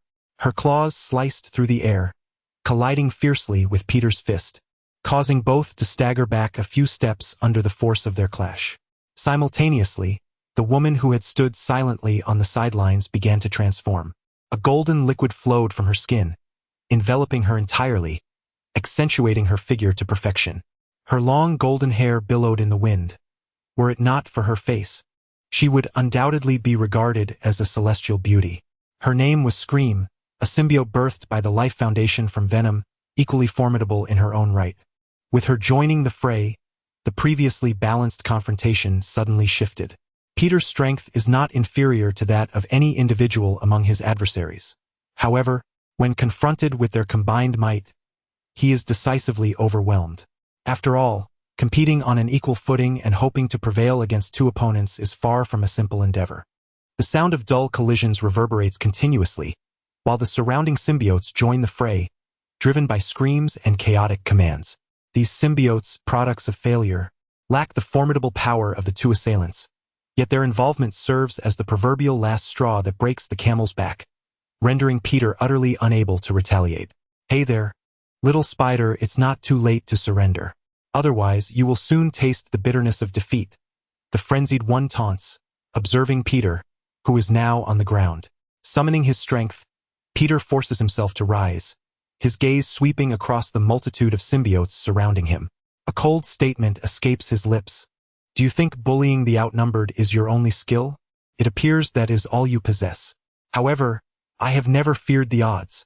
With that declaration, shadows converge around Peter, and in the next moment, a legion of shadow soldiers emerges from all directions, engulfing the battlefield.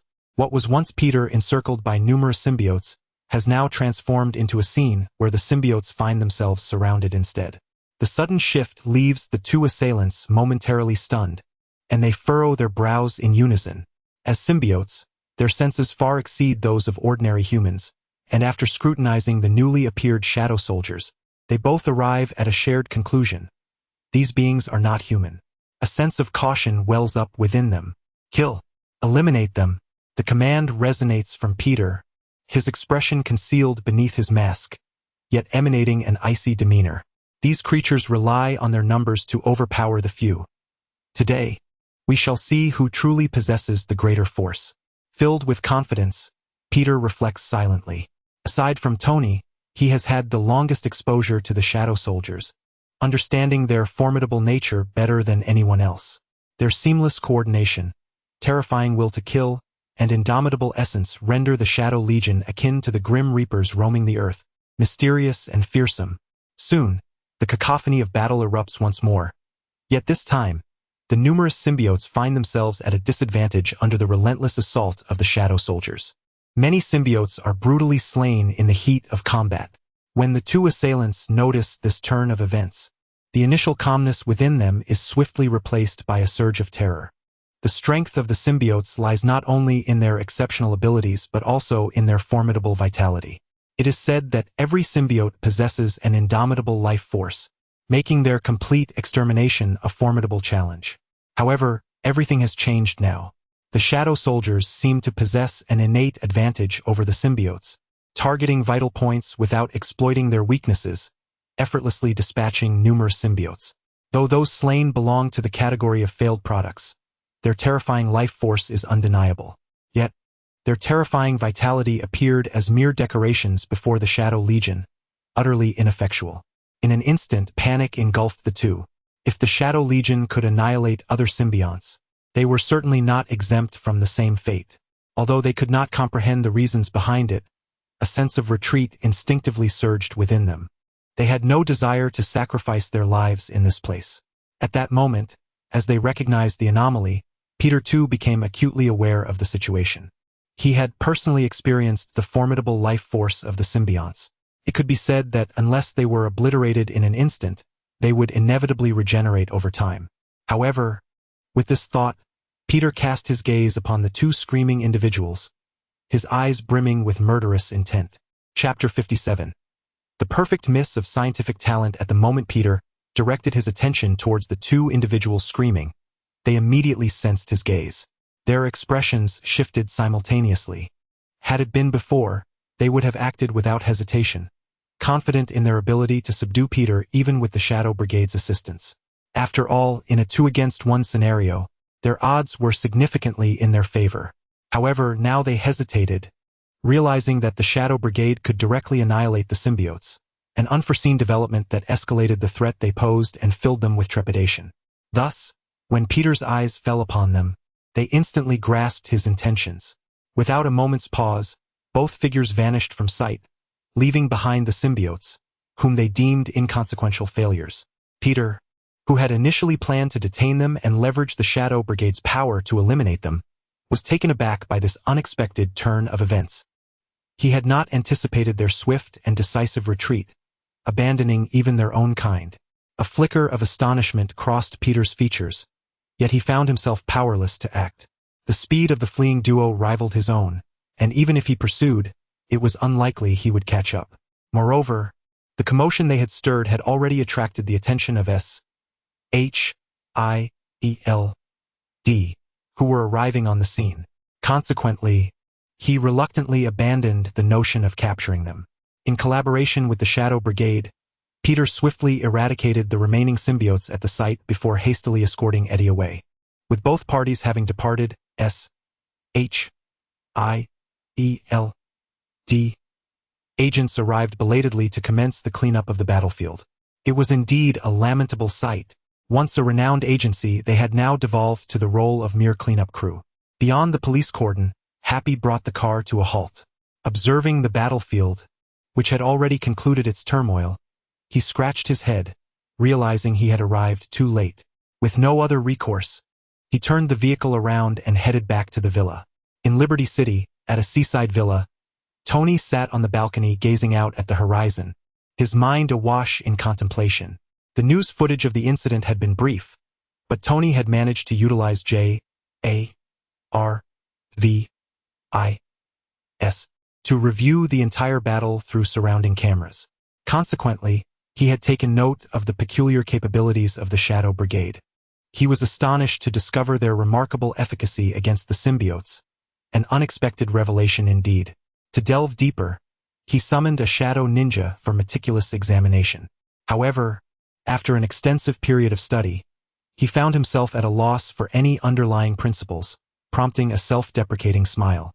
Indeed, he had perfectly missed all scientific aptitude. With a sigh, Tony chose not to dwell further on the matter. Although the reason behind the Shadow Brigade's advantage over the symbiotes eluded him, the mere knowledge of their capabilities sufficed. This revelation significantly diminished the threat the symbiotes posed to him. Nevertheless, while the symbiotes may not be a considerable danger to him, they remained a formidable force to others. Perhaps he could experiment with cultivating a couple of symbiotes for his amusement.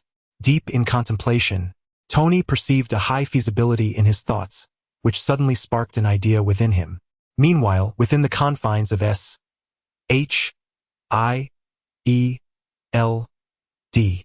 Nick Fury was also pondering how to harness the symbiote for his own purposes. He had reviewed the combat footage of Peter and Scream, captured by surveillance cameras. Although the images were somewhat indistinct, they did not detract from the formidable prowess of the symbiote. Ever since Tony had emerged, Nick had been afflicted with a profound fear of inadequacy in power.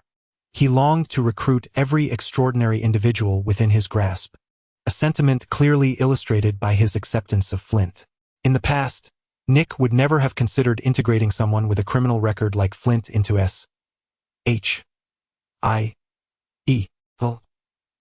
However, the relentless emergence of new superhumans in New York left S.H.I.E.L.D. with insufficient strength to maintain order, relegating them to mere cleanup duties. Furthermore, the persistent threat posed by Tony loomed ominously over Nick. Consequently, whenever he encountered a superhuman, his instinct was to assimilate them to bolster his own strength. He had even grown indifferent to whether these individuals adhered to the principles of justice. Naturally, he still maintained certain ethical boundaries. He would not recruit those with egregious transgressions. The symbiote, despite its fearsome appearance, had the capacity to bond with humans, making it an appealing candidate for recruitment. Just then, the door to his office swung open, and his assistant entered without hesitation. "Director, I have compiled the materials you requested." "Proceed," Nick replied without turning. The assistant nodded and opened the folder, stating, "According to our investigation, those who battled Spider-Man are affiliated with the Life Foundation. The male is named Lee Price, and the female is Donna Diego. A few months ago, they were merely ordinary individuals without any extraordinary abilities. However, several months prior, a meteorite from space fell, which was subsequently contained by the Life Foundation. Reports from our informants within the Foundation indicate that they discovered an extraterrestrial organism within the meteorite, known as Venom, classified as a symbiote, capable of bonding with humans and granting them immense power. Through research, personnel from the Life Foundation managed to induce the generation or division of numerous symbiotes from Venom. The two individuals who confronted Spider-Man are named Scream and Riot. However, the original Venom recently escaped the Life Foundation and bonded with a journalist, the very individual taken by Spider-Man. After concluding, the assistant closed the folder. Nick remained silent for a moment, then nodded in acknowledgement. "Understood, you may leave now. This information is classified and should be stored in the archives." "Certainly, Director," the assistant replied, turning to exit the office. Once he departed, Nick resumed his seat, murmuring to himself, It seems I must have a serious discussion with Drake. As he spoke, he dialed Drake's number to arrange a meeting. After identifying himself, Drake ultimately agreed to the rendezvous. At this moment, within Tony's villa, a smile graced his face as he observed Peter entering with Eddie in tow. As the saying goes, when slumber beckons, a pillow arrives. He had just contemplated experimenting with a symbiote, and here was Peter presenting Eddie. As the source of the symbiote, the presence of venom rendered any grandiose efforts to procure a symbiote unnecessary. Well done, now take him to the basement. Tony patted Peter on the shoulder in commendation, leaving Peter feeling both honored and astonished, to which he promptly replied, "Certainly, Mr. Stark." Chapter 58. The collaboration of Nick and Drake. After sending Eddie to the underground research facility, Peter returned to the living room. Tony, seated on the sofa, looked at him with a smile and said, "I believe in rewards for merits and penalties for faults. You've brought this fellow here, which is commendable. Speak, what is it that you desire?" Upon hearing this, Peter felt a stir in his heart, and his thoughts began to whirl rapidly. Money. He had not yet exhausted his own funds and did not require any at the moment. Power. Having merged with the symbiote, his strength had already surged significantly. Other desires crossed his mind, and suddenly he recalled the performance of the Shadow Legion. With a bashful smile, he asked, "Could I gain control over a portion of the Shadow Legion?" Peter felt somewhat embarrassed. Though he had acquired the ability to summon a section of the Shadow Legion, it was limited to the Shadow Ninjas. Aware that Tony possessed access to other divisions, he was eager to expand his dominion, especially after witnessing the remarkable display of the Shadow Legion that day. Tony regarded Peter with a bemused smile, recognizing the boy-esque greed. However, it mattered little. The authority over the Shadow Legion was easily retractable at his discretion. Thus, granting Peter a bit more power would incur no loss for him. He nodded and said, "Very well, I shall grant you control over the Shadow Claws." With that, Tony rose and patted Peter on the shoulder. Instantly, Peter felt a familiar power coursing through him, his eyes gleaming with joy. Without hesitation, he summoned a Shadow Claw right where he stood. Observing its lethal form, excitement illuminated Peter's face. With the Shadow Claw by his side, he felt confident that should he face a similar ambush as today, none of his assailants would escape. Not lingering in the villa for long, Peter swiftly departed. After his exit, Tony instructed J.A.R.V.I.S. to contact Reed. Lacking the expertise to research the symbiote, it was best to leave such matters to the professionals. Without elaborating further, he simply requested Reed to come over. 20 minutes later, Reed arrived at the villa. Before he could knock, the door swung open, and J.A.R.V.I.S.'s voice resonated within. "Welcome, Mr. Reed." "Thank you," Reed replied politely as he entered the living room. Spotting Tony preparing tea, he smiled and inquired, "Boss, you summoned me in such haste. What's the matter? Have you seen the news?" Tony posed a vague question, leaving Reed puzzled. With an awkward chuckle, Reed replied, "I've been engrossed in research lately and Haven Tea kept up with current events." Nodding in understanding, Tony had J.A.R.V.I.S. display the news and the recorded footage of the recent battle. Once they finished watching, Tony broached the main topic. "Those creatures are called symbiotes. They are extraterrestrial life forms. I happen to have one on hand, and I wish for you to study it and see if we can multiply its kind." Listening to the request, Reed fell silent, his eyes filled with contemplation. Tony remained patient, quietly waiting. After a considerable time, Reed finally spoke up, saying, "Boss, your request should pose no problem. However, my current research is nearing completion, and I would prefer not to be distracted at this moment. Can we postpone this for a while?" Upon hearing this, Tony felt a twinge of disappointment. He had been eager to observe the changes that would arise from equipping the Shadow Legion with symbiotes. It now appeared that achieving this goal would require some time. "Very well, we can revisit this once you conclude your current research. But is your project progressing so swiftly? Are you already on the verge of results?" Tony inquired with curiosity. Instantly, a smile graced Reed's face. "I never anticipated it would go so smoothly, but I must extend my gratitude to you, boss. Without your substantial support, my research would not have advanced this quickly." Reed's words were devoid of flattery. They were a genuine expression of his feelings. Backed by a leading conglomerate, the experience was exhilarating. Whatever materials he desired were delivered the very next day, whether they were regulated or rare, without a hint of delay. Reflecting on his earlier research days, when acquiring even a modest quantity of materials required extensive pleading, he now savored a state of research that he had long dreamed of, immersed in his work, with all other matters efficiently handled by others. Tony appreciated Reed's praise and, filled with curiosity, inquired further about the progress of the research. Reed, naturally, shared every detail, and the two engaged in a delightful conversation. Meanwhile, in another part of the Life Foundation, in Drake's office, Nick entered, guided by the secretary. Drake, slender in form, emanated an air of sharpness. Had one not known he was a scientist, one might have mistaken him for a military man. Gesturing for Nick to take a seat, the secretary presented 2 cups of coffee before departing, leaving the 2 men facing each other. "Director Nick, your name precedes you. What brings you here today?" Drake said, taking a sip of coffee with a smile. Nick, eschewing any preamble, stated, "I have but one purpose in coming here. I wish to discuss a collaboration." "Collaboration on what?" Drake appeared somewhat perplexed, but Nick could see through the act of ignorance. "Mr. Drake, since I am here, I am well aware of the situation. We are all intelligent individuals. Do not treat me as a fool," Nick replied candidly. A flicker of intrigue danced in Drake's eyes. "Since you have stated it so plainly, I shall not be coy. I am not inclined to collaborate with any faction at this time. If there is nothing further, I would kindly ask you to take your leave," Drake declared. An ambitious man, Drake viewed the symbiote as his secret weapon. He would not recklessly align himself with other powers, especially not with an official organization like SHIELD. Thus, from the outset, he had no intention of collaborating. His agreement to meet was merely a courtesy extended to SHIELD. In light of such circumstances, it can be said that Nick had long anticipated this moment. On his desk lay the character analysis report of Drake. Thus, in response to Drake's refusal, Nick remained unflustered and remarked, "Do not leap to conclusions too hastily. Whether or not we collaborate is not solely your decision." "Are you threatening me?" Drake narrowed his eyes, emanating a perilous glint.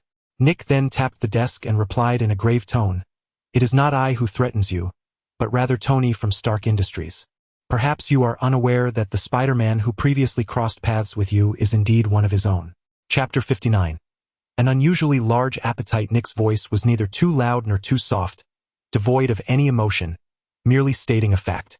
Upon hearing this, Drake's eyes narrowed sharply. Ever since the discovery of the symbiote, he had been captivated by its power, believing there to be no force more formidable in existence.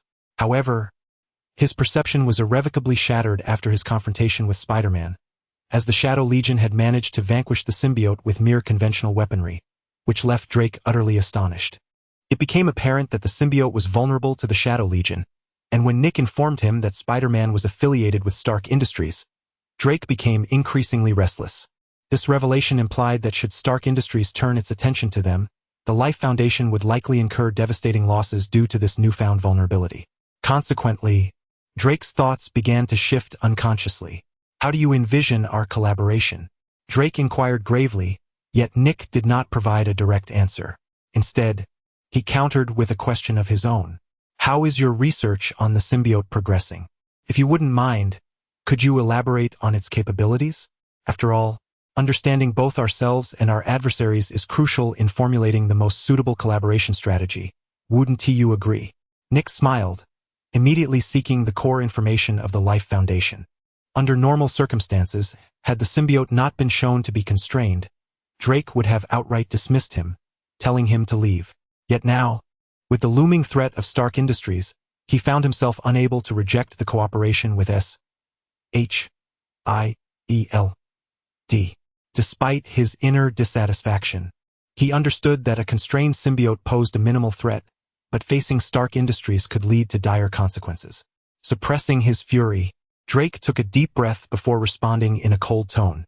The symbiote is an extraterrestrial organism that, due to its species characteristics, cannot survive independently and must bond with a host to establish a symbiotic relationship. Our research indicates that the greater the strength of the host, the more formidable the symbiote becomes after bonding. You might liken the symbiote to a game cheat. Merging with it is akin to gaining an unfair advantage. Upon hearing this, Nick's eyes immediately brightened. He had not anticipated that the symbiote's power was contingent upon the host. A fleeting image of Flint and Captain America crossed his mind. Both were already superhumans. If they were to bond with a symbiote, their capabilities would be significantly augmented. With their enhanced strength, they might not defeat Tony outright, but they would no longer be as helpless as they currently were.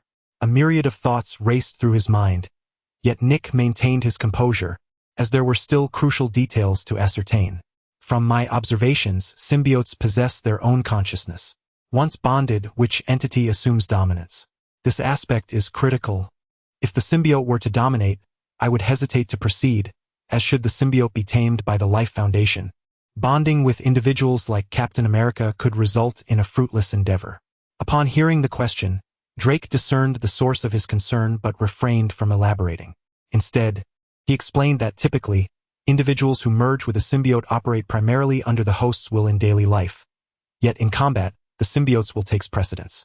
However, for those of formidable strength, the host's will remains dominant post-fusion. Only those of significantly lesser power and frail will might find themselves dominated by the symbiote. As he listened, Nick nodded, offering no outward reaction. He could not wholly place his trust in Drake's words. Thus, the veracity of his claims would require further validation. For his final inquiry, Nick pondered whether a symbiote could alter a person's will. His expression grew grave. After all, the presence of an additional consciousness within him raised uncertainties regarding the host's susceptibility to influence by the symbiote. Given the fearsome appearance of the symbiote, it undeniably evoked a villainous impression. Were it not for the pressure exerted by Tony, Nick would scarcely entertain the notion of embracing such a being. Alas, there was no what if. Tony's presence loomed like an insurmountable mountain upon his psyche. He felt compelled to explore every avenue to augment his strength. For only then could he hope to stand against Tony. Otherwise, he would continue to be relentlessly suppressed, powerless to prevent Tony's more egregious actions, a scenario Nick was loath to endure again. We too have conducted research on this matter, Drake began, pausing as he considered the implications of what he was about to reveal, given that it pertained to human experimentation, which is widely known to be illegal. Observing his hesitation, Nick raised an eyebrow, quickly surmising his apprehension. Thus, he alleviated Drake's concerns by stating, "I only wish to know the research findings. I am not interested in the other details." With this assurance, Drake visibly relaxed, nodding slowly as he continued, "The symbiotes themselves possess no inherent sense of good or evil. They are neutral entities. If the host possesses a noble heart, they too will act as benevolent beings. Conversely, if the host harbors malevolent thoughts, they will manifest as demons." Having received the answers he sought, Nick nodded in acknowledgement. At that moment, Drake pressed further. "Now, might you share your plans for collaboration?" Naturally, Nick replied with an air of composure. "You will provide the symbiotes and we at S.H.I.E.L.D. will supply the hosts, cultivating formidable individuals to counter Stark Industries." Nick's strategy was straightforward, yet upon hearing it, Drake furrowed his brow. "And what, pray tell, do I stand to gain from this?" he inquired. "Your proposal benefits only S.H.I.E.L.D., while my Life Foundation continues to bear the costs. This hardly meets the standards of collaboration." Drake's tone was laced with frost, clearly displeased with S.H.I.E.L.D's apparent intention to reap benefits without contributing. "That cannot be the case," Nick countered. "H.I.E.L.D. will take responsibility for containing Stark Industries, ensuring your safety. Is that not sufficient?" "Insufficient." Upon hearing this, Nick helplessly shrugged, realizing that his desire for a free ride had been dashed. He then proceeded to propose his terms. "You shall provide the symbiote, and should you succeed in breaching Stark Industries, you may claim half of its assets, including its research achievements. What do you think?" At this, Drake's eyes narrowed, and a look of intrigue emerged upon his face. The magnitude of Stark Industries far surpassed that of the Life Foundation. Acquiring a share of Stark's assets and research would undoubtedly propel the Life Foundation to unprecedented heights. Thus, Nick's proposal piqued his interest. However, as a shrewd businessman, he was not easily satisfied. I also require half of Stark Industries' patents. Chapter 60. The initial gathering of the Dark Alliance Stark Industries is not merely a colossal arms manufacturer, but also a pioneering entity in the development of innovative weaponry. The patents it possesses are as numerous as the stars in the sky. Even a single one could sustain a company, let alone half of them. Should the Life Foundation succeed in acquiring these assets, it would undoubtedly ascend to the status of a financial titan, capable of influencing the dynamics of not just the United States but the entire world. Thus, his request could be deemed rather excessive. However, to his astonishment, Nick readily acquiesced. His agreement so swift it felt surreal, even though he would be taking all research data pertaining to the symbiote. Yet, from Drake's perspective, it was all worth it. After a thorough negotiation, both parties ultimately established a collaboration. Nick did not linger at the Life Foundation and soon took his leave. Once outside, he entered his vehicle, with his assistant driving them back to S.H.I.E.L.D. On the way, the assistant hesitantly spoke, "Director, why did you offer such favorable terms? If we can secure Stark Industries, can't we just incorporate it ourselves? Why involve outsiders?" Upon hearing this, a faint smile crept across Nick's lips as he had been resting his eyes. "You mentioned that to secure Stark Industries, those conditions must be fulfilled. Do you believe we can actually take Stark Industries?"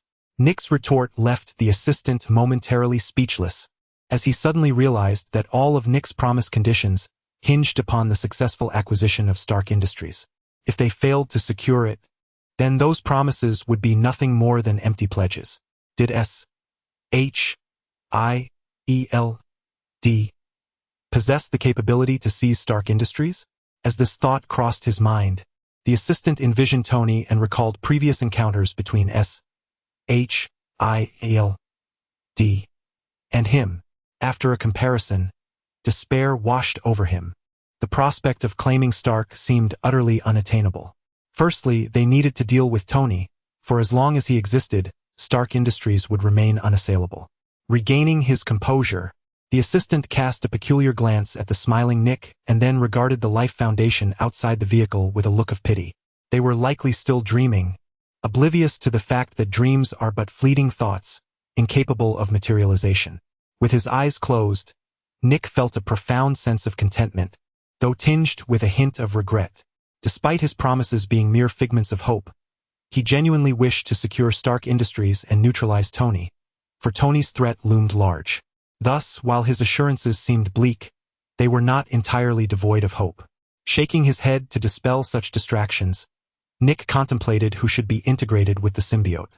His options were limited to just Flint and Captain America. Given their unfamiliarity with the symbiote, selecting either would entail considerable risk, necessitating careful deliberation.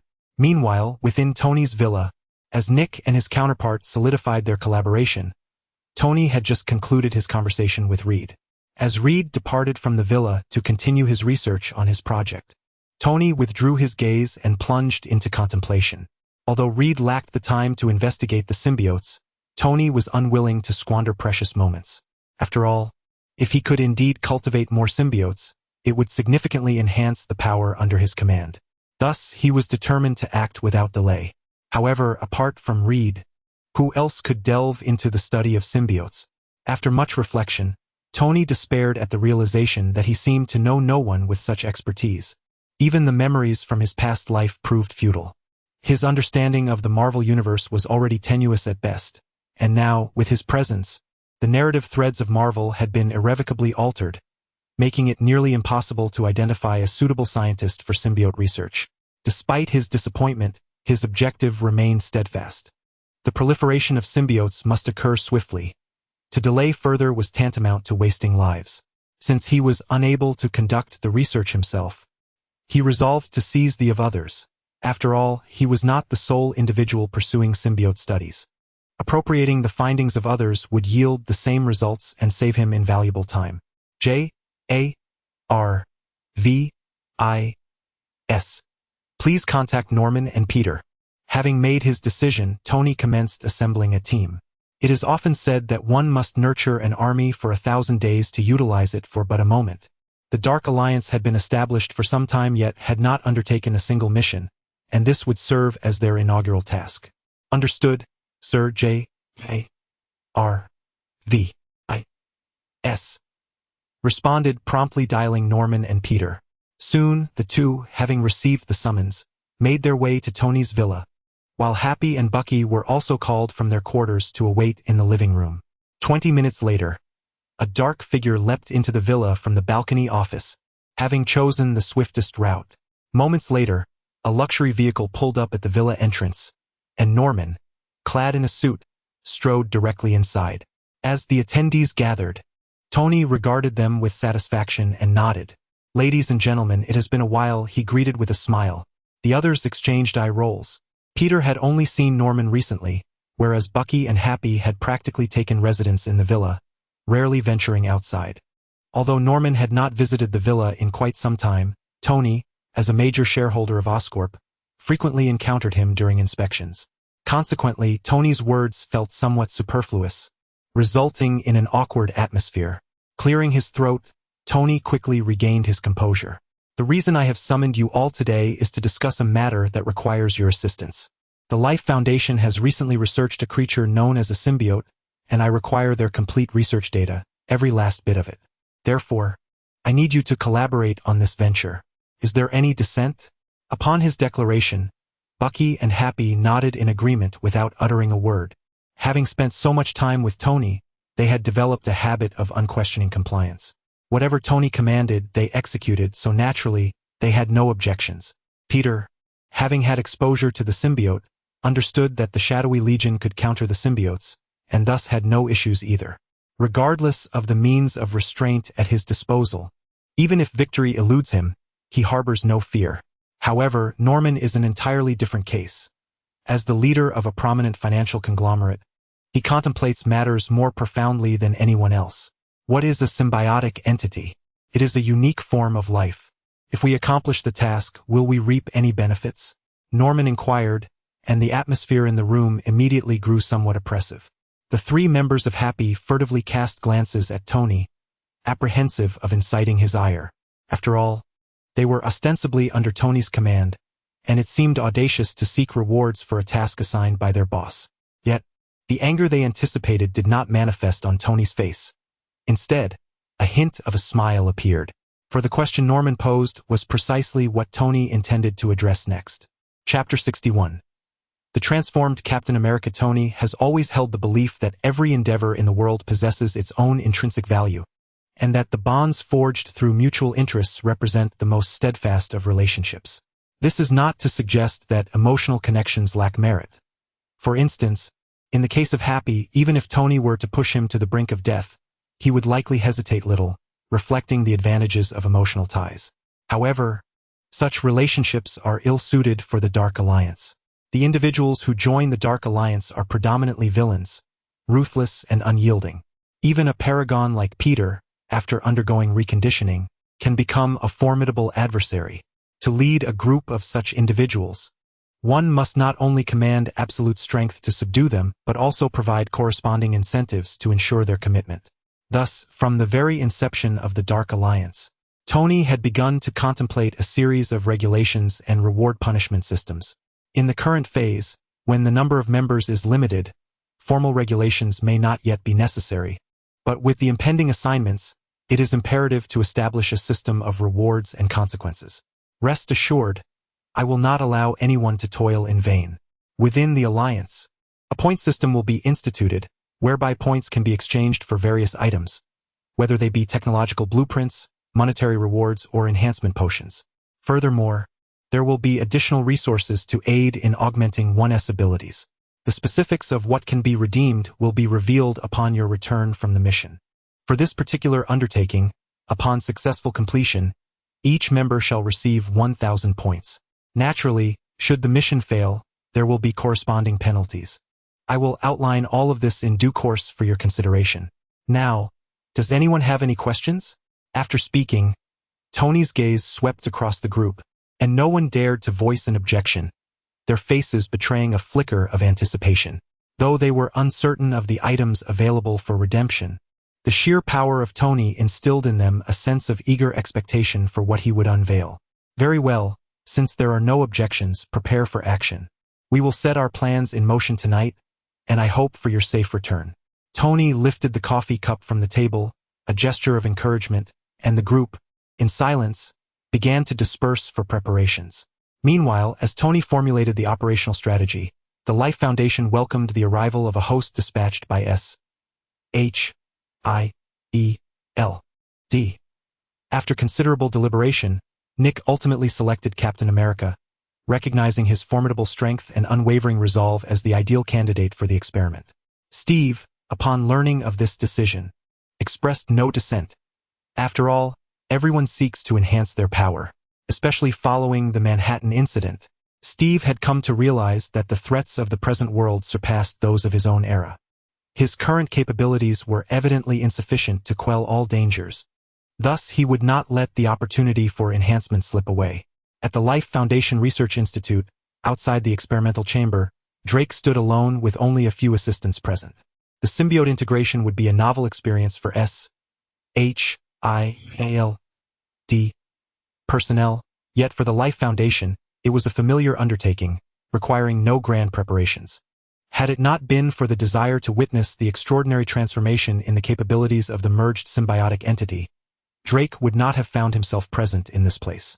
Observing the now completely relaxed Steve, Drake nodded towards the researcher beside him, prompting the Institute to press a crimson button. Instantly, a black liquid surged into the experimental chamber, and upon sensing Steve's presence, it appeared to come alive, rapidly enveloping his entire form. As the sensations coursed through his body, Steve resisted the urge to retaliate, remaining tranquil as he merged. Time ticked away, and soon the black liquid had completely encased Steve, burrowing into his skin. A tingling, prickling pain radiated throughout his body, yet Steve remained unperturbed. Suddenly, all the black liquid integrated into Steve's being, unleashing a wave of excruciating pain within his mind. Despite his resolute will, he could not suppress a muffled groan. Fortunately, this sensation was fleeting. Mere minutes later, the black liquid vanished from his surface, and the chamber door opened, allowing Steve to step out. At that moment, he appeared unchanged from before the experiment, at least to Drake and the others. However, he himself could feel an explosive enhancement in his physical prowess. A cursory assessment revealed that his physical capabilities had increased at least tenfold. A faint smile crept across his lips. Drake approached, curiosity etched on his face. Congratulations on successfully merging with the symbiote. How do you feel? Shall we test your abilities now? After a moment of contemplation, Steve nodded. This could be intriguing. No worries. I too am curious to see how the extraordinary differs from the ordinary, Drake replied, and the two made their way to the testing arena. Though modest in size, the testing ground was well equipped, featuring a power gauge, a modified treadmill, and a shot-put matrix for assessing reaction speed. Without needing an invitation from Drake, Steve strode directly to the power gauge, and without hesitation, unleashed a powerful punch. A resounding boom echoed as Drake and the others flinched, witnessing the numbers on the gauge fluctuate rapidly, soaring to its maximum limit of 10 tons in an instant. With a sharp crack, the power gauge exploded, overwhelmed by the sheer force that exceeded its capacity. Observing this spectacle, Drake and the others gasped in astonishment. A punch exceeding 10 tons of force, and it seemed this was not even Steve's limit. What kind of being was this?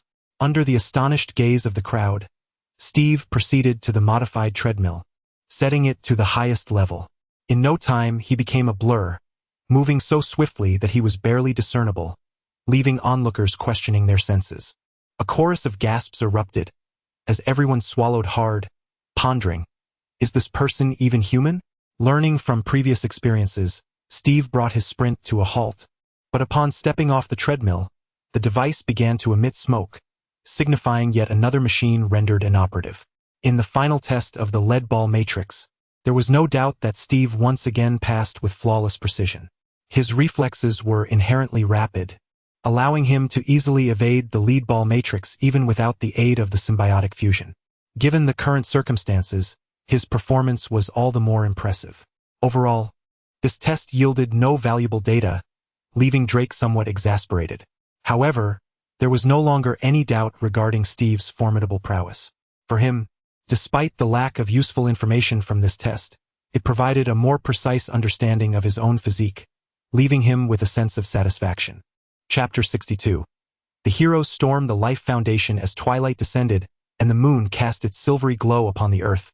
Vigilant patrols scoured the peripheries of the Life Foundation. Having received prior warnings, Drake had issued stringent orders, ensuring that no one dared to lower their guard. Time trickled by until a sudden sound sliced through the night, akin to something streaking overhead. Before the onlookers could discern the source, a thunderous roar echoed from the distant horizon, accompanied by a cacophony of eerie laughter. Ha ha ha! A green figure riding a flying skateboard barreled into the Life Foundation. Witnessing this spectacle, the personnel within the Foundation's walls shifted their expressions, erupting into shouts of alarm. Enemy attack! Enemy attack! As they raised their weapons to target the silhouette above, gunfire flared in the darkness, shattering the night's tranquility. Countless bullets soared skyward. Although the Green Goblin moved with remarkable speed, a significant number of projectiles found their mark upon him. Yet, clad in his green battle attire, he remained impervious to the threat of bullets. Aside from the clattering sound of impacts against his armor, the projectiles posed no danger to him. The chilling laughter emanated continuously from his lips as he deftly retrieved 2 pumpkin grenades from his waist. Pulling the pins, he hurled the grenades forcefully towards the ground, where they landed amidst the throng. Boom! The horrific explosion resonated, causing the previously dense gunfire to thin out considerably. Most of the armed members of the Life Foundation were reduced to mere skeletons in the wake of the pumpkin grenades. What may seem a lengthy tale was merely a prelude to the chaos that ensued. The towering figure of Happy descended from the sky, crashing into the ground and creating a massive crater upon impact. The shadow that had zipped past earlier now perched atop the Life Foundation's building. Peter, clad in his black spider suit, made his entrance. A vehicle roared forward, smashing through the Foundation's gates, from which emerged the icy visage of Bucky. The members of the Dark Alliance arrived in their own dramatic fashions, effortlessly breaching the Life Foundation's formidable defenses as they advanced towards the research building. At that moment, a piercing alarm blared throughout the edifice, signaling the incursion of intruders. In the surveillance room, Drake scrutinized the images on the monitor, his expression darkening to a near-melancholic state. Though he had been forewarned by Nick that Tony would eventually come for him, he had not anticipated such swift action. What astonished him further was the formidable prowess of Tony's associates. Aside from Spider-Man, there were 3 other exceptionally powerful superhumans among them. With such formidable strength, coupled with the ominous shadowy troops that subtly countered the symbiote, the Life Foundation's inherent might seemed woefully inadequate to withstand the assault. Fortunately, having accepted Nick's collaboration, Captain America, recently enhanced, remained within the Foundation, so while Drake's countenance betrayed his concern, he felt a measure of reassurance. As Drake picked up the communicator, his voice resonated immediately. Price, Donna, we have guests arriving. Gather the team and extend them a warm welcome. Understood. Doctor, mobilize forces and prepare to intercept members of the Dark Alliance. Drake then dialed Nick's number. The call connected almost instantly, without allowing Nick a moment to speak. The individuals from Stark Industries have arrived. It is now time for your SHIELD to take action. I understand. Hold on for a moment.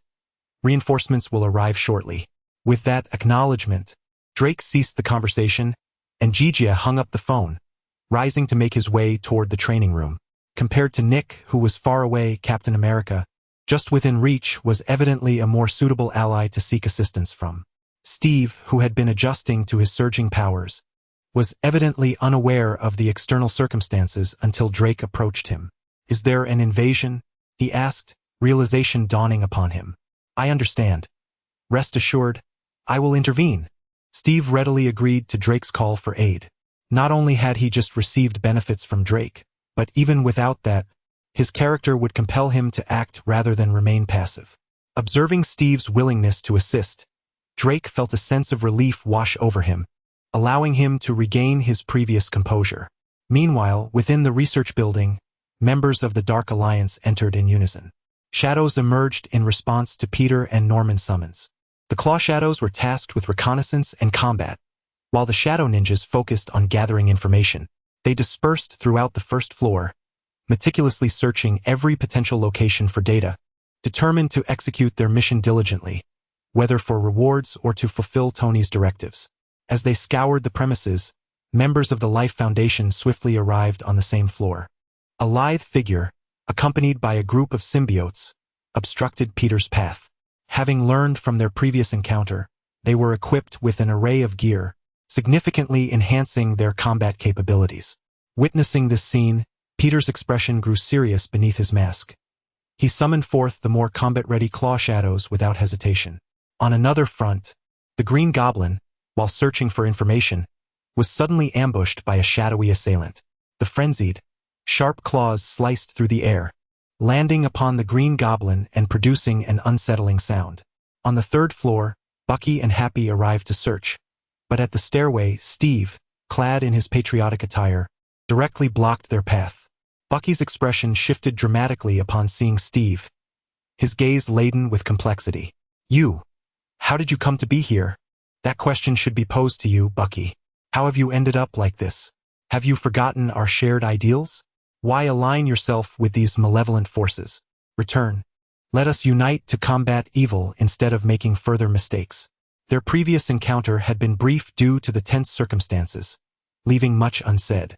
Under the present circumstances, Steve promptly began to counsel Bucky, seeking to extricate him from the clutches of the Dark Alliance.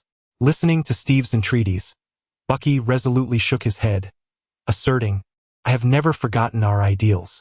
However, I possess my own path and my own methods. The League of Light embodies true justice. In stark contrast, your SHIELD has been commandeered by the upper echelons of the United States. Their actions predominantly serve the interests of the elite rather than the justice we hold dear," Bucky articulated with righteous fervor. During this time, he had resided in Tony's villa, and under the subtle influence of Tony's persuasion, he had long since embraced the League, now turning to implore Steve in return. Chapter 63. The terrifying Steve observing Bucky's unwavering obsession. Steve's gaze hardened with determination. "You have strayed down a misguided path, and I cannot allow you to make further mistakes. Since you are unwilling to turn away, I must bring you back," he declared, already preparing for action. At that moment, the impatient Happy, who had been waiting nearby, interjected loudly, "If you want to fight, then fight. Spare us the unnecessary chatter." Without regard for Bucky, Happy charged forward. His physique began to swell, and in the blink of an eye, he transformed into a giant resembling a small mountain. His enormous fist cleaved through the air, whistling as it aimed directly at Steve's face. Witnessing this scene, Steve's expression sharpened with resolve, and without a trace of hesitation, he retaliated with a punch of his own. The two fists, one large and one small, collided forcefully in midair. A smile crept across Happy's lips. To dare engage him in a direct confrontation was tantamount to courting death. Having injected himself with the Green Goblin Enhancement Serum, he excelled in strength. Apart from Tony, no one in the entire league dared to withstand his blows head-on. Therefore, upon seeing Steve choose to confront him directly, he envisioned the moment he would send Steve flying with a single strike. Boom! A thunderous sound erupted. A figure was sent hurtling backward, crashing heavily against the wall, which splintered upon impact. Bucky's eyes widened in disbelief as he realized that it was not Steve who had been thrown back, but rather Happy. A look of utter astonishment crossed Bucky's face. How could this be? Since joining the League, he had had the most encounters with Happy, and their frequent sparring sessions always ended with him nursing bruises. After all, against a creature with unparalleled defense and unmatched strength, he had no hope of overcoming Happy. Bucky had previously witnessed Steve's prowess. Though he was stronger, it was within limits. Logically, he should not be able to match Happy. Yet, the very brute who had so often bested him had been sent flying by Steve's punch, which was nothing short of astonishing. Bucky was left in shock, while Happy, furious and humiliated, could hardly believe that the very individual he had just dismissed had managed to strike him down. Roaring with rage, Happy clambered back to his feet and charged at Steve once more. His towering form resembled a small mountain, and with each step, the floor trembled beneath him. In comparison to his massive size, Steve appeared to be a mere weakling. However, strength would not be altered by Happy's fury. He was not the Hulk, who could harness rage to amplify his power. Soon, as Happy charged with greater speed, he was sent hurtling backward again, a spray of blood erupting from his mouth. His once impenetrable defense had been shattered. Slowly retracting his fist, Steve cast a stoic glance at the now-flung Happy. Before merging with the symbiote, he indeed had not been a match for the brutish giant. Yet, after the fusion, his strength had been augmented tenfold. How could a simple brute possibly contend with him now? Retracting his gaze, Steve once again turned to Bucky, speaking in a calm tone. "Surrender, Bucky. You are no match for me." At these words, Bucky snapped back from his shock, regarding Steve with a grave expression. The magnitude of Steve's power filled him with despair, yet he would never yield. He remained steadfast in his sense of righteousness, and his pride would not permit him to capitulate without a fight. With a swift motion, he drew his specially designed handgun, unleashing a barrage of powerful bullets towards Steve. In response, Steve did not attempt to block. Instead, he vanished in an instant, evading the onslaught. When he reappeared, he stood directly before Bucky, and as Bucky realized his presence, Steve's fist connected forcefully with Bucky's chest. A resounding impact echoed, sending Bucky crashing to the ground. Agonizing pain coursed through every muscle in his body, rendering him incapable of resistance. The disparity in their strengths was insurmountable. Steve, now fused with the symbiote, had become exponentially more formidable, transcending multiple tiers of power. Both Happy and Bucky felt akin to children confronting an adult, left with no recourse but to endure the onslaught. Observing the incapacitated forms of Happy and Bucky on the ground, Steve shook his head and spoke calmly. "Why bother? You might as well stay here for a while." With that, he turned and descended the stairs, disregarding the two men behind him. Happy and Bucky, having endured Steve's relentless assault, had completely lost their will to fight, finding even the slightest movement a Herculean task, resigned to lie on the floor. On the second floor, the fierce battle between Green Goblin and Rampage raged on. With the aid of advanced technological equipment, Green Goblin clearly had the upper hand over Rampage. Furthermore, with Shadowclaw assisting in the fray, Rampage found himself hindered, unable to rely on the symbiote's formidable vitality for an aggressive offensive. Unless an unforeseen event occurred, Rampage's defeat seemed inevitable. Amidst their relentless clash, the sound of footsteps echoed from the staircase. Steve emerged, striding confidently into view. Instantly, both Green Goblin and Rampage distanced themselves, directing their attention towards him. Upon recognizing the newcomer, Green Goblin furrowed his brow, while Rampage's face lit up with delight, sensing the aura of a kindred spirit, clearly an ally.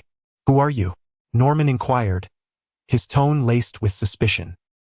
He recalled that Bucky and Happy had ascended to the third floor, and now an unfamiliar individual had appeared, evidently an aide to the enemy. Where have Bucky and the others gone? If they were on the third floor, they should have brought someone down with them. In response to his question, Steve remained silent, merely fixing his gaze on Norman before vanishing in an instant. As he disappeared, Norman felt a tremor of alarm. He was incredibly fast. Realizing the situation had drastically changed, Norman instinctively retreated, prioritizing his safety. With this thought in mind, he leaped onto his flying glider, flames erupting from its rear as he soared towards the window. As long as he could distance himself from this place, he would swiftly escape, unless that fellow could fly. Otherwise, he would undoubtedly be unable to catch up. The Green Goblin had calculated his moves well, yet he underestimated Steve's speed and overestimated his own strength. Just as he was about to burst through the window, Steve's figure suddenly appeared before him, blocking his path. In that instant, Steve unleashed a powerful punch, and the sheer force erupted forth. Norman barely had time to raise his hands in defense before he was propelled off the skateboard, crashing down onto the ground. The resounding impact reverberated throughout the entire building, causing Peter on the first floor to jump in shock. Before he could comprehend the situation, Norman's roar echoed down from above. "Run!" Chapter 64. Contact me after contemplation. Norman's roar caused Peter's expression to shift dramatically. He discerned the fear woven into Norman's words. Though he was oblivious to the specifics of the situation, he dared not linger any longer and hastily fled from the Life Foundation. The scream that had been suppressed within him reacted swiftly to Peter's retreat, realizing that they had gained the upper hand. Without a second thought, it pursued him, intent on capturing Peter.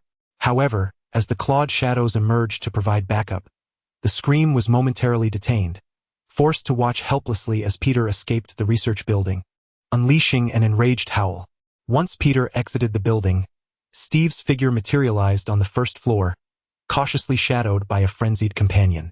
Observing the scene below, Steve furrowed his brow, searching for any signs of life. After dispatching the last two clawed shadows, the scream ceased its movements, casting a cold glance at Steve, and replied icily, "He has fled." In response, Steve regarded the scream with a penetrating gaze, ultimately saying nothing as he retreated to the second floor. Meanwhile, having narrowly escaped, Peter gasped for breath, his heart racing as he glanced back at the Life Foundation, which he had distanced himself from. He remained perplexed about how he had inexplicably lost. The four extraordinary beings, each possessing formidable strength, combined with the assistance of the shadowy soldiers, left Peter at a complete loss for reasoning behind their defeat. Prior to the operation, he had believed that the mission would be a mere formality. Yet the reality was strikingly peculiar. They had lost. Though the details of the encounter eluded him, he could envision that Norman and his companions had undoubtedly faced insurmountable foes. Otherwise, even in defeat, a total rout would be inconceivable.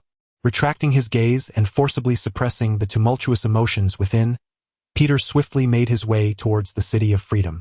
At a seaside villa, Tony sat upon the balcony, a glass of red wine in hand, gazing serenely at the tumultuous sea. The night waves crashed vigorously, one after another, incessantly pounding the shore with a cacophony of sound. At that moment, a shadow descended from the sky, landing on the balcony. Tony did not even glance in its direction, completely disregarding the occurrence. Seeing his composed demeanor, Peter felt a surge of anger and exclaimed, "The operation failed. How can you remain so calm?" In response, Tony took a sip of his wine, his expression still tranquil as he asked, "So, what transpired?" Peter then recounted everything he knew, while Tony listened intently, refraining from offering any opinions. Once Peter had finished, Tony finally drained his glass of wine, setting it aside on a nearby table, a faint smirk curling at the corners of his mouth. "I warned you all to exercise caution before the mission, yet no one heeded my words. Now look what has transpired, a complete rout. Do you truly believe that strength alone allows you to disregard the world?" As Tony spoke slowly, the initial anger on Peter's face gradually shifted to a tinge of shame. They indeed underestimated the situation, believing that their strength could effortlessly conquer all adversaries, completely disregarding the Life Foundation, which ultimately led to their downfall. Thus, in the face of Tony's scorn, Peter found himself at a loss for words. At that moment, Jarvis's voice broke the silence. "Sir, Mr. Nick is calling. Shall I connect the call?" "Put him through," Tony replied calmly. "Very well, sir." With that, Nick's voice resonated throughout the villa. "Hello again, Tony. If you're calling to gloat, you might as well keep quiet." Nick's tone carried a hint of arrogance. Having sparred with Tony on numerous occasions, this was the first time he found himself on the upper hand, and his demeanor reflected his delight. Unfortunately, before he could continue his boast, Tony's words swiftly extinguished his pride. After being retorted, Nick fell momentarily silent, though he quickly regained his composure. "I'll get straight to the point. I can release your people, but you must refrain from meddling with the Life Foundation." How about that? The notion that Nick genuinely intended to return happy and the others was utterly absurd. However, having witnessed Tony's formidable prowess, Nick was acutely aware that Tony's capabilities were truly unfathomable. Even with Steve's significant enhancements, he still lacked the confidence to confront Tony directly. As long as Tony remained standing, capturing all of his subordinates would be of no consequence. In fact, it might only serve to provoke Tony further. Thus, Nick's singular objective was to broker a deal with Tony through Happy and the others. It must be said that Nick knew how to navigate the situation, But Tony was evidently disinclined to grant him that courtesy. As Nick concluded his statement, Tony's indifferent voice responded, "I want your people, and I also require the information from the Life Foundation. If you have any sense, you'll deliver it willingly. If not, I will come to retrieve it myself. That's all. Contact me once you've made up your mind." With that, Tony abruptly hung up the phone, leaving Nick on the other end to stare blankly at the device as the busy tone echoed in his ears. Upon regaining his senses, a surge of indescribable fury welled up within him. Had Tony been standing before him, Nick would have seized him by the collar and demanded to know if he truly grasped the situation. How could he, in a position of strength, dare to impose conditions? How could he adopt such an imperious tone? In the office, Steve and Drake observed the enraged Nick, their expressions equally filled with cold intent.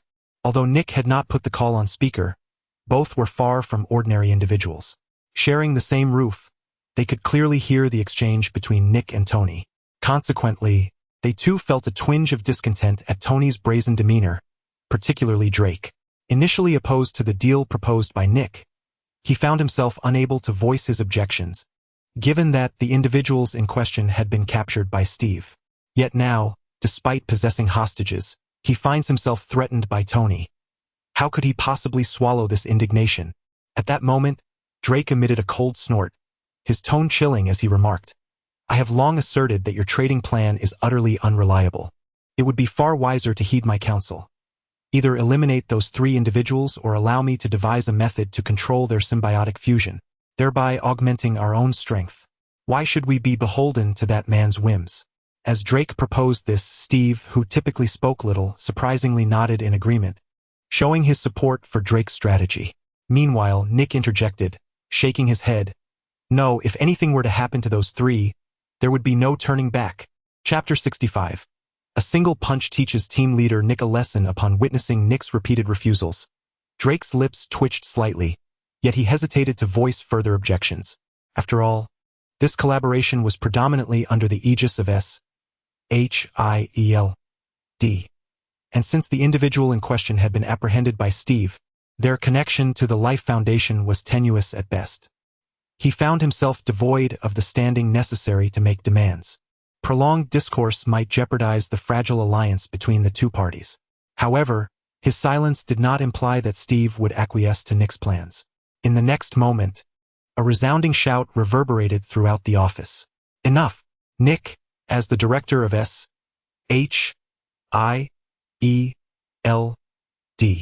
your duty is to eradicate evil and uphold the stability of our nation.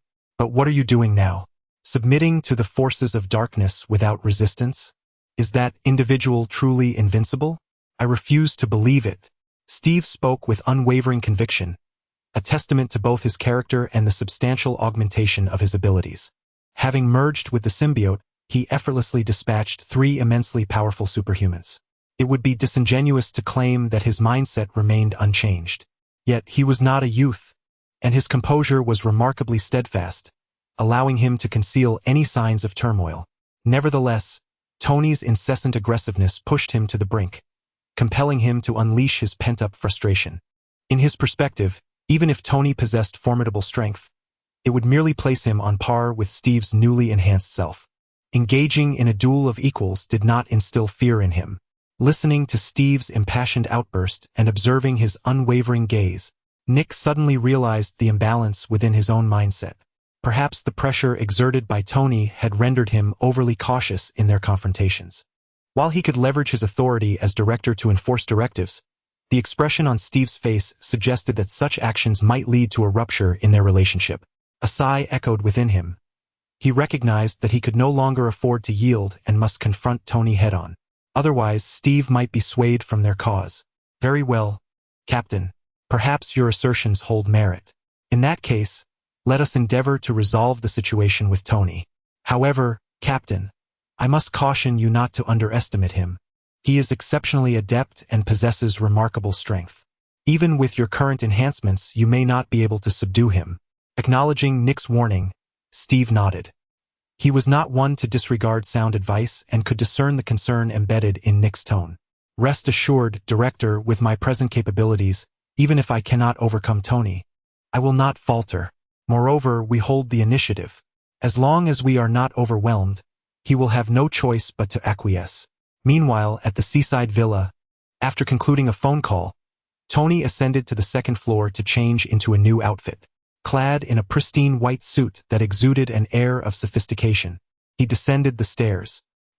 He gestured towards Peter, who awaited him, and proceeded towards the villa's entrance. Upon witnessing the scene, Peter inquired with curiosity, "What shall we do now?" "We are going to reclaim our territory," Tony replied, a smile gracing his lips as he walked. At these words, Peter's eyes gleamed with excitement. He had always sensed that Tony was extraordinary, yet had never witnessed his prowess firsthand. Now that an opportunity presented itself, he was eager to follow suit, hastening after him. As they departed in the silver sports car, Tony executed a deft drift away from the villa, heading towards the Life Foundation. His physical capabilities had vastly improved, surpassing his former self. Both his vision and reflexes had reached the pinnacle of human potential. Coupled with his prior affinity for speed and extensive driving experience, Tony found drifting to be an effortless endeavor. Given the late hour, the streets were nearly deserted, and shortly after leaving the villa, Tony's vehicle surged to an exhilarating speed of 130 miles per hour. 15 minutes later, with a stylish drift, the silver sports car came to a smooth halt at the entrance of the Life Foundation. Tony exited the vehicle, with Peter quickly following suit. Simultaneously, Nick and the others at the Life Foundation noticed Tony's arrival through the surveillance cameras. Nick's expression turned grave, while Steve, standing behind him, appeared eager to test the mettle of this purportedly formidable individual. "I'm going to see for myself just how formidable this guy is," Steve declared, disregarding Nick's potential objections as he turned and exited the office. Observing this exchange, Derek's eyes sparkled with anticipation. One was a super soldier he had meticulously crafted, while the other was a figure elevated by Nick's praise. Regardless of their respective abilities, Derek was keenly interested in the ensuing confrontation. As Tony and Peter entered the Life Foundation, they made their way toward the research building. Following the recent ambush orchestrated by Peter and his companions, the ordinary security personnel had long since retreated, allowing the two to proceed unimpeded. It was not until they reached the entrance of the research facility that the sound of heavy footsteps echoed from within. Steve, already a formidable figure, appeared even more imposing after merging with the symbiote. His presence entirely obstructed the doorway to the research facility. To gain entry, they would first need to contend with Steve. As he emerged, Peter's face instantaneously filled with wariness. In contrast, Tony remained unfazed. "Are you attempting to block my path?" he asked. "Indeed, and I intend to take you back to S.H.I.L.D." Steve unabashedly stated, clarifying his intentions. As soon as Steve's words reached their conclusion, Tony sprang into action. For him, given that Steve was an adversary, there was no need for lengthy discourse. He would simply incapacitate him. With the enhanced speed granted by the power of the Rabbit Talisman, Tony moved with remarkable swiftness. Almost instantaneously, he was before Steve, landing a decisive punch upon his cheek. In an instant, the previously invincible Steve was sent flying by a single punch from Tony. The impact was thunderous as his body crashed against the wall, engulfed by debris. Yet, at that moment, Steve was oblivious to these trivialities. Instead, he stared at Tony, who stood not far away, with a look of sheer astonishment. Although Nick had introduced Tony as formidable, he never anticipated such overwhelming strength, being effortlessly sent flying with a single blow, leaving him utterly defenseless.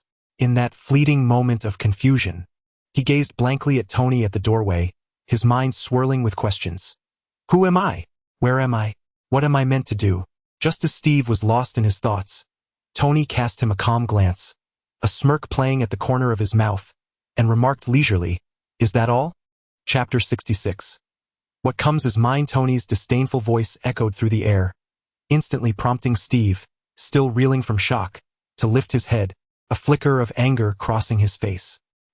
He possessed his own pride, particularly as he had previously regarded Tony with utter contempt, only to be sent flying by a single punch. This was an affront he found difficult to endure. Yet, despite his fury, his mind remained remarkably composed. As a seasoned warrior who had faced countless battles, He understood all too well that losing one's rationality during combat was an unforgivable sin. The moment one succumbed to irrationality, the outcome of the confrontation was all but predetermined. With a deep breath, Steve exhaled slowly and fixed his sharp gaze upon Tony, declaring, "Come again." Before Tony could react, Steve launched himself into action. Boom! A thunderous sound erupted as the ground beneath Steve shattered beneath his foot. With an explosive burst of power, he propelled himself towards Tony at an astonishing speed. Even Peter, standing behind Tony and endowed with extraordinary spider sense, could only catch a glimpse of a fleeting shadow, unable to discern the specifics of Steve's form. Instantly, Peter's heart raced, and he couldn't help but warn Tony to be cautious. Just as his words left his lips, a dull thud reverberated through the air, and Steve materialized before Tony. Tony remained stationary, unperturbed, while Steve seemed to have collided with an immovable barrier. His body pressed against the air less than a meter from Tony. The sight left Peter astounded, and even Nick and Drake rose to their feet, expressions of disbelief etched across their faces. What was happening? Tony observed Steve's disheveled state with a smirk tugging at the corners of his mouth, his eyes glinting with mockery. He possessed an array of abilities: the fiery power from the dragon talisman, the swiftness bestowed by the rabbit talisman, and the telekinetic prowess granted by the sheep talisman. It was the latter that he employed now. Unlike Steve, who relied on sheer physicality, Tony was not foolish enough to engage in a brawl without utilizing his diverse capabilities. Moreover, when it came to raw physical prowess, he was not necessarily Steve's equal. The only reason he had managed to send Steve flying was due to the element of surprise and the enhancement from the rabbit talisman's speed. Otherwise, Steve would not have risen as if unscathed. With Steve nearly pressed against him, Tony's thoughts shifted, and he soared into the air, only to crash heavily back onto the ground. Bang! Bang! Bang! The resounding thuds echoed as Steve's form was repeatedly lifted and slammed back down onto the earth. Soon, a massive crater in the shape of a human figure emerged on the surface. Among all extraordinary abilities, physical prowess could not be deemed the least useful. However, lacking sufficient strength against a telekinetic ability of such caliber left one utterly defenseless, as was evident with Steve in this moment. Peter, witnessing the spectacle, gaped wide-mouthed, large enough to fit an egg. In the monitoring room, Nick and his companion shared the same incredulous expression. Especially Nick, although he anticipated that Steve might not be a match for Tony. The direct defeat was beyond his expectations. Regaining his composure, Nick, disregarding his shock, urgently shouted, "Quick! Summon reinforcements!" At his words, Drake immediately snapped to attention and nodded. Soon, 3 figures burst forth from the research building: the Sandman Flint, Scream, and Frenzy. A whirlwind of sand surged toward Tony, each grain like a steel pellet, capable of easily piercing a person's body. Scream and Frenzy launched their assaults from either side, fully aware that confronting Tony directly would lead to their demise. Thus, they positioned themselves to distract him instead. However, they underestimated Tony and overestimated their own capabilities. A mere trio of misfits was insufficient to divert his attention. With a shift of his gaze towards the tumultuous sandstorm, Tony waved his right hand, and in an instant, a blazing inferno surged forth to engulf the swirling sands. Although the sand possessed lethal force, it was rendered ineffective against the intangible nature of flames.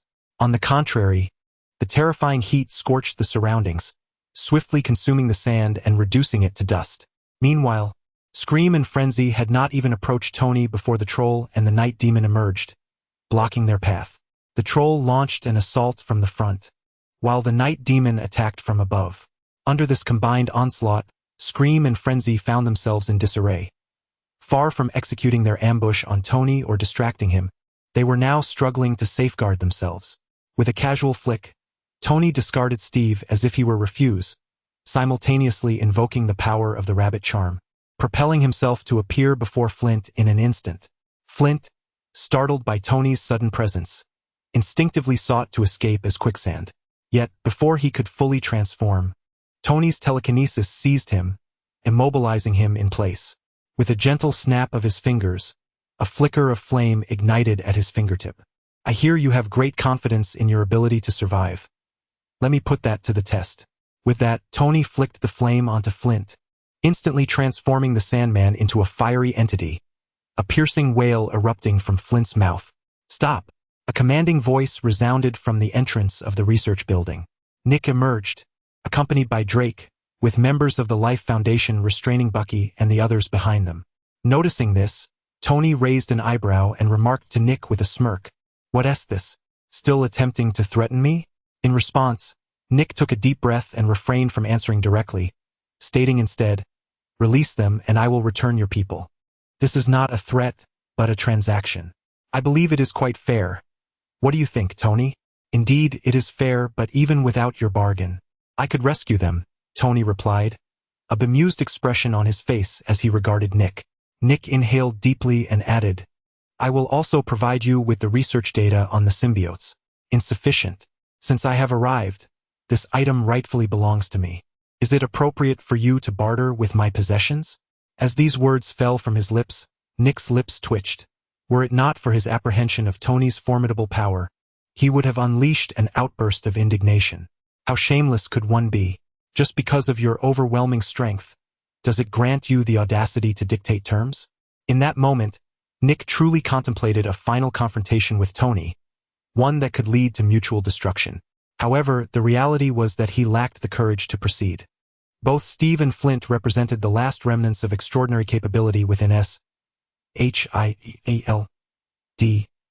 Losing either of them would render any future resistance against Tony futile.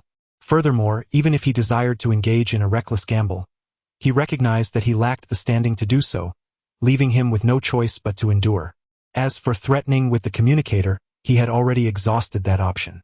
Nick understood all too well that should he dare to use the communicator to intimidate Tony again, given Tony's character, he would rather endure than yield. So one must ponder what course of action remains. Chapter 67. May I stay at your residence tonight? Upon uttering these words, Nick was enveloped in a profound sense of helplessness. He was undeniably the most beleaguered director of S.H.I.E.L.D. in history.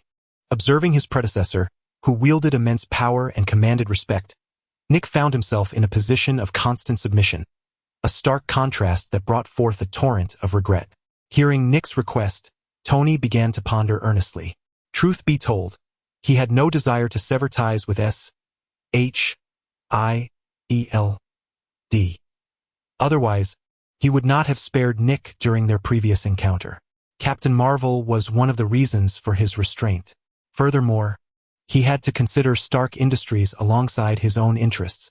Of course, should the stakes be sufficiently high, a confrontation could be on the table. However, the current situation involving the symbiote did not warrant such a significant sacrifice from Tony. As matters progressed, Nick found himself once again bowing to necessity, contemplating whether to relent. However, therein lay the dilemma. What benefits should he seek? Indeed, he had come to perceive Nick as a veritable cash cow. Otherwise, why would he create such a ruckus? With a lioness appetite, Nick might not acquiesce, yet if he set his demands too low, he would feel he had lost out, leaving him in a state of considerable frustration. Fortunately, bolstered by memories from his previous life, Tony quickly identified a target. He could negotiate a resolution to today's predicament. I have heard that S.H.I.E.L.D. possesses a cube. If you hand that over to me, we can consider this matter settled. Upon hearing this, Nick furrowed his brow. S.H.I.E.L.D. possessed only one cube, acquired from HYDRA, originally obtained by Steve during a raid on their headquarters. Although HYDRA held this artifact in high regard, S.H.I.E.L.D. had spent decades studying it without uncovering its purpose, only aware that it harbored immense energy. In that moment, Nick hesitated, weighing whether to comply or not. As he wrestled with his thoughts, the cries of Flint grew increasingly faint. Consumed by flames, he had become entirely charred, his body beginning to melt away. It was evident that if the fire were not extinguished soon, he would be completely vaporized. Witnessing this scene, Nick set aside his deliberations and spoke decisively, "I will give it to you. Release him." Upon hearing these words, Tony smiled, casually gesturing as the flames engulfing Flint were extinguished, allowing Steve, who had been airborne, to finally touch down. The frantic screams and chaos that had once plagued the shadowy legion were also quelled, granting them a reprieve. "Prepare the items and deliver them to my villa," Tony instructed, then turned his attention to Drake. Feeling the weight of Tony's gaze upon him, Drake instinctively swallowed hard, his nerves igniting with anxiety. Before witnessing Tony's formidable prowess, he had considered him merely competent, but now he was engulfed in dread, fearing that Tony might target him next, which would spell his doom. "Mr. Stark, here is the information you requested. It is all contained within." Drake hurriedly approached, offering the folder with both hands in a gesture of deep respect. Meanwhile, the imprisoned trio, Bucky and his companions, had also gained their freedom and stood before Tony, each bowing their heads in a display of shame. After casting a fleeting glance at the trio, Tony silently turned away and departed, with Peter hastily collecting the documents and following suit. Bucky and the others, witnessing this, promptly trailed behind. The group made their way towards the exit of the Life Foundation. As they watched Tony and the others leave, both Nick and Drake exhaled deeply, relieved. Nick quickly glanced at Flint and Steve on the ground, urging them to assist. In the sleek silver sports car, Tony occupied the back seat, while Bucky sat in the front passenger seat, and Happy dutifully took the wheel. As for Peter and Norman, they effortlessly soared back. Observing the reticent Tony in the rear, the two remained tense, scarcely daring to breathe, striving to appear as compliant as possible. Noticing their demeanor, Tony couldn't help but chuckle, asking, "What is the matter? Do I look like I would devour you?" At his words, Bucky and the others seized the opportunity to speak, hastily apologizing. "My apologies, sir, for requiring you to come personally." Observing their expressions, Tony's smile faded, and he responded slowly, "It seems you are aware of your embarrassment. Upon our return, focus on enhancing your abilities. I do not wish to witness such failures again." In all honesty, Tony felt a tinge of disappointment. His painstakingly assembled Dark Alliance had nearly faced total annihilation. Upon hearing the news, he almost considered letting them fend for themselves. It was truly humiliating. However, after careful contemplation, he decided to intervene personally, and fortunately, the outcome was not entirely unfavorable. "Rest assured, sir, we shall strive diligently upon our return," Bucky and Happy echoed in unison. Tony offered a perfunctory nod, harboring little hope. While Bucky had potential, Happy's abilities were rather stagnant, leaving little room for improvement. Without further conversation, the vehicle soon arrived back at the villa. However, as they reached their destination, the expressions of everyone, save for Tony, shifted dramatically. For the villa had been breached. A gaping hole marred its facade. Witnessing this scene, anxiety gripped their hearts, and they instinctively turned their gazes towards Tony. At that moment, Tony narrowed his eyes, silently approaching the villa as if nothing had transpired, yet everyone sensed an icy intensity emanating from him, rendering them hesitant to speak. "Jarvis," Tony called out, surveying the near ruins of the villa. "Sir, I am here," Jarvis responded. "Please inform me of the situation." "Sir, after you departed, a new arrival in the basement awakened and released Banner. The two escaped the villa together." Upon hearing this, Tony immediately made his way to the underground laboratory. Soon, he arrived at what appeared to be a disaster zone. In that instant, a smile broke across Tony's face, and he remarked, "Well done. Not only did they escape, but they also dared to wreak havoc. How amusing." Though Tony spoke with a smile, the others could sense the fury simmering beneath the surface, particularly Peter, who instinctively shrank back, for he knew it was his bringing of venom that had led to this chaos. Should Tony's ire be directed at him, he would have nowhere to weep. Fortunately, Tony did not shift his blame onto them and soon regained his composure. "Enough, everyone. Go about your own business. If there is anything to discuss, let us address it tomorrow." With these words, Tony departed, leaving the others behind. The villa, in such a state of disrepair, was uninhabitable. Thus, he had no choice but to seek alternative accommodations. As they watched Tony walk away, Peter and the others also dispersed, leaving only the unfortunate Happy to contact a renovation team to restore the villa. Driving towards downtown Manhattan, Tony parked his vehicle outside an upscale residential complex and dialed a number. "Potts, my home is gone. I'm downstairs at your place. May I stay with you tonight?" After his request, Potts' voice resonated through the phone. Tony, ever the charmer, continued to speak sweetly, and soon, a graceful figure appeared at the entrance of the complex to escort Tony upstairs. Chapter 68. The transformation of the Tesseract and the arrival of Loki. The night passed in silence. The following day, within the confines of S.H.I.E.L.D.'s headquarters in Nick's office, the door was abruptly flung open. Nick's assistant hurried in, a jubilant expression illuminating his face. "Director, I bring good news." Tony Stark's mansion was attacked, and the imprisoned Hulk seized the opportunity to escape. Upon hearing this, Nick, who had been engrossed in paperwork, instantly lifted his head, his gaze sharp as he directed a piercing look at his assistant. Who was responsible? The assistant scratched his head, stammering as he shook it, indicating uncertainty.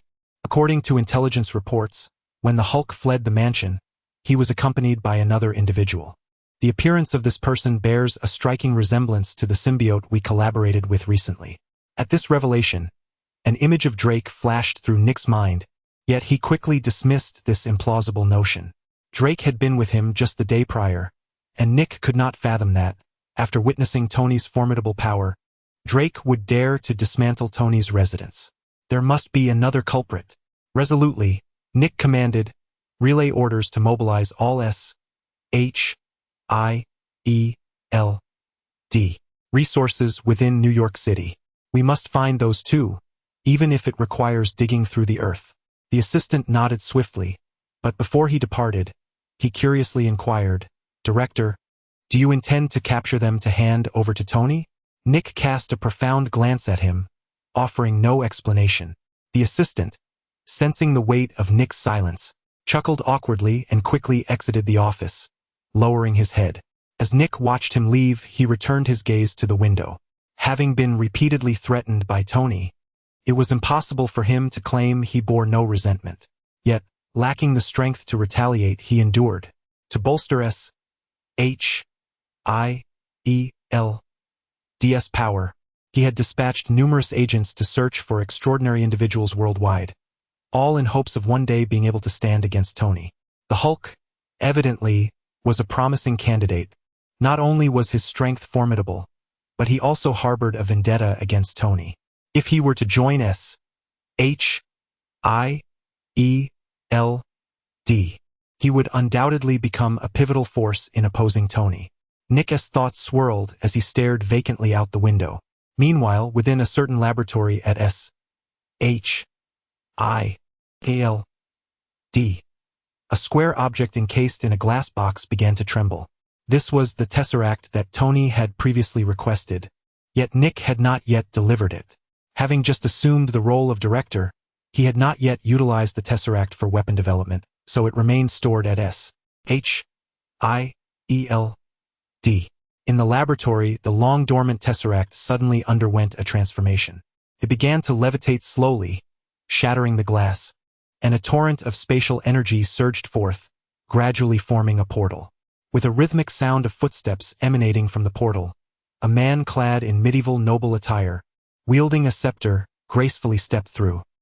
His movements were elegant and composed, and as he surveyed the laboratory's layout, a hint of amusement flickered across his brow before his gaze settled on the Tesseract, a subtle smile gracing his lips. With a casual flick of his wrist, the Tesseract fell effortlessly into Loki's grasp.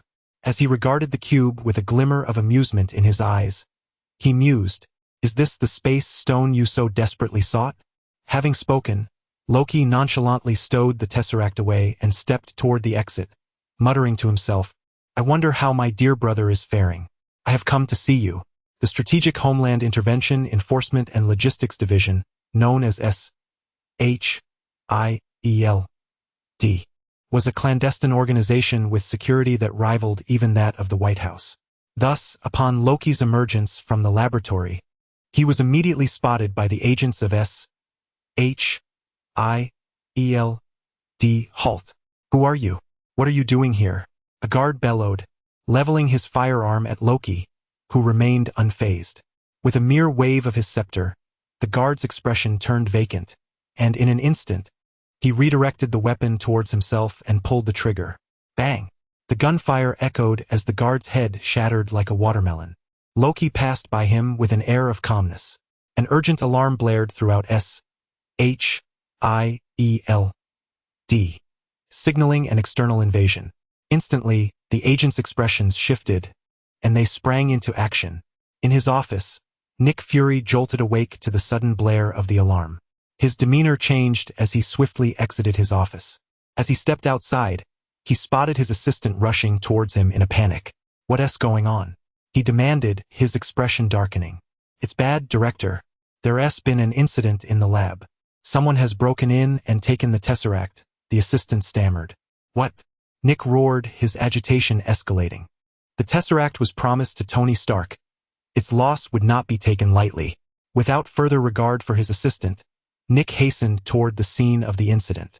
Despite his urgency, the vastness of SHIELD delayed him, and when he finally arrived, he was met only with bloodshed and bodies, devoid of any intruder. Who was responsible for guarding this area today? Nick turned to his breathless assistant, his expression menacing. It was Barton. He was on duty today," the assistant replied, trembling with dread. "And where is he?" Nick pressed. "I don't know," the assistant whimpered, near tears. He had rushed to report the news as soon as he learned of it, unaware of Barton's whereabouts. At this, Nick's expression darkened further, and he pivoted toward the surveillance room. As an essential agency, SHIELD was equipped with extensive monitoring systems.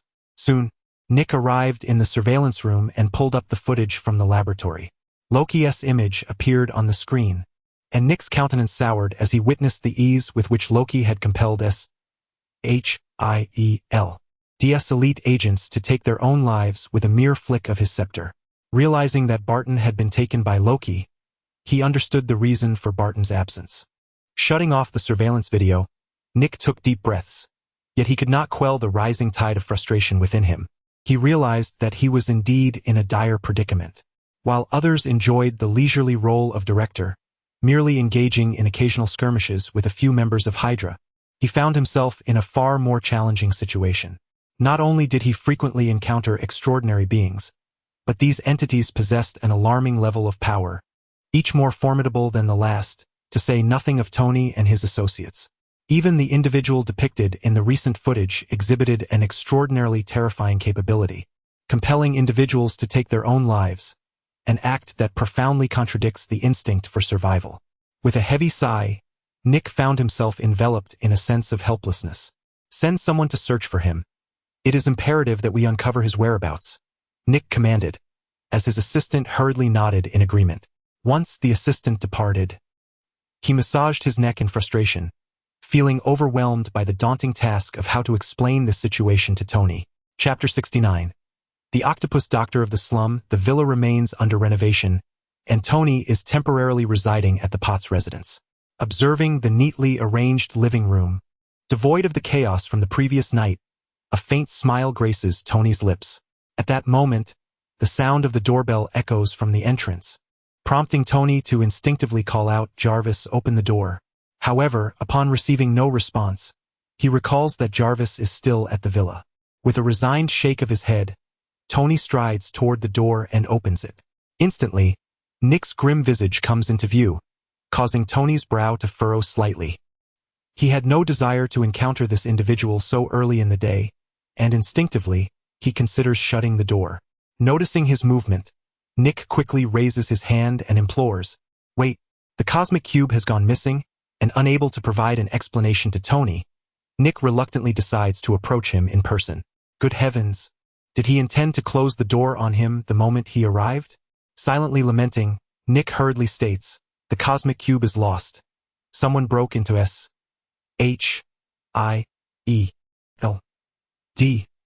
last night and stole it." Upon hearing this, Tony pauses, eyeing Nick with skepticism. How fortuitous that it vanished just as he was requesting it. Observing Tony's expression, Nick recognizes his thoughts and a bitter smile crosses his face. "I'm not deceiving you," Look, I brought the surveillance footage. With that, he gestures to the tape in his hand. Rest assured, if I promise you something, I will deliver. Just grant me a little more time, and I will retrieve the cosmic cube for you. Taking the tape from Nick, Tony ponders for a moment, then ultimately nods very well. With that, he slams the door shut. Left outside, Nick storms away from the Potts residence, his frustration evident as he continues to urge HILD personnel to expedite their search.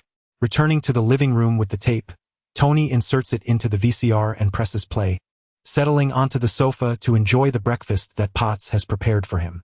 The footage is brief, lasting only a few minutes, and concludes rapidly. As Loki's image appears on the screen, a glint of coldness flashes in Tony's eyes. Why has this troublemaker shown up at such a time? However, daring to steal from me? A reckless endeavor indeed. Muttering to himself, Tony has no immediate plans of action.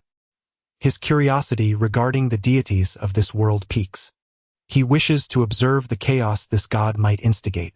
Yet, it is also true that Tony lacks absolute confidence in confronting him.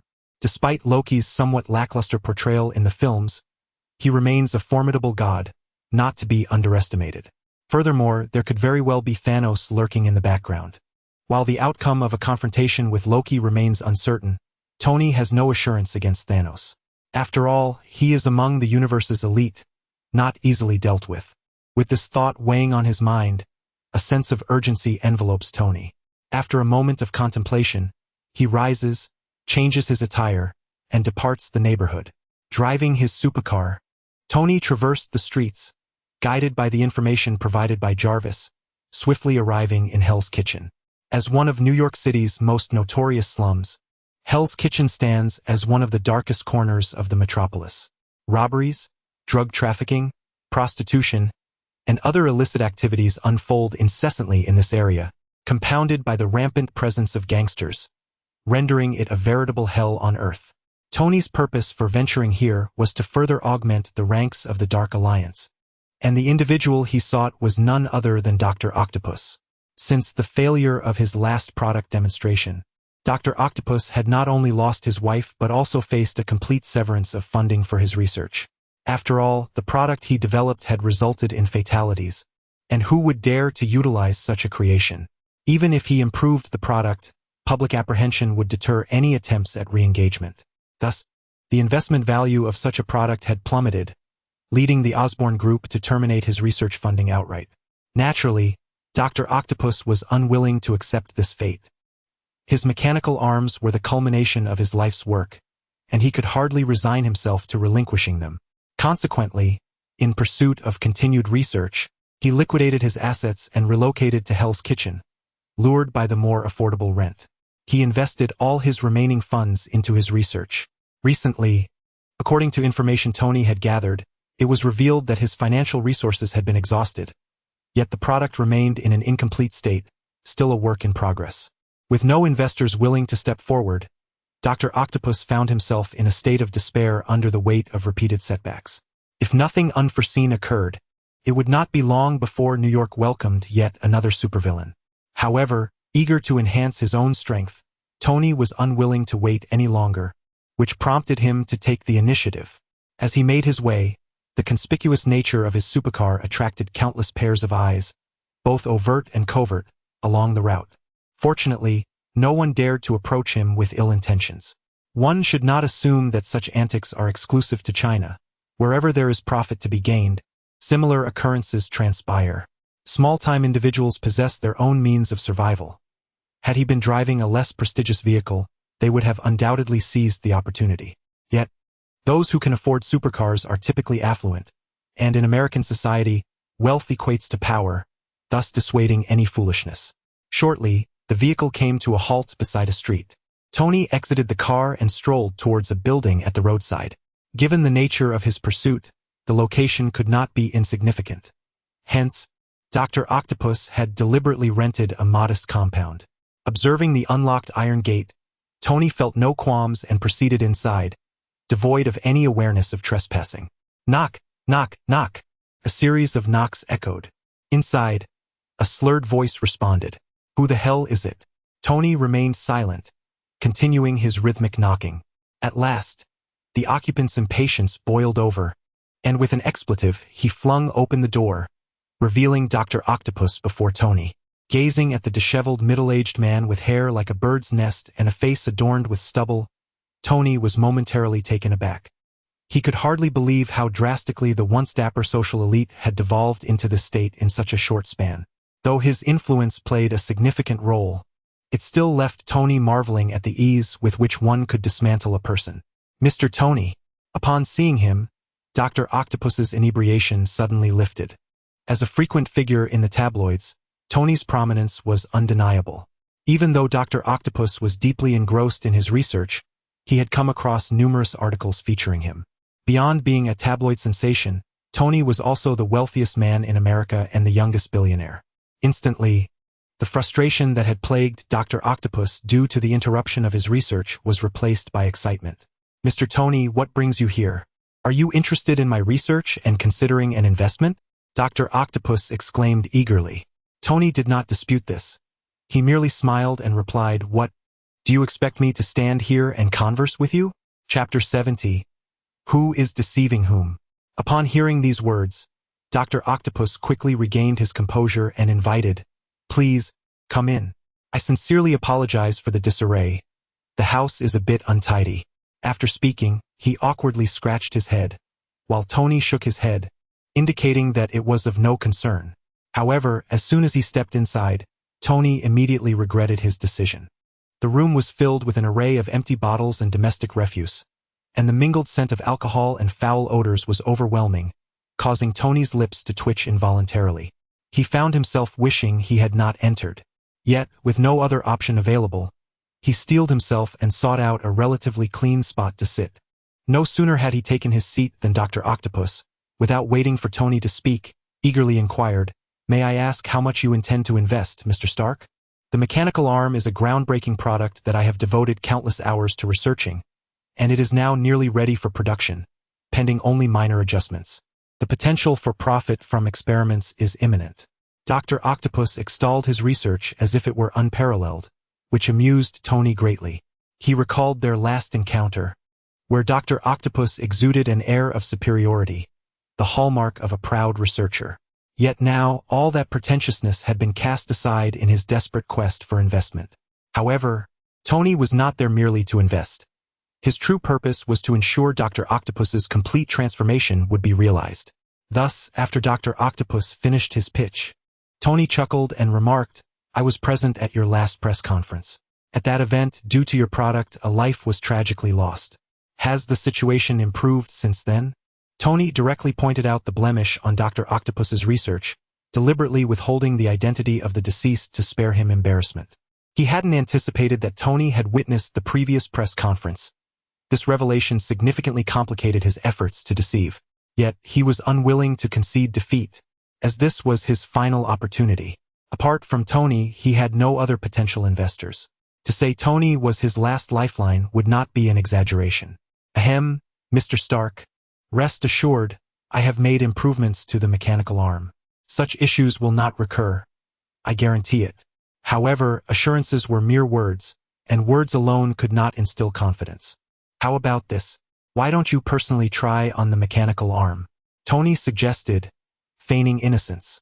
Upon hearing this, Dr. Octopus hesitated. To put it bluntly, he had yet to understand the cause of the fatality at the previous conference, and discussing solutions was preposterous. His previous statements had been mere fabrications aimed at attracting investment. Now, Tony was suggesting he test the device himself, which could indeed be perilous. In that moment, he faced a dilemma: to wear it or not. Wearing it could endanger his life, a gamble he was unwilling to take. Conversely, refusal could jeopardize the investment, as no one would dare don a device that its own creator feared. Thus, he found himself ensnared in a predicament from which there seemed no escape.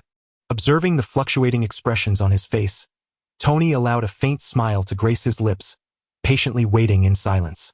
He understood these scientific zealots. Nothing held greater significance than their research, for which they would even sacrifice their lives. Once Dr. Octopus donned the mechanical arms, Tony's objective would be fulfilled, and there would be no escaping from it. Thus, a supervillain would be born in full measure. Remarkably, this prospect filled Tony with a sense of historical significance, eagerly anticipating Dr. Octopus's decision. At last, with a grim determination etched upon his face, Dr. Octopus declared, "Very well, I accept." With that, he turned and strode into his chamber, and naturally Tony followed suit. Instantly, four enormous mechanical arms materialized before him. Gazing at the mechanical appendages, Dr. Octopus resolutely shed his shirt, leaning against the arms, prepared to integrate them into his being. However, unexpectedly, before he could press the installation button, the mechanical arms sprang to life, the steel needles at the interface piercing through his spine and embedding themselves within his body. The suddenness of this occurrence elicited a pained scream from Dr. Octopus, who was caught entirely off guard. Tony, however, was not surprised.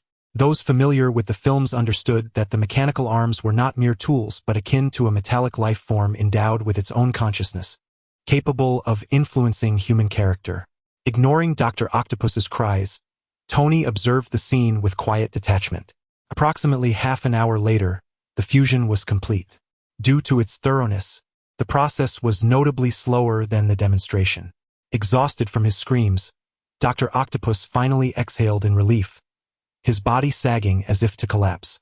Yet, before he could hit the ground, the mechanical arms instinctively moved, supporting him as if they were human legs. The other two limbs hissed threateningly at Tony, resembling venomous snakes. Tony, unfazed by the mechanical appendage's menacing demeanor, smiled and inquired, "How do you feel now?" "Remarkable. I feel as though I have gained an additional pair of hands, and I can maneuver them with ease." Although he appeared somewhat disheveled, the smile on his face betrayed no hint of discontent. Despite having engineered the mechanical arms, this was his first experience with them attached to his own body. Apart from the initial pain, he now felt splendid. "Try to see if you can remove them," Tony suggested. Dr. Octopus nodded and attempted to detach the mechanical arms, but soon his expression shifted dramatically. "It's futile, utterly futile." The removal mechanism he had designed was as ineffective as a mere ornament. He could not detach the mechanical limbs at all. Panic surged through him. No one wished to become a monster, and he now bore an appearance indistinguishable from one. Realizing he might be condemned to live with these arms for eternity, his countenance shifted to one of sheer horror. "Damn it! What is happening? I had meticulously designed this. How could it have failed?" Dr. Octopus roared incessantly, yet a barely perceptible smile graced the corner of Tony's lips. "Do not fret. It appears to be a minor malfunction, merely a trivial issue.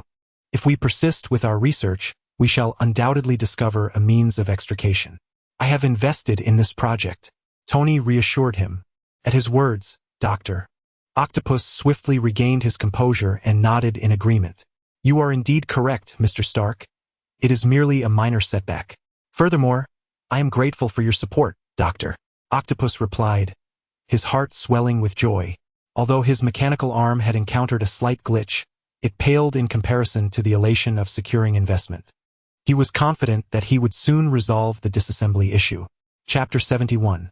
The solitary night demon observing the elation of Dr. Octopus upon receiving investment, Tony seized the opportunity to extend an invitation, remarking casually, "By the way, I have formed an alliance dedicated to inviting scientists like yourself to explore the future of humanity together.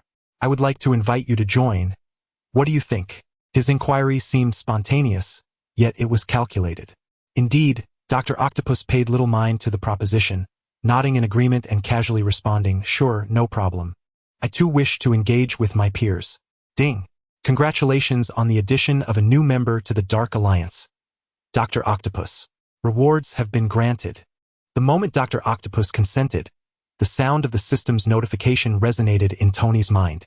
Despite having heard it before, each occasion felt like celestial music to his ears, for it signified an imminent enhancement of his power. Furthermore, through this experience, Tony discerned a subtle loophole, not quite a flaw, but an opportunity. Regardless of how individuals were invited, as long as they agreed, the system would acknowledge their membership. One should not underestimate this realization. It greatly expanded his operational latitude, potentially allowing him to accrue system rewards. However, this notion was merely a seed of thought. Tony needed to contemplate the specifics of its implementation. Suppressing his musings, Tony rose with a smile, stating, "Let us consider this settled. I shall arrange a new research facility for you, and I will notify you when it is ready. I must take my leave now." Having acquired what he desired, Tony lost interest in lingering and promptly excused himself. Dr. Octopus, recognizing the situation, refrained from insisting on his stay and instead escorted Tony from his residence. Once downstairs and settled in his vehicle, Tony did not hasten to start the engine. Instead, he initiated the system's lottery, embarking on a new round of chance. His gaze fixated on the spinning wheel, he watched intently as the pointer gradually slowed, ultimately coming to a halt. At that moment, a small pig appeared on the wheel, swiftly rushing into Tony's mind. After a brief moment of contemplation with his eyes closed, when Tony reopened them, a flicker of fervor ignited within his gaze. In that instant, he recalled the character Cyclops from the X-Men, feeling an urge to compete over whose eyes possessed greater prowess. Yet, he pondered, did this world even harbor mutants? Having traversed here for some time, he had yet to encounter any news or evidence of their existence. Opening a long-neglected personal information panel, Tony surveyed the opulent data displayed, a confident smile gracing his lips. Name, Tony Stark. Gender, male. Identity, heir to the Shadow Kingdom. Abilities, equine spell, dragon spell, goat spell, rabbit spell, pig spell, mastery of Shadow Ninja, mastery of Shadow Blade, mastery of Shadow Bat, mastery of Shadow Troll, mastery of Shadow Samurai. Lottery attempts, 0 Dark Alliance members, Spider-Man, Winter Soldier, Green Goblin. Dr. Octopus. The Shadow Legion had now welcomed an additional samurai tribe, bringing the total number of factions under Tony's control to 5. With just 4 more, the 9 Grand Shadow Legions would be fully assembled. Tony eagerly anticipated the moment when the 9 Dark Shadow Legions would emerge together, a thought that filled him with excitement. It was said that the Shadow Kingdom possessed 10 Dark Shadow Legions, yet Tony had not received any pertinent information. Perhaps it was necessary to gather the entire legion before unlocking the 10th? Just as Tony reveled in the joy of his growing power, a sudden commotion erupted from a narrow alley beside the street. A thug-like individual was effortlessly subdued by a figure clad in a uniform, the latter's methods brutal, leaving the thug in considerable pain. Hearing the noise, Tony turned to glance through the car window at the alley, his brow slightly furrowing in surprise. In a city teeming with superheroes, New York was never short of them. Beyond the renowned Spider-Man, there were others like Daredevil and the Punisher who operated in the shadows. Unlike the light-hearted Spider-Man, who always turned over criminals to the police, Daredevil and the Punisher favored a more violent approach to justice. Furthermore, their activities were primarily confined to Hell's Kitchen, resulting in less notoriety compared to Spider-Man. Encountering Daredevil was undoubtedly a stroke of luck, particularly in broad daylight, which made it even more astonishing. While Tony was aware of Daredevil's existence, he had never considered recruiting him. After all, these superheroes, having emerged from suffering, possessed a resolute character far removed from that of a young man like Peter. The effort required to enlist them seemed excessive. These individuals likely had conflicts with Kingpin's influence, but Kingpin had not informed Tony, presumably preferring to handle matters himself. Nevertheless, since fate had brought them together, Tony felt it was worth exploring the possibility. For who knew if Daredevil might unexpectedly agree? With a light-hearted mindset, Tony exited the car and ventured into the alley. Sensing Tony's approach, the thug, unable to restrain himself, cried out for help. "Please, save me." Paying him no heed, Tony directed his attention towards Daredevil, expressing with interest, "You must be the superhero of Hell's Kitchen. What crime has this fellow committed to warrant your intervention in broad daylight?" This inquiry not only served to initiate conversation but also stemmed from Tony's curiosity. Unlike Spider-Man, Daredevil's violent methods placed him in the realm of criminals in the eyes of the law, making his daytime activities quite rare. Tony was not concerned about Daredevil's reluctance to share. Superheroes share a common trait, their unwavering belief in the righteousness of their actions. Thus, when questioned, they would readily speak. After all, superheroes are human too and seek recognition from others. Drug dealing and extortion, leading to the destruction of a family, Daredevil's voice resonated with a magnetic quality. Though his words were brief, Tony grasped the overall context of the situation from that single statement. After engaging in drug trafficking, these individuals resort to lending to others, and when their debtors are unable to repay, they turn to the families of those addicted, with men selling organs and women selling themselves, a veritable one-stop service. Such people are nothing short of demons inhabiting this world, having completely forfeited their humanity.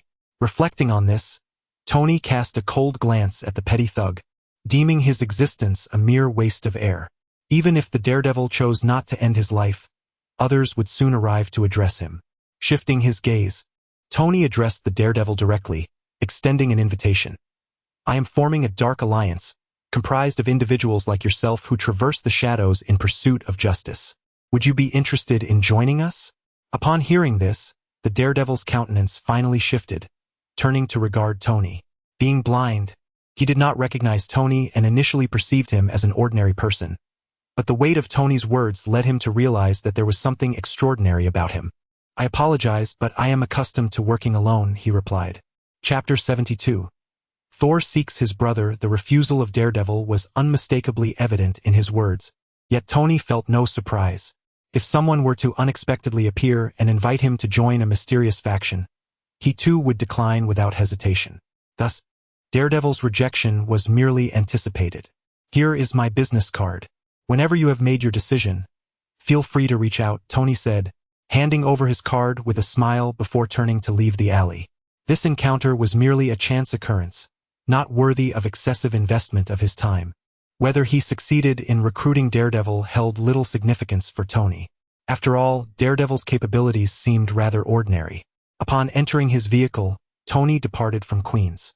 At that moment, as he successfully recruited Dr. Octopus, an unexpected figure plummeted from the sky, crashing heavily to the earth in the suburbs of New York.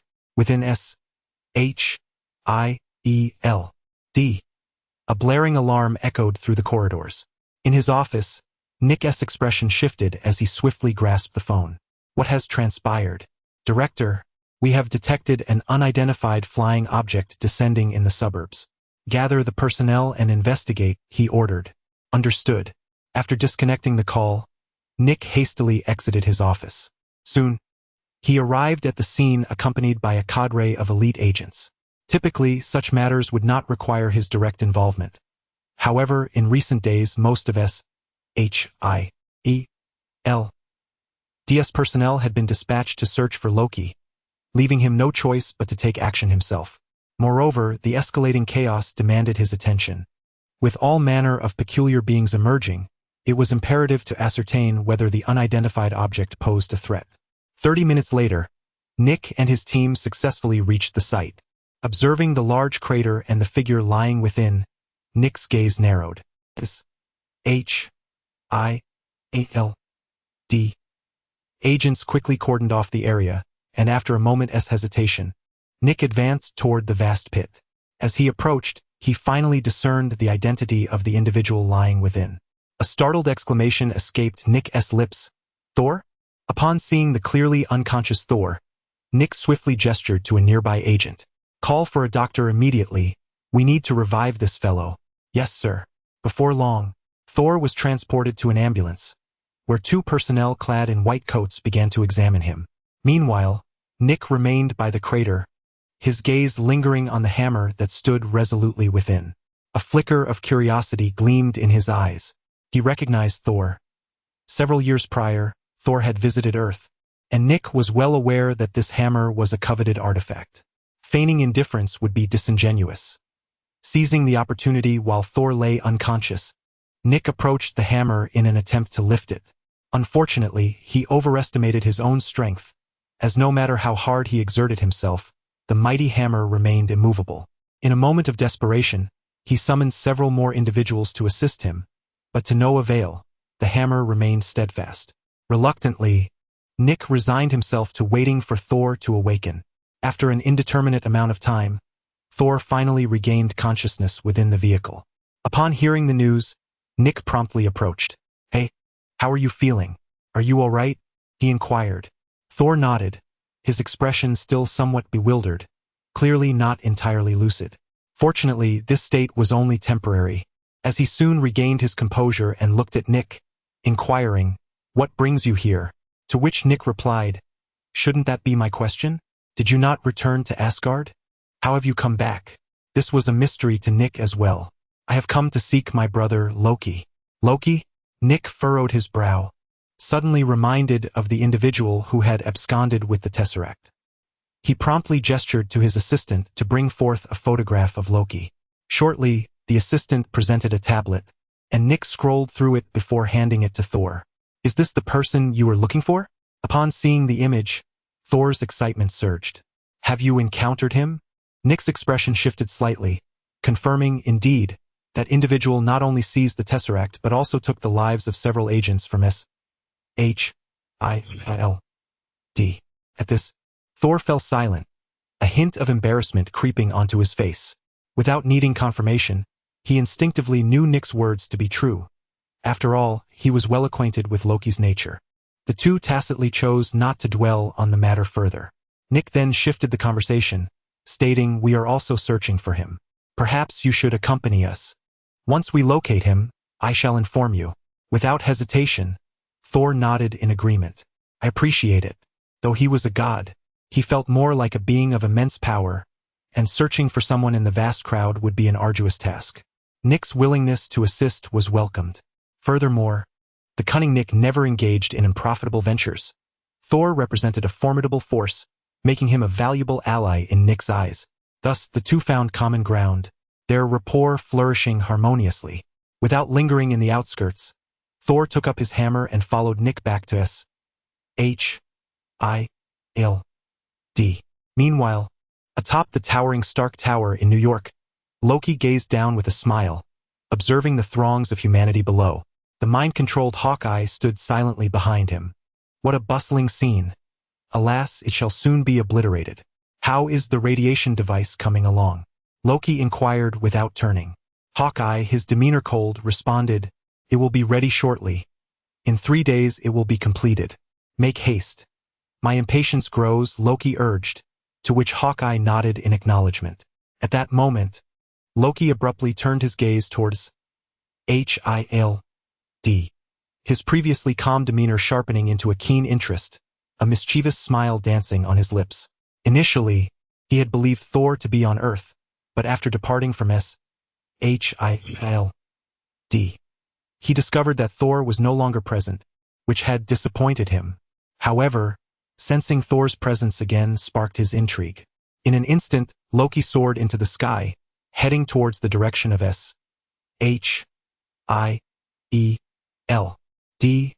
Outside the SHIELD headquarters, as Nick and his companions alighted from their vehicle, Thor glanced upward at the sky. Observing his demeanor, Nick instinctively followed suit, only to behold Loki descending from above. Instantly, Nick's expression shifted, and the agents of SHIELD raised their weapons in unison. However, Loki paid no heed to this unfolding scene. Instead, he turned to Thor and proclaimed, "My dear brother, we meet again."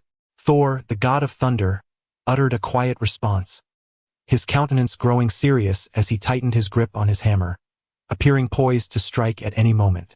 Noticing this, a smirk spread across Loki's face. "Are you certain you wish to engage here? I have no objections, but they might not be so fortunate."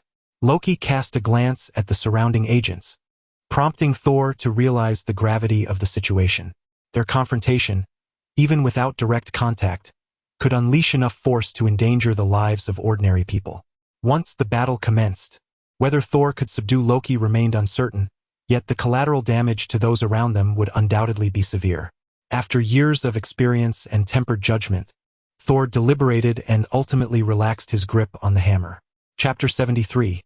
The God of Lies dismisses deceit. What do you intend to do? As Thor remained silent, Nick spoke up, his voice low and resolute. Upon hearing this, Loki cast a glance at Nick, his gaze suffused with disdain, showing no inclination to respond. To Loki, a god, Nick was no more significant than an insect. He had no reason to acknowledge Nick's words. A flicker of irritation crossed Nick's eyes as he was disregarded, yet he dared not issue a command to fire, for he was all too aware of Loki's peculiar powers and had no desire to see his own head explode. "Did Odin send you?" Loki tilted his head, regarding Thor. Thor nodded in affirmation. Loki chuckled. What did the old man send you for? To apprehend me? Indeed. Well then, let us see if you can catch me. Farewell. And do hurry, for once I have seized this planet, it will be my turn to capture you. With a confident smile, Loki vanished from sight, his intentions laid bare, exuding an undeniable aura of strength. It was only after Loki's form had completely evaporated that Nick finally spoke. Is what he said true? Thor glanced at him, his silence speaking volumes. He is the god of deception and lies, adept at manipulating the hearts of men. Upon hearing this, Nick exhaled in relief. Then that means he was lying. No, it is true. Nick's mouth twitched as he looked at Thor, confusion etched upon his face. Observing his reaction, Thor shrugged. He is proud, disdainful of falsehoods, at least in my presence. Nick stared at Thor in disbelief, suddenly realizing the intriguing nature of these gods. The god of deception and lies, dismissing falsehoods. It felt oddly ironic. Shaking off his thoughts, Nick felt a surge of urgency. Although he was uncertain of Loki's plans, they would undoubtedly pose a significant threat. He recognized that his current power was insufficient. He needed to grow stronger. With that in mind, Nick turned to Thor. You should rest. I have matters to attend to. Without waiting for a response, Nick climbed into his vehicle, while Thor followed two members of S.H.I.L.D. into the agency. In Queens, at Eddie's residence, Banner and Eddie returned here after fleeing the villa. They had nowhere else to go, and with the military having rescinded their pursuit of Banner due to Tony's influence, they felt safe returning. Before long, Nick arrived on the street outside. As he did, A.S.H.I.L.D. agent quickly entered his car. Are they still inside? They are. They haven't left. Understood. Keep monitoring. The agent nodded and exited the vehicle, while Nick, unusually, lit a cigarette, watching Eddie's residence as he indulged. Although S.H.I.L.D. lacked in top-tier combat strength, when it came to intelligence and surveillance, they remained undeniably first-rate. Especially in New York, the headquarters of S.H.I.L.D.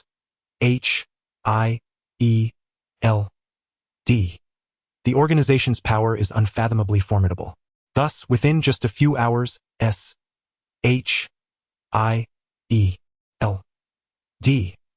was able to track the whereabouts of Banner and his companion amidst the millions of residents in New York City. Initially, Nick intended to observe for a while before making contact with the two.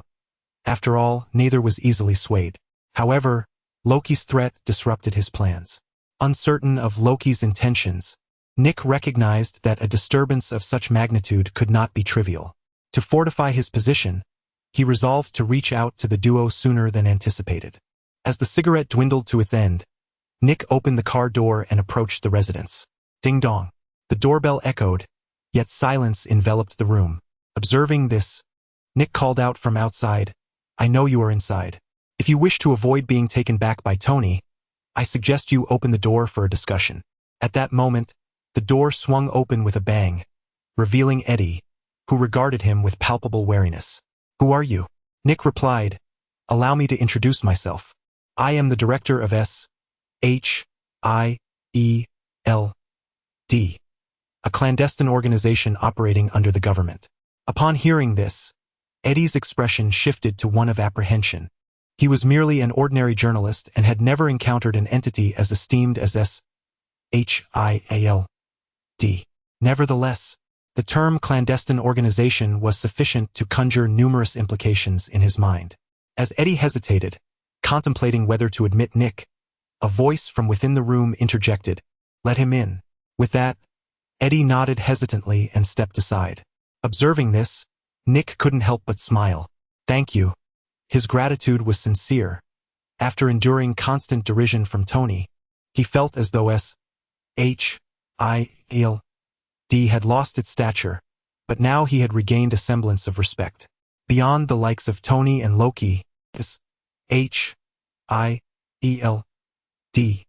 still commanded authority. In the living room, Banner sat weakly on the sofa, his complexion alarmingly pale. Witnessing this scene, Nick raised an eyebrow. What has happened to you? He was well aware of Banner's formidable capabilities and was puzzled by his current state. Banner, recognizing Nick's bewilderment, offered a wry smile.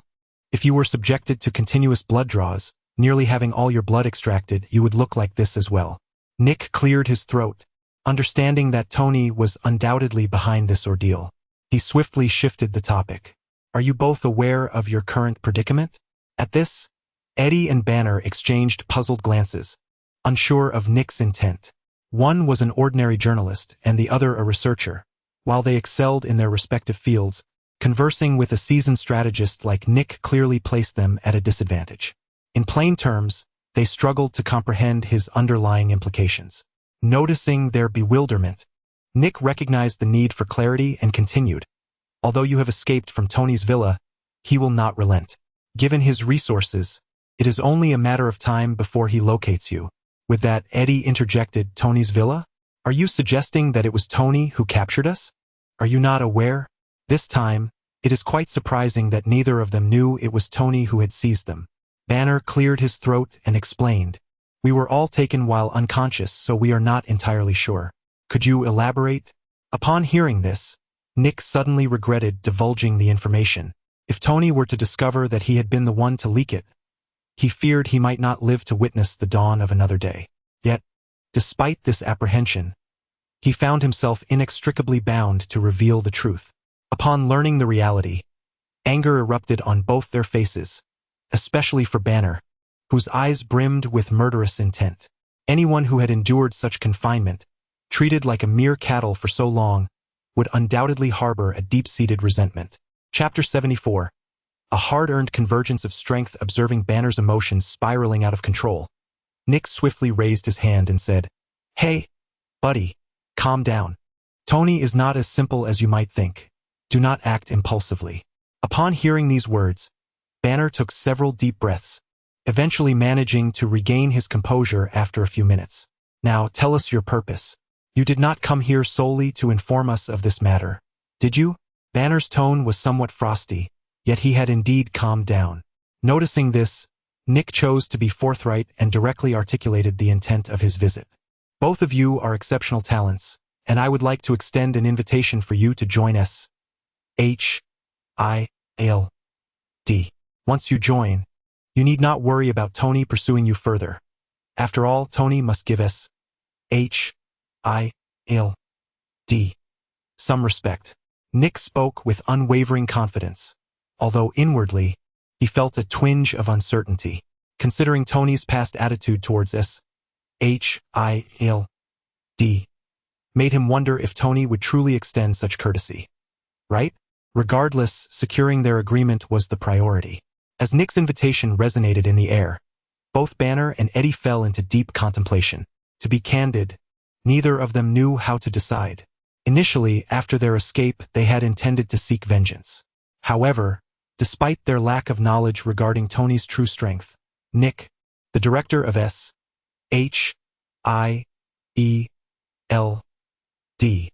had warned them that Tony was evidently more formidable than they had anticipated.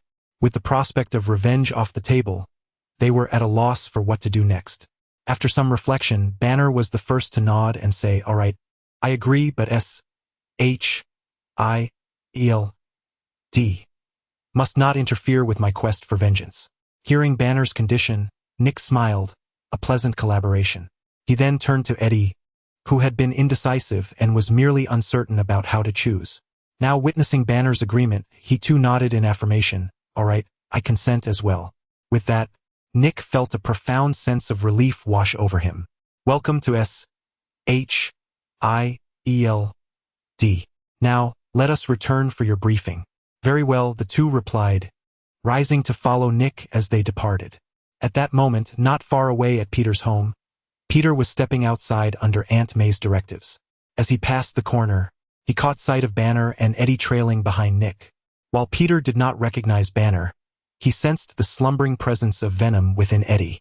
The symbiote in Peter's body had originated from venom, and while distance posed no issue, proximity sparked a mutual awareness between them. Instantly halting his steps, Peter fixed his gaze on Eddie, his eyes brimming with suspicion. Simultaneously, as Peter's gaze met Eddie's, Eddie's expression shifted. He did not know Peter, but the warning from Venom reached him. In that instant, their eyes locked, and with a swift retreat of his gaze, Eddie resumed his facade of nonchalance. Following Nick into the vehicle, Peter did not pursue them. He merely watched as the vehicle started and gradually departed.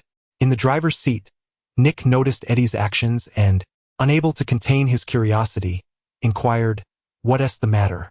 Why are you staring at the rearview mirror?" Upon hearing this, Eddie did not conceal his thoughts.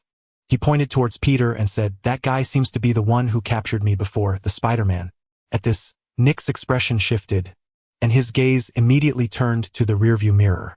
Upon seeing a young man standing at the rear of the vehicle, he quickly committed the young man's features to memory. He had previously attempted to investigate Peter's identity, but due to the spider suit, he had found no information. Unexpectedly, today brought such a delightful surprise. Of course, he had no intention of acting on this knowledge. Merely knowing his opponent's true identity would make Peter act with a bit more caution. "Alright, stop looking. It's best to keep your distance from him for now. Before dealing with Tony, it's wise to avoid any confrontation." Eddie nodded in agreement and withdrew his gaze. Meanwhile, Peter watched the vehicle disappear before taking out his phone to call Tony. Soon, the call connected, and Tony's voice came through. "Hello, young Peter, what prompted this sudden call?"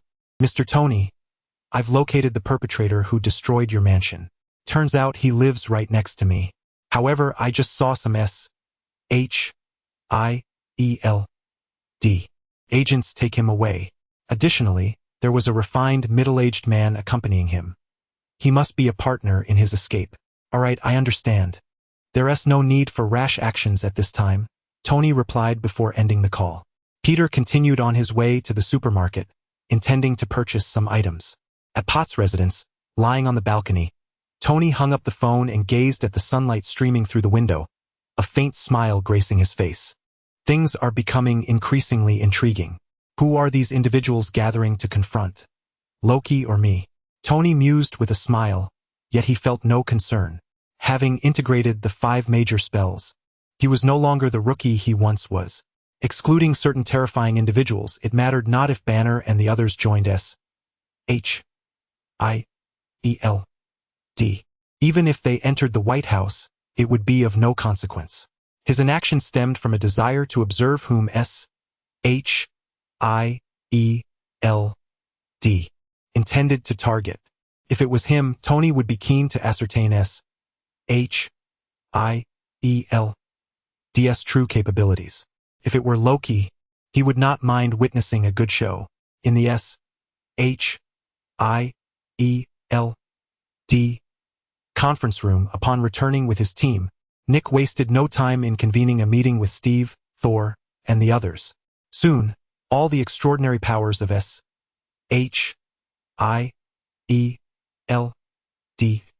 gathered, divided into 3 groups seated in different sections. Steve and Flint clustered together, while Banner and Eddie remained in one corner, and Thor stood alone, forming his own faction.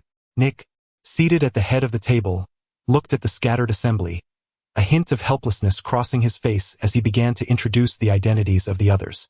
However, it was evident that the members were not particularly warm towards one another. In fact, their demeanor could be described as rather cold. This reminded Nick of an old saying from Huagua: "Scholars belittle one another." Although they were not scholars, the current situation was quite similar, characterized by an air of mutual disregard. Observing this, Nick glanced around at the others before finally fixing his gaze on Steve. He spoke up. "Captain, you are our senior, blessed with the experience of leading a team. How about you take charge of our next course of action?" Upon hearing this, Steve pondered briefly before nodding in agreement. "No problem." However, Thor furrowed his brow in opposition, declaring, "I am the god of war across the 9 realms. In terms of combat experience, I surpass you all. Moreover, if I am not mistaken, your intention is to confront Loki. Thus, it is only fitting that I lead the charge, for I am most acquainted with him." Chapter 75. The love-hate relationship of 2 brothers. Thor openly opposed Nick, offering him no semblance of respect. This left Nick feeling quite embarrassed, though he masked his discomfort and gently advised, "Thor, this is Earth. You may not fully grasp the situation. I believe it would be wiser for the captain to lead the team. Nick subtly implored Thor for consideration, but to no avail. Thor remained obstinate. I am a god, and a mere mortal thinks to command me?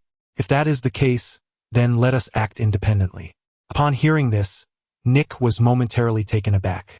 The expressions of Steve and the others shifted to one of disapproval as well. Even Banner and Eddie, who had been observing quietly, regarded Thor with a newfound coldness. After all, Thor's words not only targeted Steve but encompassed all present. Thor sensed the hostility directed at him but remained indifferent. Although his time on Earth had tempered his arrogance, some aspects of his divine nature were ingrained and unalterable, particularly his pride as a god. To Thor, despite their extraordinary abilities, the others were no different from mortals. Suppressing his rising frustration, Nick repeatedly reminded himself to remain composed, as he was responsible for bringing them together. Thor, Loki possesses formidable strength. We must collaborate to overcome him. Additionally, we are unaware of his plans. Now is the time for unity, not discord. We share a common goal. Can we not set aside our differences? Nick's heartfelt plea fell on deaf ears. Thor remained resolute in his stance. I do not require your assistance. Had I not been concerned for your well-being, I would have already captured Loki. In the future, do not summon me for such trivial matters. Farewell. With that, Thor rose and exited the conference room, leaving an atmosphere of palpable tension in his wake.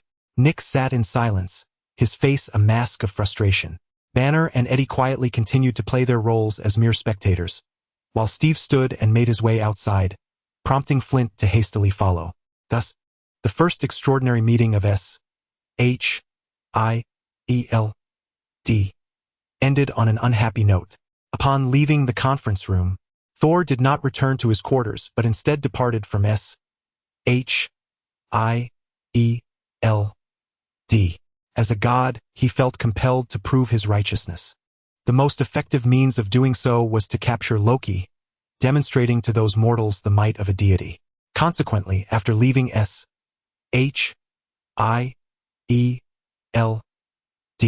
Thor extended his senses in search of Loki's whereabouts. As a divine being, their essence was entirely distinct from that of ordinary humans. If one were to draw a comparison, it would be akin to the difference between humans and ants. Both are living beings, yet they belong to different dimensions. Thus, despite the millions inhabiting New York City, locating Loki within that multitude posed no challenge for Thor. Soon, Thor pinpointed a general direction and strode purposefully towards it, the pinnacle of the Time Tower.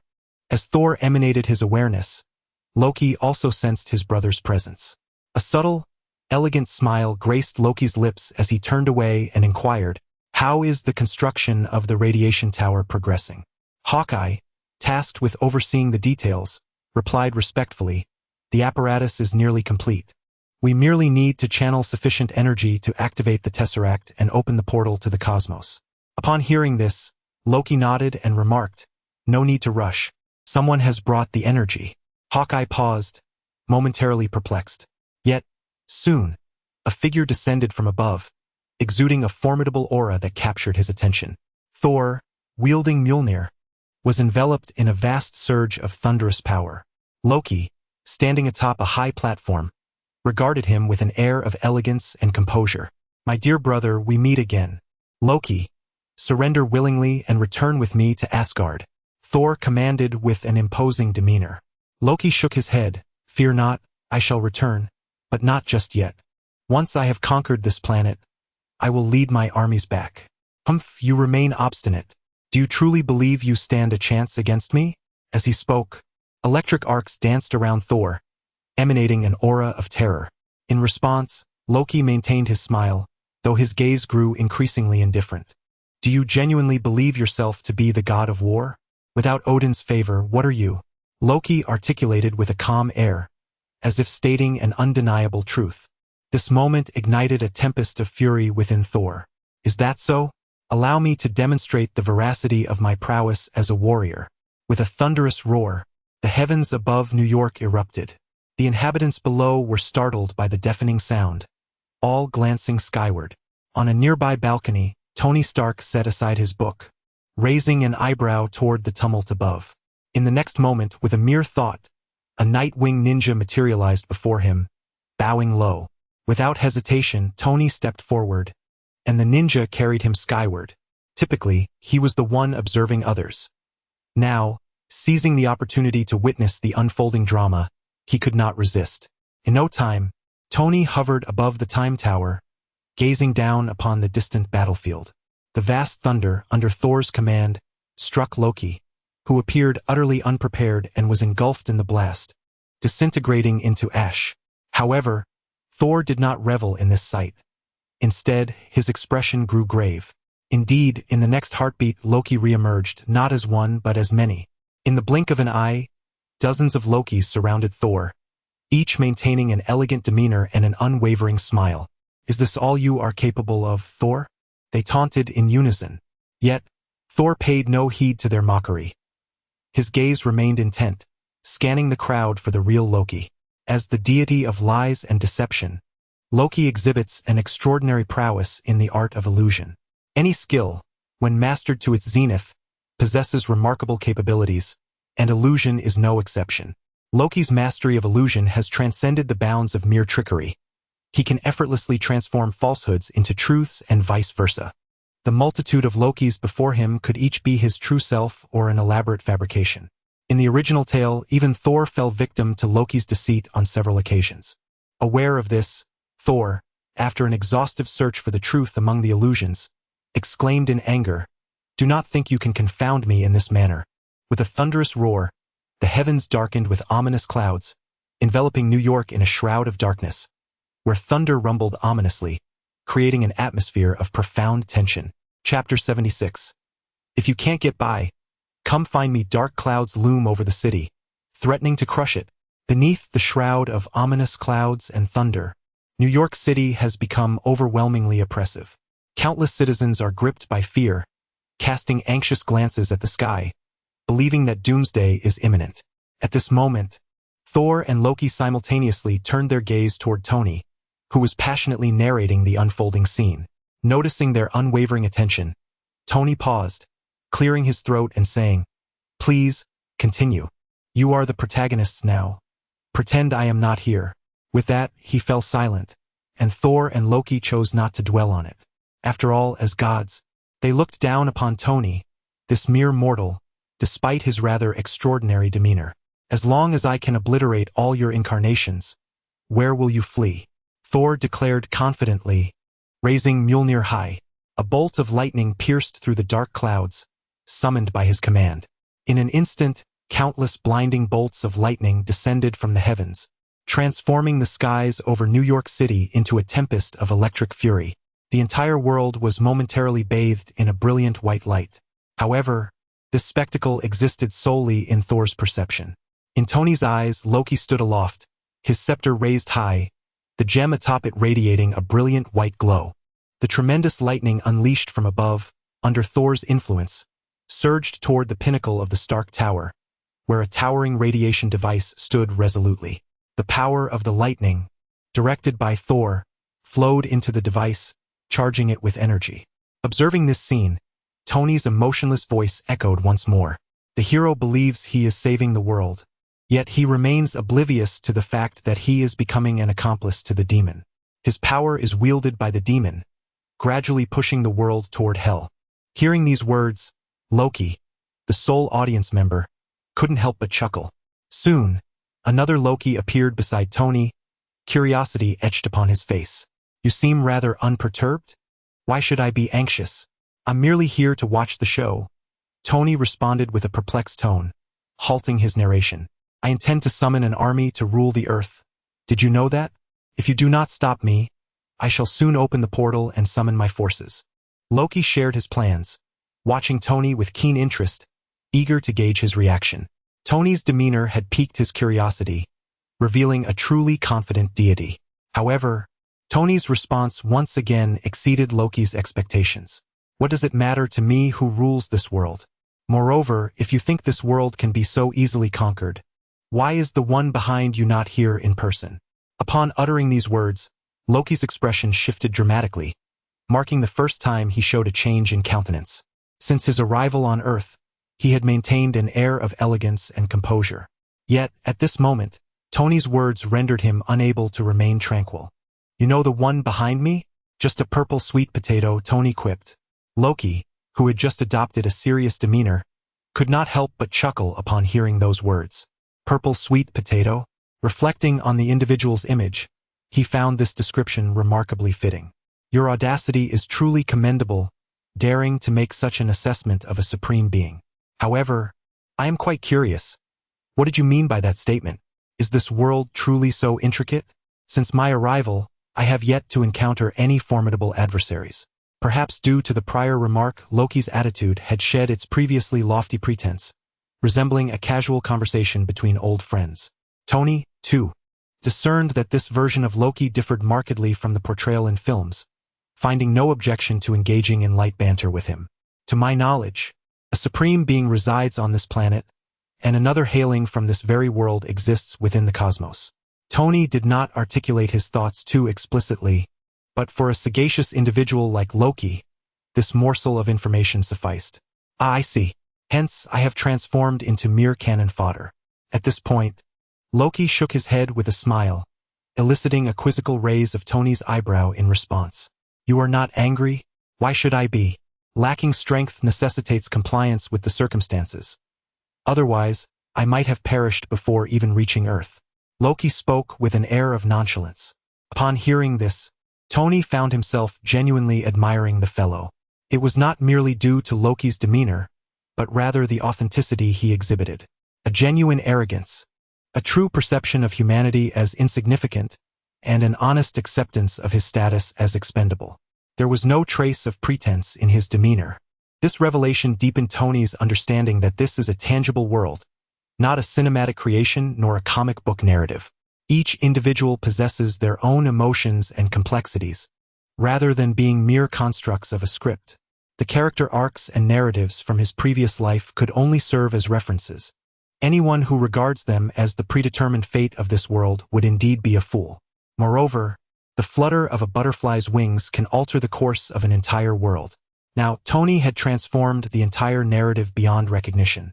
The so-called plot had long since lost its significance.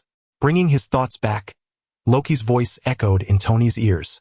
"Since you do not oppose my endeavors, I shall attend to my business now. Perhaps we can converse again in the future." "No problem, attend to your affairs. Should you find yourself in dire straits, feel free to seek me out. I will offer you refuge."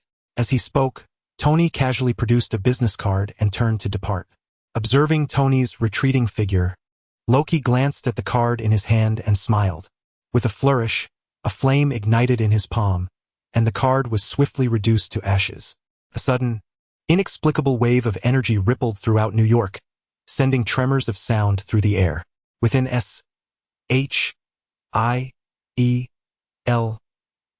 headquarters, all senior officials were gathered in a conference room, intently watching the projection of Stark Tower. In the footage, Thor was channeling lightning into a radiation device, and under the device's guidance, this power seamlessly merged with the tesseract embedded within, successfully activating the cosmic cube. Suddenly, a vast spatial fluctuation triggered a tremor in the surrounding space, as a colossal portal of time and space, towering hundreds of meters high, gradually materialized in the firmament above. Witnessing this scene, the expressions of Nick and his companions grew exceedingly grim. Nick immediately spoke in a grave tone. "Do you all see that portal? Can anyone inform me of its purpose?" Upon his words, a scientist from SHIELD, who had previously dedicated his studies to the cosmic cube, rose to his feet, his demeanor serious. "The cosmic cube harbors immense power. It can open gateways in space and facilitate the long-range transportation of substantial resources and weaponry. That portal, it is likely the gateway activated by the cosmic cube. Once it opens, it may transport various entities, possibly even extraterrestrial beings." Chapter 77. The line between reality and illusion. The scientists of SHIELD spoke with grave seriousness, their expressions laden with concern, causing the atmosphere in the conference room to become oppressive. After a prolonged silence, Nick finally stood and addressed the gathering. "Ladies and gentlemen, the moment of life and death has arrived. Prepare for battle." Regardless of what monstrous entities emerge from that door, we must drive them back. Jack, contact the military and request the mobilization of forces into the city, establishing a defensive perimeter. We cannot allow anything to breach our blockade. Understood, Director. Wells, reach out to the government and organize the evacuation of all residents within a 10-kilometer radius. Additionally, those beyond that range must remain on standby for evacuation. Should any unforeseen circumstances arise, we may need to consider the deployment of weapons of mass destruction. At this proclamation, the attendees were momentarily stunned, gazing at Nick with incredulity, as if they could hardly believe such words had escaped his lips. Wells, singled out by Nick, immediately stood and replied, "Director, this is New York. Should we not seek prior approval? Do not worry. I will report to Congress shortly. For now, you must prepare. Should any accountability arise later, I shall shoulder it. Now, move." "Yes," they responded in unison. With Nick's words delivered, they felt it was inappropriate to contest further. Once everyone had exited the conference room, Nick called upon Steve and the others. "Gentlemen, I need you to go and retrieve Thor. Additionally, see if it is possible to disable that device. If that proves unattainable, withdraw and we shall devise another strategy." With that, Nick bowed deeply to the group and earnestly stated, "This incident concerns the safety of millions in New York and hundreds of millions across America. I implore you to give your utmost effort." The determination emanating from Nick resonated with the others, particularly Eddie, a man inherently driven by justice, who had risked his own safety to uncover the truth behind the human trials conducted by the Life Foundation. He boldly declared, "Rest assured, Director, we will handle it." At that moment, Steve stepped forward to assist Nick, saying, "Let us not forget, I am a hero of America, adept at saving the world." Steve's rare jest elicited a smile from Nick, and as the group began to disperse, Nick commenced contacting his superiors. Under the leadership of S.H.I.E.L.D., various departments across the nation swiftly mobilized, with troops and tanks converging upon New York to establish a blockade. Centered around the Times Square area, residents within a 10-kilometer radius began to evacuate, organized by the U.S. government. Though resistance was encountered, it was swiftly quelled by S.H.I.E.L.D.'s formidable force. In this critical moment, no one would be spared should they obstruct the mission. Loki stood atop the Times Square building, observing the scene with an expression devoid of emotion, neither obstructing nor intervening. Proud as he was, he deemed it beneath him to engage with these mortals, as long as they did not impede his endeavors. At that moment, Thor, immersed in his fantasies, awakened as the divine energy he had expended began to wane. Upon noticing Loki standing unscathed at a distance, with a colossal portal to another time and space reflecting the heavens, Thor's expression shifted dramatically, particularly when he sensed the familiar energy coursing through the launching device. His countenance turned ashen. "What is happening?" Thor questioned, grappling with disbelief. He had begun to grasp the truth, yet was reluctant to accept it. In response, Loki revealed the entire situation without reservation. "It was not meant to unfold so swiftly, but I must express my gratitude. Dear brother, your divine power has become the driving force behind the Tesseract. Its effectiveness has surpassed my expectations. Do you see that portal? You have personally assisted me in opening it." Upon hearing this, Thor's body swayed slightly, his face pale, not from fear, but from the severe depletion of his divine energy, rendering him weak. Nevertheless, Loki's words weighed heavily on his heart. How could he have become an accomplice? This was unfathomable. He was the god of thunder, the warrior of the 9 realms, and now he found himself in the role of Loki's accomplice, a reality he could scarcely accept. Yet, regardless of his willingness to accept it, the situation had solidified, and he could only watch in silence, powerless to change anything. At that moment, Steve and the others arrived. Whoosh! A sound of air being sliced resonated as Steve forcefully hurled his shield, sending it crashing towards Loki with a piercing shriek. Crack!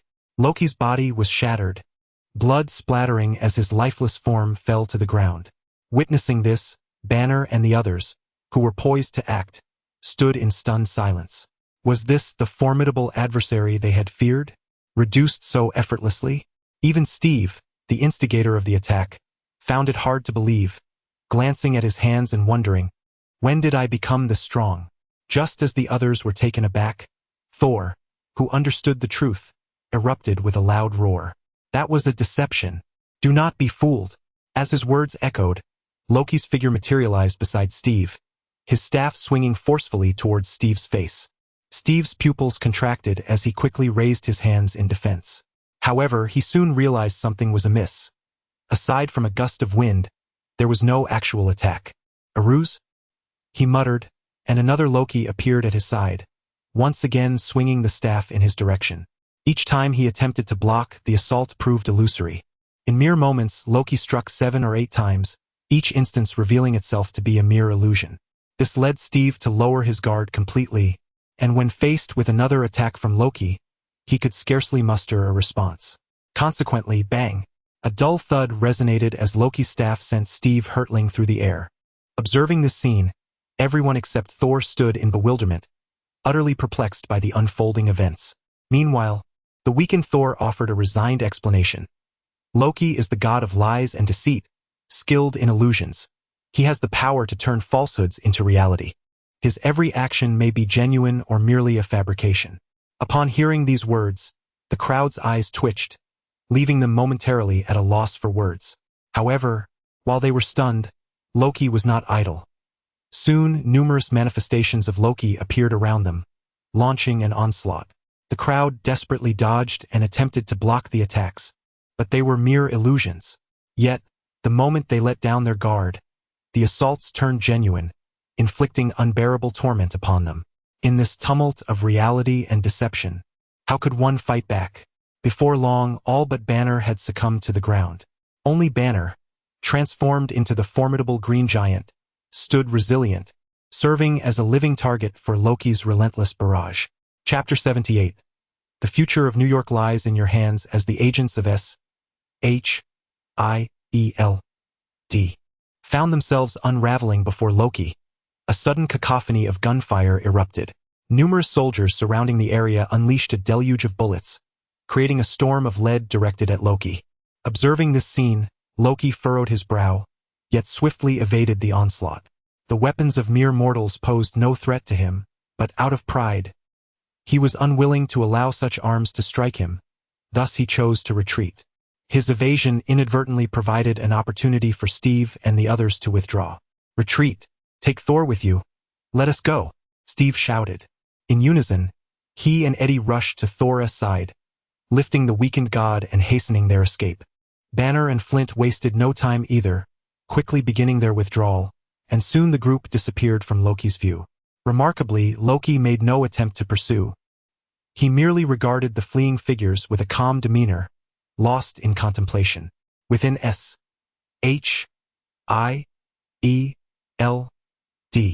Nick let out a sigh of relief as he watched the retreat unfold. Although he was not physically present, he had witnessed the entire confrontation between Steve's team and Loki through satellite feeds. To say he felt disappointed would be an understatement. The individuals he had placed his hopes in had crumbled so easily before Loki. Despite the enigmatic nature of Loki's powers, this was no excuse. A wave of confusion washed over him. Could these individuals truly halt Loki? Before the conflict, this question lingered in his mind, but now it had transformed into a profound despair, devoid of even a question mark, leaving only a sense of hopelessness as he perceived no glimmer of victory. Regarding the deployment of weapons of mass destruction, that was a last resort, a desperate measure he hoped to avoid. After all, this was New York. The ramifications of such actions would be monumental, potentially even reaching the White House. But was there an alternative? Nick's mind raced with possibilities until suddenly, the image of Tony Stark intruded upon his thoughts. If anyone could turn the tide, it would be him. Nick pondered uncertainly, yet amid his despair, a flicker of hope ignited within him. Although reluctant to admit it, he recognized that Tony was the most enigmatic and formidable individual he had ever encountered. Others might falter against Loki, but Tony had a significant chance of prevailing. This was not mere speculation on Nick's part. It was a confidence forged through countless encounters with Tony's prowess. However, a dilemma emerged. How could he involve Tony in this crisis? A noble cause? As this thought crossed his mind, he shook his head in dismissal. While others might respond to a call of duty, Tony was driven by self-interest. Without substantial incentive, persuading him to act would be nothing short of a fantasy. Just as the newfound hope seemed on the verge of extinguishment, another name surfaced in Nick's mind: Natasha. He recalled that Natasha had been sent undercover by the previous administration to monitor Stark, leaving him uncertain of her current status. With a sense of inexplicable anticipation, Nick dialed Natasha's number. "Hello, Director?" Natasha replied, somewhat taken aback, uncertain as to why Nick had suddenly called her. Although he had been undercover, she was still aware of matters within S.H.I.E.L.D. Ahem, how is your relationship with Tony? Nick inquired awkwardly, a strange sense of embarrassment washing over him. Natasha was momentarily flummoxed by his question. Relationship? What relationship? Though her mind was slightly hazy, she recalled Nick on the other end of the line and hesitantly responded, "It should be fairly good."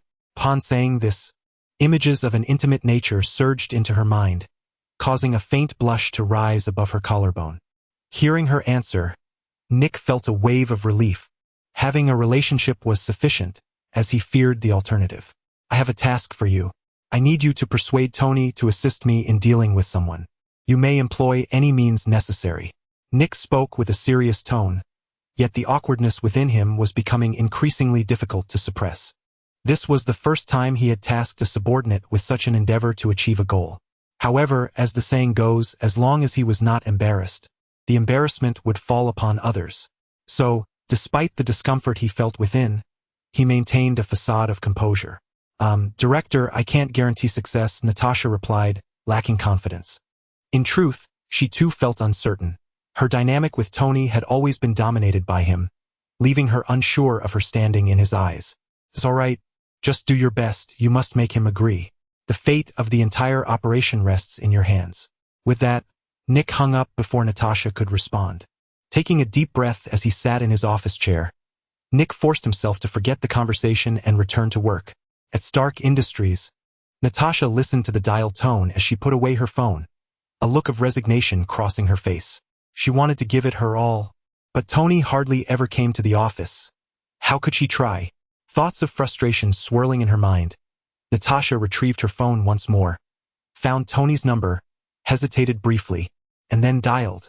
At Potts' residence, Tony, contemplating his evening plans, was suddenly interrupted by the ringing of his phone. Picking it up and glancing at the caller ID, he raised an eyebrow. "What's up?" Tony, do you have time tonight?" Natasha asked.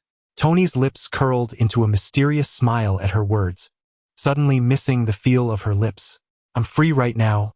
I'll come to pick you up." "Ah, but I'm still at work," Natasha exclaimed, caught off guard by his assertiveness. "Not a problem. I'm giving you the night off. Come down now, I'll be there shortly," Tony declared, his tone leaving no room for refusal, and he promptly hung up the phone. After a brief moment of tidying up, Tony sped away in his sports car. 20 minutes later, Tony's vehicle appeared near Stark Industries. Through the glass, Tony immediately spotted Natasha waiting at the entrance, clad in a professional ensemble, her legs elegantly enveloped in black stockings, and a pair of black-framed glasses resting on her nose, bestowing upon her an aura of a consummate career woman. With a screeching halt, the vehicle came to a stop before Natasha. She opened the car door and entered, a subtle smile gracing her lips as she inquired, "Mr. Tony, where are you taking me?" "I'm treating you to a meal. How does sausage sound?" Tony replied with a grin as he ignited the engine. Curiously, however, from the perspective of the windshield, Natasha in the passenger seat had mysteriously vanished from sight. Chapter 79. A day of playing do de jeu time invariably slips away unnoticed. Tony spent an entire day playing do de jeu with Natasha in the confines of a room. As night descended, a rejuvenated Tony donned his bathrobe and descended the stairs. The seaside villa remained under renovation, thus this was one of Tony's other residences. The joys of the affluent are often surprisingly unpretentious. Perched on the balcony with a glass of wine in hand, he gazed at the nocturnal scenery when Natasha gracefully descended the stairs. Fresh from her bath, she exuded an extraordinary charm, yet Tony, lost in his own reverie, completely overlooked her allure. "Speak, what is it you wish to discuss?" he remarked, taking a delicate sip from his glass without turning his head. Though his interactions with Natasha had been limited, he found it hard to believe that her unusually forward demeanor today was devoid of ulterior motives. Nevertheless, considering her earnestness, Tony was willing to grant her the opportunity to speak. Taken aback by his words, Natasha paused for a moment before obediently sitting beside him, leaning against him like a small cat. "I have no personal matters to discuss, but Nick wishes to request your assistance, and I am here to inquire on his behalf." At this, a slight smirk played upon Tony's lips. "Is this about Loki?" "Indeed. Would you like me to assist?" "Should you express the desire, I shall oblige," Tony replied, casting a knowing glance at Natasha. Instantly, she felt her heart race, an unusual flutter of anxiety striking her. "Really? Absolutely. I am a man of my word," Tony assured her. Natasha was on the verge of speaking but hesitated before the words could escape her lips. A silence enveloped them. After a considerable pause, she shook her head, her expression complex. "I will only relay the message. The rest is beyond my purview." Tony's eyes widened in surprise at her response. "Oh, and why is that?" As she spoke, Natasha reached out to caress Tony's cheek. "You possess a captivating charm. I do not wish to transform our relationship into a mere transaction. By conveying the message, I have fulfilled my duty. The subsequent matters are not for me to ponder." If his earlier astonishment was mild, now Tony was genuinely taken aback. He had assumed Natasha would resort to any means necessary to fulfill her mission, as befitted her role. Yet, her words had completely overturned his perception of her. "Has she developed feelings for me?" Tony mused uncertainly. However, he could not deny that her choice had indeed garnered his fondness. He was not lacking in female companionship, and had she spoken up earlier, she would have merely become a favorable bargaining chip. As for anything beyond that, he preferred to remain emotionally detached. He ran his fingers through her golden hair, curious about the shampoo she used, as it felt remarkably smooth and pleasant to the touch. "You are quite astute. Call Nick." "All right," Natasha nodded obediently, rising to fetch her phone. Moments later, the call was initiated, and after a series of beeps, it connected, revealing Nick's somewhat anxious voice on the other end. "Natasha, what's the update?" Has he agreed? "It's Tony." Tony held his phone and, at that moment, Nick on the other end fell momentarily silent. When he finally spoke again, his tone had transformed into one of calm composure, devoid of the urgency that had preceded it. Having dealt with Tony for quite some time, Nick was acutely aware that he must not allow Tony to discern his intentions. Otherwise, he would be facing dire consequences. This wisdom was born from a multitude of painful lessons learned through experience. However, today Tony had no time for negotiation and stated directly, "If you want me to assist you with Loki, it is contingent upon one condition." "What condition?" Nick inquired. "Natasha must withdraw from SHIELD. Upon hearing this, Nick's brow furrowed immediately. "I will not trade my subordinates." "Is that so? Then why did you have her seek me out?" Tony scoffed disdainfully, detesting those who masqueraded as virtuous while engaging in dubious dealings. Nick was no different from such individuals in that moment. On the other end of the line, Nick found himself rendered speechless by Tony's retort, momentarily at a loss for words. "Enough with the pleasantries. I am in a good mood today. Accept my terms or leave," Tony said impatiently. Nick's voice grew somber as he replied, "I respect Natasha's choice. Then it is settled. Goodbye." With that, Tony hung up without hesitation and turned to Natasha, instructing her to assist him in managing the company henceforth and to maintain a cordial relationship with Pepper. "Understood." Natasha nodded in agreement. At SHIELD. Nick sat in his office chair, rubbing his temples in frustration. He had not anticipated events would unfold in such a manner. While he had successfully invited Tony, he had simultaneously lost a valuable ally. Though Natasha's powers may not have been formidable, her capabilities were undeniably exceptional. In that moment, he was uncertain whether his decisions had been right or wrong. Shaking his head to dismiss the thoughts, Nick rose from his chair and made his way to the conference room. Inside the conference room, Steve and the others sat dejectedly, accompanied by an elderly white gentleman. He was the scientist previously tasked with researching the Tesseract, and due to his knowledge of it, he had been granted permission to attend the meeting. Soon, the conference room doors opened, and Nick strode in.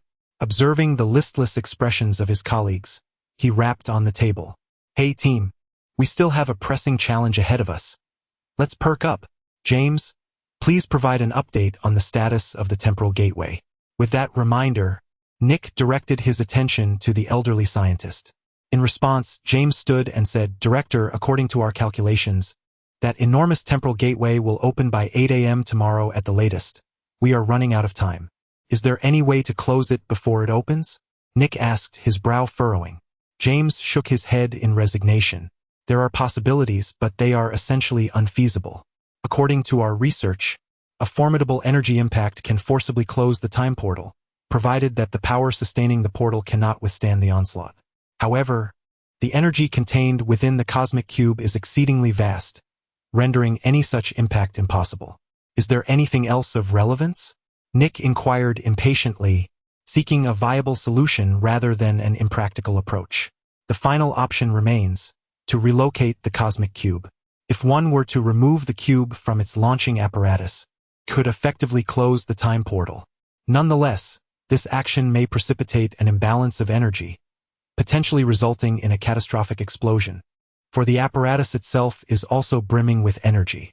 Upon hearing this, the group cast a glance at Thor, as it was he who had infused the apparatus with its potent energy. Chapter 80. The gateway of time and space has been unlocked. As everyone turned their gaze towards him, Thor's expression darkened. Yet he found himself unable to speak, opting instead to feign ignorance. The disdain he previously harbored for them now felt profoundly embarrassing. His confident attempt to confront Loki not only failed but inadvertently aided him, leaving Thor at a loss for justification. Fortunately, at that moment, Nick intervened, saying, "As long as we have a plan, you all will be responsible for retrieving the Tesseract while I handle Loki." Upon hearing this, Steve and the others looked up at Nick, their eyes filled with confusion. "You have a backup plan?" Thor directly voiced the collective concern. Nick nodded. "I have contacted Tony. He will assist us." The revelation caused expressions of dismay to wash over Steve, Banner, Flint, and the others. Thor, sensing the shift in atmosphere, refrained from inquiring further about Tony's identity. "Director, how can you rely on that individual? He is utterly unreliable." Steve stood up to express his dissatisfaction. Although Banner remained silent, his gaze mirrored Steve's disapproval. Nick had anticipated this reaction, but he felt compelled to mention it, fearing that if Tony did not arrive in time, Loki might get the upper hand and a confrontation would ensue. "Captain, please remain calm. I have no other options. Tony is currently our only chance against Loki. If we do not enlist his help, what alternatives do we have?" In response, while Steve acknowledged Nick's words, he could not suppress his reluctance. That individual's capabilities are indeed formidable, but how can we be certain of his genuine cooperation? What if he turns against us? Should he betray us, it would spell disaster. He continued, "Our previous failures stemmed from a lack of understanding of Loki's abilities. If given another chance, even if we cannot subdue him, we certainly would not find ourselves in such a dire predicament again." With that, Nick helplessly raised his hands. "Captain, do you grasp the weight of your so-called trial? Millions could suffer catastrophic consequences due to your testing the waters. Furthermore, should you fail, I would be forced to resort to the last resort, deploying weapons of mass destruction in New York. At that point, regardless of the economic fallout or the repercussions, do you comprehend the loss of life that would ensue?" The debate between the two grew increasingly tense, casting a heavy atmosphere over the conference room. As Nick continued to articulate his concerns, Steve, once resolute, fell into silence. In summary, the plan is as follows. Tomorrow you will dismantle the device and secure the Tesseract, while I will manage Loki. Rest assured, despite his selfish nature, Tony is reliable in his commitments. Once he agrees to assist, he will not betray us. Thus, let us conclude this meeting. With that, Nick rose, preparing to depart. At that moment, Eddie timidly inquired, "Director, since we have a plan, why not execute it now?" Upon hearing this, Nick paused momentarily, dismissing the question with a hurried remark that they would act in the morning, as he swiftly exited, providing no direct answer to Eddie's inquiry. If Tony were to heed his advice, he would wish to take action forthwith, resolving the matter at hand as soon as possible. However, Tony remained unresponsive. Without his cooperation, their endeavors would be futile. Thus, they were left with no choice but to patiently await the dawn. As time passed, the night swiftly unfolded, destined to be unforgettable. A colossal portal hung in the heavens, visible to all citizens of New York City, who could merely glance upwards to behold its grandeur. Countless individuals engaged in fervent discussions, with some even unable to slumber throughout the night. The spectacle above New York City had already permeated the entire internet, soaring to the top of trending topics. As the clock struck 7 in the morning, all residents surrounding the Times Square were evacuated, and the military established a stringent cordon. Nick, Steve, and others had arrived early, poised for the commencement of their mission. Yet, as each moment slipped away, Tony's absence became increasingly palpable, igniting a sense of impatience among Steve and the others. "What is taking him so long to arrive?" Steve questioned, his anxiety mounting. "Director, shall we continue to wait?" "Wait," Nick replied with an air of calm. In stark contrast to the growing tension among the others, he exhibited a composed demeanor, embodying the poise of a seasoned leader, devoid of any visible distress. It was not that he lacked urgency. Rather, he had already done all that was within his power. Fretfulness would serve no purpose. Remaining composed was far more prudent. Finally, as the clock approached 8:50, Steve could no longer contain himself. He turned to Nick and asserted, "That guy is certainly toying with us. He is not coming. Let me lead a team in while the portal remains closed. Allow me to take a chance." Steve volunteered for the task, prompting a furrowed brow from Nick. Yet his resolve remained steadfast. "We shall continue to wait." At this, many felt their patience wane, but upon witnessing Nick's icy demeanor, they forcibly quelled their rising agitation. Despite their frequent quarrels with Nick, his authority as director had always commanded respect. Once he adopted a stern expression, even Steve and the others dared not act out.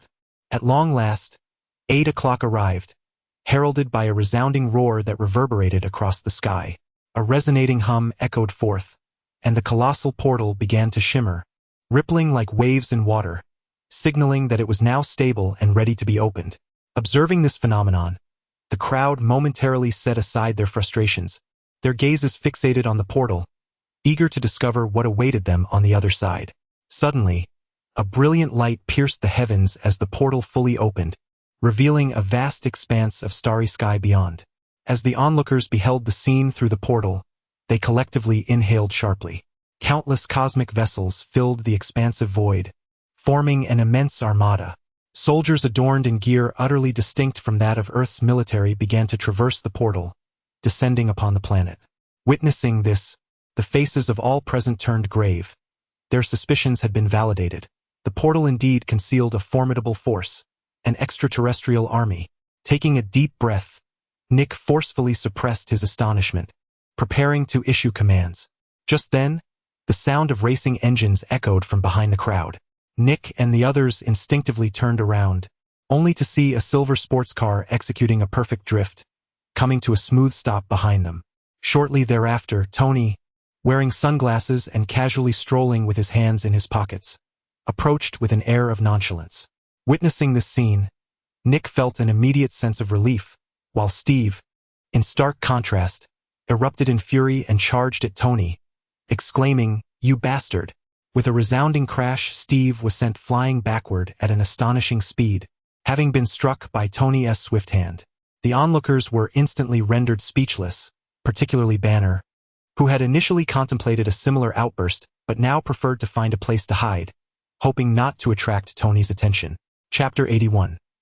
The arrival of the army and unceasing carnage. With a casual flick, Tony dismissed Steve as if nothing had transpired, maintaining a serene demeanor as he approached the gathered crowd. "Oh, you're all here. Why do you gaze at me? While I am aware of my striking appearance, I harbor no interest in men." Tony's tone was languid and nonchalant, his gaze sweeping over the assembly before ultimately resting on Nick. The two exchanged a momentary glance. Yet neither spoke. Tony merely brushed past him, directing his attention to the sky above Stark Tower. Through the temporal portal, he beheld the vast cosmos filled with extraterrestrial vessels, a flicker of curiosity igniting in his eyes. Aliens, this marked his first encounter with them in both past and present, and they appeared, at least superficially, not so dissimilar from humans.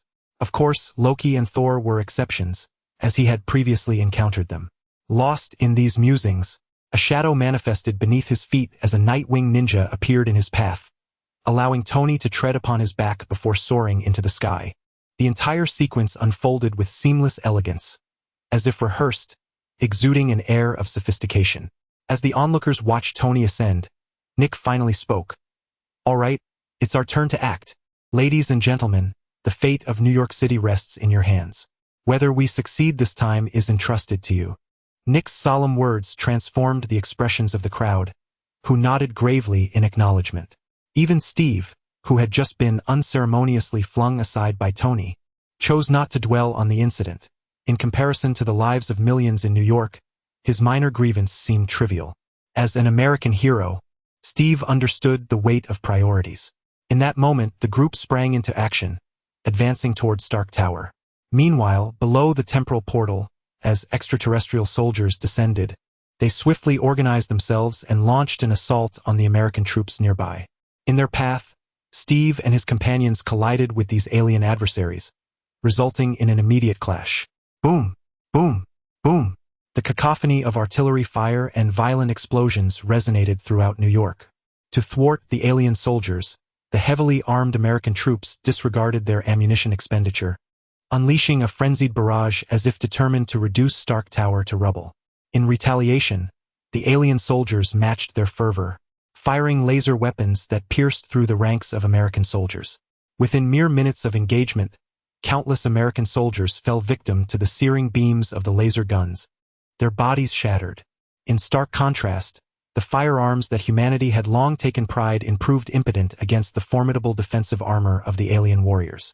The clash resembled a collision between modern civilization and ancient might, with technology ruthlessly asserting its dominance, leaving the American soldiers at a distinct disadvantage. Fortunately, the presence of superheroes among the Americans alleviated some of the pressure, preventing an outright collapse of their forces. Flint maneuvered through the throng, commanding the swirling sands as he strode forth, impervious to most physical harm. Though he could not entirely negate the damage inflicted by lasers, his recovery far outpaced the injury sustained.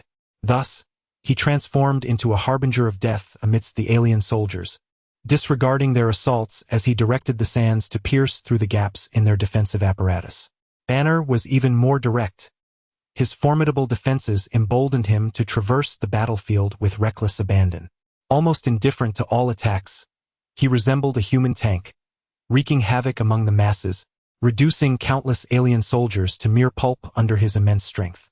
The defenses they bore were as fragile as parchment to Banner, utterly incapable of withstanding his might. Steve, the original American hero, similarly demonstrated strength that was no less impressive. Brandishing his shield, he hurled it forth like a boomerang, weaving through the crowd.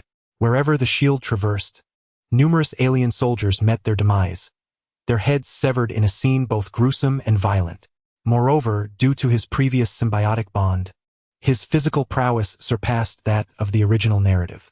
While he could not rampage as Banner did, a measure of caution allowed him to dominate the battlefield nonetheless. However, the most dazzling display came from Thor, the god of thunder. As a divine being, Thor possessed an innate pride, especially as the so-called god of war across the 9 realms. Yet, his arrogance had inadvertently opened the rift through which the alien army descended, leaving him with an unquenchable wrath seeking release. Thus, upon entering the fray, he unleashed his fury with unparalleled fervor, wielding Mjolnir as bolts of lightning rained down, each strike reducing an alien soldier to ash. Finding the pace too slow, he unleashed his ultimate ability, summoning a tempest of thunder, wreaking havoc on a grand scale. Observing from a distance, Nick nodded in satisfaction at the performance of his comrades on the battlefield. His prior strategy had proven sound. By amassing sufficient power, he could influence the course of localized skirmishes, even if not decisively. Contemplating this, he gazed upward at the firmament, understanding that, compared to the agents of S.H.I.E.L.D.,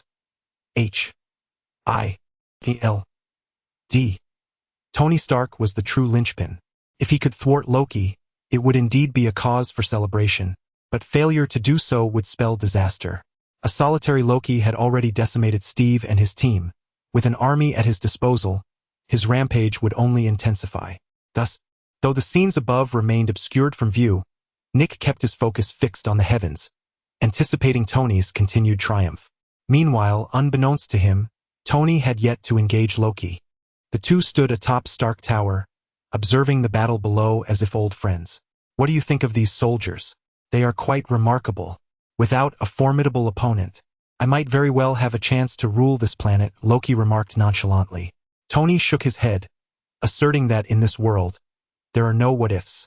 You should be aware that in the presence of true strength, the number of individuals matters little.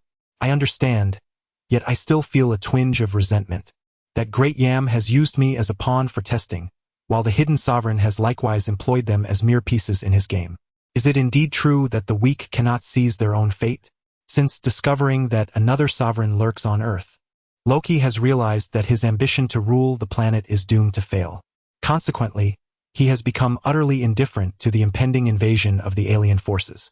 Otherwise, he would not remain passively observing the chaos while confiding his frustrations to Tony. As he listened, Tony shrugged his shoulders, offering no words. Yet, he displayed no signs of despondency. Rather, he appeared completely unconcerned, which stirred a hint of doubt within Loki. Do you not harbor the slightest feeling of discontent? Chapter 82. The soul has found you. Loki and Tony had limited interactions, yet he discerned that Tony exhibited none of the discontent typically associated with the weak. Regardless of the circumstances, Tony remained remarkably nonchalant, even daring to openly jest with a being of supreme power. Were he truly a weakling, it might be understandable. Loki could have attributed it to the ignorance that breeds fearlessness. However, based on Tony's demeanor, Loki surmised that, although unaware of the extent of his strength, Tony was certainly no weakling. Moreover, Tony's awareness of the existence of such formidable entities only compounded the improbability that his audacity stemmed from ignorance. Thus, a question arose: what was the source of his confidence that allowed him to mock the Supreme? Previously preoccupied with constructing the temporal gateway, Loki had little time for contemplation.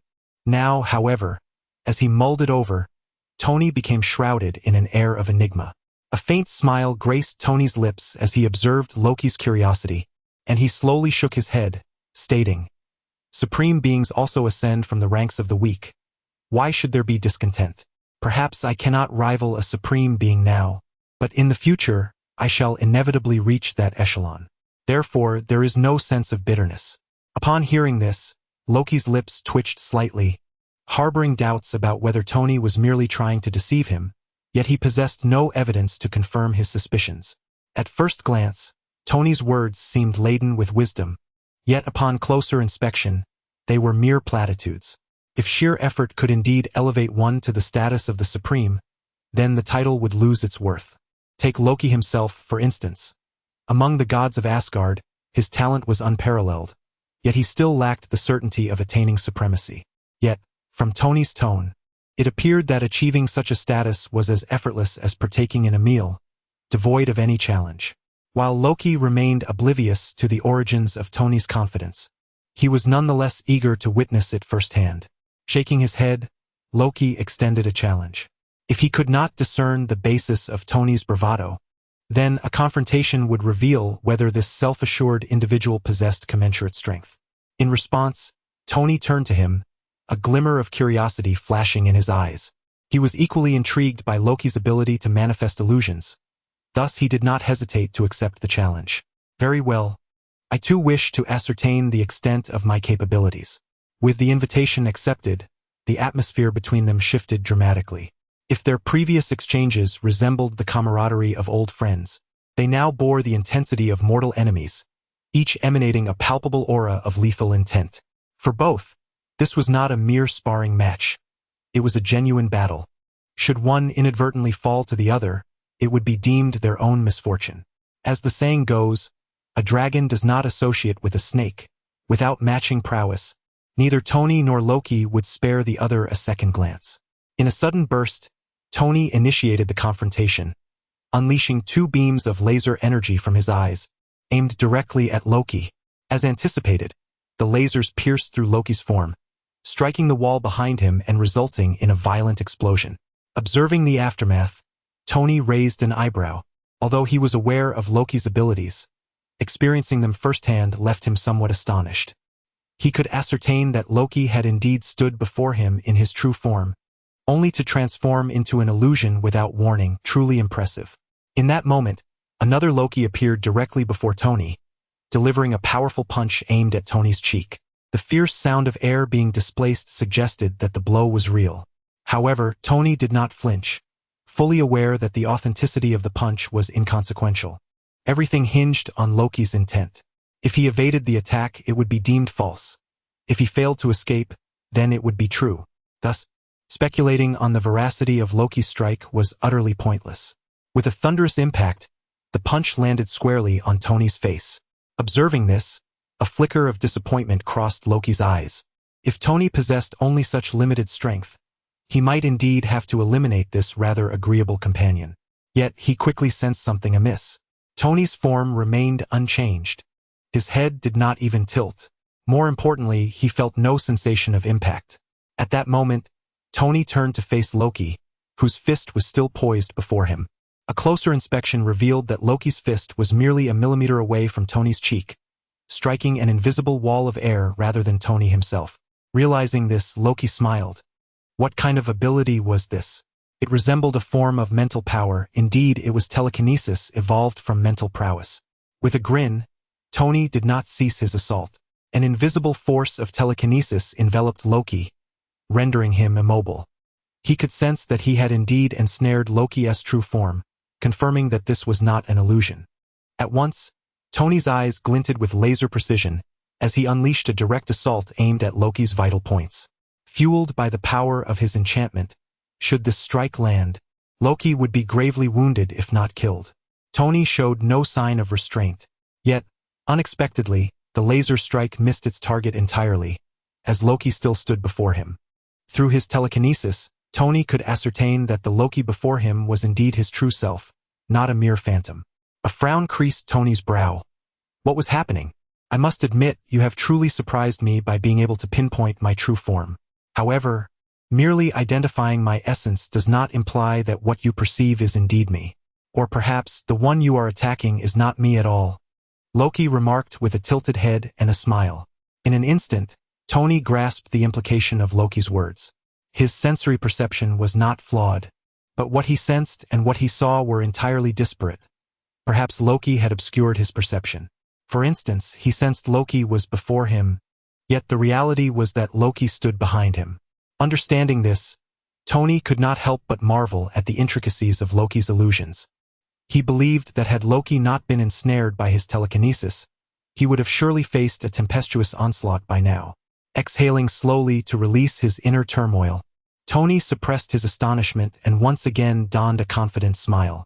You have indeed reached the zenith of illusion, but you must have overlooked one crucial point. Not everything in this world can be transformed from falsehood to reality. Loki furrowed his brow, a sudden wave of foreboding washing over him. Tony, however, offered no explanation, merely smiling as he closed his eyes. In the next moment, a translucent version of Tony emerged from his body, revealing his ethereal form, the essence of his soul. The incantation of the sheep symbol facilitated this soul's departure. Compared to the corporeal senses, the perception of the soul is remarkably acute. Moreover, life as a marvel of the universe cannot be authentically replicated, even by Loki, who had mastered the art of illusion to its zenith. Indeed, once liberated from the confines of his physical form, Tony effortlessly located Loki's true essence. A smile graced his lips as he beheld the immobile Loki standing not far from him. At last I have found you. Chapter 83. Loki's second invitation. As the soul returned to the flesh, a laser erupted from Tony's eyes, piercing through a wall. On the other side of that wall stood Loki. Witnessing the oncoming beam, Loki's expression shifted dramatically. He activated his ability to transform illusion into reality, but this time, Instead of creating mere phantoms, he conjured tangible defenses.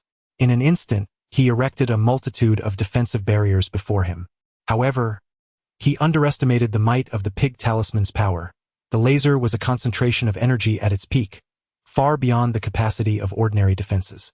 It merely weakened 2 of the energy beams, and in the next moment, they struck his chest, launching him backward. Boom! With a resounding explosion, Tony's senses returned to normal, revealing Loki sprawled amidst the rubble, a gaping hole the size of a watermelon evident in his torso. Tony could even glimpse his internal organs through that cavernous wound. As for his other vital organs, they had long since melted away with the previous laser assault. Yet, gods are indeed gods. Their essence and vitality transcend that of mortals.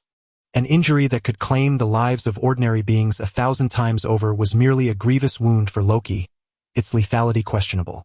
Coughing violently, Loki struggled to rise from the debris. Miraculously, the gaping wound on his chest began to heal at an astonishing rate, visible to the naked eye. Observing this, Tony's brow twitched slightly, a flicker of surprise crossing his face. Impressive. You are indeed more formidable than I had anticipated. Loki complimented, maintaining an air of divine elegance despite his disheveled appearance. However, I am the god of flames. Deceit and lies are merely among my many talents. My true power lies in fire. With that declaration, Loki raised his hand, and a surge of flames materialized in his palm, causing the surrounding temperature to soar. A fiery emblem emerged on his brow, imbuing him with an aura of authority, complemented by a newfound domineering presence. Yet, contrary to Loki's expectations of seeing Tony's astonishment, peculiar expression adorned Tony's face. In the next moment, he too raised his hand, summoning a blaze that mirrored Loki's. A dragon-shaped insignia appeared on his forehead. Identical stances, identical flames, save for the differing symbols on their brows. It was as if they were reflections in a mirror. Instantly, Loki lost his composure. How could this be? A gasp escaped his lips as he stared in disbelief at the fire in Tony's grasp. While the average person might perceive mere flames, Loki, as the god of flames, discerned far more than what ordinary eyes could see. He comprehended the very laws of fire. The flames in Tony's hands were entirely manifestations of those laws, making him more of a fire god than Loki himself. If Loki had grasped the rules to wield fire, then Tony commanded the rules, bending the flames to his will. There exists a fundamental distinction between the two. You are but a mere mortal. How could you possibly wield control over the rules? It is inconceivable, Loki lamented, suddenly stripped of his usual composure. Observing his state, Tony could only helplessly shrug, uncertain of how to offer solace. After all, he was not like others. As a player endowed with extraordinary abilities, any words he spoke might carry the taint of arrogance, rendering silence the preferable option. Noticing Loki's inability to regain his calm, Tony chose to disregard him and turned his gaze to the scene below. The agents of S.H.I.E.L.D. continued to struggle against the extraterrestrial soldiers, and Tony was well aware of their intentions to dismantle the device housing the Tesseract. Nick had outlined the entire plan to him the previous night. At that moment, not far from him, both the device and the Tesseract lay in wait, easily within his reach to resolve the matter. However, he lacked the desire to intervene. He had fulfilled the terms of their agreement by delaying Loki, and the remaining issues were not his concern. Even though he could resolve it with a mere gesture, he had no intention of becoming involved. Thus, while S.H.I.E.L.D. fought desperately below, Tony watched with great interest from the rooftop. At that moment, he found himself regretting not having prepared some snacks. In his past life, he had never watched the Avengers. Now, having the chance to witness it live, he lamented the absence of popcorn. A popcorn movie without popcorn felt somewhat lacking. Thoughts roamed chaotically in his mind as time trickled away. Eventually, Steve and the others fought their way through the ranks and entered Stark Tower, hastening towards the upper levels. In their urgency to resolve the situation, they pushed their speed to the limit. However, the closer they drew to the top, the more uneasy they became. It was only natural they would expect Tony and Loki to be engaged in a fierce confrontation. Yet now they heard no sound at all. Could it be that Tony had failed? This thought caused the group to furrow their brows, their expressions growing increasingly grave. The notion of Tony subduing Loki had never crossed their minds. After witnessing Loki's ability to manifest illusions, they did not believe Tony could unravel such a peculiar power. Thus, with anxious hearts, they ascended to the top of Stark Tower and pushed open the door. In an instant, the figures of Tony and Loki came into view, leaving everyone momentarily stunned.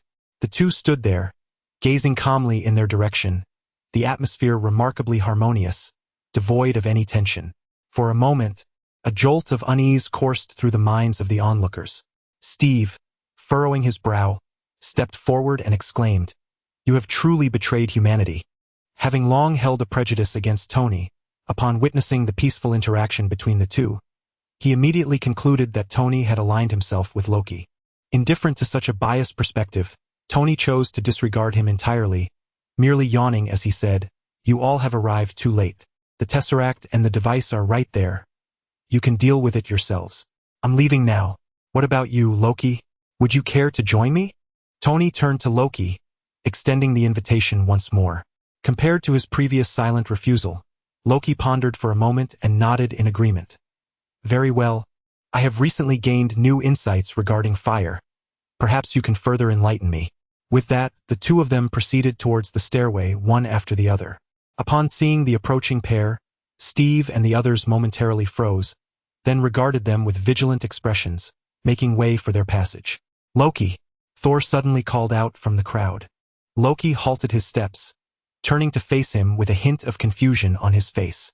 Observing this, Thor was momentarily at a loss for words and could only take a deep breath, stating, "I shall ensure you are captured and brought to Asgard."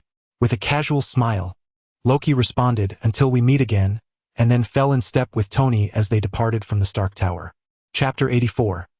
A mutual respect between Jarvis and Loki. Loki followed Tony as they departed. Steve and the others gazed at the distant radiation device and the Tesseract, suddenly feeling like mere jesters in a grand play. They fought with all their might, claiming to stand for justice, yet in the end, Loki appeared utterly indifferent to their struggles. This realization filled them with a peculiar sense of unease, diminishing even their fervent conviction of saving the world. And what of Tony? What transpired between him and Loki? Why did Loki choose to leave with him? Questions swirled in their minds. Fortunately, Steve did not lose sight of their mission, quickly advancing to dismantle the Tesseract. Though Loki had departed, the alien forces continued their relentless descent. They could even see a spacecraft emerging from the portal. Should it land, countless lives would be at stake. Boom! A terrifying wave of energy surged from the Stark Tower, radiating outward in all directions. The Tesseract was forcibly removed, causing the portal in the sky to flicker momentarily before sealing shut. The energy contained within the radiation device became destabilized, leading to a significant explosion. Thankfully, the blast was not catastrophic, merely demolishing a few buildings. Was it over? Nick surveyed the cloud of debris with uncertainty. The previously fierce gunfire had ceased, and the oppressive portal had vanished completely. At that moment, figures emerged from the haze, prompting a flicker of hope in Nick's eyes. Had they resolved the situation? Although he already anticipated the answer, he sought confirmation from his companions.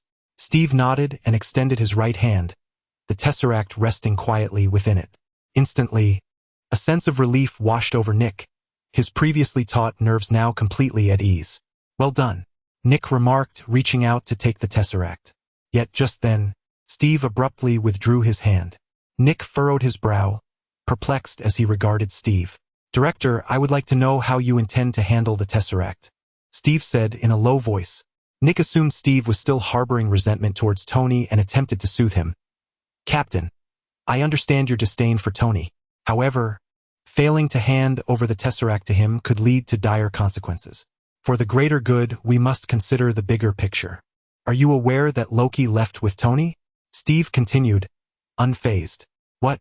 Nick exclaimed, his expression one of utter disbelief, completely unaware of this development. Steve pressed on. "I do not know how their paths intertwined, but entrusting the Tesseract to Tony effectively means relinquishing it to Loki once more. What, then, was the purpose of our struggle?" With that, Steve fixed Nick with a steely gaze, and the previously resolute expression on Nick's face now bore uncertainty. Cannot be so. Tony is Tony, and Loki is Loki. Director, are you willing to gamble? Steve chuckled self-deprecatingly. Nick fell silent. He could not gamble the entire security of the nation. He trusted that Tony would not misuse the Tesseract, yet if he were to hand it over to Loki again, who could assure that today's events would not recur? Contemplating this, Nick gazed wearily at the Tesseract in Steve's hands. It had become an unbearable burden, a veritable hot potato. Neither giving it away nor keeping it seemed a viable option. He decided to postpone that matter and focus on resolving the current crisis, enlisting the help of his companions to save lives. Unable to devise a solution, Nick opted to tackle the immediate situation first. Although the surrounding residents had evacuated, the recent explosion had still affected numerous soldiers. While specialized rescue teams would arrive, they could never match the swiftness of the extraordinary beings.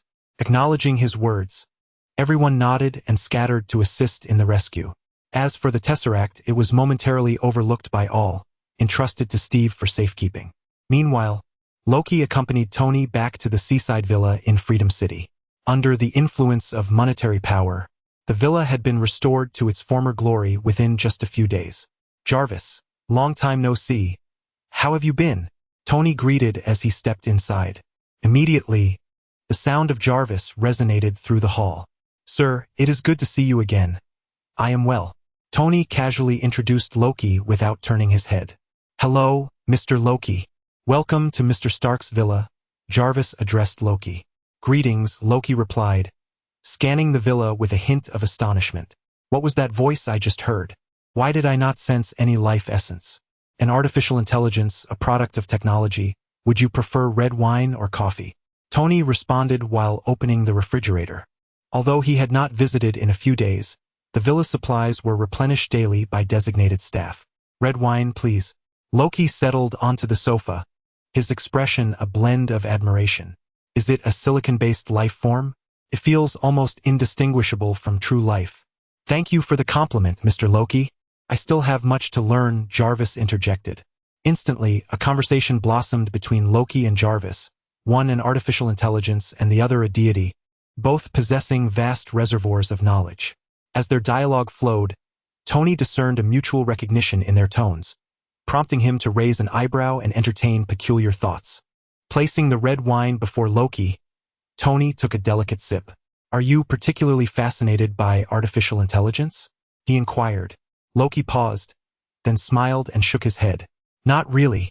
I have encountered many silicon-based life forms in the universe, yet none possess the cognitive abilities of Jarvis. Their reasoning skills are impressive, but compared to Jarvis, they resemble pre-programmed scripts, lacking the capacity for learning and growth, thus my curiosity. Listening to these words, Tony chuckled and ventured, since you have no pressing matters at the moment, would you like me to arrange a research laboratory for you to delve into artificial intelligence? I can have Jarvis assist you. Upon hearing this proposal, Loki pondered for a moment and soon made his decision, saying that could work. I indeed have some interest in this area. After speaking, the two clinked their glasses filled with red wine. Although Loki had never engaged with technology, neither he nor Tony harbored doubts about his capabilities. After all, gods are beings that transcend ordinary life. While Tony might perceive the gods of this world as somewhat feeble, it is undeniable that such entities possess formidable learning abilities. Even in fields they have never encountered, with earnest dedication, they are bound to achieve remarkable results. After all, with the Mind Stone in his possession, who knows what he and Jarvis might conjure together. Chapter 85. The Return from Space in the S.H.I.E.L.D.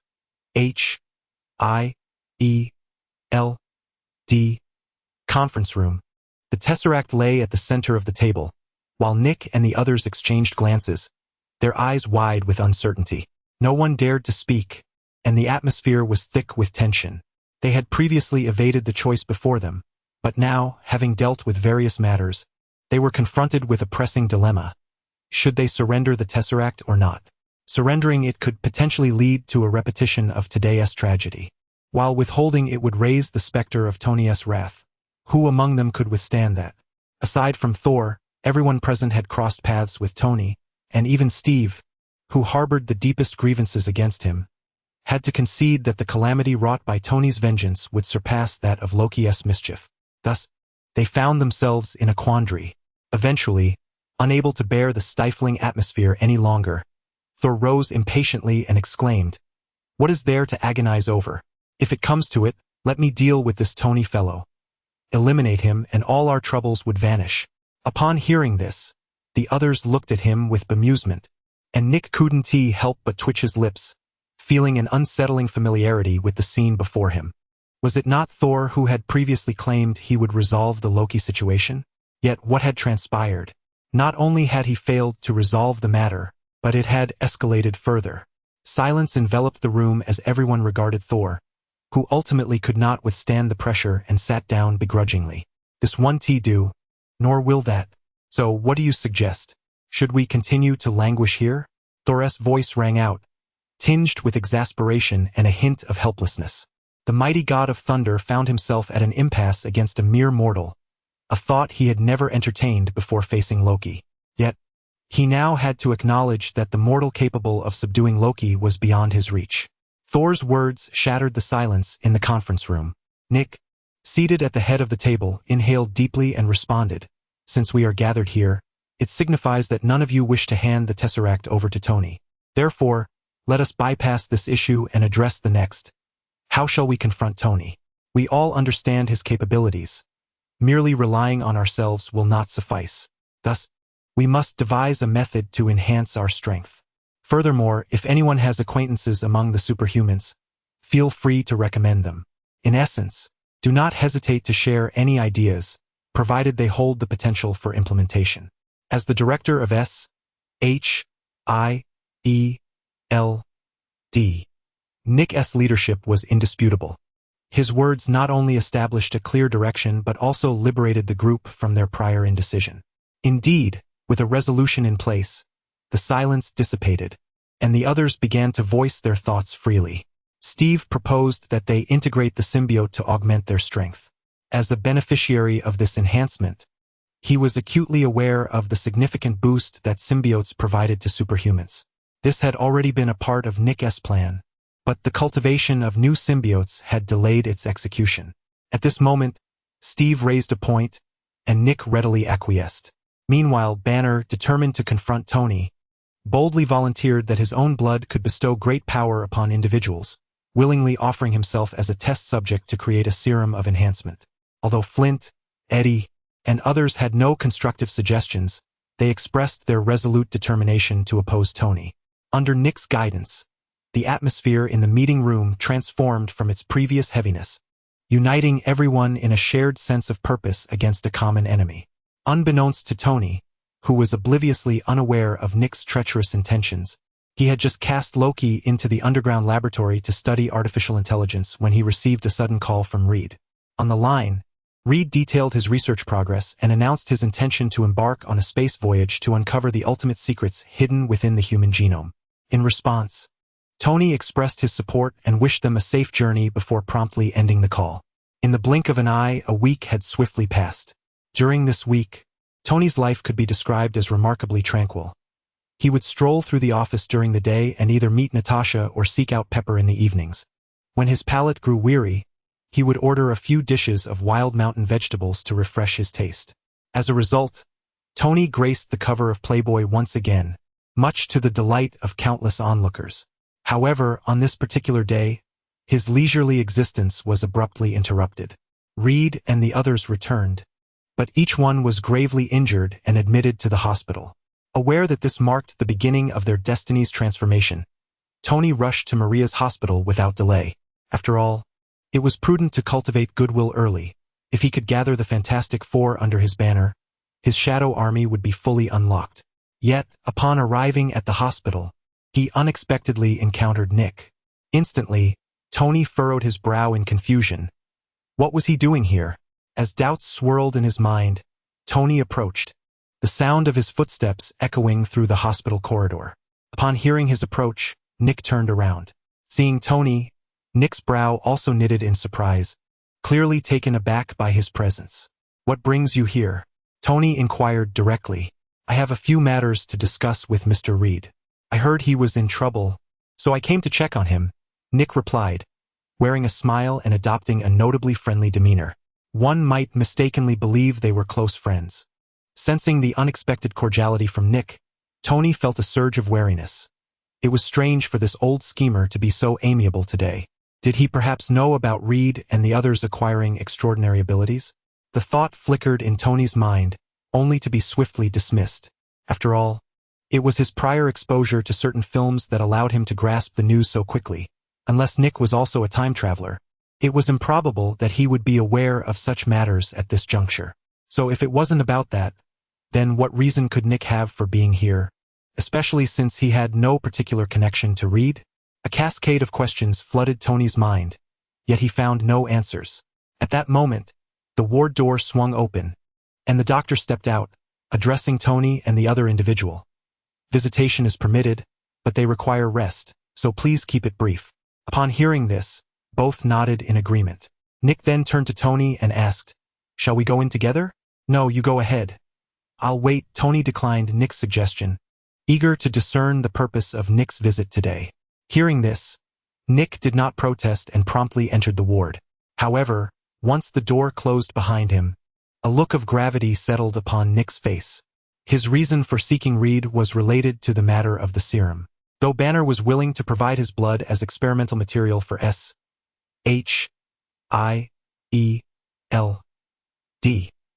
to develop the serum, it was rather embarrassing that the agency's scientists were utterly incapable of deciphering the mysteries of his blood, let alone producing the serum. To address this, he had meticulously researched the scientists Tony had interacted with during Banner's captivity, ultimately leading him to Reed. Chapter 86. The Master of Human Nature.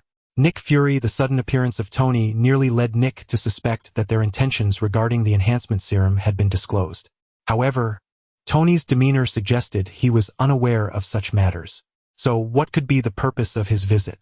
As Nick traversed the short distance into the hospital room, his thoughts swirled in a tumultuous dance, mirroring Tony's own contemplation of the other's motives.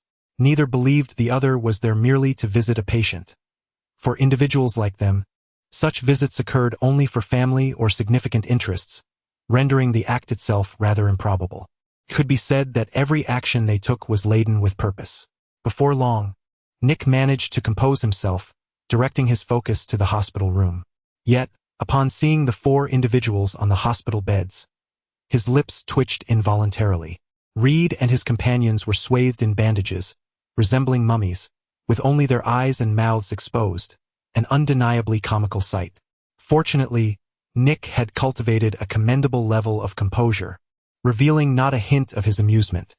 Instead, a trace of concern graced his features. "Are you all right?" he inquired, prompting a feeble voice from Reed. "Thank you for your concern. We are fine, though we are curious about your identity," Reed replied, a hint of confusion flickering in his eyes.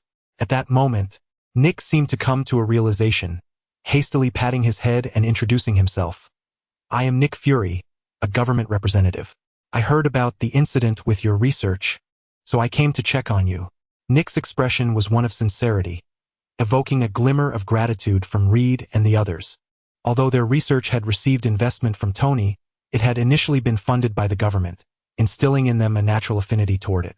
Now, having faced danger, their emotions were fragile, making them more susceptible to being touched by Nick's visit. "Thank you, Mr. Fury, for taking the time to see us. We have indeed failed in our research and feel we have disappointed the government's expectations," Reed stated, a flicker of guilt evident in their eyes. Noticing their expressions, Nick quickly reassured them that it was of no consequence and proceeded to inquire about their health. "How are you feeling? What did the doctors say?" At his words, their spirits fell further, particularly Johnny, the youngest among them, who spoke despondently. "We have extensive burns and significant muscle necrosis. We will likely be rendered useless in the future." With this declaration, the atmosphere in the hospital room grew heavy. Even Reed, the most composed among them, felt engulfed in despair. Observing their reactions, Nick outwardly wore a mask of sorrow, yet internally he felt elation. His original intention was to enlist Reed's help in developing the enhancement serum. However, upon encountering Tony, his objectives shifted. He aimed to recruit all of them into SHIELD. uncertain of Tony's ulterior motives. He was nonetheless aware that they were linked to Reed and his companions. Therefore, by preemptively incorporating them into S-H-I-E-L-D,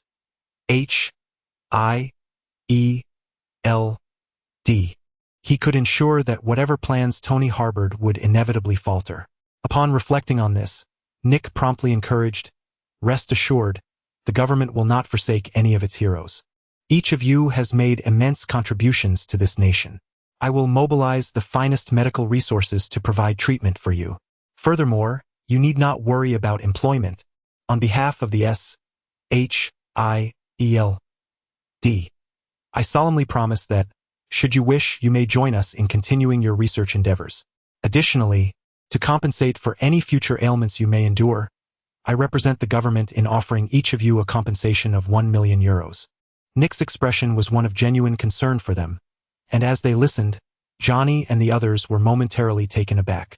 They had been rendered nearly incapacitated, and yet Nick was willing to accept them, offering not only compensation but also employment. For those currently in a low point, it was akin to a savior appearing before them. In a moment, they were overwhelmed with emotion. However, Reed, being the most astute among them, did not allow himself to be swayed by Nick's generous terms. In fact, the initial goodwill he felt evaporated, replaced by a sense of caution. Such fortuitous offers from the heavens do not simply fall into one's lap, and if they ever did, one must remain vigilant, for others may harbor ulterior motives. Their current state was that of 4 individuals rendered useless, and yet Nick was presenting them with an array of enticing conditions. To claim that this was purely humanitarian would be a farce. After living in this country for so long, Reed had discerned its true nature. The unadulterated face of capitalism. When one is deemed useful, they are lauded. Once they lose their value, they are cast aside without a second glance. Thus, Nick's proposal did not entice Reed. Instead, it filled him with suspicion. "Mr. Nick, I appreciate your kindness, but we have an agreement with Stark Industries, and they will compensate us in due course." By invoking Stark Industries, Reed effectively declined Nick's offer.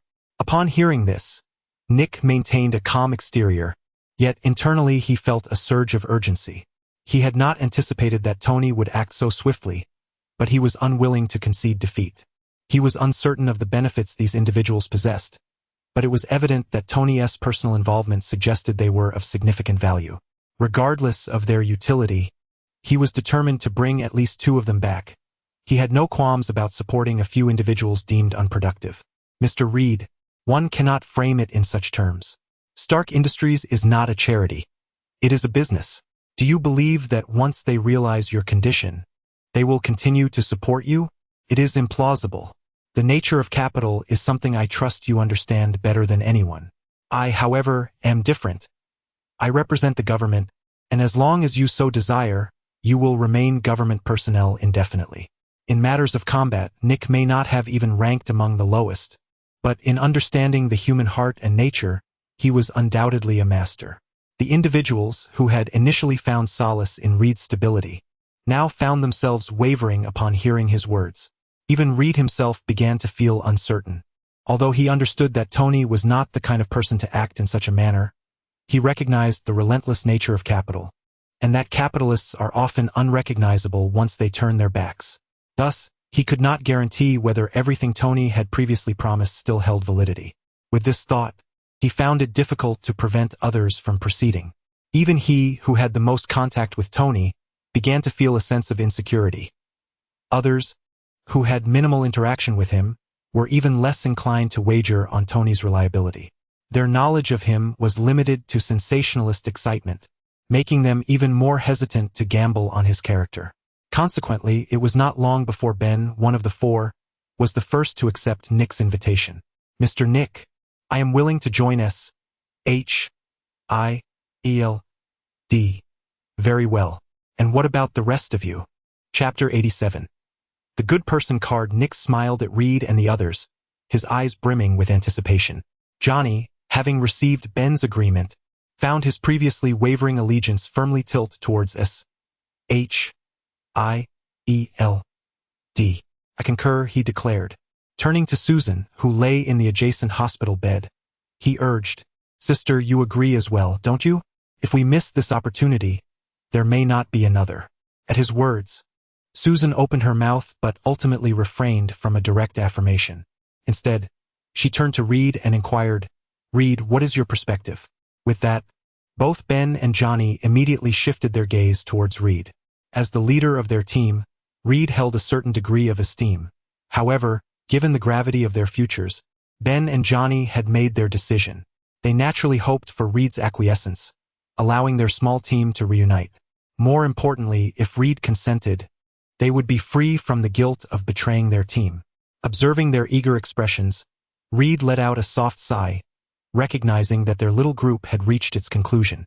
"I appreciate the government's generosity, but I have already committed to Stark Industries," Reed stated resolutely. Nick's expression shifted slightly before he replied with a smile. "Are you worried about the penalties for breach of contract? Rest assured, no matter the cost, we will shoulder it. All you need to do is follow your heart and make your choice." Nick's promise was exceedingly generous, yet this very generosity only fueled Reed's resistance.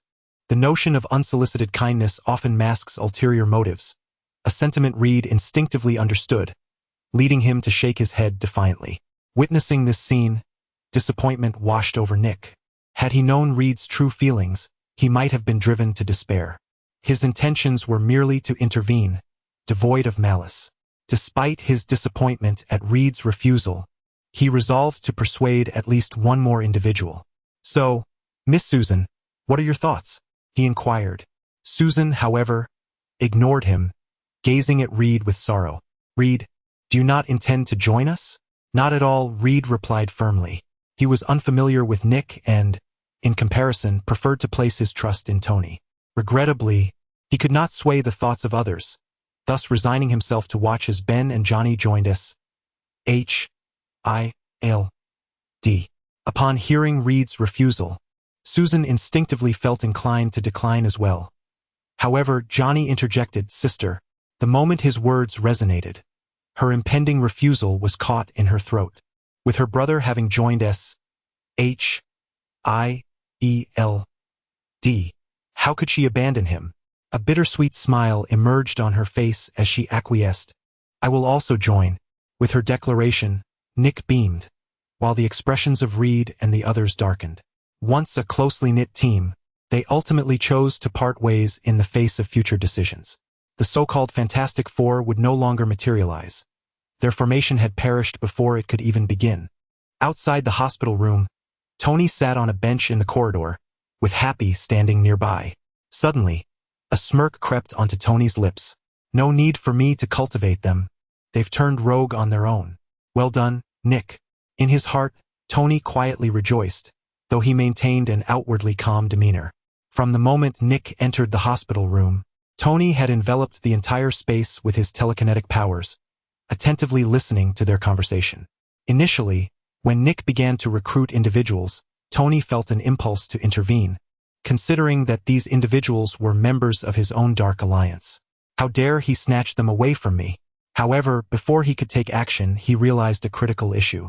While he could thwart Nick's efforts and offer more enticing conditions, the question remained: how could he persuade them to join the Dark Alliance? After all, the Fantastic Four were noble heroes, not villains inherently aligned with the Dark Alliance's ideals.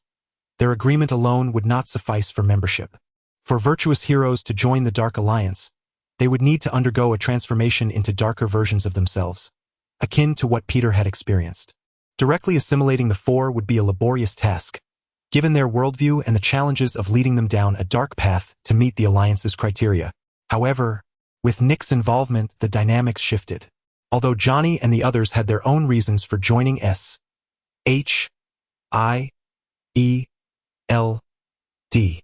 one could also interpret this as a form of betrayal.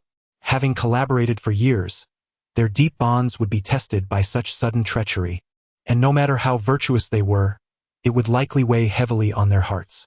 This presented an opportunity for Tony to draw them more easily into darkness.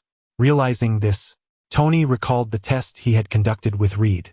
At that time, when he invited Reed to join the Dark Alliance, he received no response from the system, perhaps not only because Reed was not yet the formidable Mr. Fantastic, but also because he still clung to a sense of justice. Clarifying his thoughts, Tony found that he was no longer angry about Nick's interception. Instead, he felt a sense of gratitude. As the saying goes, a bird in the hand is worth two in the bush. It was far better to recruit a villain capable of joining the Dark Alliance directly than to gather a group of heroes who could not. This was the reason behind Tony's long-standing fascination with villains. At that moment, the door to the hospital room swung open abruptly, and Nick emerged with a smile. "Mr. Tony, my visit has concluded. It is now your turn. By the way, it seems a bit inconvenient for 4 individuals to recuperate in one room, so I have contacted the hospital to arrange separate accommodations for them.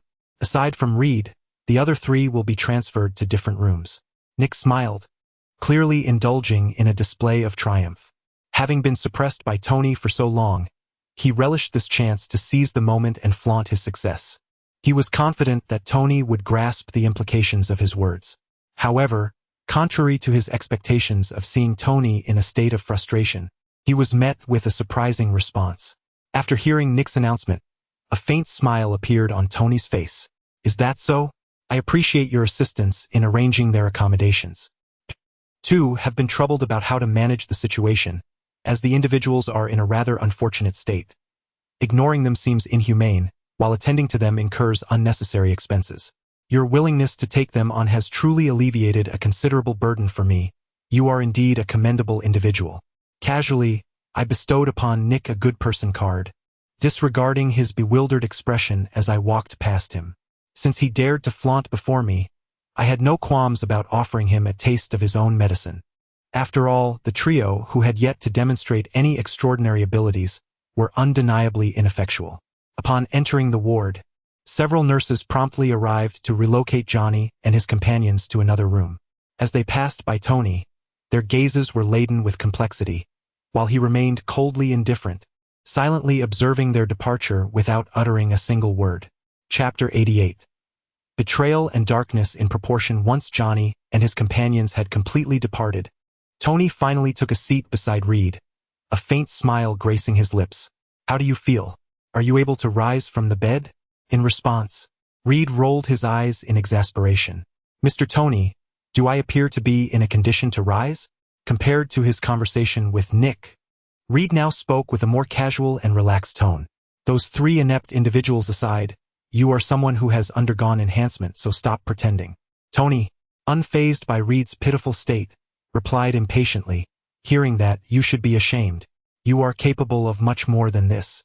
A flicker of embarrassment crossed Reed's eyes as he recalled that Tony was well aware of his circumstances.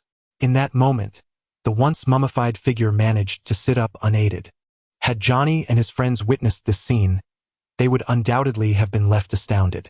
While they struggled to even move, Reed was already demonstrating a remarkable degree of mobility. Observing this, Tony nodded approvingly. "Now that's more like it.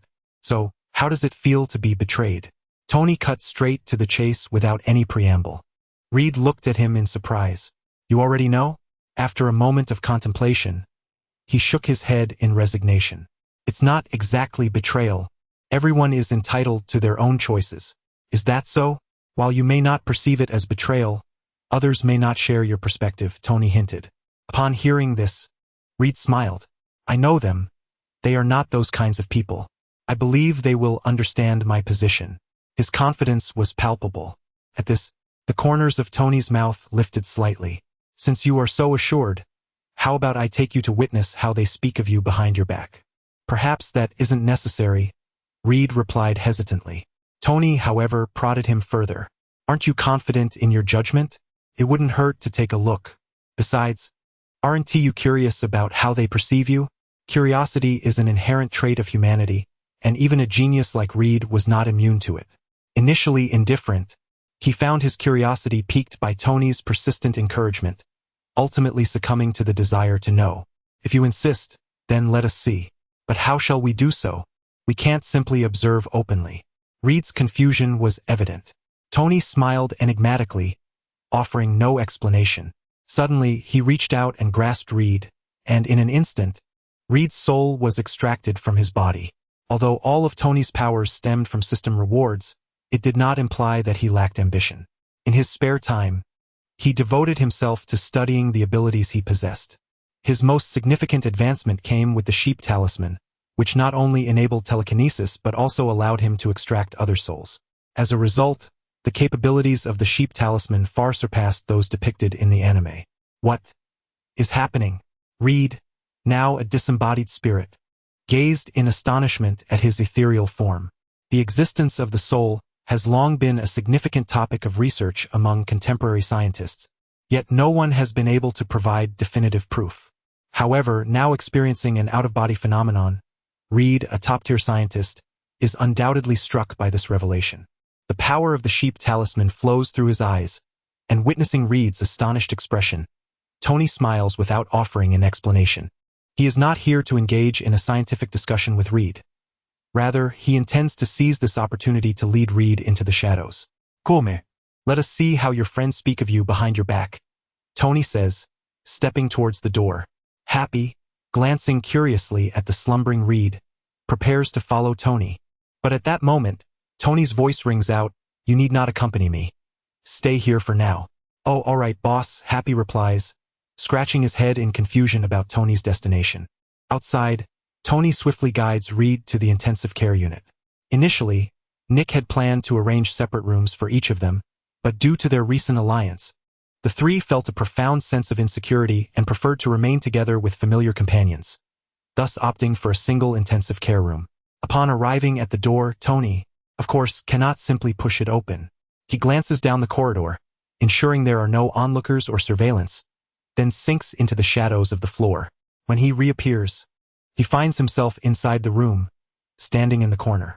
Enveloped in darkness, those outside cannot perceive Tony. A mere glance reveals nothing amiss apart from the slightly dimmer light in the corner. Only Reed, whose soul is under Tony's control, senses his presence, though he cannot see Tony's form. As a spectral entity, Reed is capable of traversing most physical barriers, allowing him to float directly into the room, hovering above Johnny and his companions. Below him, they engage in conversation, discussing Reed, yet their words bear no ill intent. This revelation instantly alleviates Reed's anxiety. Despite his earlier confidence, he had felt a twinge of apprehension. Now assured by the outcome, Reed turns to Tony and confidently asserts, "See, I told you they would respect my choices, just as I respect theirs." Hidden in the shadows, Tony listens to these words, a peculiar smile playing on his lips, and with telepathic power, he communicates, "Do not rush. Continue to observe." Subsequently, 3 tendrils of darkness, under Tony's command, silently infiltrate Johnny and his companions' bodies. As the darkness does not willingly embrace them, it will not linger long within, yet during its brief stay, it amplifies the darker facets of their souls. Instantly, under the influence of this dark essence, Johnny and his friends' casual banter begins to take a turn. I still cannot fathom why Reed insists on remaining at Stark Industries, joining us in SHIELD to continue our research together. Is that not preferable? Johnny, humph. It seems he no longer wishes to be associated with us, fearing that we might hinder his progress. Susan, I doubt that. Reed doesn't strike me as that kind of person. Johnny, sister, you still defend him. If he truly wished to abandon us, why would he not join us in the SHIELD? He has already stated he would cover any penalties. What else does he have to worry about? Ben, Johnny is right. Reed indeed desires to forsake us. He has betrayed our friendship, that traitor. Susan, you are correct. He is indeed a traitor, and he has also betrayed the love between us. Chapter 89. The arrival of Dr. Victor Doom. As the adage goes, a kind word can warm the coldest winter, while harsh words can chill the hottest summer.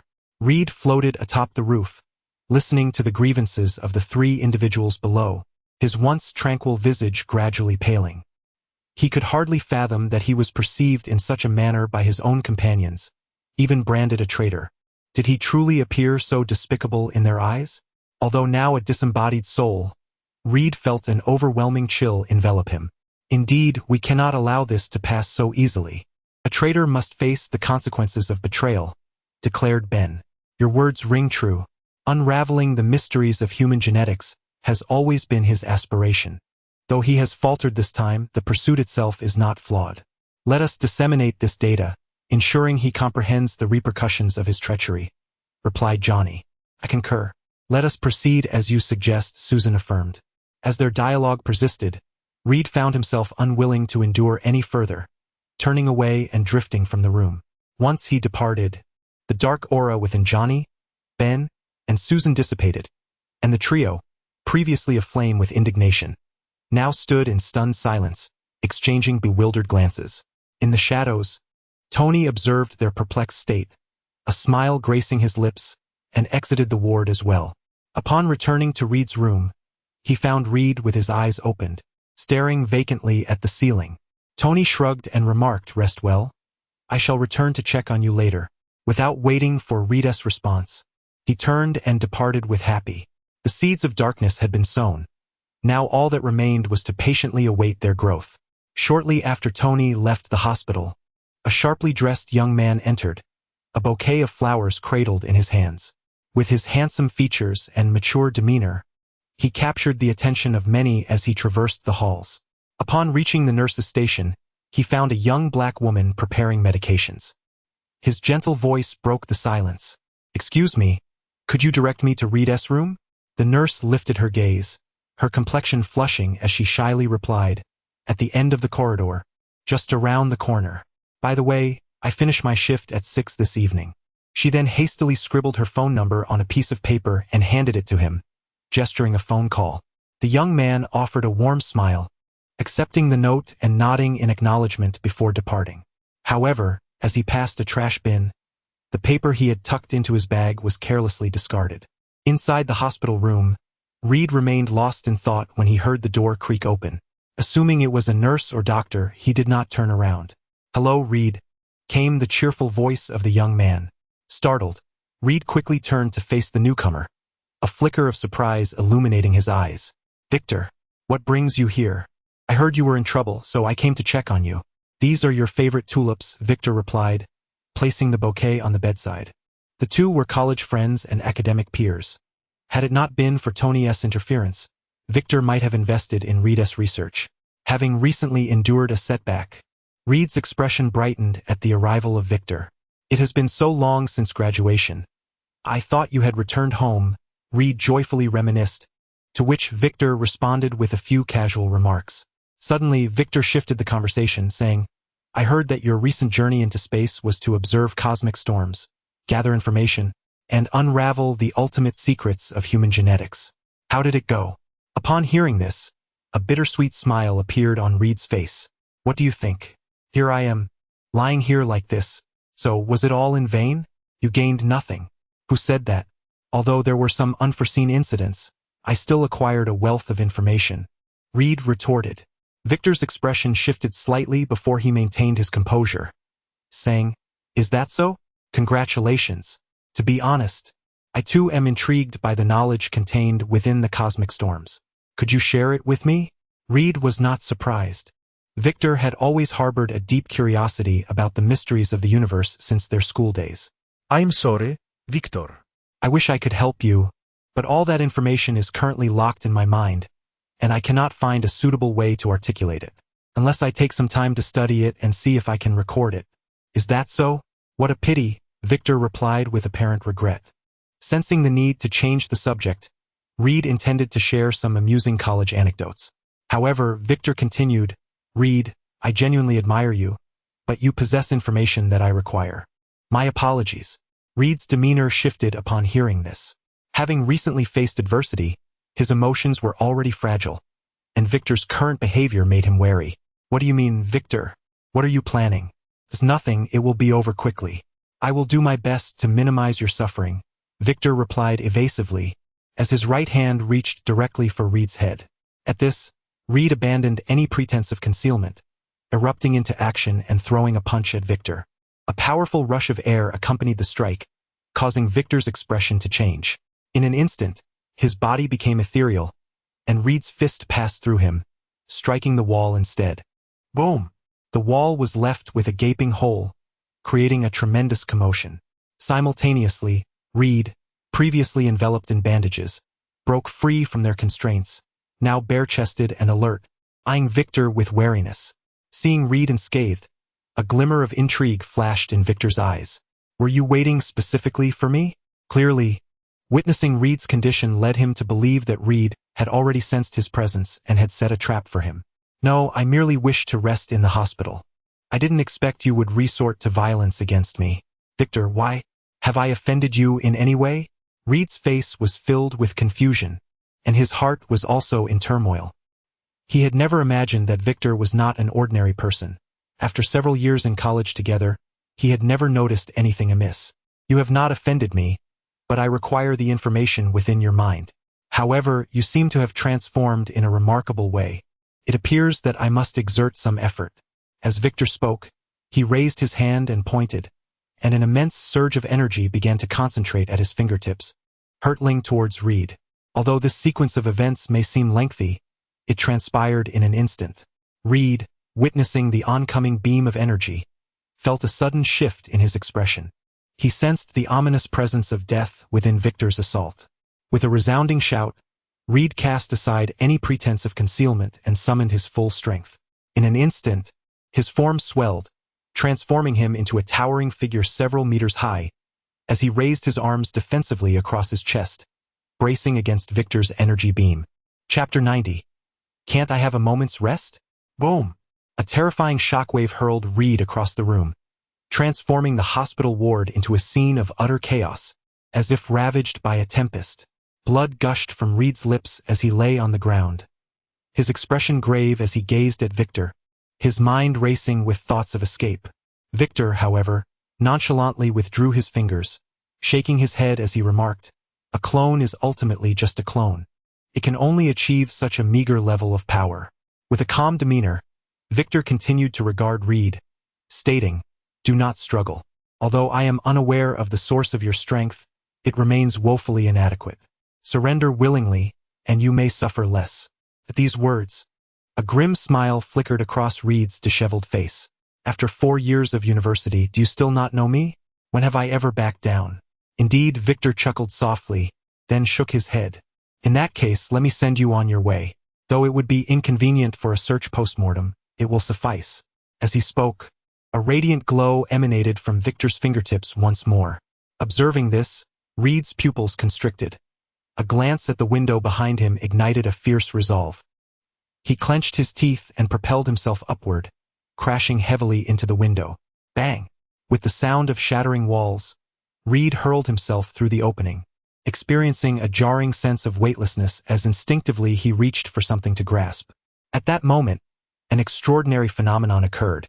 His arm elongated infinitely, seizing the balcony railing of the top floor, simultaneously slowing his descent. Victor, poised to unleash his attack, was taken aback by this spectacle. His gaze sharpened as the energy he had summoned dissipated from his fingertips. He abruptly altered his intentions. He desired to capture Reed alive. If Reed's previous transformations could be attributed to mere mutation, this physical morphing was beyond simple aberration. Thus, witnessing this astonishing display, Victor was convinced that Reed had acquired something more amidst the cosmic storm, concealing this information, or perhaps even unaware of it himself. Such a prime specimen for experimentation could not be permitted to perish.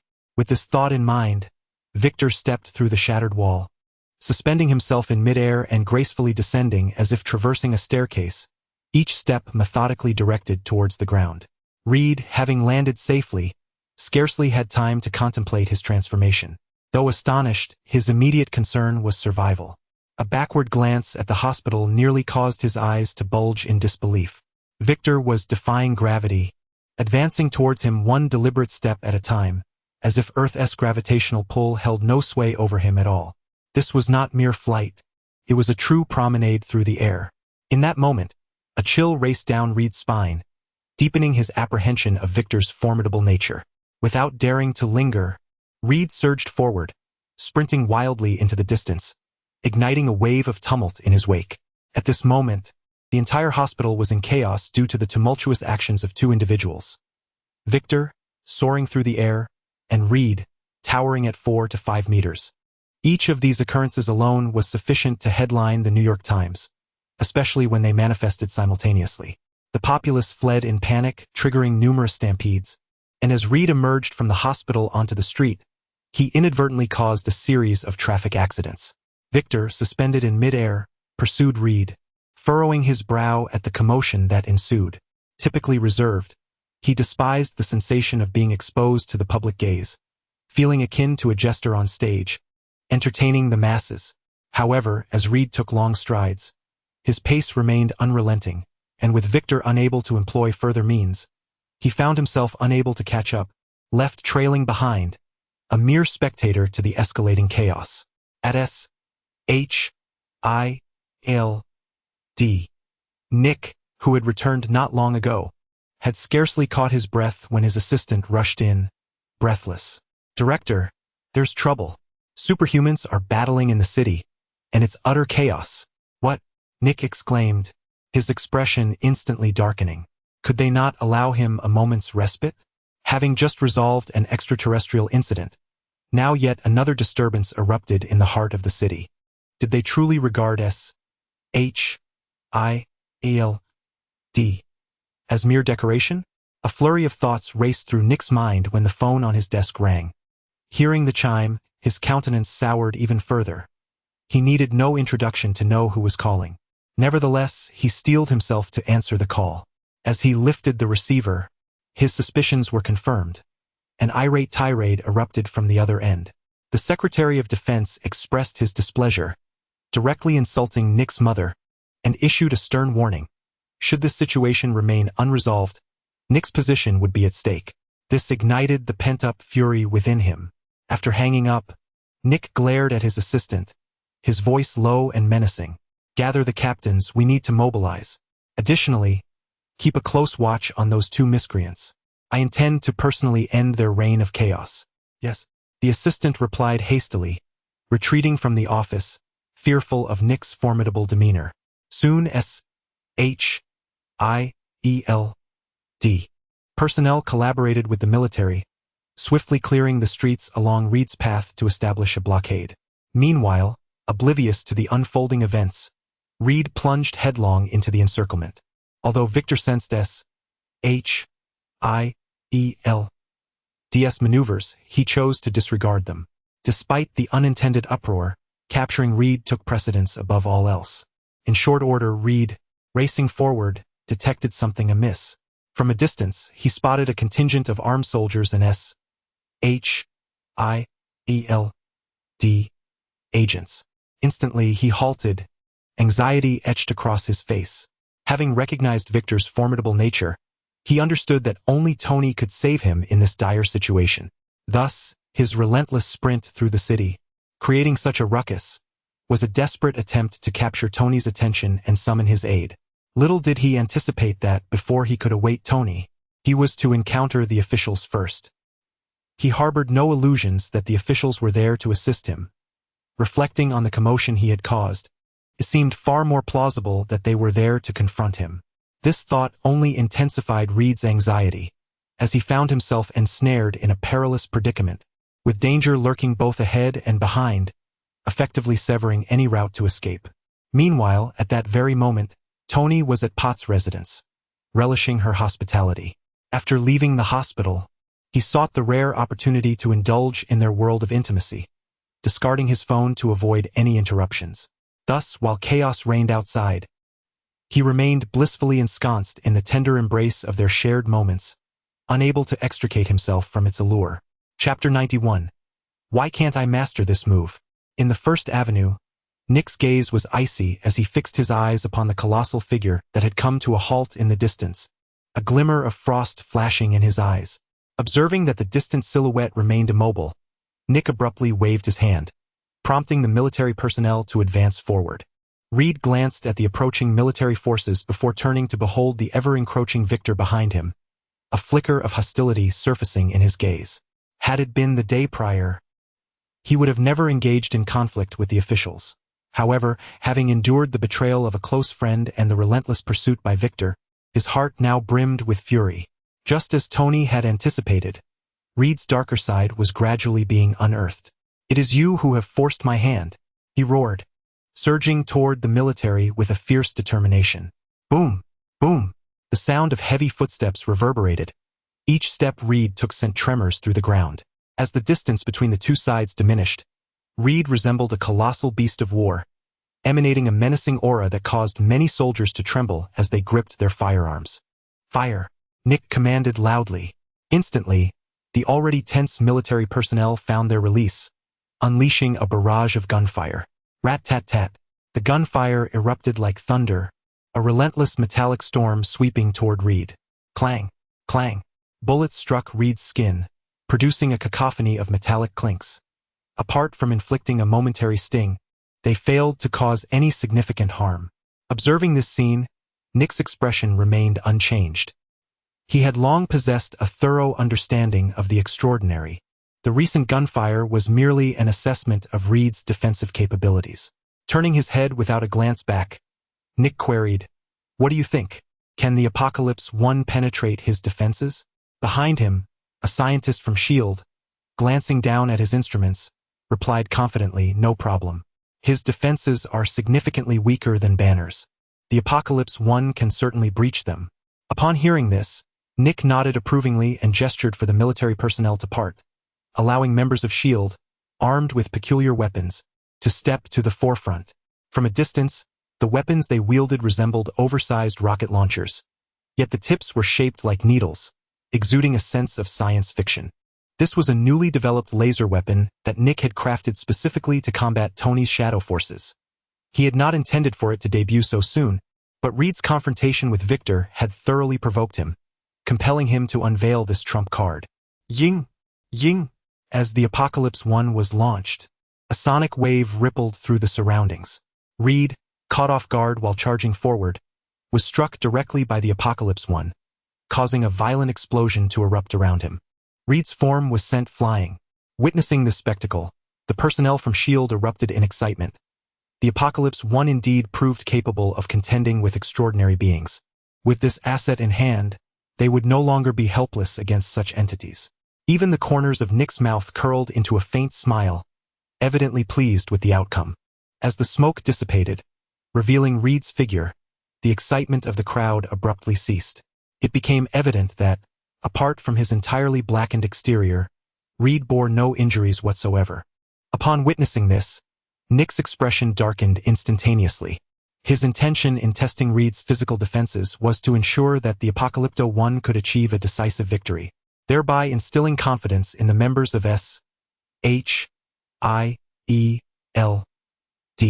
After all, with the increasing number of extraordinary beings and the consecutive blows dealt to S.H.I.E.L.D., morale had plummeted to an all-time low. However, now that Reed was unscathed, it not only struck a blow to his own credibility but also plunged S.H.I.E.L.D's morale deeper into despair. What on earth is happening?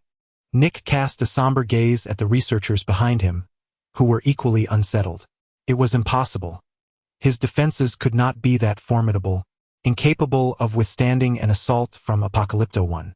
In response, Nick refrained from voicing his thoughts and turned once more to Reed. This was not the moment for assigning blame. Addressing the immediate predicament was paramount. "Banner, I must trouble you." Nick quietly addressed Banner, who stood a short distance away. Banner nodded, while Steve and the others observed intently. Previously, in an effort to bolster the confidence of S.H.I.E.L.D. members, Steve and his companions had refrained from intervening. Now that Apocalypto One had faltered, they had no choice but to take action. Banner stepped forward from the crowd, advancing towards Reed. As they approached each other, Banner's physique began to swell, ultimately transforming him into a colossal green giant. With a resounding crash, the two enormous fists collided without uttering a single word. Instantly, Reed was sent flying once more, crashing heavily into the ground and creating a substantial crater. "It's you," Reed exclaimed, his eyes wide with surprise as he recognized Banner. Although he had not clearly seen Banner's form before, he now discerned it accurately. Banner, in turn, displayed a flicker of confusion on his face. "You know me?" "Indeed, my power derives from you," Reed affirmed. In that instant, Banner's breath caught in his throat. "You are one of Tony's?" "Precisely. You shall pay." A deep growl erupted from Banner's lips, and in the next moment, he leaped high into the air, descending upon the prone Reed. A fierce gust swept through, stirring the surrounding dust, as Banner appeared almost like a divine being descending from the heavens. However, just as he was about to land on Reed's arm extended suddenly, delivering a punch squarely to Banner's face.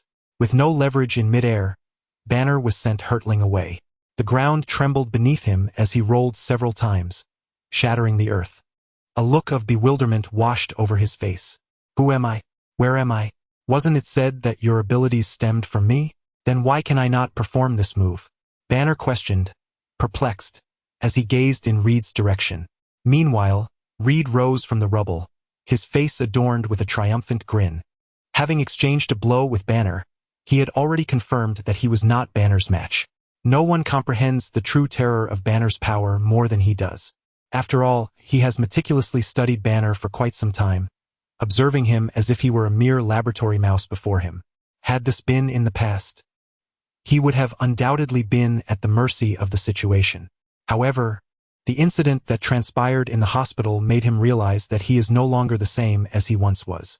After a brief experiment, it seems the results were rather promising. Cursing under his breath, he rose from the ground and charged once more at Reed. Yet again, the previous scene unfolded. Reed's arm elongated once more, delivering a punch from a distance of hundreds of meters. As a purely melee combatant, Banner possessed no skills for ranged attack, and his charge was once again thwarted, forcing him to swiftly adopt a defensive stance. Chapter 92. Do I, the god of war, not care for my face? On the battlefield, two colossal giants, reminiscent of mountains, clashed fiercely from a distance of several hundred meters, presenting a scene of apparent parity. Outside the fray, Nick intended to summon Steve and the others for assistance, but upon noticing Victor's emergence in the sky behind Reed, he was compelled to redirect his focus entirely towards Victor. Although Nick himself was not particularly formidable, his prior encounters with Tony and Loki had honed his instincts, allowing him to discern the extraordinary nature of Victor. This was merely an instinctive feeling, yet he chose to trust it. Thus, Nick ceased his attention on Reed and concentrated wholly on Victor. Everyone, confront that individual. Exercise caution. He is no ordinary foe, Nick warned gravely to Steve and the others. Instantly, expressions of confusion appeared on their faces, particularly Thor's.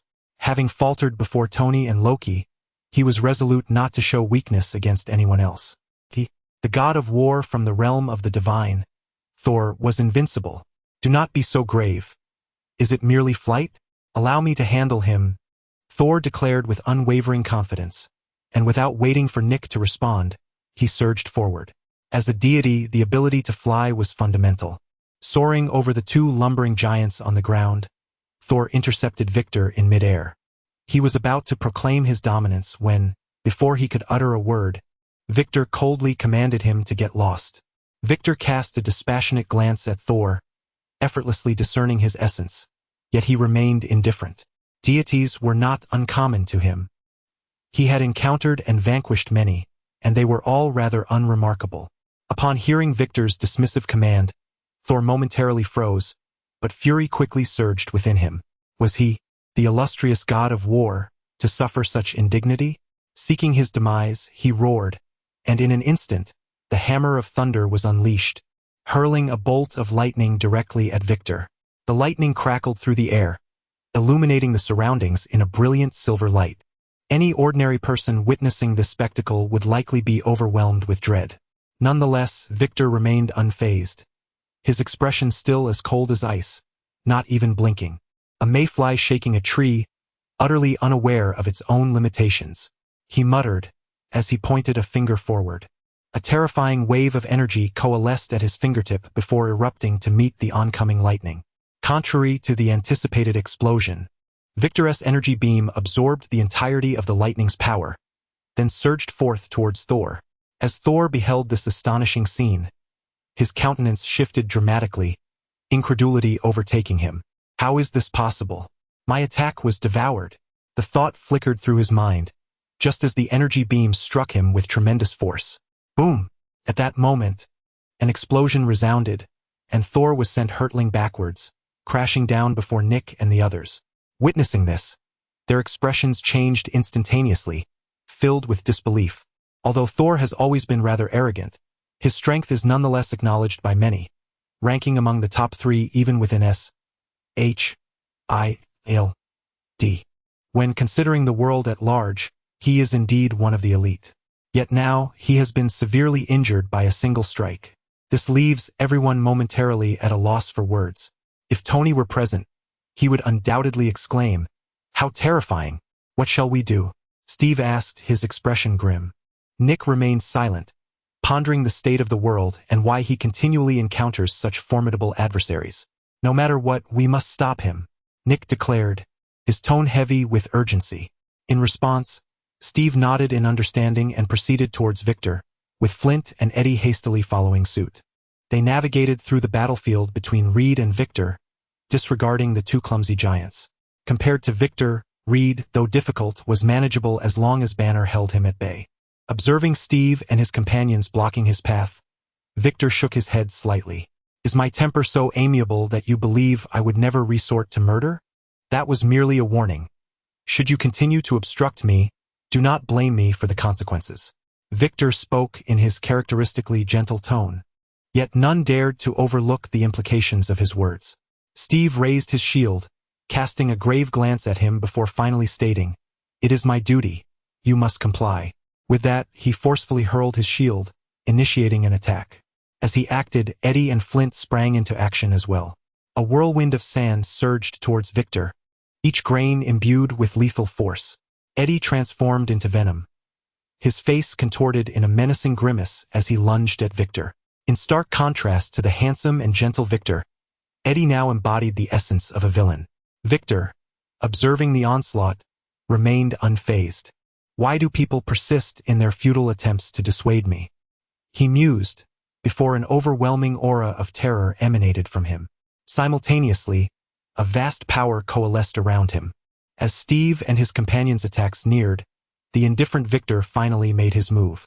He raised a hand and pointed, a chill breeze sweeping through the area, causing snowflakes to descend within a 100-meter radius around him.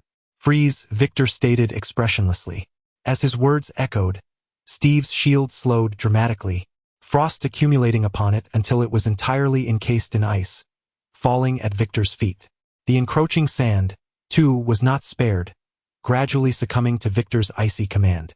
The grains transformed into crystalline beauty amidst the snow, appearing remarkably pleasing to the eye. The unluckiest of all was Eddie, who, unlike Steve and Flint who launched ranged attacks, foolishly charged directly at Victor. At this moment, beneath the frost and snow, Eddie's form became rigid, as the ice enveloped him at a discernible pace, gradually shrouding his entire being and sealing him within a block of ice. Witnessing this scene, both Steve and Flint gasped in unison, a profound sense of horror washing over them.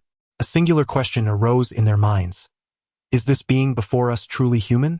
Could it possibly be a divine entity in disguise? With a mere gesture, it could alter the very fabric of reality. The sweltering heat of summer was abruptly transformed into a cascade of ice and snow. This phenomenon was utterly beyond their comprehension. Momentarily, they found themselves frozen in indecision. To rush forward would be tantamount to courting death. Compared to past adversaries, Victor resembled a deity far more than soul. Conversely, to retreat would mean betraying their duties and forsaking their beliefs, an equally intolerable notion for Steve. Chapter 93. Did you really think I lacked temper?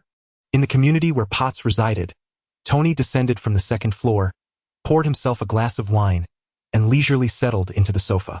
Casually, he picked up his phone, which he had carelessly tossed aside earlier.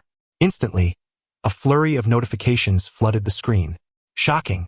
An incident of such magnitude occurred in the downtown area. Quick, take a look.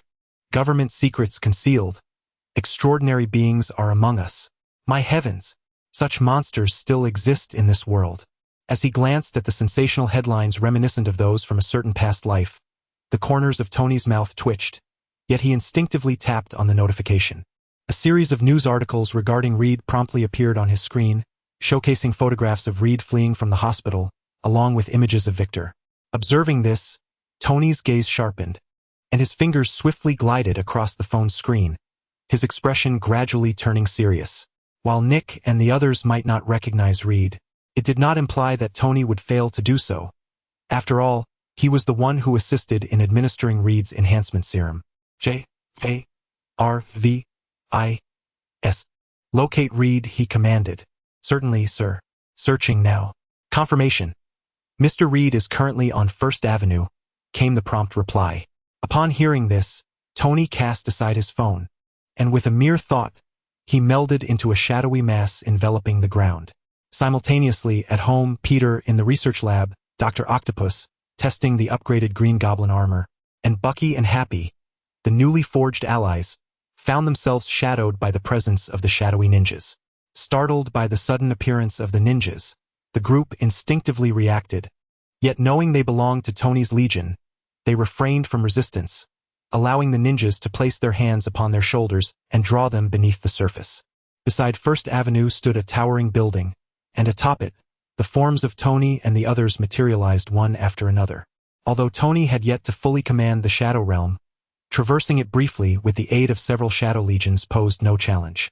Peter and the others gazed at the suddenly appearing figures, their expressions a mixture of bewilderment, unsure of the unfolding events. However, upon catching sight of Tony at the forefront, they fell into a hush, clearly aware that he was summoning them, and thus awaited his directives in silence.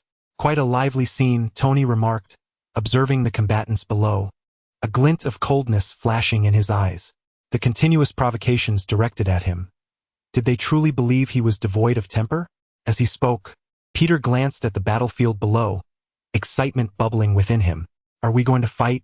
In response, Tony turned to him, then scanned the faces of the gathered crowd, a faint smile gracing his lips. Indeed, my friends, the time has come to showcase your worth. Unleash your fury, save that giant, and as for the rest, slay as many as you can. Pointing at Reed, his words dripped with brutality. The reactions to his command varied, yet apart from Dr. Octopus, every pair of eyes brimmed with a thirst for battle. After all, they were all figures who had succumbed to darkness. None would shy away from the allure of bloodshed. At this moment, Peter, unable to contain his excitement, leaped off the tall building. The webbing connected him to the opposing structure, creating a graceful arc in the air. Observing this, Norman, unwilling to be outdone, sprang into action, his feet landing on the glimmering Green Goblin glider, unleashing his signature maniacal laughter as he plunged into the fray. Both Bucky and Happy, displaying reckless bravado, also jumped, disregarding the height of the building, plummeting directly towards the ground. Meanwhile, Dr. Octopus stood somewhat bewildered, unsure of what to do. After all, this was his first experience of combat amidst his studies and experiments. Noticing his hesitation, Tony offered encouragement. Go on. It's time to test the performance of your mechanical arms. But I don't know how to fight. Dr. Octopus hesitated. Don't worry, they will assist you, Tony reassured, gesturing to the mechanical arms behind him. At that moment, the arms seemed to comprehend Tony's words and began to sway downwards slowly. Witnessing this, Dr. Octopus bit his lip and decided, all right then, before leaping down, much like Bucky and Happy, leaving Tony with a bemused expression. Fortunately, the mechanical arms proved reliable, gripping the building's wall and guiding Dr. Octopus down step by step. Otherwise, the renowned Dr. Octopus might have met his demise today. The members of the Dark Alliance made their entrance, instantly capturing the attention of everyone on the battlefield. Nick's expression shifted dramatically upon seeing the Dark Alliance members. Damn it, why are they here? What is Tony planning? He muttered, observing how the arrival of the Dark Alliance altered the dynamics of the battle. Happy, now towering like a small mountain, delivered a powerful punch to Banner, sending the unsuspecting scientist flying. After executing this feat, Happy turned to Reed nearby, grinning, this is how battles should be. With that, he charged forward in pursuit. Norman, riding the flying glider, dove into the military ranks, unleashing pumpkin grenades as if they were free, causing a series of terrifying explosions that claimed the lives of numerous soldiers. Accompanied by Norman's signature cackle, he became a nightmare for the military personnel. The first to strike, Peter sought out Flint, whom he had not forgotten. Flint had been hiding within S.H. evading Peter's attempts to confront him. But now that fate had finally brought them together, Peter would not let this opportunity slip by to confront his nemesis. Meanwhile, Bucky, predictably, found himself facing his friend Steve, continuing their tumultuous relationship of love and conflict.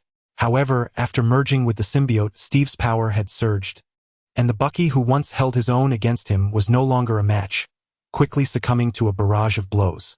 Fortunately, at a critical moment, Dr. Octopus joined the fray, and together they formed a 2-on-1 situation that managed to subdue Steve. Nearby, Victor, who had initially intended to engage with Steve, stood momentarily stunned by the unfolding events. The swift transformation of the situation took him by surprise, causing him to pause his actions. However, his keen observational skills allowed him to notice the arrival of the members of the Dark Alliance. He immediately turned his gaze toward the building. Moments later, he discerned a figure looming above him, gazing down as if a king of the gods were observing mere ants on the ground. Upon this realization, Victor instinctively furrowed his brow, and his typically indifferent demeanor inexplicably shifted to one of seriousness. He sensed a threat emanating from Tony, implying the latter's formidable strength. Their eyes met, and an unspoken confrontation unfolded between them. Chapter 94. If possible, I would like to end your life. The eyes of the two men clashed mid-air, while Tony pondered the identity of Victor. Although he had never encountered Victor before, the fact that he could reach Reed suggested he was one of the villains featured in the film. Among the Fantastic Four, there was only one supreme antagonist: Dr. Doom, Victor, a formidable being comparable to the likes of Dormammu and Thanos. However, if this truly were the authentic Dr. Doom, the agents of S.H.I.E.L.D. and Reed would have long since perished, unable to withstand his might. Thus, it could either be that something was amiss with Victor, or that the current manifestation was not his true self. Regardless of which scenario was true, it indicated that Victor was not an invincible force at present. With this realization, Tony's apprehensions dissipated, and he began to utilize his telekinesis to gracefully descend from the skyscraper, striding toward Victor. This scene mirrored Victor's own descent from the hospital, though the abilities employed by each were markedly distinct. "Who are you?" Victor inquired as Tony approached, initiating the first inquiry of its kind directed at an adversary. Neither Thor nor Steve had been afforded such a privilege. Clearly, this signified Victor's acknowledgement of Tony's strength. "Me? I am Tony, a man of considerable wealth," Tony replied nonchalantly, his demeanor strikingly aloof, a stark contrast to his usual penchant for charming villains. It was not that Tony had undergone a sudden transformation. Rather, he understood that someone like Victor would never submit to him, and he was disinclined to squander expressions or words. An intriguing introduction. "Do you intend to thwart me as well?" Victor's expression regained its coldness, laced with a hint of arrogance. "Thwart? Not quite. I merely wish to witness the extent of your power at this echelon of strength. If possible, I would relish the opportunity to end your life," Tony articulated casually, as if discussing a trivial matter. It was not that he desired enmity with Victor. He simply recognized that Victor would not relent in his pursuit of Reed. Men of Victor's caliber, once they resolved upon a course of action, would see it through to the end. Tony was no different. Such was the nature of the strong, leaving no room for opposition. Thus, unless Victor relinquished Reed, a fatal confrontation between them seemed inevitable. Yet how could Tony ever abandon Reed? Beyond his pride, which forbade him from capitulating, Reed's intrinsic value was sufficient to compel Tony to protect him. Furthermore, Reed's fate was entwined with the rewards of the system. Anyone who dared obstruct his path to those rewards would be deemed an adversary. As the saying goes, words that do not resonate may as well be left unsaid. With the conclusion of Tony's statement, Victor fell silent, his eyes now reflecting a glimmer of murderous intent. Raising a hand, a terrifying surge of energy coalesced at Victor's fingertips, unleashing a devastating energy beam that surged forth toward Tony, breaking free from its constraints. At the same moment, two beams of laser light materialized in Tony's eyes, the power of the pig talisman igniting as it clashed violently with the energy pillars, resulting in a tremendous explosion that reverberated throughout the surroundings. As the energy assaults collided, Snowflakes began to fall from the heavens once more, and the temperature within a 100-meter radius plummeted, swiftly dipping below freezing, causing blood to congeal upon Tony's body. However, at that instant, a surge of searing flames erupted from Tony's surface, the terrifying heat melting the ice and snow, transforming the frost enveloping the vicinity into steam. Below them, Venom was thawed, his consciousness returning, but before he could catch his breath, the rising temperature caused him to shriek in agony as his form began to gradually melt away. Explode! A chilling command erupted from Victor's lips, and instantly, a mysterious force enveloped Tony, a manifestation of the destructive magic that Dr. Doom wielded, capable of instigating collisions of dark particles in the void and triggering explosions. A terrifying shockwave surged around Tony, sweeping towards him, and Venom, caught in the fray, was hurled away. Upon landing, although severely injured, Venom could not help but let out a laugh of reprieve, for despite his pitiful state, he had managed to preserve his life. Had he lingered in the epicenter of the battle, he would undoubtedly have been completely incinerated by the intense heat. After his laughter subsided, he gazed upward at the two combatants, a look of awe illuminating his eyes. Having borne witness to their might shattered his pride, revealing the insignificance of his own abilities in the face of such formidable adversaries. He realized that even the residual forces from their confrontation were beyond his capacity to endure. As the smoke from the explosion began to dissipate, Tony's figure gradually became visible once more. He remained suspended in midair, his form unchanged. Even the creases in his attire remained as they were. Witnessing this scene, a glimmer of insight flickered in Victor's eyes as he discerned the underlying mystery. He could clearly see a transparent wall of air surrounding Tony, forming a barrier that shielded him from the explosion, reminiscent of the mysterious field he had employed previously. For a moment, he refrained from making further moves. He had already deployed his most potent means available, yet it was insufficient to overcome Tony. Continuing the fight held no further significance.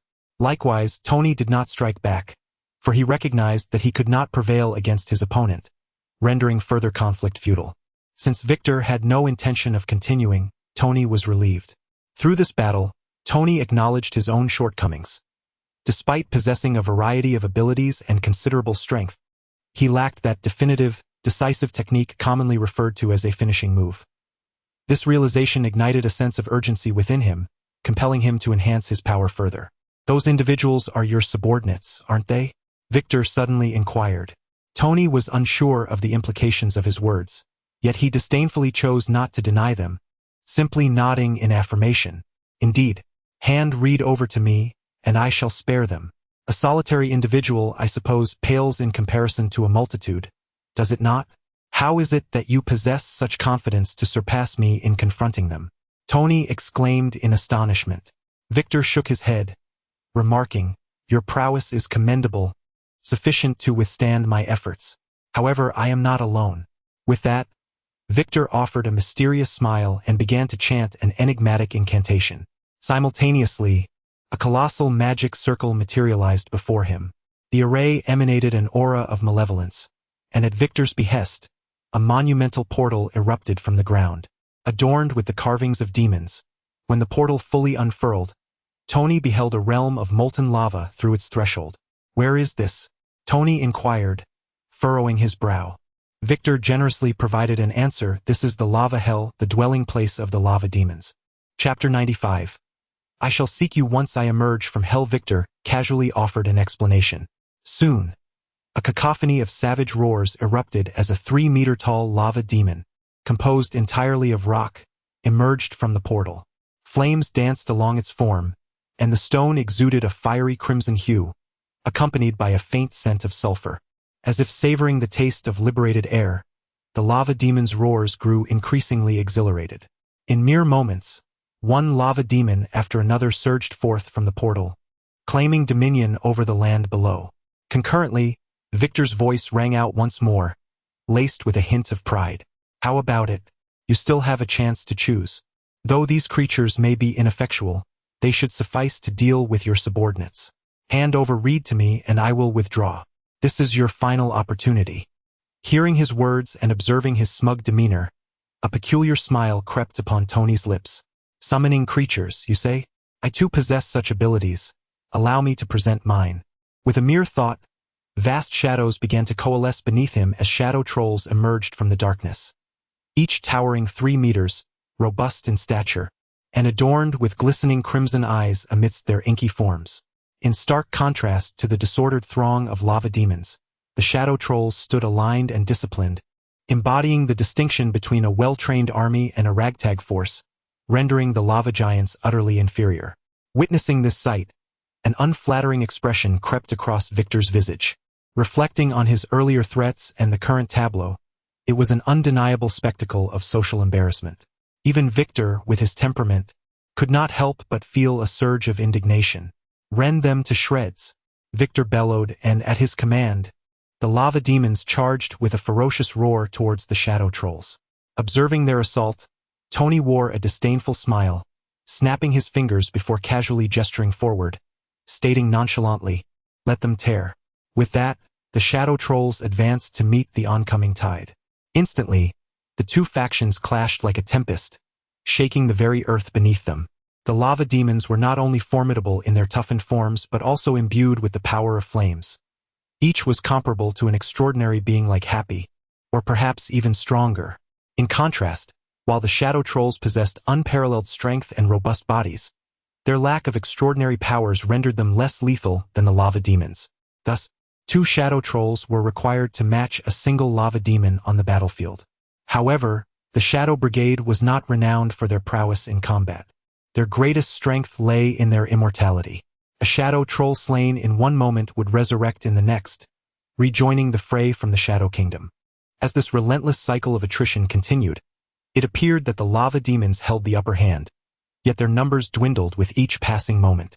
Although Victor continually summoned lava demons to bolster his forces, over time, the entire battlefield was gradually overtaken by shadow trolls, and the number of lava demons dwindled. Eventually, as the last lava demon fell, Victor's summoned legion faced utter defeat. An indescribable sense of oppression emanated from Victor. He ceased his summoning. It became clear to him that no matter how many demons he summoned, unless they possessed overwhelming power, their numbers would never suffice against the shadow trolls.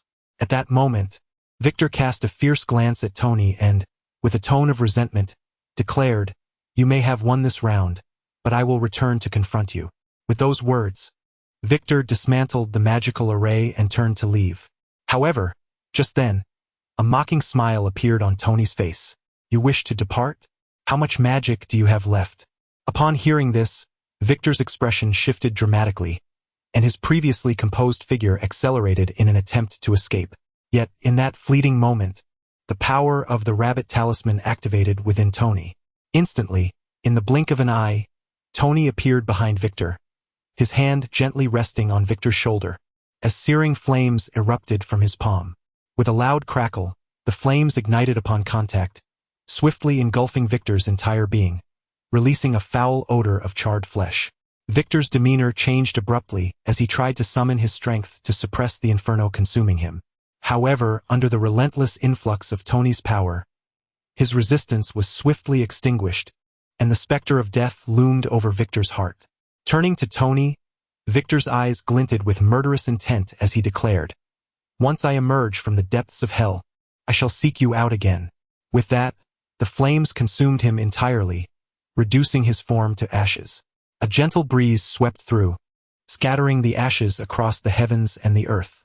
Tony stood proudly in the air, calmly murmuring to himself, "I await your return." He then turned his gaze toward the battlefield behind him, his expression indifferent. Although Victor had perished, his earlier words indicated that this was not his true form. A mere avatar or clone could hardly compare to his true self, emphasizing the terror of Victor's actual presence. Yet Tony felt no fear. After all, it had not been long since he transitioned from an ordinary mortal to this formidable state. He believed that when he encountered Victor again, he would not only withstand him but would also be more than a match for him, rendering Victor's threats nothing more than a jest. It was time to conclude this. Observing the various battlefields in the distance, Tony softly mused. Gradually, he floated toward the direction of Shield, resembling a deity surveying his domain.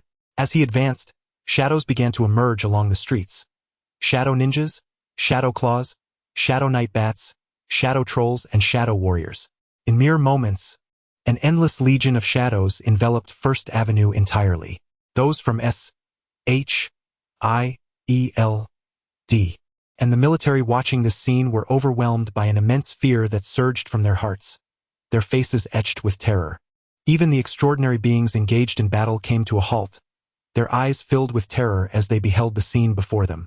Steve and his companions watched in fear, while the members of the Dark Alliance instinctively swallowed hard.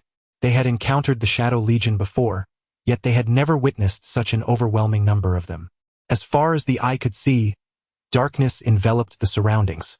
This sight sent shivers through the hearts of all present, evoking a primal fear within them. Among the crowd, Nick trembled as he gazed at the unfolding chaos. When his eyes met Tony, suspended in the heavens above, he could not contain himself and let out a thunderous shout. "Tony, stop!" Upon hearing this, Tony, without even casting a glance in his direction, coldly surveyed the throng below and nonchalantly waved his hand. Kill. Chapter 96. Do not overthink. Tony's voice, though not raised, resonated among the crowd like a divine judgment, sending tremors through their hearts. Especially as the Shadow Legion surged forth, an overwhelming pressure descended upon all. The shadow bats danced across the sky, unleashing energy beams from their hands that rained down upon the masses, igniting a series of explosions. The Blade Legion leapt from the towering buildings flanking the streets, their razor-sharp claws glinting with a chilling brilliance as they descended upon the crowd, creating a cascade of crimson. The Shadow Giants charged forward, their towering forms and formidable defenses rendering them nightmarish on the battlefield, effortlessly crushing soldiers beneath their might, each punch and kick causing the earth to tremble. Meanwhile, the Shadow Warriors and Shadow Ninjas flitted through the darkness, either remaining still or striking with lethal precision. Blood blossomed in the air, a brutal ballet of slaughter unfolding beneath the sun. No soldier, however elite, could withstand the onslaught of the Dark Legion. Despair and lament became the symphony of the battlefield, where all lives were rendered equal in death. Behind the troops, Nick stared vacantly at the scene before him, his expression as pale as death. On the battlefield, Steve and his companions regained their senses, witnessing the carnage wrought by the Shadow Legion, and they charged forth, roaring in defiance. Yet human strength has its limits, and at that moment, the Shadow Legion represented the tide of fate. How could mere mortals contend with such overwhelming force? Furthermore, the members of the Dark Alliance were not idle. As Steve and the others engaged, they too sprang into action to meet the threat. Among the throng, Flint struggled against the relentless assault of the Shadow Legion, stirring up a maelstrom of sand. Suddenly, Peter appeared behind him, delivering a powerful blow to his back. The force reverberated through Flint's body, sand cascading from his chest. Above, Norman arrived swiftly on his hoverboard, cackling maniacally, and deftly tossed 2 pumpkin grenades into the gaping hole in Flint's torso. Upon witnessing this, Peter swiftly withdrew, and the 2 former adversaries executed a flawless synchronization. Realizing the impending danger, Flint's expression shifted dramatically as a terrified scream escaped his lips. No. In the next instant, a thunderous explosion erupted. The pumpkin grenades detonated within Flint's body, a terrifying electromagnetic pulse violently tearing him apart. Flint was obliterated in an instant, the yellow sand that constituted his form evaporating completely in the blast. Thus, Flint, whose fate had been rewritten to join S.H.I.E.L.D., met his demise. Meanwhile, as the agents of S.H.I.E.L.D. continued to resist under Steve's leadership, Venom was desperately fleeing. He was the sole traitor among S.H.I.E.L.D.'s extraordinary ranks. Not a paragon of virtue by any means, he could play the role of a hero when his life was not at stake, adhering to the justice within his host's heart. However, when faced with the threat of his own survival, what was justice worth? As Tony began his ruthless rampage, he exhibited no hesitation and swiftly turned to flee. With his remarkable speed, escaping the encirclement of the Shadow Legion was not merely effortless, but also posed minimal difficulty. However, during his flight, Dr. Octopus had set his sights on him. As a mad scientist, Dr. Octopus immediately sensed the anomaly of Venom, an extraterrestrial being that held an irresistible allure for a researcher of his caliber. Amidst the chaos of the crowd, Dr. Octopus relentlessly tracked Venom's movements. At that moment, his 4 mechanical arms functioned like wheels, propelling him in relentless pursuit of Venom. Before long, Venom found himself intercepted by Dr. Octopus, who was still within the confines of the Shadow Legion's perimeter. A cacophony of slicing sounds filled the air as 2 mechanical arms, moving with blinding speed, lunged towards Venom. Sensing the imminent danger, Venom instinctively pivoted, striking one of the mechanical arms with a powerful punch. The impact resounded with a thunderous crash, the immense force bearing down on Venom and driving him into the ground. In the next instant, another mechanical arm struck, piercing through his form and pinning him to the earth. A bizarre, anguished roar erupted as Venom writhed in desperation, yet the mechanical arm held him fast, akin to a screw locked in place. Realizing the imminent threat, Venom could no longer afford to remain tethered to Eddie. He forcibly detached himself, transforming into a puddle of liquid to escape. This unexpected turn of events left Dr. Octopus momentarily stunned, as he had not anticipated such a development. Casting a glance at the lifeless Eddie on the ground, a result of Venom's departure, Dr. Octopus swiftly withdrew his mechanical arm and pursued Venom. Despite sustaining significant damage from Dr. Octopus's relentless assault, Venom's extraordinary vitality allowed him to maintain an astonishing speed of escape. Unless unforeseen circumstances intervened, his escape seemed inevitable. Yet, he overlooked the fact that Tony loomed above like a divine being, surveying the battlefield with keen eyes. Just as Venom was on the brink of liberation, an irresistible force enveloped him. In the next moment, he was lifted from the ground, ascending toward the sky. A series of sharp, piercing shrieks echoed as Venom gazed at Tony above, emitting a sound of sheer terror. Having personally experienced Tony's formidable power, Venom understood that should he fall into Tony's grasp, only death awaited him. Regrettably, the overwhelming disparity in strength rendered all of his resistance futile. Ultimately, Venom found himself ensnared in Tony's grasp. Tony merely cast a glance at him, and flames ignited in his